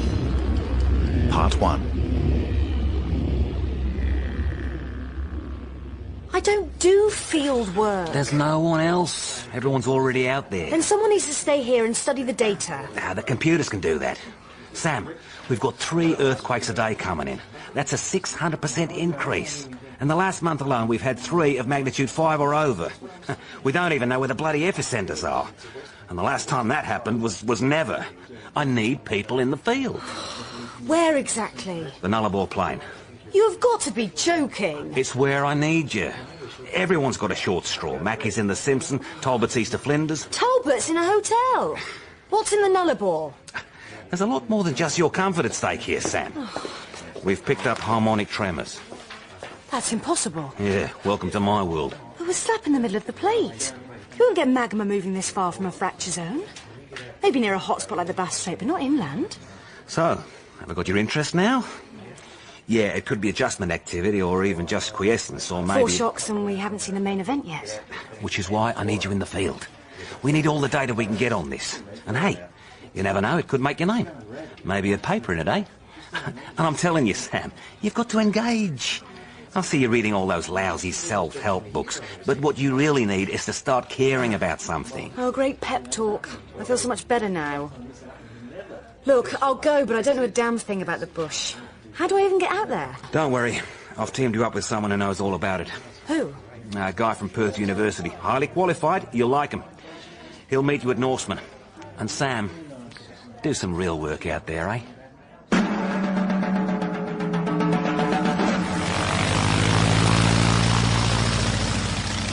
I'm a seismologist. We try and predict the shifting of the Earth's plates, what fault lines are likely to become active. I'm good with rocks. I'm just not so good at predicting people. In my profession, we have a saying, rocks don't lie. It needs biology for that. At that time, all I knew was I was in the arse end of Australia, waiting for God knows who to take me God knows where. Oh, get away! Oh, go on, Sue, get away! Hey, lady. Are these your dogs? Oh, no. I already ate mine. Go on, get!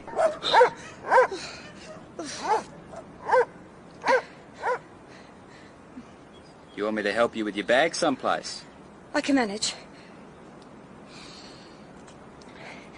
You want a beer? Reckon it's about 40 degrees today. Look, do you want money or something? Just trying to be neighbourly. If you want to help, you can tell me where... well, where the real town is. You mean where the white people are? The hotels, the bars. The air conditioning. You need to go west off the airstrip. Norseman proper is the other side of the highway. How far? Couple of k's. You staying there? I'm meeting someone. Well, it's a small town, maybe I know him. I doubt it. Why's that? He's a... you just wouldn't. Well, is he tall and handsome like me? Goodbye. Does he own a big Toyota like me? Will you leave me alone? Is he a half-caste fella from Perth University, perhaps? You're kidding me. Joshua Patameri. Sam Rideout, I presume. I think I lost £5 standing in that sun. Ah, there's cold water in the bottle.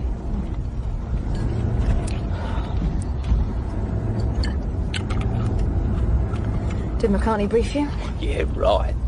I just got co-opted into Geoscience Australia and was told to meet you here with a ute, equipment and enough water and tucker for a trip into the paddock. What? That's what we call the nullarbor out here. The paddock? Yeah. Let me get this straight. It's a waterless, wind-scoured void with bugger all in the way of civilised comforts. To the west there's nothing but empty Indian Ocean till you hit the South African coast. Antarctica to the south. To the north, 3,000 hideous k's of burning sand and spinifex all the way to Darwin. Yep. And east, where we're going, it's a bit worse until you hit Sydney, and that's, hey, another 3,000 k's. And you call it the paddock? Well, when you put it like that, maybe you wouldn't want to buy property and retire. Yeah, on that we're agreed. So you want to tell me what we're looking for? Right now, you know as much as I do. A seismic swarm across the whole of Australia, but especially the north and east coast. Then day before yesterday, seismograph 57 picked up a harmonic tremor out there. But there isn't any magma this far onto the austral plate? Right. So it could be an anomaly at the graph. Ah, and those expendable galahs have been sent to check it. Something like that. Yeah, peachy. So how long before we reach it? About a day, I reckon. What? I want to be back in Melbourne tomorrow. Never happened. We don't turn off the air highway for another 5 hours or so, and then it's another 300 k's off-road. How did I get taught into this? Could be worse. Could be raining. Are you going to be this remorselessly cheery throughout the whole trip? Yeah, probably. Actually, rain would be good. All the bush round here blooms into life. Yeah, flowers and grasses that were dormant spring up in a matter of hours. It's really beautiful. It's worth seeing. Send me a photograph. Are you going to be this grumpy throughout the whole trip? I don't know. I have to work at it. Don't take this the wrong way, but... But you weren't expecting an abo? I wasn't going to put it that way. No, that's what you were thinking. No, I was just thinking... We're not all drunks and painters, you know. I know that. I was just thinking that... Stupid bloody bird!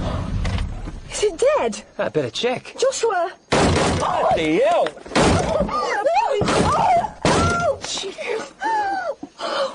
What the hell? What just happened?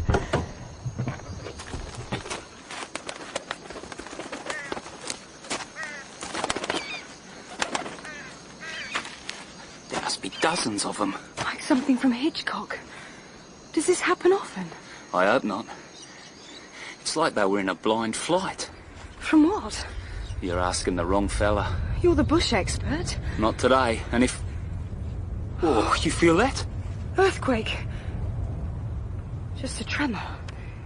Would that have scared the birds? Gets my vote. Meaning what exactly? Meaning if it wasn't, then I'll have to start thinking about what else it might be. Oh. Well, we better get moving before we get a road train up the arse. Frankly, that seems a lot less scary than going out there. Yeah.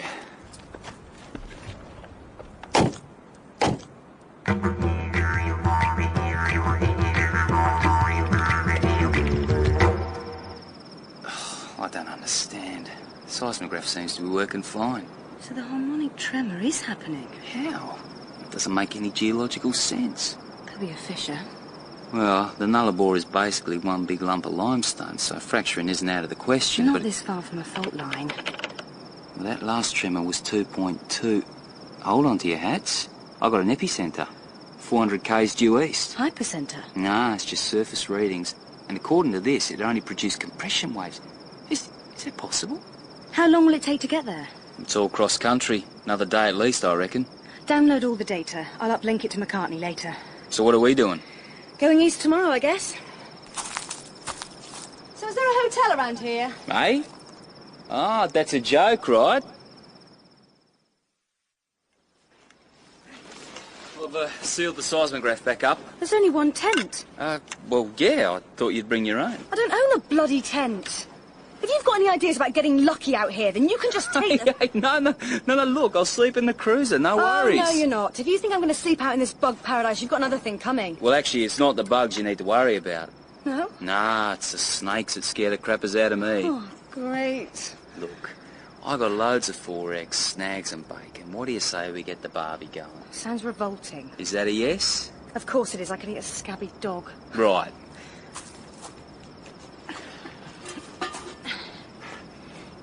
Anything we're looking for? Volcanic or tectonic? I'll be honest, it's got me beat. I think we're rewriting the book on this one. Major plate realignment? I'm not going to guess until all the data's in. It could just be a non-recurring phenomenon. Which is a euphemism for we don't know what the hell is going on, but we're stocking up on canned goods. It's got to have a simple explanation, Joshua. We just can't see it yet. Yeah? You write down the exact time and date you said that. We mess with this planet too much. Whenever something weird happens like this, I can't help thinking she's biting back. Global warming isn't going to cause quakes. Nah, but governments did weird stuff where we're going. A lot of nuclear tests. Makes you think, that's all. I'm too tired to think. Beer? I'm just going to, you know... Oh, right. Yeah, dunnies wherever you dig. And make a noise, scare off the King Browns. Snakes, right? The snake. You bit, you're dead. I can see I'm going to be very constipated on this trip. Nah, it's the bunyip you want to worry about. Another snake? Much worse. It's a man-eating monster who stuns you with a bellow, then drags you down into his swamp. I'm not listening to you anymore. It's true, I swear.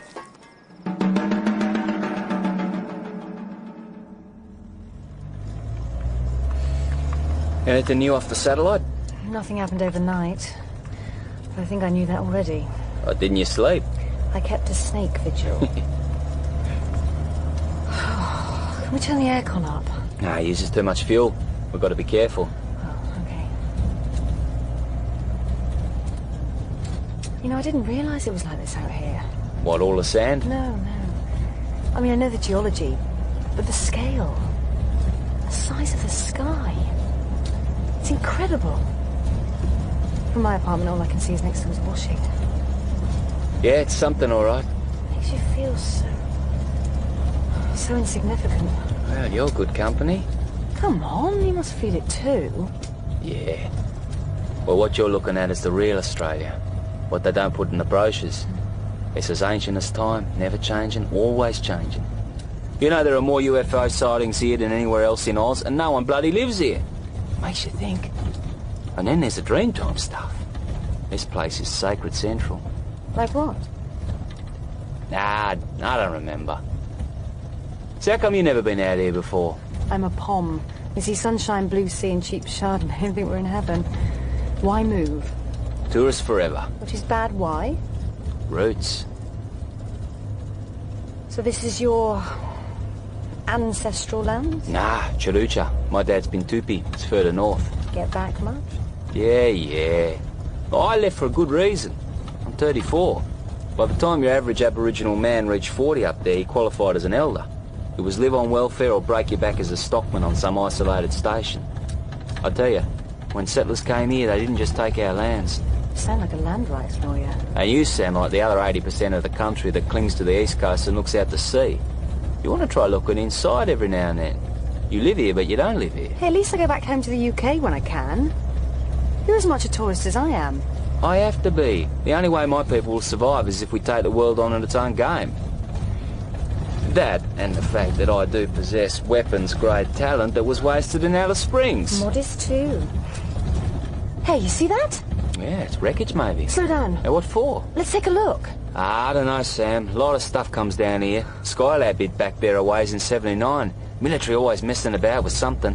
Maybe we just leave it, huh? Come on. 5 minutes. Stretch your legs. Where's your curiosity? I'll give it to the cat.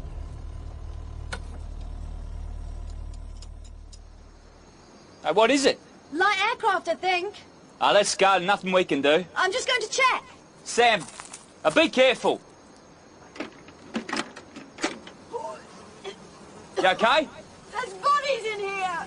Leave it, Sam. It's full of blowies. Yeah.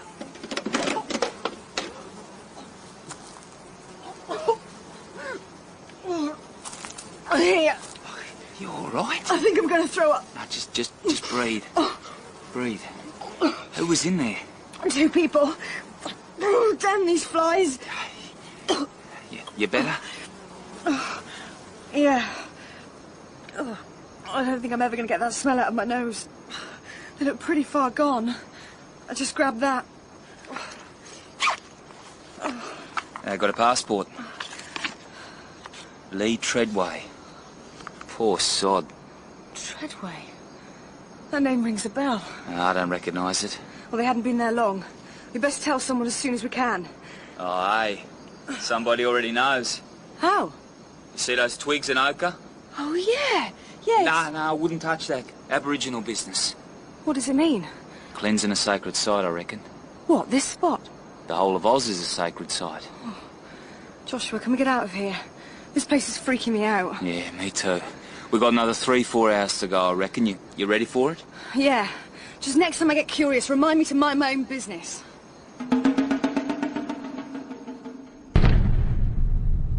A bare few seconds before the waves bounce back. At least it looks flat around here. No obvious uplifting. And no gas vents either, which is the main thing. You sure this is the right place? GPS coordinates are the same as the seismographs last night. Hey, Joshua! Come here! Hey, what you got? A sign. Keep out, prohibited area. Oh, no. Maralinga Fields. What's that? A blighted place, bad dreamings. And in English? I told you yesterday it was a nuclear testing range in the 50s. Look around you. It's vitreous sand. You mean we're standing in a bomb test site? Ground zero.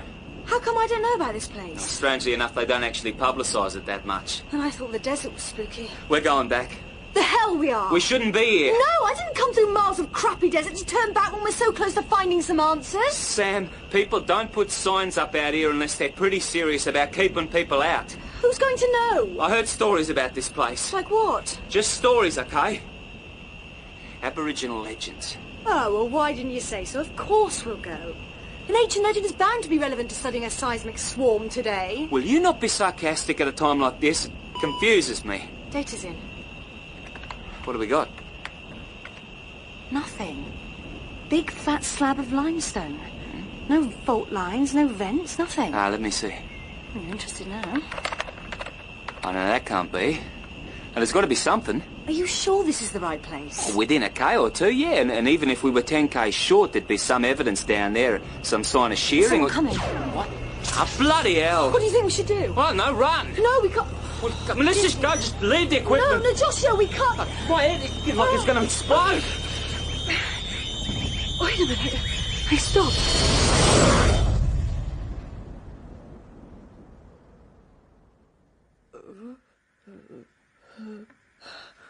There's some water beside you. Don't stand up or you'll be sick. Where am I? Tell me who you are first. Sam Rido.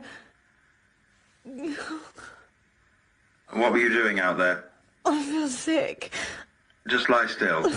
Answer the question, please. Go away.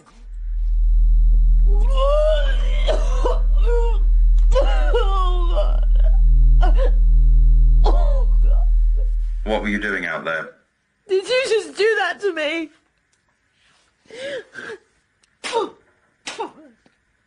I'm a seismologist. We're studying the earthquakes. You must have felt them. You passed warning signs telling you this was a prohibited area. No, we didn't. We found one that was lying down. What were you looking for? I just told you. Don't you watch the news? Where am I? Who do you work for? Geoscience Australia. Who are you? You're English. So are you. What have you found out about these quakes? You wouldn't understand if I told you. Try me. There's no fault line. And who have you told about this? No one. Look, where am I? Where's Joshua? Hello? Hello? So far, they're both telling the same story. It was only a matter of time before someone came looking. I was hoping it would take them longer. Superficially, their identities check out, but it's a hell of a coincidence them turning up when they did. Well, they're scientists and good at their job. Maybe, Colonel. But I found this passport in their Land Cruiser. Treadway? Do they know what happened to him? I haven't asked them where they got it yet. I wanted to keep something in reserve. Then let's ask them now. Sir, my recommendation is we get them off base as soon as. Use the ground contamination cover story to hospitalise them for a few days until we can check them out in more detail. I want to meet them. I don't think that's a good idea. You don't? Well, I think we'll risk it. They know too much already. Nick, if we ship them off, they won't stop looking. And there'll be others. Let's find out what they know before we do anything. Miss Rideout. Oh. Miss Rideout. Where's Joshua? He's safe. I want to see him. You will soon. Lee Treadway. Who? You heard. I've never heard of him. You sure? Of course I'm sure I'd know. Wait a minute. Yes, that was the name of the man in the plane crash we passed. About 50 kilometres west of here. There was a pilot too, but they were pretty far gone. I just grabbed a bag with a passport in and got away from it. Which you must have found in our car, right? He was dead. Very. Hello? What the hell is going on here?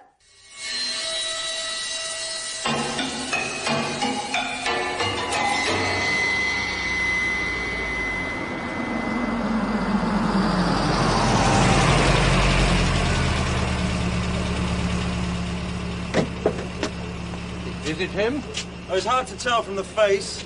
Maggots and dingoes have taken their toll. We'll do his DNA, but I'd say so. He had his transfer orders in his pocket, credit cards, usual stuff. You two, body detail. Great. This is going to set us back even further. The programme carries on as planned. We're not even halfway through the tests. Without detailed analysis of the seismograms, we're just guessing at how to balance the harmonic profile. We carry on. Carl, I don't think we can control Then it. start to think. Look, I know this is stressful for us all, but we continue with the test.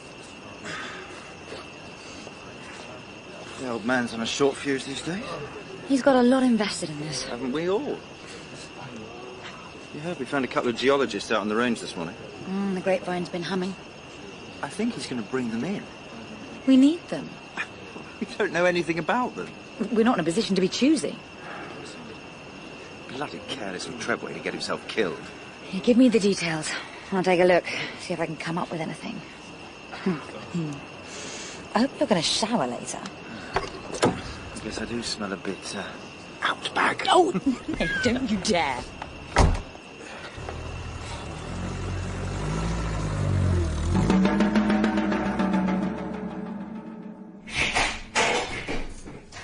Mr. Pattermary, get to your feet, please. Hey, what? Follow me. Military? What time is it? Late. This way. Where are we? Underground. 5 metres. Hey, I recognise your voice. You're the man on the speaker. Walk or we'll drag you. All the same to us. Where are we going? In here. Joshua! wondered what the hell had happened to you. So did I. Are you okay? Yeah, the pommy bastards didn't torture any state secrets out of me, if that's what you mean. You? Scared to death. You've really no need, Miss Rideout. Who are you? My name's Walker, Colonel Walker. I run this facility. Sit, please. Where are we? I appreciate this must be alarming to you both, and I apologise for your treatment. But I must ask you some more questions before I can answer yours. This isn't going to be like last time, is it? No. Oh, good. I don't think my stomach can handle it. What do you want to ask us? I told your goon all I know. No, we didn't know we was on prohibited land, okay? Just let us go. We can't let you go. What does that mean? It's all right, Captain. Look, we're civilians. You can't keep us here.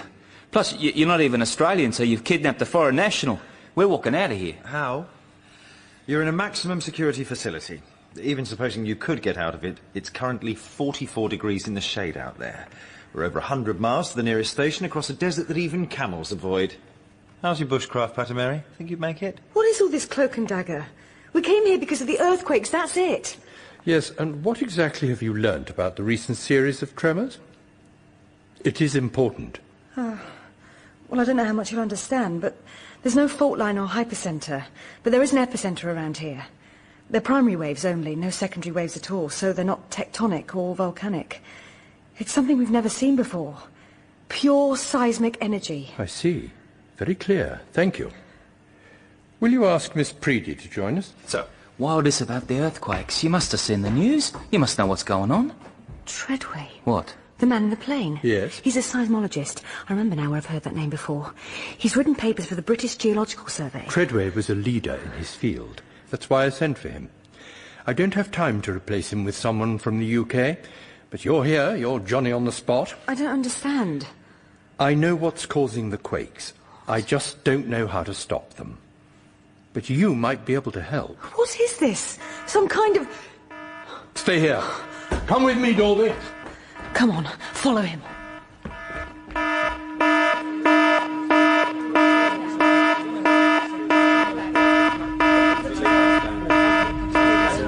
Shut down main power. Then kill everything. Barker? Can you hear me, Barker?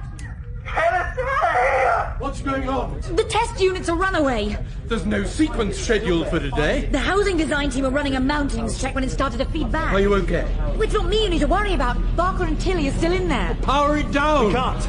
They routed power into the forward control booth. I can't cut it from here. It feels like the mountings are beginning to break. What's going on? Get out of here! Someone's got to go in there! It could be suicide. But this isn't... Colonel, we've got to kill the power to the whole base. No, it could lose God knows what data in the mainframe. We'll save the data or lose the base. What's making that noise?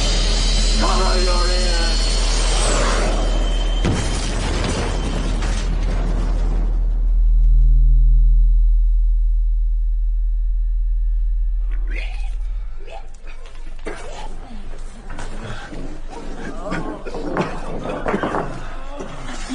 Everyone all right?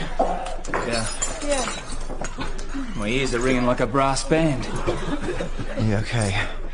Yeah. How's Barker and Tilly? You're kidding, right? Are they dead? Dead. They're coating the walls. Oh, someone, please, what is going on here? Who are you people? I'd hoped to give you a better introduction to our work. But like I said, we need your help. With what? With perhaps the most important project in the history of mankind. So are you with us?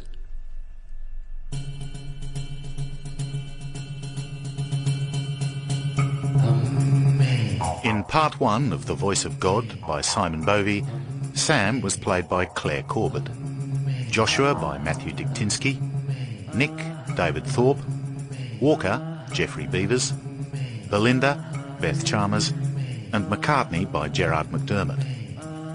The soldiers were John Cummins, Delroy Brown and Nick Sace. The Voice of God was directed by Mark Beebe.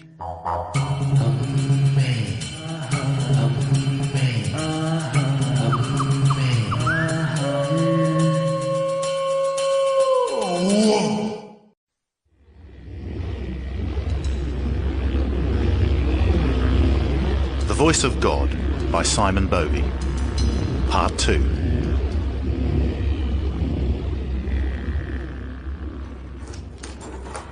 Watch where you're treading. There's still bits of Barker and Tilly here. Oh, God. Yeah. Won't have been quick. Internal organs turning to liquid. Eyes and ears. Oh, I don't think I can do this. Oh, hey, look at me. Look at me, it's all right. Yeah, I'm okay. You sure? Mm-hmm. Why don't you leave me to do this? No, I've got to know what happened. Okay. Look at this. Triple screen reinforced concrete. It's just smashed. The power of this thing. Sometimes I think it shouldn't just be in our hands. The old man would regard that kind of talk as treason. Oh, I know my duty. I was just thinking out loud. As far as he's concerned, this is going to bring in a new age. Well, I'll settle for just having ordnance that works as it's supposed to. You'll sort it. I have every confidence in you. How long will it take to get it up and running again? Colonel's already got us installing the second test unit.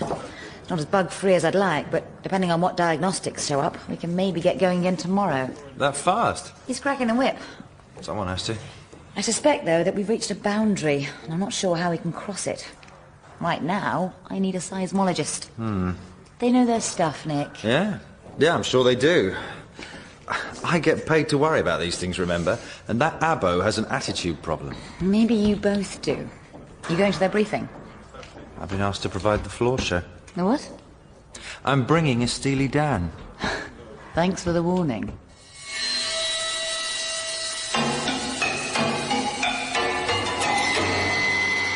Oh, hasn't this place been bombed enough? Military research doesn't just mean building bombs. We're involved in something a little more complex. Curing AIDS? Abolishing hunger? What? The truth is, Mr. Patameri, that at the moment we are under threat from a hostile ideology, global in scale, ruthless in purpose, and insidious in method. Unhappily, the danger it poses promises to be of an indefinite duration. So there's a need for not just a new way of thinking, but new weapons. And in normal speak, that would be... Don't you ever watch the news? I only ever watch the cartoons. They make more sense. I wouldn't be a bit surprised. We're talking about a weapon that will specifically counter terrorism. The individuals and the states that support it. And you're not talking nuclear? No, though they do have the potential to be as destructive. What do you know about infrasound? Not a lot, other than major seismic events create very high or low frequencies we can't hear. They say animals can. Whales and elephants use it to communicate, don't they? That's right, but there's a lot more to it than that. The Nazis were actually the first to investigate its potential as a weapon in the hope of downing Allied bombers. But most of the data on its effects on the human body come from NASA. They found that during rocket launches, their astronauts suffered visual distortion, headaches, nausea, and even respiratory rhythm distress. But the frequency that is most dangerous is between 7 and 8 hertz. This is the resonant frequency of flesh. It's what killed the two scientists yesterday. A sound killed them. I know it seems like science fiction, but I assure you it's very real. Sound is an incredibly powerful and important property to be able to manage, and here we're learning how to do that. You fellas had me there for a minute. You must think I'm a dill or something. Why on earth would we think that? Well, sarcasm, right? I'm impressed you noticed it. This is rather difficult to believe. Show them, Captain.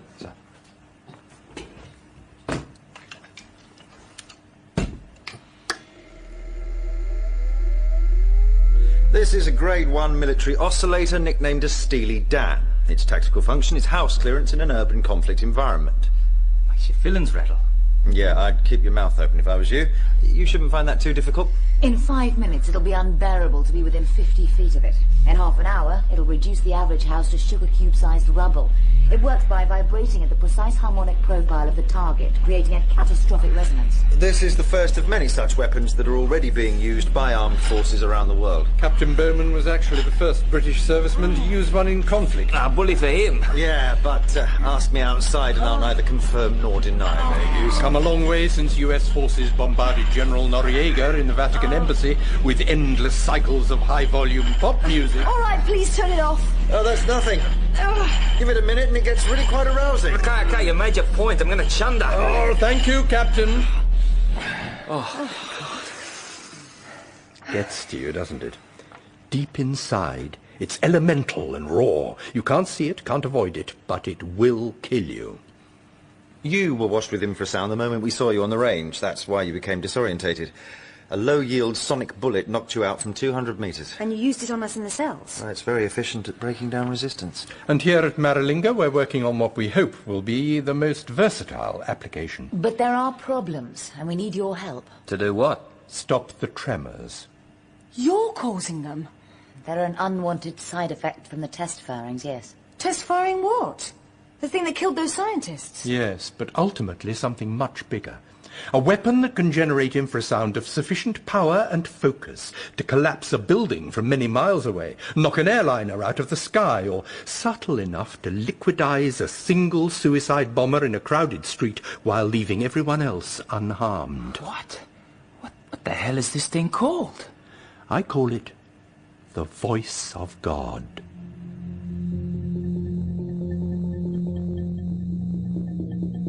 And that was the first time we heard the name. Not the kind you'd ever forget. No, believe me, I've tried. It seemed portentous, even pretentious. Just not possible that all the quakes, the deaths I'd seen of Barker and Tilly were caused by sound. Surely these people were exaggerating. And if they weren't, then what the hell was I going to do?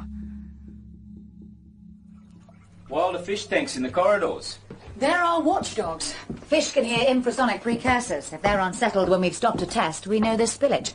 We can then bring down a series of baffles and shields within the facility to protect us from aftershocks. Jeez, this thing must fill your backyard.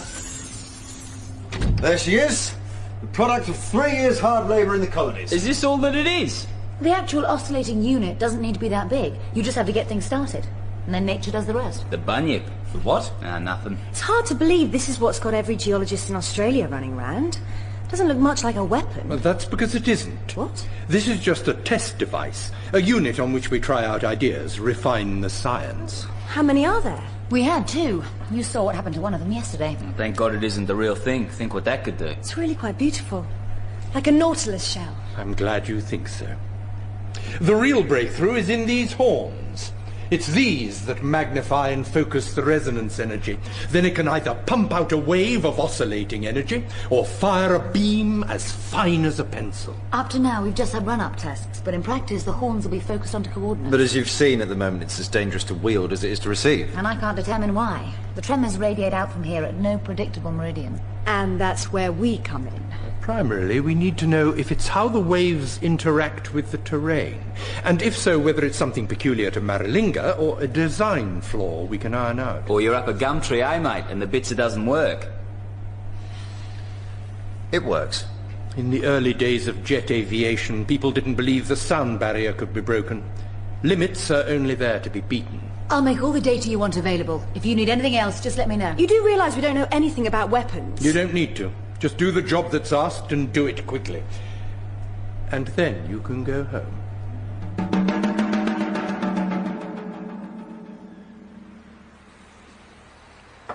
Carl? Carl? Oh, I didn't hear you. Sorry. I didn't realise you used pink moss. It helps me concentrate. Same as Tibetan singing bowls. There's nothing new under the sun. I just wanted your approval for releasing the test data to Sam and Joshua. Oh. Not the harmonic profiles. They're classified. Doubt they'd understand them anyway. Oh, and not this. There's no need for them to know how many tests we've run. Anything else? It's my job to say it. I think we're pushing too far too fast. We're going too slowly.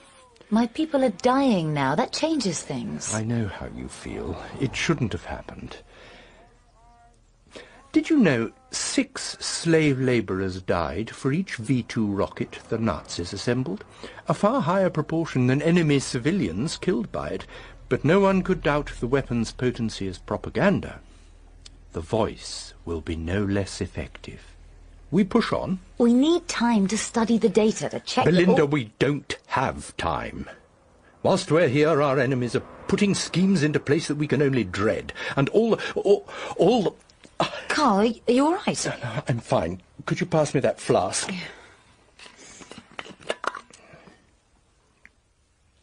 Thank you. Shall I get the MO? She's only down the corridor. No, I'm fine, really. Indigestion. Oh,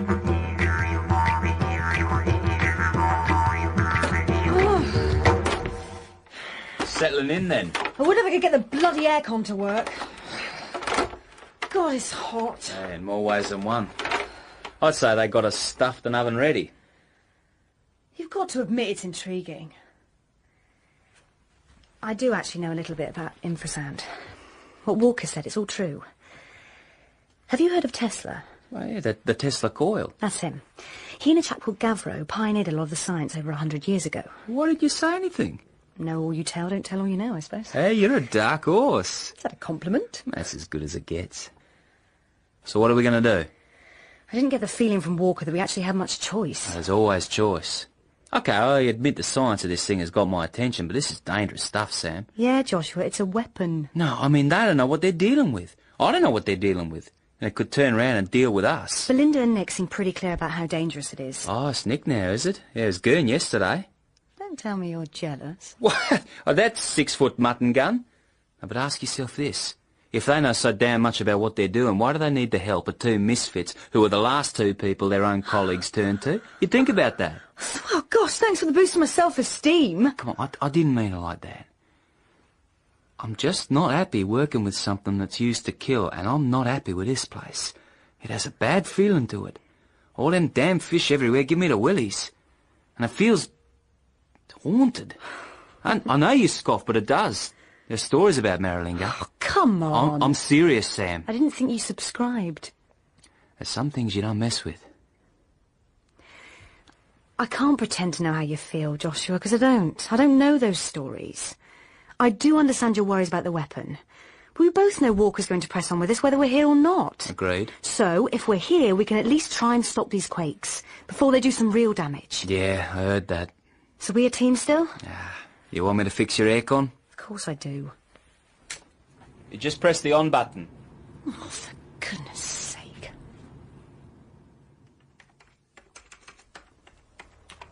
You've got a minute. Oh, for you, several. I've been looking over your report on Treadway's plane crash, and it doesn't look like an accident to me. I didn't see any signs of ground fire or a bomb. No. You'll probably think I'm crazy, but the damage looks... well, it looks like the voice. It can't be. Catastrophic structural failure, wide dispersion of debris. Nick, it has the signature. The only way it would be even remotely possible is if Treadway's aircraft was on approach at the same time we were running a test. Exactly. Yeah, but I'd make sure that didn't happen.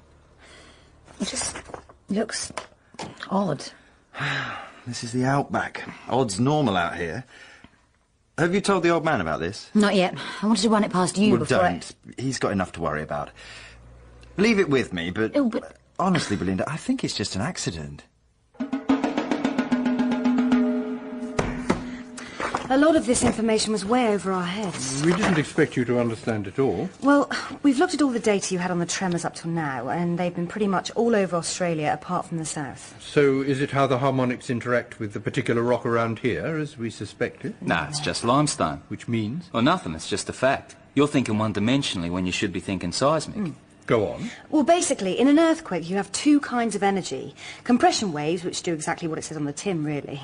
They compress rock, and they're fast, very fast. That's what you've been creating. There are also surface waves, which have a more side-to-side motion and cause shearing.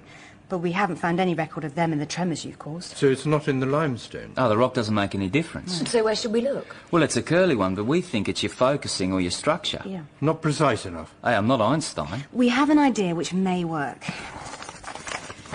So, which is the front? Here. Right. Yeah, this is the focusing cone, but we haven't tested those in a firing sequence yet. So the energy has just been allowed to dissipate? Yes. And you use this kind of mounting all the time? For all of the test units so far, yes. Yeah, what's it made of? Titanium with a polycarbon bed. Where are you going with this? Well, all the evidence points to compression wave conduction. No, the bed is especially designed to prevent the oscillations from reaching the support. Again, you're not thinking seismic. Compression waves will pass through anything. Your problem's the mounting. Yeah, we think it's way too rigid. You see, the reason you haven't created any tremors in the south is because the rear of the mount isn't grounded. And you haven't created shearing waves because the thing tears itself apart before you get the frequencies low enough. Right, we're close to 7 cycles and the structure starts to lose integrity. Yeah. Good job you called us in. Carry on like this and you'd have brought the bloody house down. So we need a floating housing? It's still too rigid. Some form of cradle would do it. We drew up a rough plan, which I'm sure wouldn't take too much to build. Good. Very good. When the solution is simple, God is answering. That's Einstein, Mr. Patamary. Get on to it.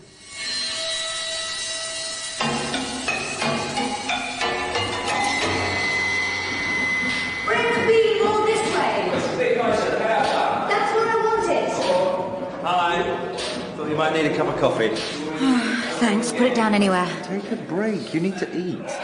Or at least drink your coffee, Belinda. Nick, I don't have time for this. Hey. Look, I've still got cabling that isn't wired in, stanchions that won't mount, and a million other problems. What can I do? Well, we're going to be lifting the unit in a few minutes. We'll need all the help we can get for that. I'll pull in some of my men. So this is the new mounting. Nice job. It's down to Sam and Joshua, mainly. Let's hope it works. Well, I'll soon know. You're not firing tonight. As soon as the test unit's secured. What does go wrong? Well, then I guess we'll learn something else. I brought you a Chico roll. Is that food stuff? Yeah, they're good. Is there anything in that canteen that isn't fried? If there is, I think they throw it out. So, where are we at? They're not telling us all the facts. Their military line's part of the job. Look here. Of the 108 quakes recorded in the last 40 days, I reckon at least 92 of them can be attributed to the weapon. Wow. We've only got data on test firings corresponding to half that amount. What did I tell you? They're all as cunning as a dunny can rat. Well, if I understood that, I'm sure I'd agree with you. But the thing that really worries me is the average magnitude is around 2.5. Yeah, so? So, there are these at 5.6, at 5.8, and this one in the Musgraves at 6.1 that aren't anything to do with test firings. Or if they are, I don't have the data. That's way over the average, both naturally and for the voice. So what made those? Ah, hell. It's what I'm saying, isn't it? We mess with the planet and she'll bite back. Or it's something we haven't seen yet. Like what? Your guess is as good as mine, but they're not telling us everything. You know they're going to test this thing again tonight. Belinda told me. But if it works, I'm out of here. You? We'll see. Oh, don't let them suck you in, Sam. Give me some credit, but I've started something here and I want to see it through. I'm glad to hear it. Colonel. That's how we all feel. Oh, we were just running through the data. Good. I wanted to thank you for what you've done already. Just stick a bonus on the fee. If it works, then there'll be many bonuses. You really believe that? That this is a force for good? I wouldn't be here if I didn't. Can a weapon ever be a force for good? Well, haven't nuclear weapons kept the peace between the superpowers for over 50 years? Korea, Vietnam, Angola, Bosnia, Iraq, Kuwait, Sierra Leone, Iran, shall I go on? Proxy conflicts. Don't let them blind you to the future we and our children face. We have to find within us the resolve to carry the burdens of a prolonged and complex struggle against terrorism. And yes, it is a struggle against fear. Fear of the unknown, of the outsider, fear of change. The voice is merely one element in that struggle, but it's an important one. Wielding a bigger stick than the other fella is going to solve our problems? No, just make people more susceptible to talking before fighting. But these are people who feel they have a grievance, and believe me, I know a little about that. They won't give up just because they might die. It's not a war out there like you believe. Isn't it? This age may not have its iconic words like Auschwitz or Hiroshima, but we have their like. 9/11, Bali, Black Christmas. We all remember where we were when we heard about them. I certainly do. And I don't want to see any more days like that. I honestly believe that we're working here to make sure that doesn't happen. It is still unproven technology. Is it?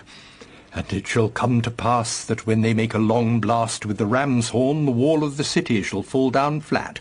Joshua 6:5. Oh, don't look at me, no relation. No, but possibly the earliest account in literature of sound being used as a weapon. I guess it's no accident you find that reference in the Bible. Religion is what you're up against. You do see that, don't you? I have no time for religion, Mr. Patamary. As you quite rightly observe, it divides people. But belief brings them together.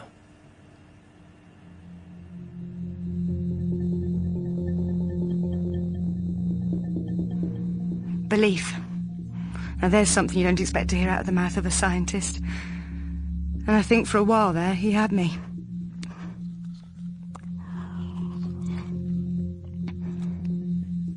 Look, My aim was to make the weapon safe, that when and if it was deployed, it wouldn't cause more damage than was necessary.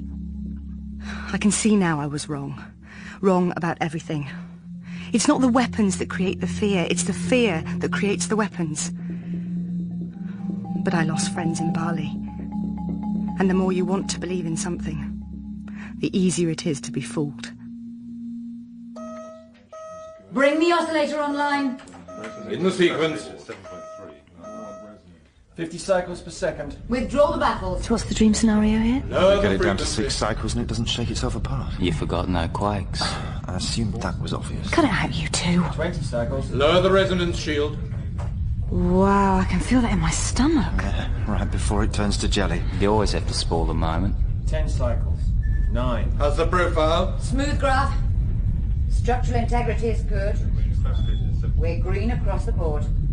8 cycles. Come on. 7 cycles. Hold it there. Holding. She's steady, Colonel. Yes! So that's it? Yes, with much thanks to you. Don't know about you, but I was expecting more. The developments are more often than not in small... That's what I was expecting. The shield's fractured. Resonance leaking My in. God, the power of that thing! Shutting down. Shutting down! No! I'm trying. I don't understand. After the last test, I completely updated the safety protocol. We've got to get out, Joshua! Sam, she's fainted. Stay with her. We'll have to throw the main power grid off. I'll do it. It's under the system's control panel.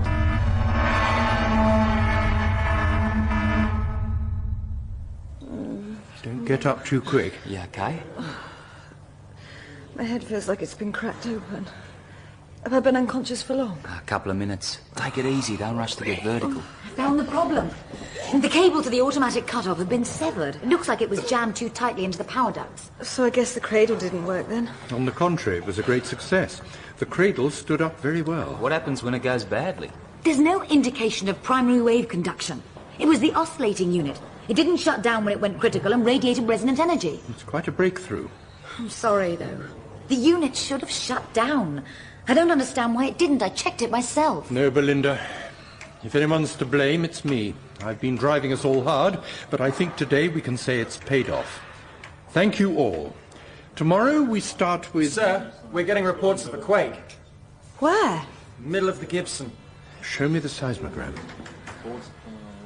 3.2. 900 k's away. Northwest of the device. Right where the horn's pointed. Well, that means we're gaining some control. Anyone hurt? Well, it's just desert. Oh, you think? Trust me, there are people living there. This really does mean back to the drawing board. Not at all. This is very encouraging. You're joking, right? As Captain Bowman said, it's on a definite, predictable trajectory. Yes, but we've got to stop the quakes. I thought that was understood. It's larger than I predicted, but the energy was untargeted. Exactly. Once we bring the targeting system online, I'm confident we'll rein it in. And if you don't? These are teething problems, nothing more. That's insane. You run the risk of not only causing a quake in a populated area, but killing your own stuff. And you call that a breakthrough? This whole setup's a bloody bag of nails. You're not here to comment on policy. The hell I'm not. When I tell you to shut Listen, up, I'm a you civilian, shut. I can say whatever Listen to me. No, Enough! All matters regarding the tests are my responsibility and mine alone. We all understand that, Colonel. I think the result is conclusive. Get engineering started on a version for the ordnance straight away. Whoa, what? Nothing for you to be concerned about. I'm concerned about everything you Mr. Patterberry, you're here at my discretion. That means you can be a polite advisor or you can be under confinement. Your choice. Well, that's a POM tradition, isn't it? And one I keep very much alive. Now back to work. I think you just got your head handed to you, Abbo. I've been insulted by professionals. You people are just journeymen. Yeah, well, why don't you... Please, everyone! We should rethink this. This is a military base. You carry out your orders. The Colonel knows what he's doing. Doesn't look like it from where I'm standing. Well, that's the scientific mind for you. And believe me, Colonel Walker does have one of the best. They're not listening. Nah, you really think so?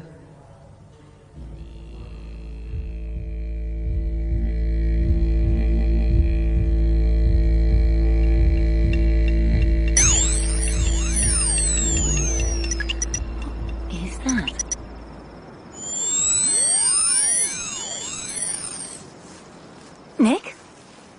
You all right? Oh, I didn't know you were out here. Just checking the perimeter. Are you picking up any residual harmonics? No, we're clear. The fish are quiet. It looked like you were getting something. It was strange. Probably just a number station. Out here? You'd be surprised. It's gone now.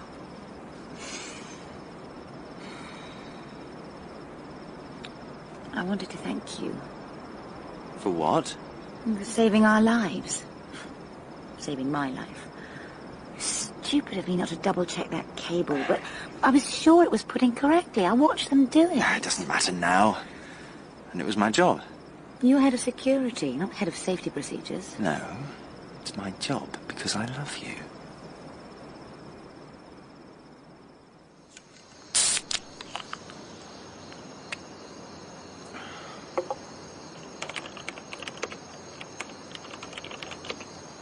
Got one of those for me? I was hoping to work through this slab myself. Come on, give it up.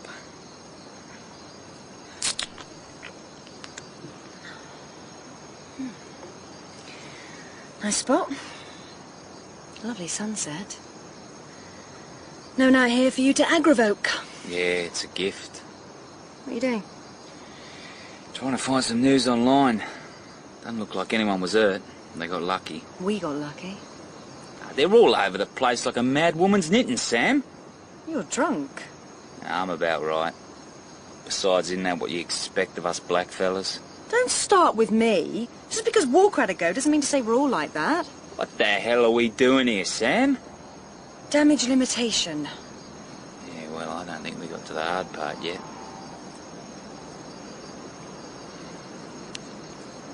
Do you know what Aborigine means? Indigenous people, isn't it? It means people who were here from the beginning. And we say that no one can hear the voice of God and live. And I don't know about you, but that makes me feel just... You hear that? Yeah. It's coming from across the desert. Hey, you two. You better come and look at this. What is it? Trouble.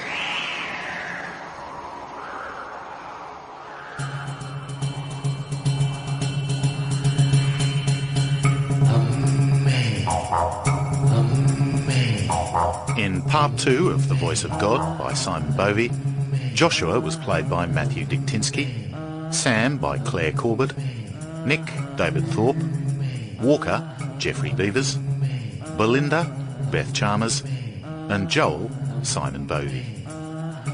The Voice of God was directed by Mark Beebe.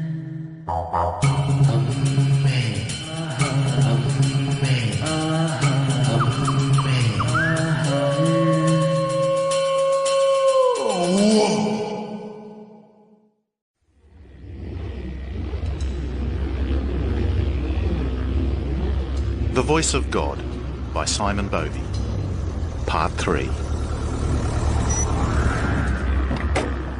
I don't believe this. Friends of yours? Not my clan. Jeez, there must be 50 or 60. What do they want? Same as us, probably. Stop the quakes. Call it in, Private. Tell base I want the Apaches. Low yield, but I want that mob gone. What are you doing? My job. What's that noise they make? Bull roarers, or what my people call the voice of God. It's swung to call an ancestor and only used very rarely in rituals. Something's really got them spooked to turn out like this. Where did they come from? Oak Valley community, I'd guess. Takes some doing across 100 miles of scrub. Not bad for a bunch of daft buggers, eh? Well, they wasted their time. I'm sending them home. How are you going to do that? Air support. Don't leave home without it. Well, call them off. They're not doing any harm. They're trespassing. This is their land. On this side of the wire. The helicopters will just make it uncomfortable for them, so calm down. You're using infrasound? You bastard! Hey, get away! Get away from the wire! Joshua, they can't hear you! What the hell is the matter with you people? No one's gonna get hurt. They're hurting already, that's why they're here. This isn't a colony anymore, you know. They've more right to be here than you. No, they haven't. And I'm authorised to use lethal force to protect this facility. So back off, mongrel boy. You jumped up, little... Shove your head up your... Glass jaw, might have guessed.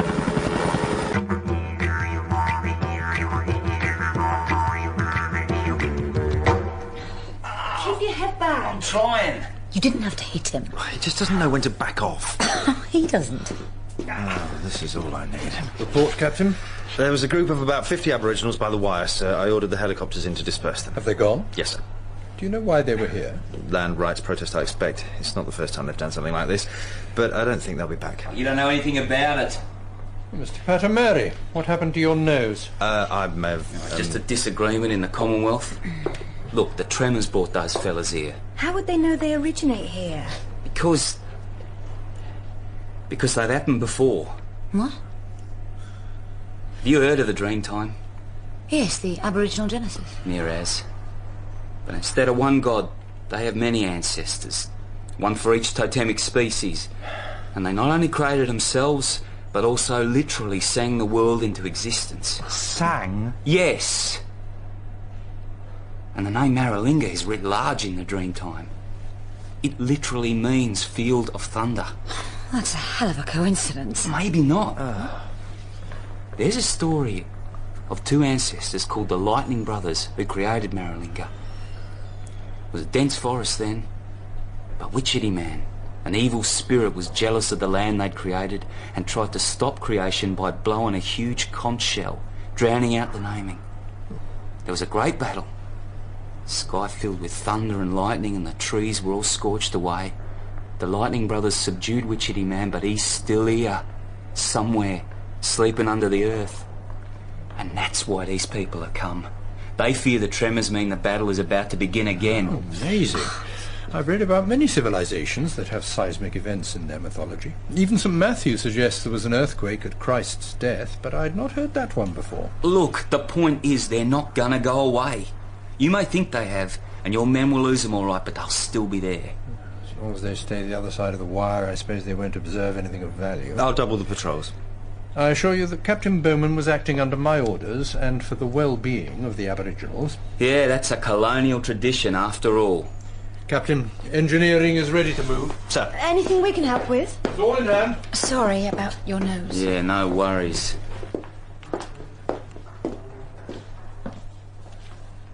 They're up to something. They're military. Up to something's the job description. Yeah, but what are they building? Who cares? I'm getting cleaned up. Yeah, sorry. Still, for a man covered in blood, I think you put your case very well. Ripper. Come on. What did you expect? I don't know. But for people who work with sound, they don't listen very much.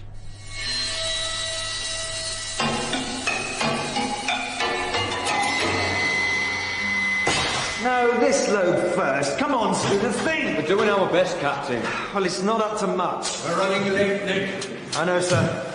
If you want my opinion, it's going to be at least another day before we're finished here. Act as if you have faith and it shall be given. I've never had the comfort of a religious belief, sir. Don't know if it's much of a comfort.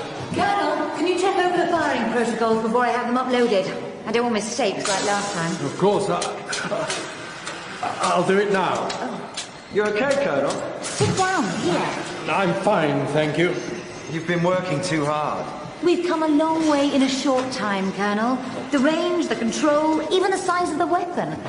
Don't you think we could afford to slow the pace a little now? It's too early to talk of accomplishments. We're close to having this dragon by the tail, and I won't ease off until we've caught him. Is the data in the control room? Yes. I'll check it through. What the hell's the matter with him? I really don't know.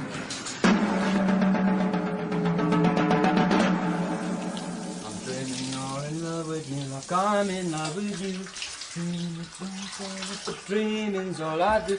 'Cause I should be so lucky, lucky, lucky, lucky. Something's going on they're not telling us about. Bloody hell, Sam, come in. Listen, they're definitely making something. Well, if I send in some wool, you think they'll knit me one? We've got to take a look. I'm not going out there at night. You go. You give me the highlights over breakfast. You're not still nursing your bruised pride, are you? Hey, I could have had him. It's a well-known fact that little fellas can lick the big fellas. He just took me by surprise. And the way we stop that happening again is by going to see what they're up to. I haven't got any trousers on. Then put some on. Joshua, I think they're making a much bigger version of our cradle. And I bet you it's for whatever they've been hiding from us. And I, for one, want to know what it is. There are convoys of trucks going off east, and we're hitching a lift. Remember at that plane crash, you did tell me to remind you to mind your own business next time you got curious. I know, but I have a sixth sense for these things. Any news on how the other five are doing? Okay, what I need is for you to stop being you for a minute, to get dressed, cut the glib remarks, and follow me, okay? Bloody hell, English women. My mother warned me about you.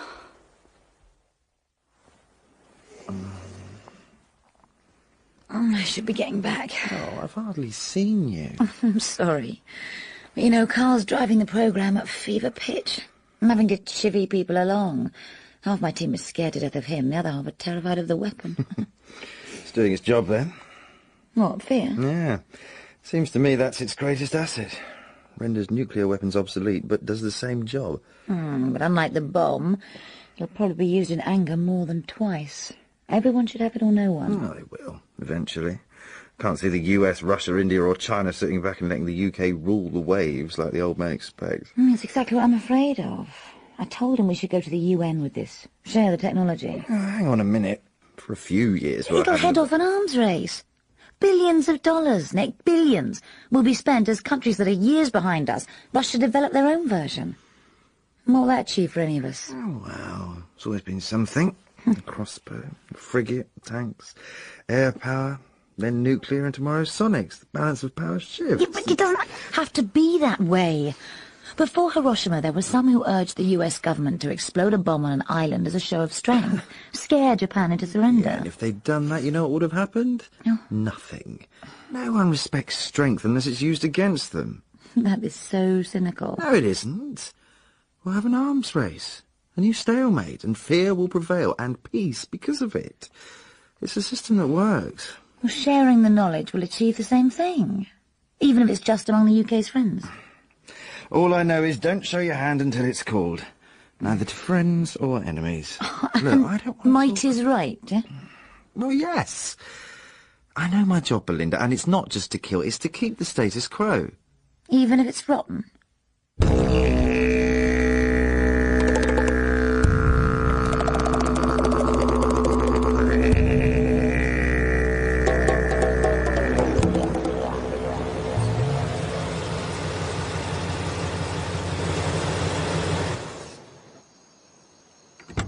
Where do you want this load? Right.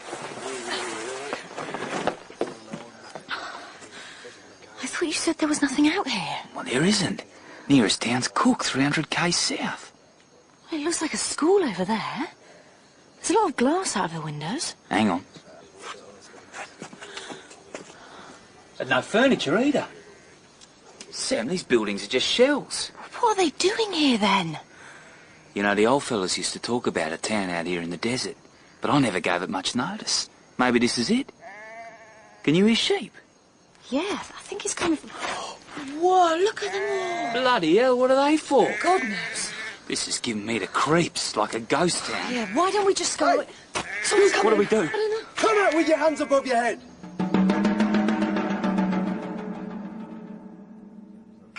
The guards have orders to shoot trespassers on sight. I thought we were part of the team. You are. Are we? Look, Belinda, you seem a nice person, but we're not stupid. I never thought you were. No? Then why weren't we given all the data? Why are we not being told what's going on? And why do we have guards watching us? The guards don't watch you. It feels like it. I know we're new here, but you must have run all kinds of checks on us. You know we're not spies. So a little involvement instead of just being used would be nice. Yeah, you can start with what that town is out there. Yeah. Well, it's what's left of Maralinga. It's nothing. Nothing. It's a proper town. It was built in the 50s to house the British scientists and their families that worked here during nuclear bomb trials. Oh, right, yeah, which no one told the Aborigines about. You people just left them to walk through the fallout. Well, that was a bit before my time. What are you doing there now? Trucks have been coming and going all night. I'm afraid that's on a need-to-know basis. Now you see, this is what we're talking about. So we don't need to know? No, Miss Rideout. I think maybe you do. My God! It's breathtaking, isn't it? It's enormous. 150 metres high, 225 wide. It's almost identical to the test units. So most of what you see is the focusing horn, or what we call the array. But inside, a series of chambers and baffles convert the oscillation into a powerful beam of sound that makes this, the weapons version, much more versatile. So this is the real thing? The voice of God? Yes. It looks so beautiful. Like a chrome tower shell. That's our cradle design, isn't it? Yeah, it's a good one. I should have copyrighted it. Well, at least if it's that size, you're not going to smuggle it into too many places. The production version will be a lot smaller. I knew there was something we hadn't seen yet. Well, there's no need for you to be aware of its existence to complete your work. So why tell us now? Because we're going to test fire it. You've not fired it before? Only run-ups. It was too wild to tame before you came up with the cradle. Which explains the larger quakes on the data you gave me. The power of it surprised us all. And it's aimed at that town, isn't it? We need to determine its operational effectiveness. It seems a bit harsh on the sheep. It's the only way of seeing what effect the voice has on tissue at range. Unless you're volunteering. Tempting offer. But surely you know. But actually, a lot of the science is hard to determine at this scale. Well, I'll give you some that's really easy. I've seen your seismograms, and this thing produced 3 earthquakes over magnitude 5 during what you're calling a run-up. So what the hell is it going to do when it's fired?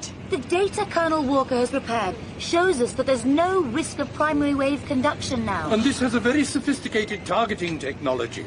We've found focused energy dissipates faster than a broadcast wave. We're also using 2 emitters. So as the waves meet, they'll start to cancel each other out. But look! Sam, I've run all the simulations and computer models I could on the weapon, and none of them showed seismic events. Exactly. Now, if you'd like to follow me... Wait, but you don't know for sure in practice. When the Americans detonated the world's first atomic bomb, no one was sure what that would do. There were some who feared it would ignite the atmosphere, but progress favours the brave. They were at war at the time. We're not. Don't you believe... Come on, it's not the same thing at all. It's a global conflict. It's worse. It's chaos. I've seen it. You give me the weapons and I'll use them. Make no mistake, this is a war. Wow, you guys have the same hymn sheet. I understand your reservations, but the potential power of the voice surpasses mere destructive force. It's a moral weapon. And that's an idea more powerful than we can possibly imagine. A moral weapon? I'm sure I read Thou Shalt Not Kill somewhere once. Same book as An Eye for an Eye. But think about this. When Little Boy exploded over Hiroshima, over 100,000 people were killed like that. Almost 3 times as many died and are still dying from radiation poisoning.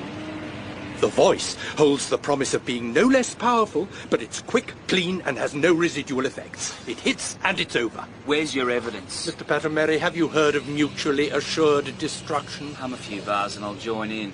It means a country has enough nuclear missiles... I know what it means. America has arrogantly taken on the role of the world's policeman since the end of the Second World War, largely because of this threat. And as you yourself pointed out yesterday, the world hasn't known a day's peace since. But with the UK armed with the voice, acting as a global peacemaker, then all wars will cease. Don't you see that? This will negate a country's offensive capability in seconds. So damn the consequences. Despite the consequences. And you know this is going to happen? I believe it. And if enough people believe in a thing, then it will happen. We mustn't go meekly to the slaughter because of ignorance or lack of courage. The voice of God will bring us to our senses. It'll herald a new golden age of security and peace.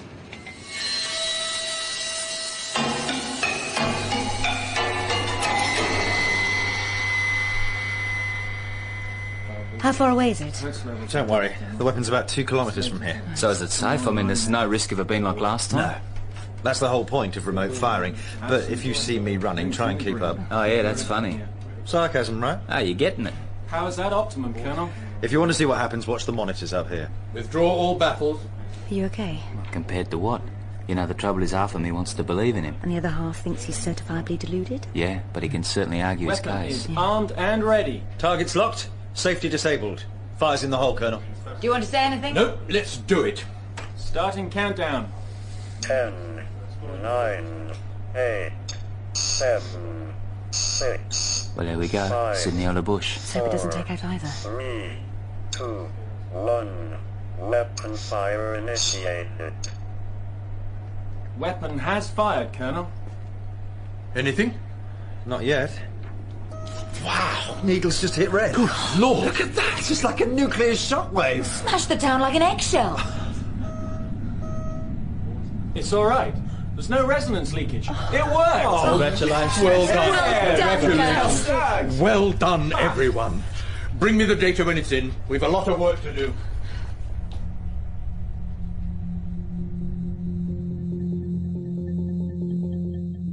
They say the day Oppenheimer saw his bomb explode, he knew the world would never be the same again. I think Joshua Patermary and I felt the same way watching that wall of dust that was once Maralinga come screaming towards us. It was more powerful than we believed possible. Did Walker feel the same? Maybe, like Joshua and myself, he hadn't fully realised the consequences of firing. But no, I'm not here to defend him. He knew. He knew better than any of us.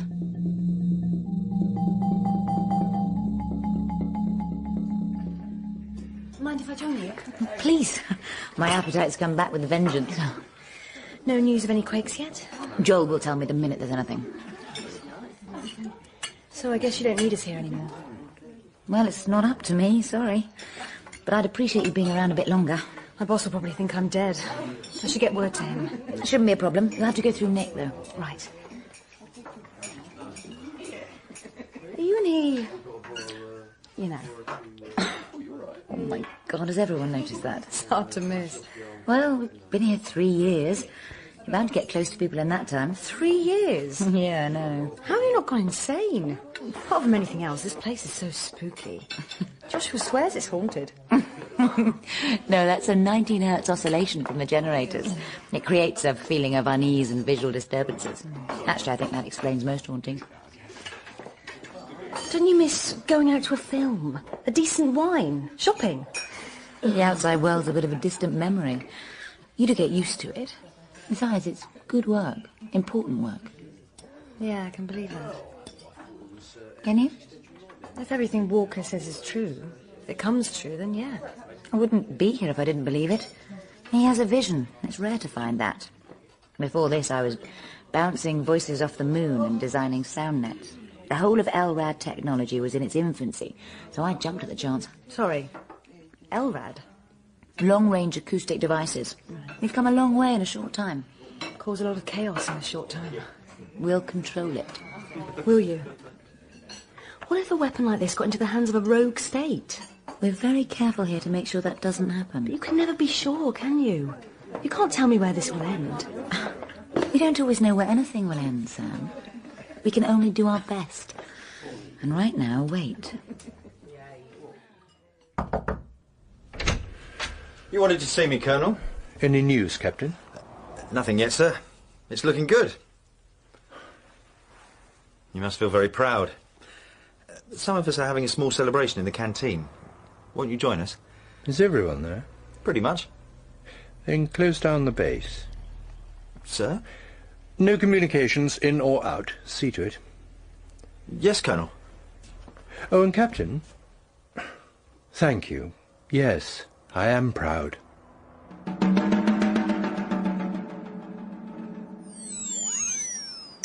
Again? What are you? I'm going north. Okay, so where are you from? Hi, Digger. Wonder where you got to. Joshua, hey, you okay? Ah, you made me jump. What are you up to? Trying to find some news. I can't seem to get anything inside. You disappeared pretty quick after the party. Just wanted to get some air and cricket scores. It took me by surprise, the power of it. I know. Doesn't seem to have caused any quakes anywhere. Look, Sam, I'm going out to the wire for a bit. Why? What's out there? Can't you hear them? They're back. And I want to talk to them before the patrols come by.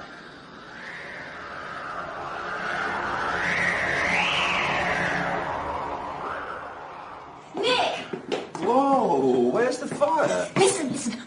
I was checking for residual harmonics and I picked up that signal again. This time I ran it through a direction finder and it originates from here. Hang on, slow down. So you picked up a signal, but it could be anything. No, it's a repeating 5-figure code. Modem traffic? It's a burst radio. I know the difference. Oh, yeah, but... Plus, there's the destination. Pine Gap. Nick, someone's sending intelligence to the Americans. You're sure? 100%. Pat and Mary. What? No, Nick, he doesn't know enough about the voice. Yeah, but anything could be helpful. Leave it with me. I'll deal with it. And Belinda. Keep it dark, all right? They looked pretty animated. These are their lands. They felt the quakes and they come to repair the damage. How exactly do they think they can do that? It's complicated. Aborigines were nomadic hunter-gatherers, so walking the land. Our land is everything to us. Us? Yeah, I think I'm going native. You are native. Well, that explains it. But look, Sam, as they see it, the Earth gave man life, food, water, everything. And the Earth takes him back when he dies. A man's country, even what may look like an empty stretch of spinifex to you, is sacred. To wound the Earth is to wound yourself. And to heal it, you have to walk the ancestral tracks, sing out the place names again.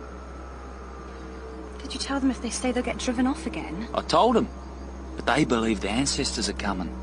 Witchetty man has woken and it's the end of creation. And Sam, they say there's been a big quake in the east. A big quake.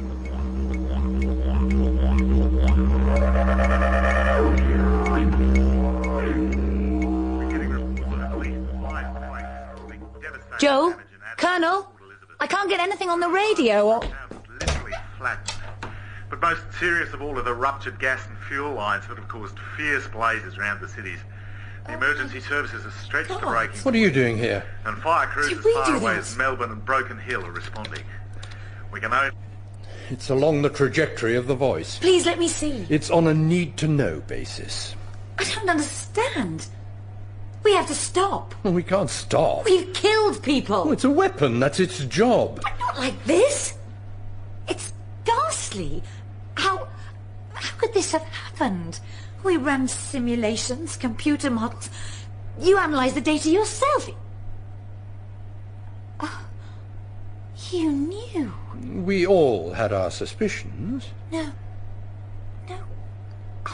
No, you fabricated the report, claiming the waves would cancel each other out over distance. Well, I didn't want this to happen, but we needed to know the voice's range. When I checked your firing protocols, I moved the focus point. You deliberately targeted a city? No, it should have hit harmlessly off the south coast. But it took everything with it in its path. Yes, its power is astounding, isn't it? Then it was an accident. We have to tell them the truth. No one is interested in the truth. In 1945, Oppenheimer urged the UN to gain control of thermonuclear development. The US turned round and labelled him a communist sympathiser. He was removed from the project, from his life's work. I won't let that happen to me. I'm going to recheck your data, and if I find you... What? What will you do, Belinda? This is as much your work as it is mine. It goes against everything we're hoping to achieve here. We have to tell London at least. Carl? It's late. You should go to bed. Answer me! Nothing I say will change how you feel, and nothing you feel will stop me doing what I have to do. Good night. Colonel! I've just heard there's been another quake. Oh, the Aborigines are back at the wire. They said they heard it on the radio. Scaremongering. Believe me, there's nothing. But they claim to have heard it. They're mistaken. Excuse me. Right, well, yeah, thanks for listening. What do you make of that? I guess your friend's heard wrong. Whoa, Joshua, look. The fish in the water tanks. Oh, they look spooked. Remember Belinda said they sense residual harmonics? Would that be like aftershocks? Oh, bloody hell, Sam, I don't know. Whole damn thing's a packet of broken biscuits. I've had enough for one day. I'm going to bed. Joshua! No, I'm not listening to fish. Wake me up if the world ends. Come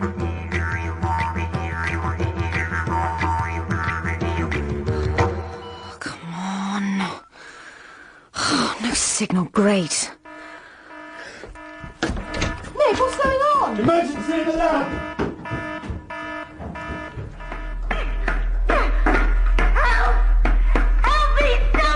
Belinda, what the hell are you doing in there? I was checking the data of the test unit and the door closed behind me. Oh, God, why won't it? It's all right, I'll get you out. Shut down the test sequence. I can't. The cutoff doesn't work. What is it? It's Belinda, she's trapped. Give me a hand here. We've got to get this door open, okay? Hey! Oh, it isn't going to budge. I don't want to go like this. You won't! Hey, what's all that noise? Oh, God. Stand back from the glass.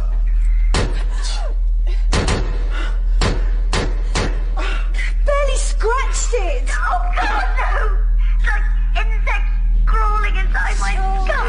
It's all right, Belinda. It'll be all right. Shut that bloody thing down. What do you think we're trying to do? Nick, it must have been a spy. What'd she say?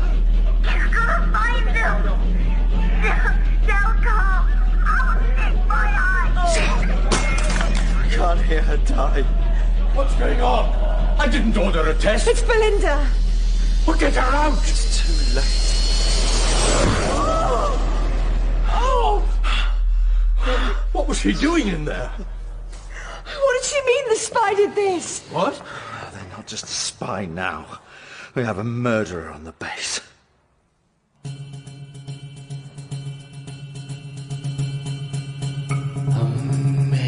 In Part 3 of The Voice of God by Simon Bovey, Sam was played by Claire Corbett, Joshua by Matthew Diktinsky, Nick, David Thorpe, Walker, Geoffrey Beavers, and Belinda, Beth Chalmers. John Cummins was Dalby, Nick Sace, Schooner, Simon Bovey, Joel, and Delroy Brown, the soldier. The Voice of God was directed by Mark Beebe.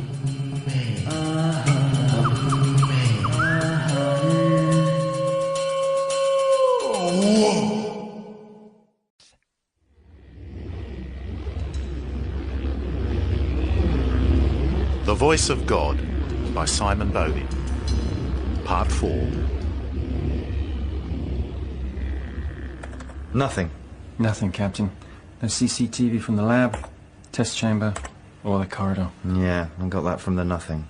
So the murderer could be anyone. No, the bastard knew what he was doing. You see here? The wires to the safety lock have been cut so she couldn't open the door from the inside. You'd have to know which they were out of all this spaghetti. Well, that rules out 3/4 of the base easy. Which still leaves me with 25 people and one prime suspect. Who? Oh, sorry, sir. Thought we'd finished. What do you want, Private? I've, got orders to clean out the test chamber, sir. Oh. I'm sorry, Captain. No, do it. Tell me when you've finished.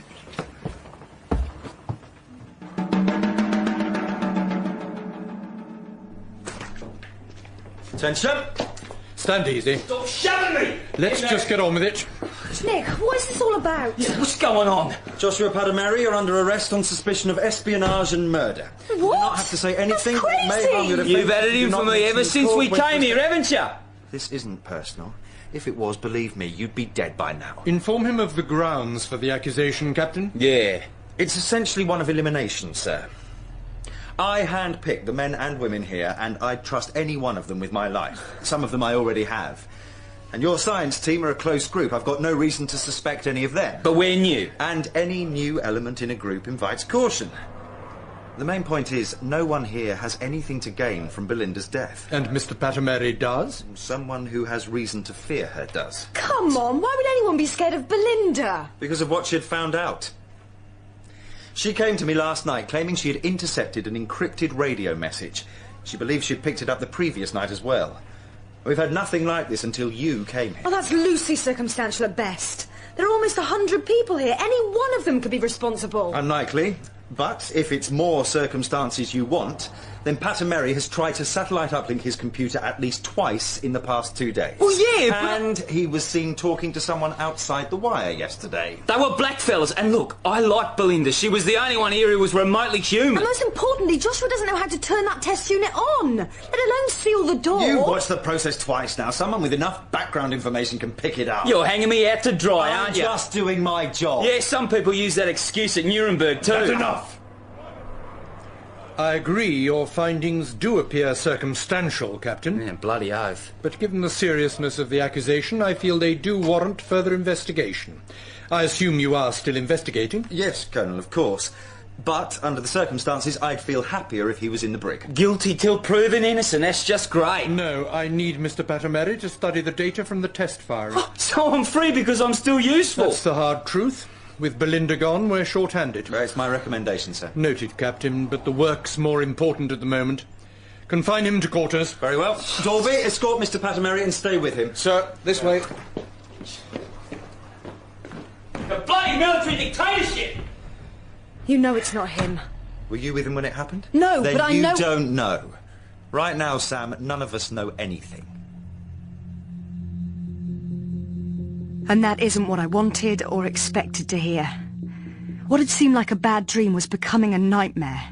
The uncertainty with which these people operated in their science was now spilling over into our lives. Belinda was dead, and I knew Joshua didn't do it. But why would anyone? This spy? That made no sense. Why bring attention to yourself by killing someone? And yes, Joshua had been on the surface with his laptop, but that proved nothing. All I knew for certain was that Belinda was the third person I'd seen killed, and no one should witness what the voice does to people. Sorry.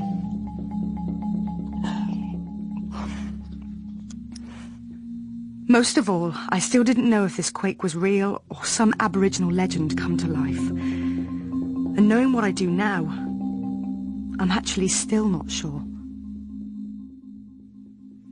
Hey, we've got to get out of here. You believe me then? I know you didn't kill her. I'm not a spy either. Yeah, I think I knew that. So what's your plan? Hit the guard. What? You said little fellas could take big fellas. Well, now's your chance to prove it. But Sam, he's a big fella. Private? No. Miss? We need to see the Colonel. Oh, thank God. Well, you can go, miss, but he has to stay here. Joshua? What? The thing, remember? Oh, the thing, yeah. Well, we were talking and... Jeez, Sam. Well, you weren't going to do anything. I wasn't going to hit him with a chair, no. I think you killed him. What? Private? He's all right. Come on and bring the keys. That'll give us some time. Okay, so let's go hook up with the Chirucha. They'll take us No. We're going to search Nick's quarters. Oh, Sam, what the hell for? He was too quick to blame you. You're the fall guy for this, Joshua. Don't you want to know why? Well, no, not really. I want to get out of here. Not yet. Look, Sam, this is not the time to play detective, right? We can tell the police at Cook. Get real. This is bigger than the police. You go if you like, but I'm doing this. Oh, you are so stubborn. Oh, come on then. Which room is it?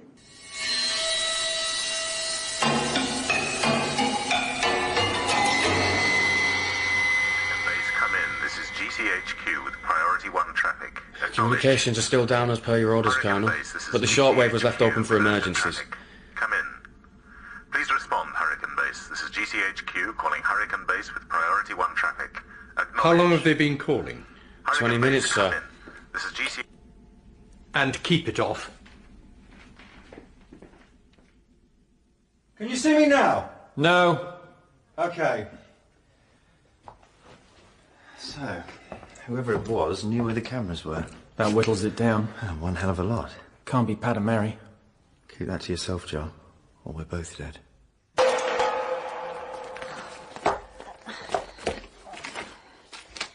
Find anything? What am I looking for? I don't know. Something not right.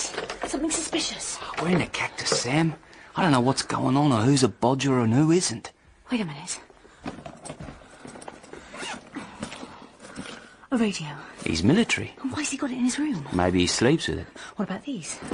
Sheets of numbers. Hey, logarithms? It would make sense. What? Nick's the spy. Oh, come on, he's a dyed-in-the-wool patriot. Plus, he's probably got a very plausible use for a radio like that. It doesn't prove anything, Sam. Don't you want to be cleared? It's all we've got. I'm going to walk. No, I think we should... Quick, in here, leave that.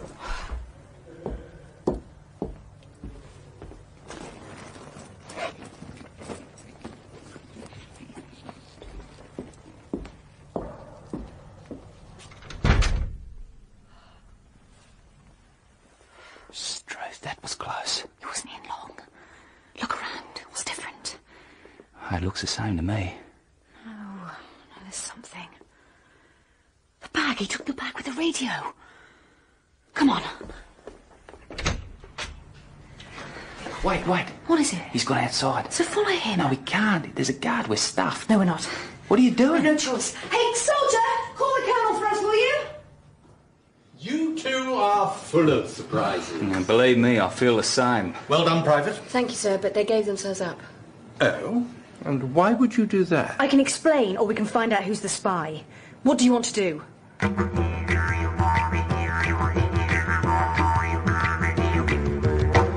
You see?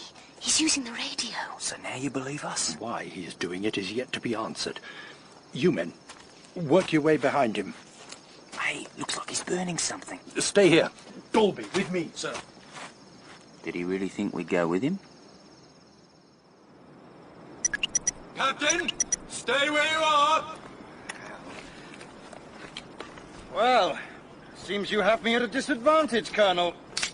Throw out your gun! I think I'll hang on to it for a bit. Call off your dogs, Colonel. Take him alive!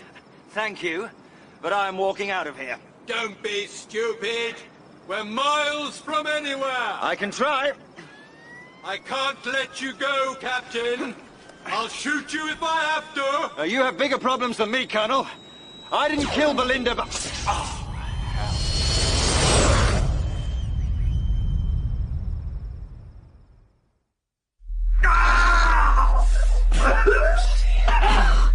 You know he's the spy. Why torture him like this? Answers. And frankly, he'd be disappointed if we didn't. You had a burst radio and a single-use code pad. Tell me why. Wrong question. But I'm forgetting. I usually do this dirty work for you. You were trying to burn one sheet, so we know you communicated with someone. Who was it? Well, think about it. It's not a big market. Our friends. Well done, Colonel.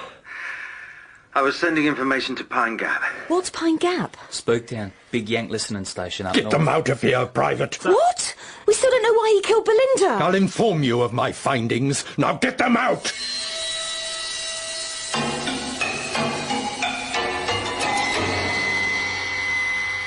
Welcome to the trenches. How long? From the start of the first trials. A year? You know you can't hide anything anymore. Listening stations picked them up and I was approached for yield data almost immediately. I blasted you, and you've destroyed everything we were working towards. Colonel! As soon as you deployed the voice, they'd know anyway. It would have taken them time to work out the technology. I saw the acoustic weapons the US had in Iraq, and they're not that far behind us. How much have you told our American friends? Power ratings, range, hertz yield. Designs? The cradle? No, but they'll figure it out. You stole a march on them and that pissed them off. I assume you cut the safety cables on the last test? Yeah, I was asked to slow you down, yes. Treadway? Yeah, I feel bad about him. I scheduled his flight to come in during our first test firing. He never stood a chance. You're a British serviceman. Oh, you are such a scout leader. You must have known someone would make a move for it. But not you. What did they pay you? I didn't do this just for the money, Colonel. Then why? I don't believe in your new golden age. Absolute power is what you'll be giving us, and we know how that ends. It will end war. No, it will start one. You're looking for an empire, and the rest of the world will stop you. They'd fight just to get the voice. So you'd rather see the pointless, draining build-up of arms continue? The military-industrial complex makes too much money out of it for you or I to hope to do anything. You've seen the figures. America will spend more on arms this year than the rest of the world combined. It's 776 billion. And that doesn't begin to account for all the off-budget black ops, homeland security, or the 40-plus billion they'll spend on intelligence. You can't fight that. Only work with the system. That's what I did. So now we've got it, they've got it, and I bet you inside a year the Russians and China will have it too. Situation normal, all screwed up. Yet again the dollar calls the shots. I thought out here I was free from that kind of interference. My father helped design TSR-2, remember that? The most advanced aircraft of its time, axed through US pressure. They're always undermining us. They've stood up to bat when we've needed them, and they're people you want on your side. Oh, romantic. They're not morally adult enough to wield power like the voice. Oh, I couldn't care less about their leadership, Colonel. But I've fought alongside the US grunt, the man who struggles, bleeds, and dies. And I don't want to see that anymore. And this is how you do it? Yes. Make war so horrible, so destructive that no one will wage it. And nothing will change. People don't want change. They want things exactly as they are. Oh, bloody fool.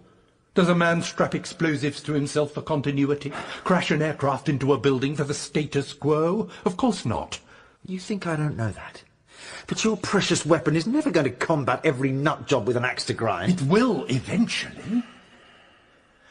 Everyone has needs, Nick. And it's those that cause war. Oil production has reached its peak, and yet our appetite is still voracious. Water in some countries is almost as precious as fuel. Climate change is forcing the displaced into areas where they're simply not welcome. It's not hard to see where and why the wars of tomorrow will be fought. How do we keep the peace when governments stand by and do nothing but offer us platitudes and new laws that erode the liberties our parents fought for? As we've always done, by carrying a big stick. It was nuclear yesterday, tomorrow it'll be sonic. Oh, damn it, Nick, that's an old way of thinking. Your arms race will do nothing but absorb the money mankind can spend on solving its problems. I wish I could see your utopia, but I can't. It's not so hard. Now is not the time to trade technologies like the voice. Well, sorry, Colonel, but from where I'm sitting, it looks like a certifiable messianic belief, and that's the truth of it. I've no room here, Nick, for those who can't see what I'm doing. And you'll be judge and executioner. You betrayed me. You betrayed your country. Betrayed yourself. Even Belinda had her doubts. You know that, don't you? She told me you wouldn't listen to her. Belinda turned against me. It's funny, don't you think? Judas didn't write a gospel, but he's the one disciple we follow the most. You killed her. I'm sorry. According to your assessment, the spy killed her because she found him out. You are the spy. You cold-hearted bastard! You bastard! Take him to the brig.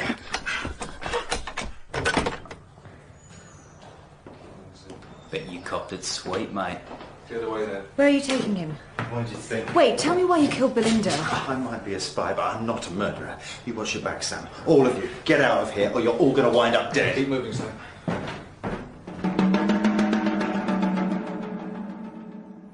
He's messing with us. Maybe. I mean, he would, wouldn't he? He'd say anything. Yeah, he's just coming a touch on to get back at us. Sam, you're not saying anything. You're doing such a good job on your own. Yeah, thanks. Still can't get a signal. No phone, no radio, no TV, nothing. You think someone's trying to stop us being cluey? Yeah. Oh, jeez. So maybe Bowman wasn't having us over? Yeah. You want to try topside? And don't say yeah. Yeah. Yes. You got a signal? Finally. Keep a lookout for me. Hello? Mac, it's me. Oh, Struth, Sam. Where the hell have you been? I've tracked those quakes. Well, good. But get your gear back here, girl. It's gone crazy. Oh, what do you mean? Haven't you heard? There's been a big one in Adelaide. It's a bloody disaster area. Oh, no! Yeah, that's not the end of it. A tsunami hit the Tasmanian west coast last night. Luckily, they were on alert, but it's no bloody picnic out there right now. Well, can you send me the data? Yeah, hang on. Sending it now. So where are you? Still in the Nullarbor. Yeah, thanks, I'm getting it. Did you find anything? Yeah, I found trouble. Look, can you get a message to the... Mac? Mac? We got to get out of here. Joshua, your guys were right. There's been a big quake and... Oh, no!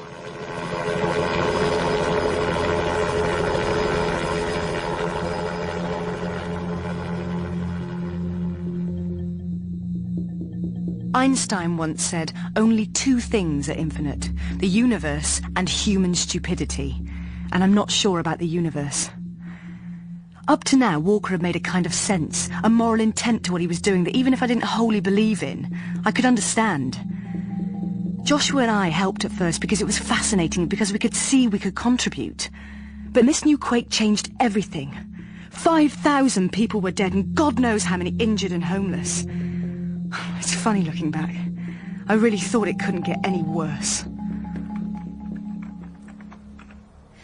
As you can see from the display, the quake was actually a cluster of 5 epicenters at an average magnitude of 5.3. No hypercenter. How soon after the firing? 36 minutes from origin time. Best part of 1,000 Ks. Yeah. 32 kilometres a second. That's impressive. And 5 epicenters is very interesting.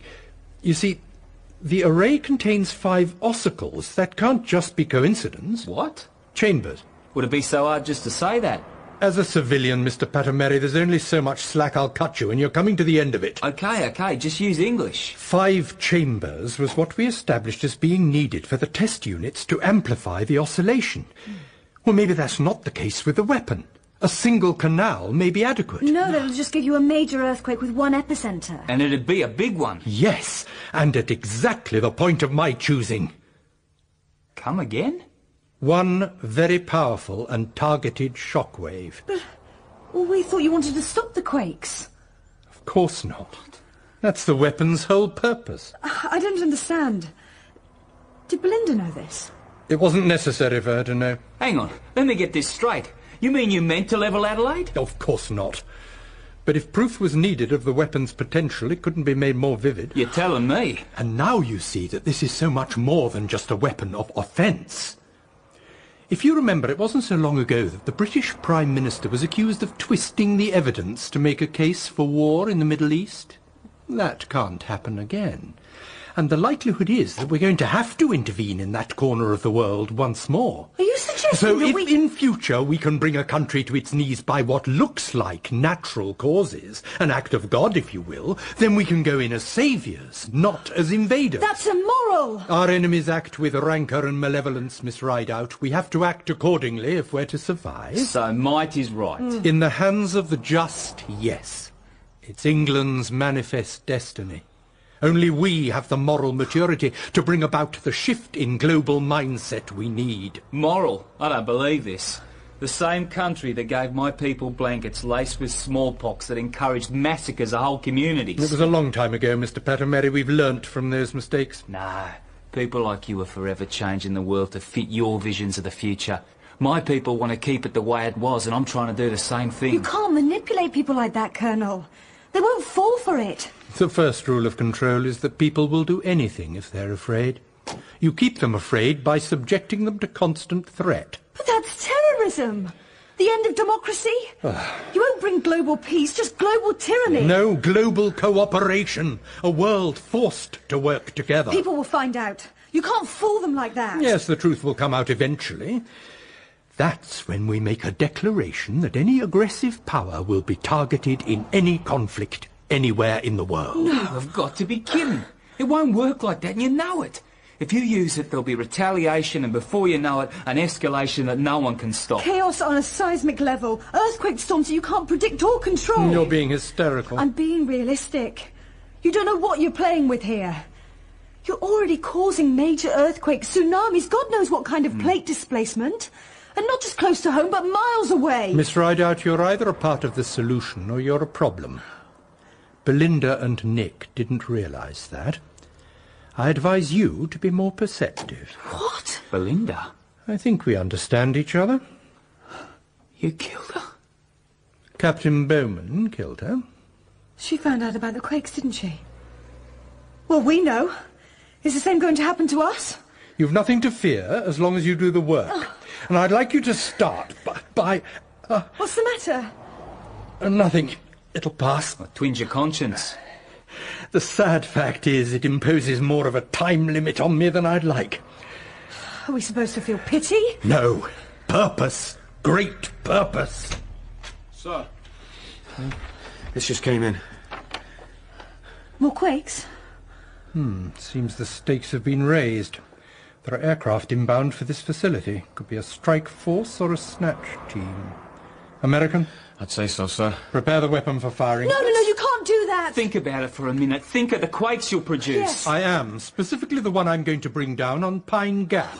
Now you can either help or join Captain Bowman in the brig. It's Dolby, right? Yes, miss. I'm sorry I hit you earlier. All right, miss. Listen to me. The Colonel's not thinking clearly. Not thinking at all. He's mad as a cut snake. You can see that, can't you? I wouldn't know, miss. Of course you do. You know Bowman wouldn't have killed Belinda. He's a spy, miss. Can't argue there. I know that, but maybe his motives aren't bad. I wouldn't know. Well, why don't we ask him? My orders are to escort you to the brig. That's all. For God's sake, soldier, remember what he said. All our lives might depend on you. I think you better get into the cell. Now, miss. Where are they? Just made landfall off the Bonapartes. There must be an aircraft carrier out there in the Timor Sea. My guess is it's a strike force. Probably 5 Hornets, a jamming Hawkeye and a Viking in-flight refueler. Joel, how long will it take you to turn the voice? It depends where you want it, sir. North. Targeted on Pine Gap. We're under attack, so we're going to defend ourselves. You'll hit Alice Springs. How long? I can't do that. Get him out of here! Colonel, listen to me, Colonel. Private, Yes, sir? I'm giving you a field commission. Consider yourself a sergeant. How long to turn the voice? About half an hour, sir. I want to remove some of the baffles from the array first. Create one large chamber. What's your estimate for engineering to do that? At least an hour, I should think. And the bombers will be on us in 2. The clock is ticking, Sergeant. Sir, who are we defending against? Unbelievers.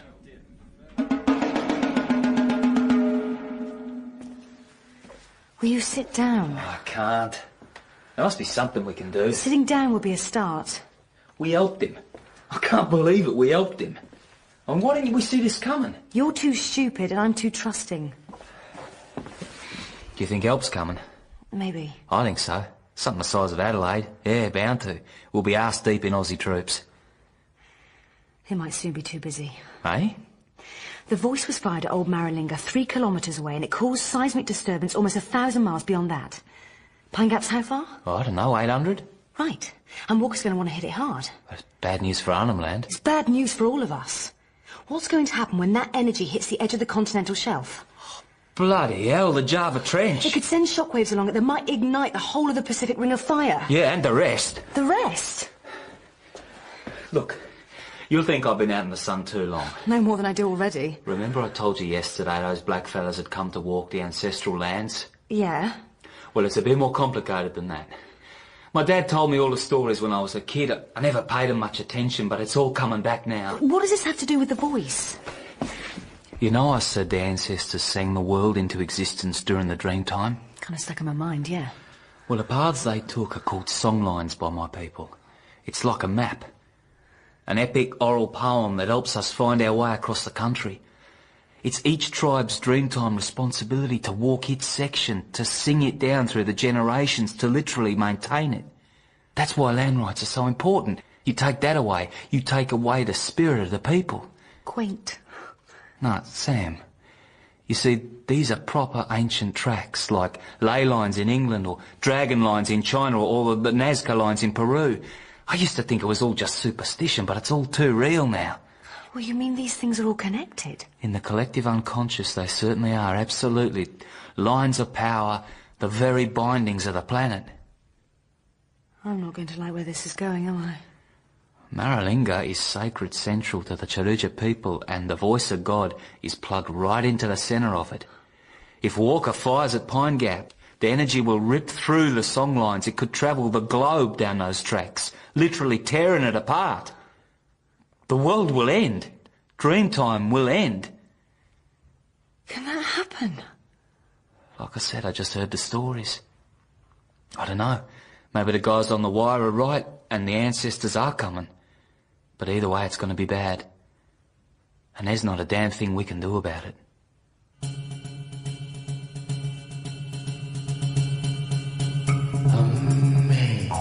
In Part 4 of The Voice of God by Simon Bovey, Joshua was played by Matthew Diktinsky, Sam by Claire Corbett, Nick, David Thorpe, Walker, Geoffrey Beavers, and Dalby, John Cummins.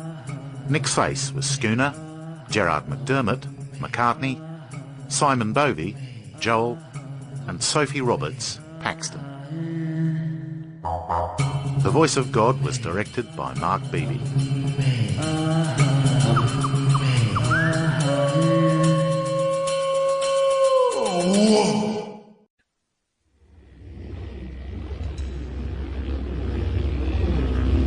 The Voice of God by Simon Bovey. Part 5.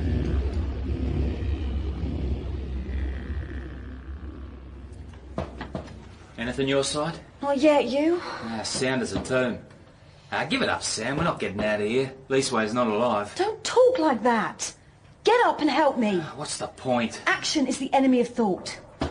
Don't you ever shop when you're depressed? Nah, that's a chick thing. Yeah, well, right now this chick needs your trousers. What? I'm serious. Give me a belt. Why? I think this panel is covering an air duct. I need the buckle to prise it off. If I lose my trousers, it's your fault. Here. And even if it is a duct, we'll never get through it. No, but maybe we can yell a message to Nick. Nick, what help will that be? He knows this place, and maybe he can get us out. If you've got a better idea, I'll hear it. Well, no, here, let me.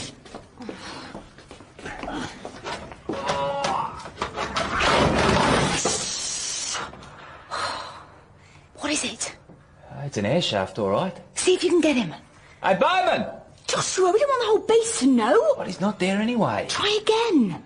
Hey, Bowman, you dumb pommy bastard. No, see if he was. What the hell do you want, mongrel boy? I knew it. I want to punch you in the nose, you strutting galah. When you finish comparing testosterone levels, can we get back to the programme?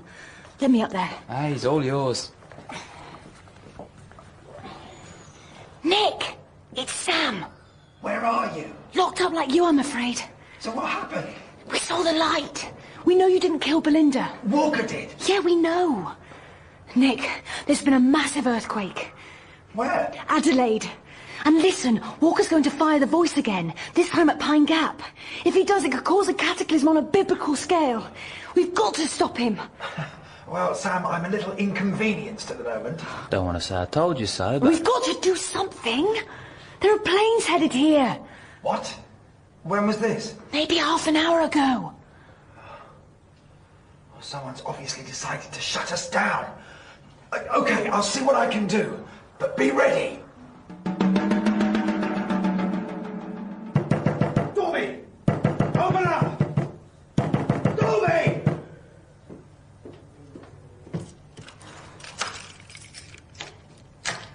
What's wrong, Captain? Captain? That's a good sign. Look, I need your help. Sir, I can't. I know. You're a soldier and the chain of command is everything. I respect that. But the situation's pretty fluid right now. I think you know Colonel Walker isn't acting with quite all the pips on his shoulder. I couldn't comment, sir. Damn it, Dorby, wake up! You know I wouldn't kill Belinda. I'm sorry, sir, I have to go. Wait! Look, have you heard about this quake in Adelaide? Word's got round, sir? Well, the voice did that. And I know Walker's going to fire it again at Pine Gap. How did you know? But your biggest problem, Private, is you've got aircraft inbound, which I bet isn't bringing fresh food and mail. Captain, I can't just let you out of here. Have you ever heard of Arkhipov? Sir? During the Cuban Missile Crisis, the US Navy depth-charged a Russian submarine off the coast of Florida to bring it to the surface. All 3 good Soviet officers on board had to agree on whether to release a nuclear torpedo. 2 of them wanted to. Arkhipov vetoed the decision. One man, Dorby. One man saved the world that day. What are your orders, sir? Good man. Where are Sam and Patamary? Next cell.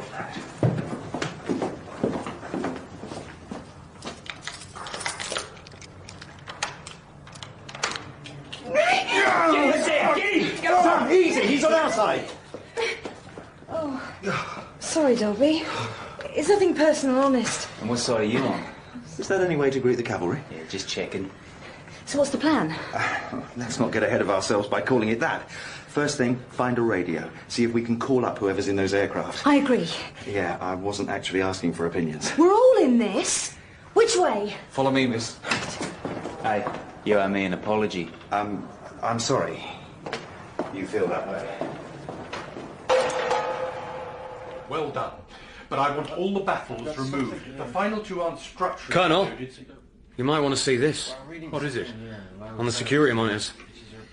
Bowman? Looks like some of the men have gone over to him. Where are they headed? Looks like the radio room. We're still jamming, so that won't help him. Send a team down there. Using what measures, sir? Stop him by any means necessary.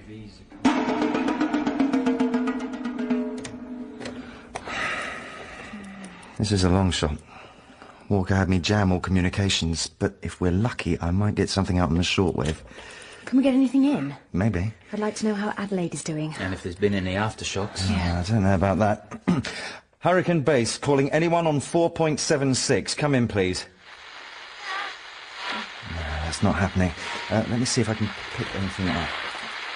Hurricane Base, we are... Wait, go back. Yeah, I heard it. This is there. the USS Nimitz. Who the hell is that? Base, we are acting under Those are the fellas who are about to make a house call. What's the Nimitz? Big aircraft carrier and big trouble. Captain, drop out here too. Someone's coming. Oh, they took their time. Now what do we do? What do you think? We evade them.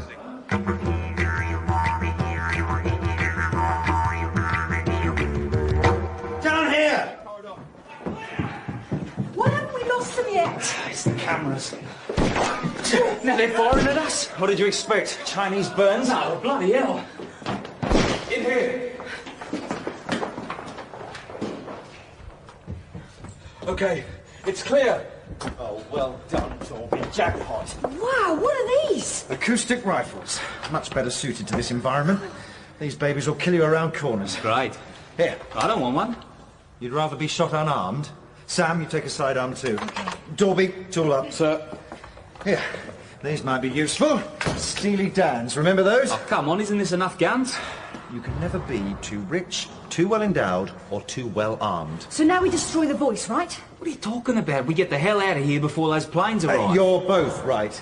But first, we kill Walker. What? You ready, Dorby? Yes, sir. Nick, wait, that's not going to help us. It'll help me. Look, I know he killed Belinda, Yeah, but he did, and I'm not letting him get away with that. She wouldn't want it. I do. The worst thing that happens to you can be the best if you don't let it get the best of you. Did you get that out of the self-help book? Well, yeah, actually. I've made my decision. We have to stop the voice. That comes first. Why don't we just leave the plane to do it? Because it'll be too late. Walker will fire the voice first. If we kill him, then he can't. Get it now? And how easy is that going to be? It's not. I trained these men. Now look, to charge the rifle, pull this lever back. Whoa. Then just aim and pull the trigger. Right. There's very little recoil, but it's loud, so expect it. Is this going to kill anyone? Not at these settings. I don't want to hurt any of them unless I have to. So if you think you need it, use it. And you are going to need it.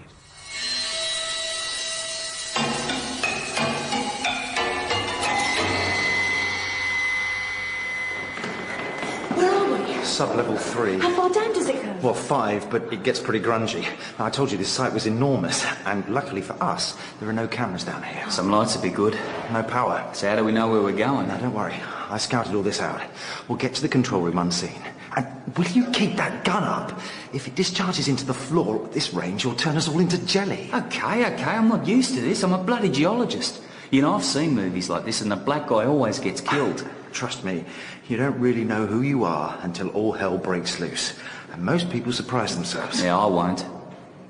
You haven't got a lot, Patamary. But what you have got, you've got a lot of. Right. Was that a compliment? Down! What? Just there. See? Charge up. I'm going to check it out. Cover me. Captain Bowman. Oh, hell. Yeah? Who's that? It's Paxton, sir. We thought you might need some help. Colonel. Right, sir. Report, Sergeant. Engineering are refitting the array now. They estimate another 15 minutes before preliminary fire procedure can commence. Good. They've done well. And the aircraft? ETA is 3:27, roughly 45 minutes. Have the defences put on alert? I've already done that, sir. Good. And there's one more thing, sir. Go on. It's Bowman and the others. They've disappeared. What? How? I don't think they went outside. The fact is they just vanished. The sub-levels. He's going below us. Possibly. I did send a squad down there, but I haven't had contact with him for over 20 minutes. Oh, for God's sake, man, why haven't you followed this up? It was spread thin, sir. There was no one else to send. You won't hear from your team. Pull the perimeter in. Have 2 units stationed in the corridors outside. They wouldn't risk coming here, sir, surely. Wouldn't they just make a run for it? Oh, no, he's coming here. He's coming for me. What do you reckon? I reckon I'm scared. You? Oh, yeah. What you said about the song lines, do you believe that? I was never hot on belief. But do I think it could be happening? Then absolutely. There's so much here that seems to coincide. Maralinga meaning Field of Thunder, the voice, the bunyip, even Walker as the witchetty man. It's like it's all part of a design. Yeah, pretty wild one. Wild is what Australia does. All right. Paxton tells me we've got roughly 20 minutes before firing. Maybe a half hour before the airstrike. You sure that's what it is? Oh, it's what I'd do. We're going back up at the next ladder. And, Paxton, I need you to get as many people off base as you can. At gunpoint if you have to, but get them off. Yes, sir. I've asked her to take you and Joshua out of here. No way. What? I'm staying. I'm responsible for part of this nightmare. Oh, hell. You go. What, and leave you here with Mr. Triggerfinger? No, I'm staying here too. Beginning to find yourself, eh? Yeah, you don't know the half of it. Okay. We all know what we've got to do. Nothing to it but the doing it. God go with you, sir. Okay. Keep back. There's 4 soldiers. This must be the first perimeter. How far to the control room? 100 metres in the next corridor. Oh, damn it. If we rush them, they'll cut us down. And if Walker hears a firefight, he'll drop the resonance shield. Maybe not. What you got in mind? Actually, I don't think I'm using it at the moment. Come on, keep moving. All right, watch it. Oh! It's Dolby. Caught by the Mary in the lower levels. Walker wants to see him straight away. Well done. Bring him forward. Down! You okay? Yeah, but bloody hell, my ears. Good man, Dolby. That took a lot of collar, Joshua. Now, come on.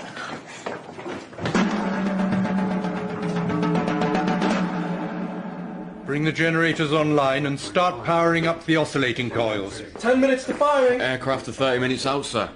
Looks like they had to detour some weather. Bowman! Where is he?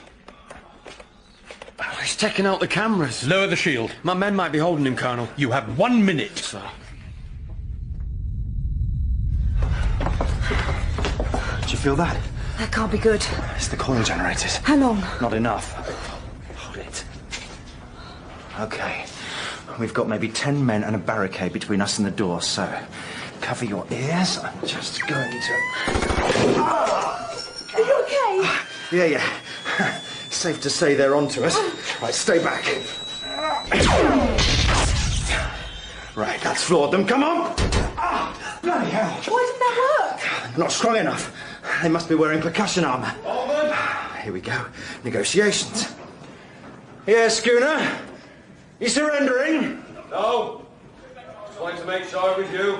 Captain, We've got someone coming up behind us. Charge up, everyone. You see this dial? Turn it to 3. Is that going to kill anyone? I haven't got time to pussyfoot around.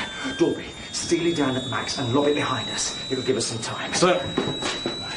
Let me go first, then come running. Well, which way?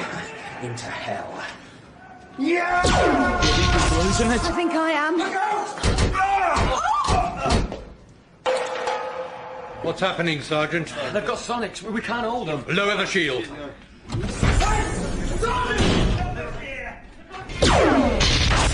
Drop your weapons! Drop them!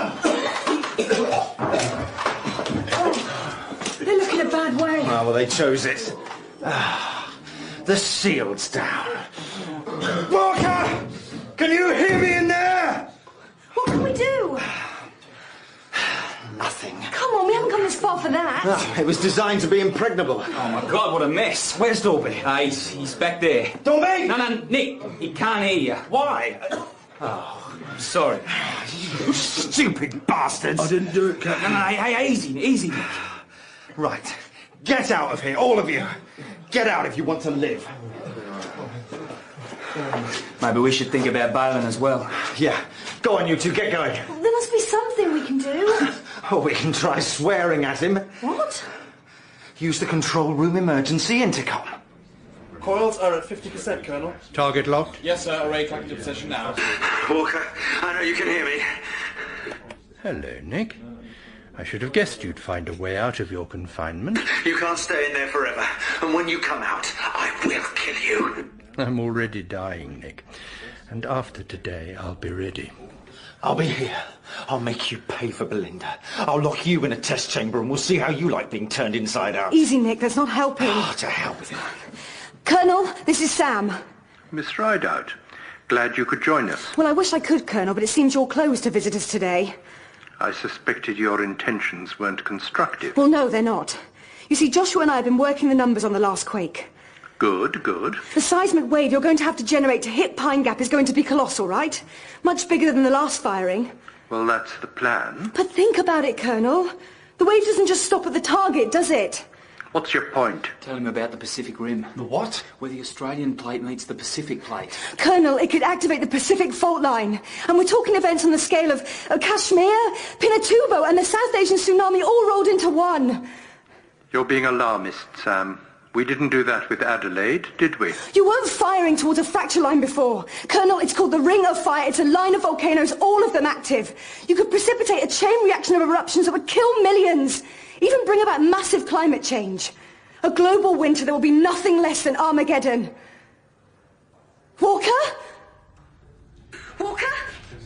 What's the weapon's status? Coils at 80%. Online in 5 minutes. The aircraft? 150 miles out. ETA, 15 minutes. Good. I'm not lying to, Colonel. It's just too powerful to use. But sadly, the genie is out of the bottle. We can't unmake the voice. But you don't have to fire it. Oh, I do. I have to stop anyone else from getting it. You can see that, can't you? It's only in the destiny of one nation to wield power like this. If we're to have peace, it has to be us. This is not a decision that's yours to make. You're scared, Sam. I can hear it in your voice. That's okay. We're all a little scared. Scared of change. Scared of each other. Damn it, Walker! Your fear will kill us all. You can't believe that destroying Pine Gap will do anything but bring the world in on your head. You don't choose the things you believe in. They choose you. Sir? Yes? Coil's at 90%. Thank you. Sorry, Sam, but we finished talking now. Maybe later. Walker, don't do... Walker! I don't think he's listening anymore. Damn him! Nick, come on, what can we do? I told you already, we can't get in there. Then we think of something else. What about a Steely Dan? It'll just radiate off the steel into the corridors. Most it'll do is make them feel sick. But power supply? No access. And the control systems, communications with the weapon. No, landline with microwave backup, triple redundancy. So we're stuffed. The damn voice will be the last sound the world hears. Unless we destroy the array. What, the focusing horn? Yeah, if we can nobble that, the oscillator won't have an output. Yeah, I guess that might work. Or at the very least, it might feed back like the test units and blow itself apart. Hang on, it could just pump out seismic energy over a wide area. Maybe, but it would dissipate faster than one big hit. Well, what the hell? I like it. We can argue about it on the way.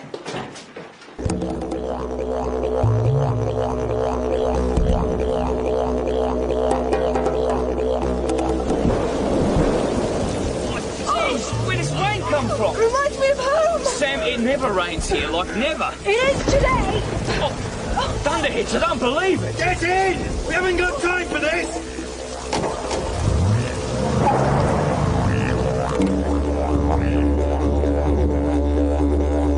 Coils are charged and online. Ready to commence firing procedure. Do it.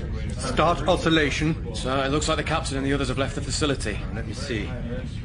Rain? That's unusual. Came in from the north side. It's worked for us, though. It's delayed that strike force. What's its ETA now? 10 minutes out. They've commenced an attack run, sir, but air defence batteries have their trajectory. As soon as they're in range, open fire. Sir. A new world order is about to be updated.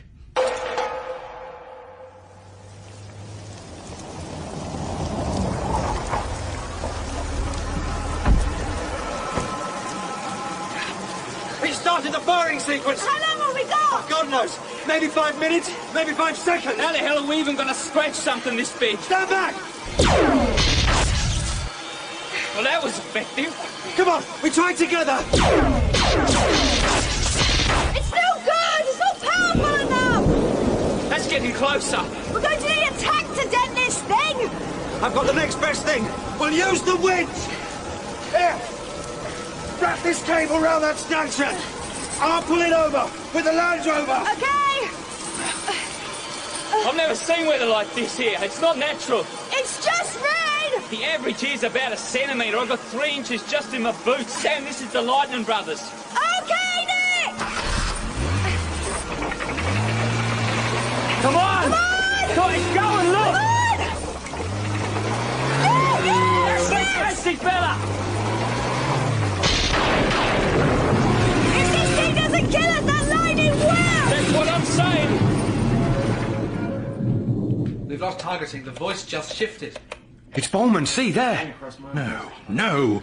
Get the team out there. There's no one, sir. Pull men off the air defence. But, sir, Do it! 2 minutes and 28 seconds to firing. Sir, shall I continue? How far off target are we? 0.63 degrees. At this range, that's about 20 miles.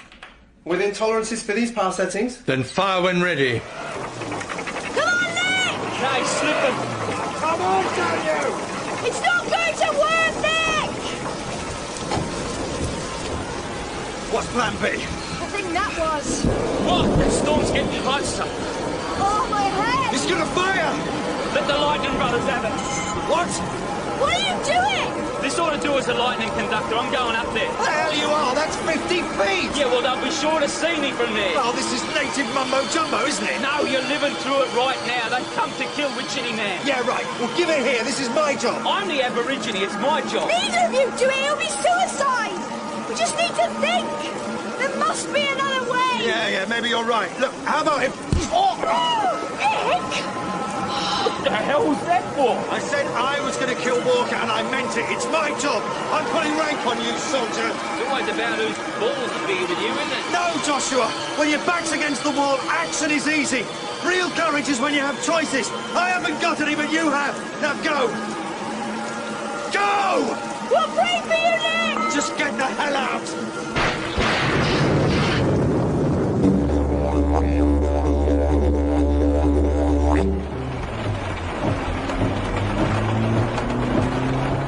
Everything I said about that bloke... Yeah, I know! Well, how far you reckon he's safe? How far will the shockwave travel? Well, that's what I'm afraid of.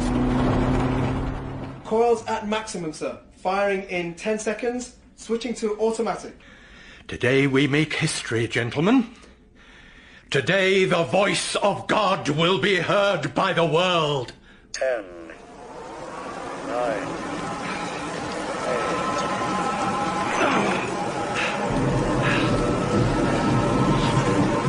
Hey, Walker! Can you see me? This is for Belinda. Come on, lightning brothers. Hit me.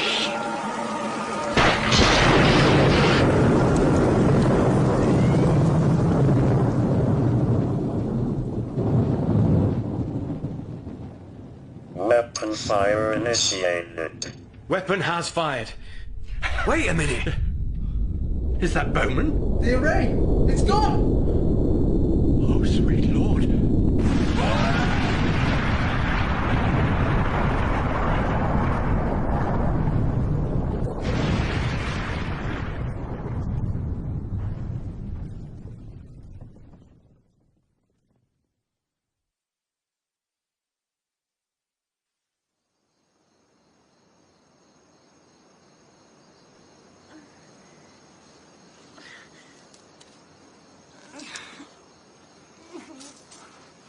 Joshua! Joshua! Oh. Joshua! Are you all right? We made it? Yeah. You see, the clouds have gone. Like they were never here. Yeah. Lightning Brothers have done their job. Yeah. Yeah, they did. Do you think Nick did it in time? I mean, did he stop the firing? I don't know. I really don't know. Hey, do you hear that?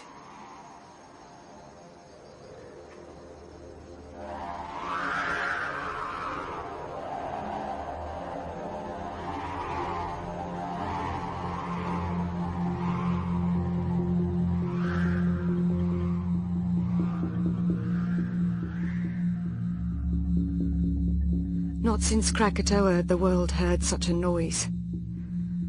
Walker was right. We all heard the voice of God. It was only Captain Bowman's heroism in interrupting the firing sequence that prevented it being much worse. As if 4 eruptions, earthquakes in Darwin, Timor and through the Philippines, a tsunami across the Pacific that swamped cities from San Francisco to Yokohama could be much worse. With loss of life. It's all right, Miss Rideout. Please take your time.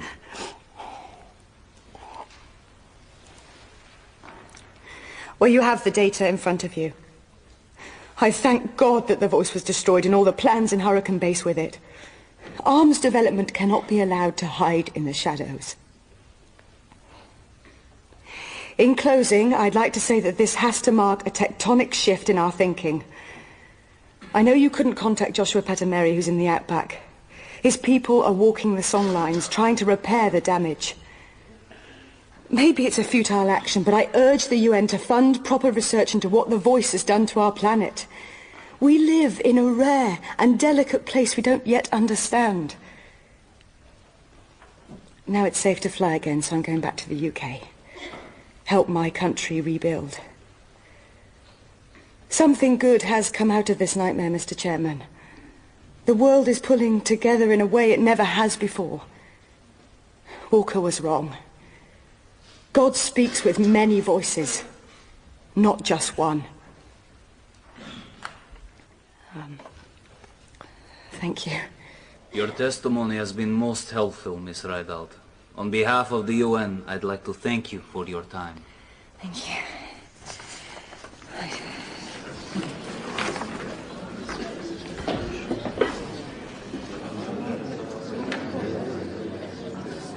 Miss Rideout, will you come with me, please? We have a car waiting. Who are you? Friends, Miss Rideout. Friends.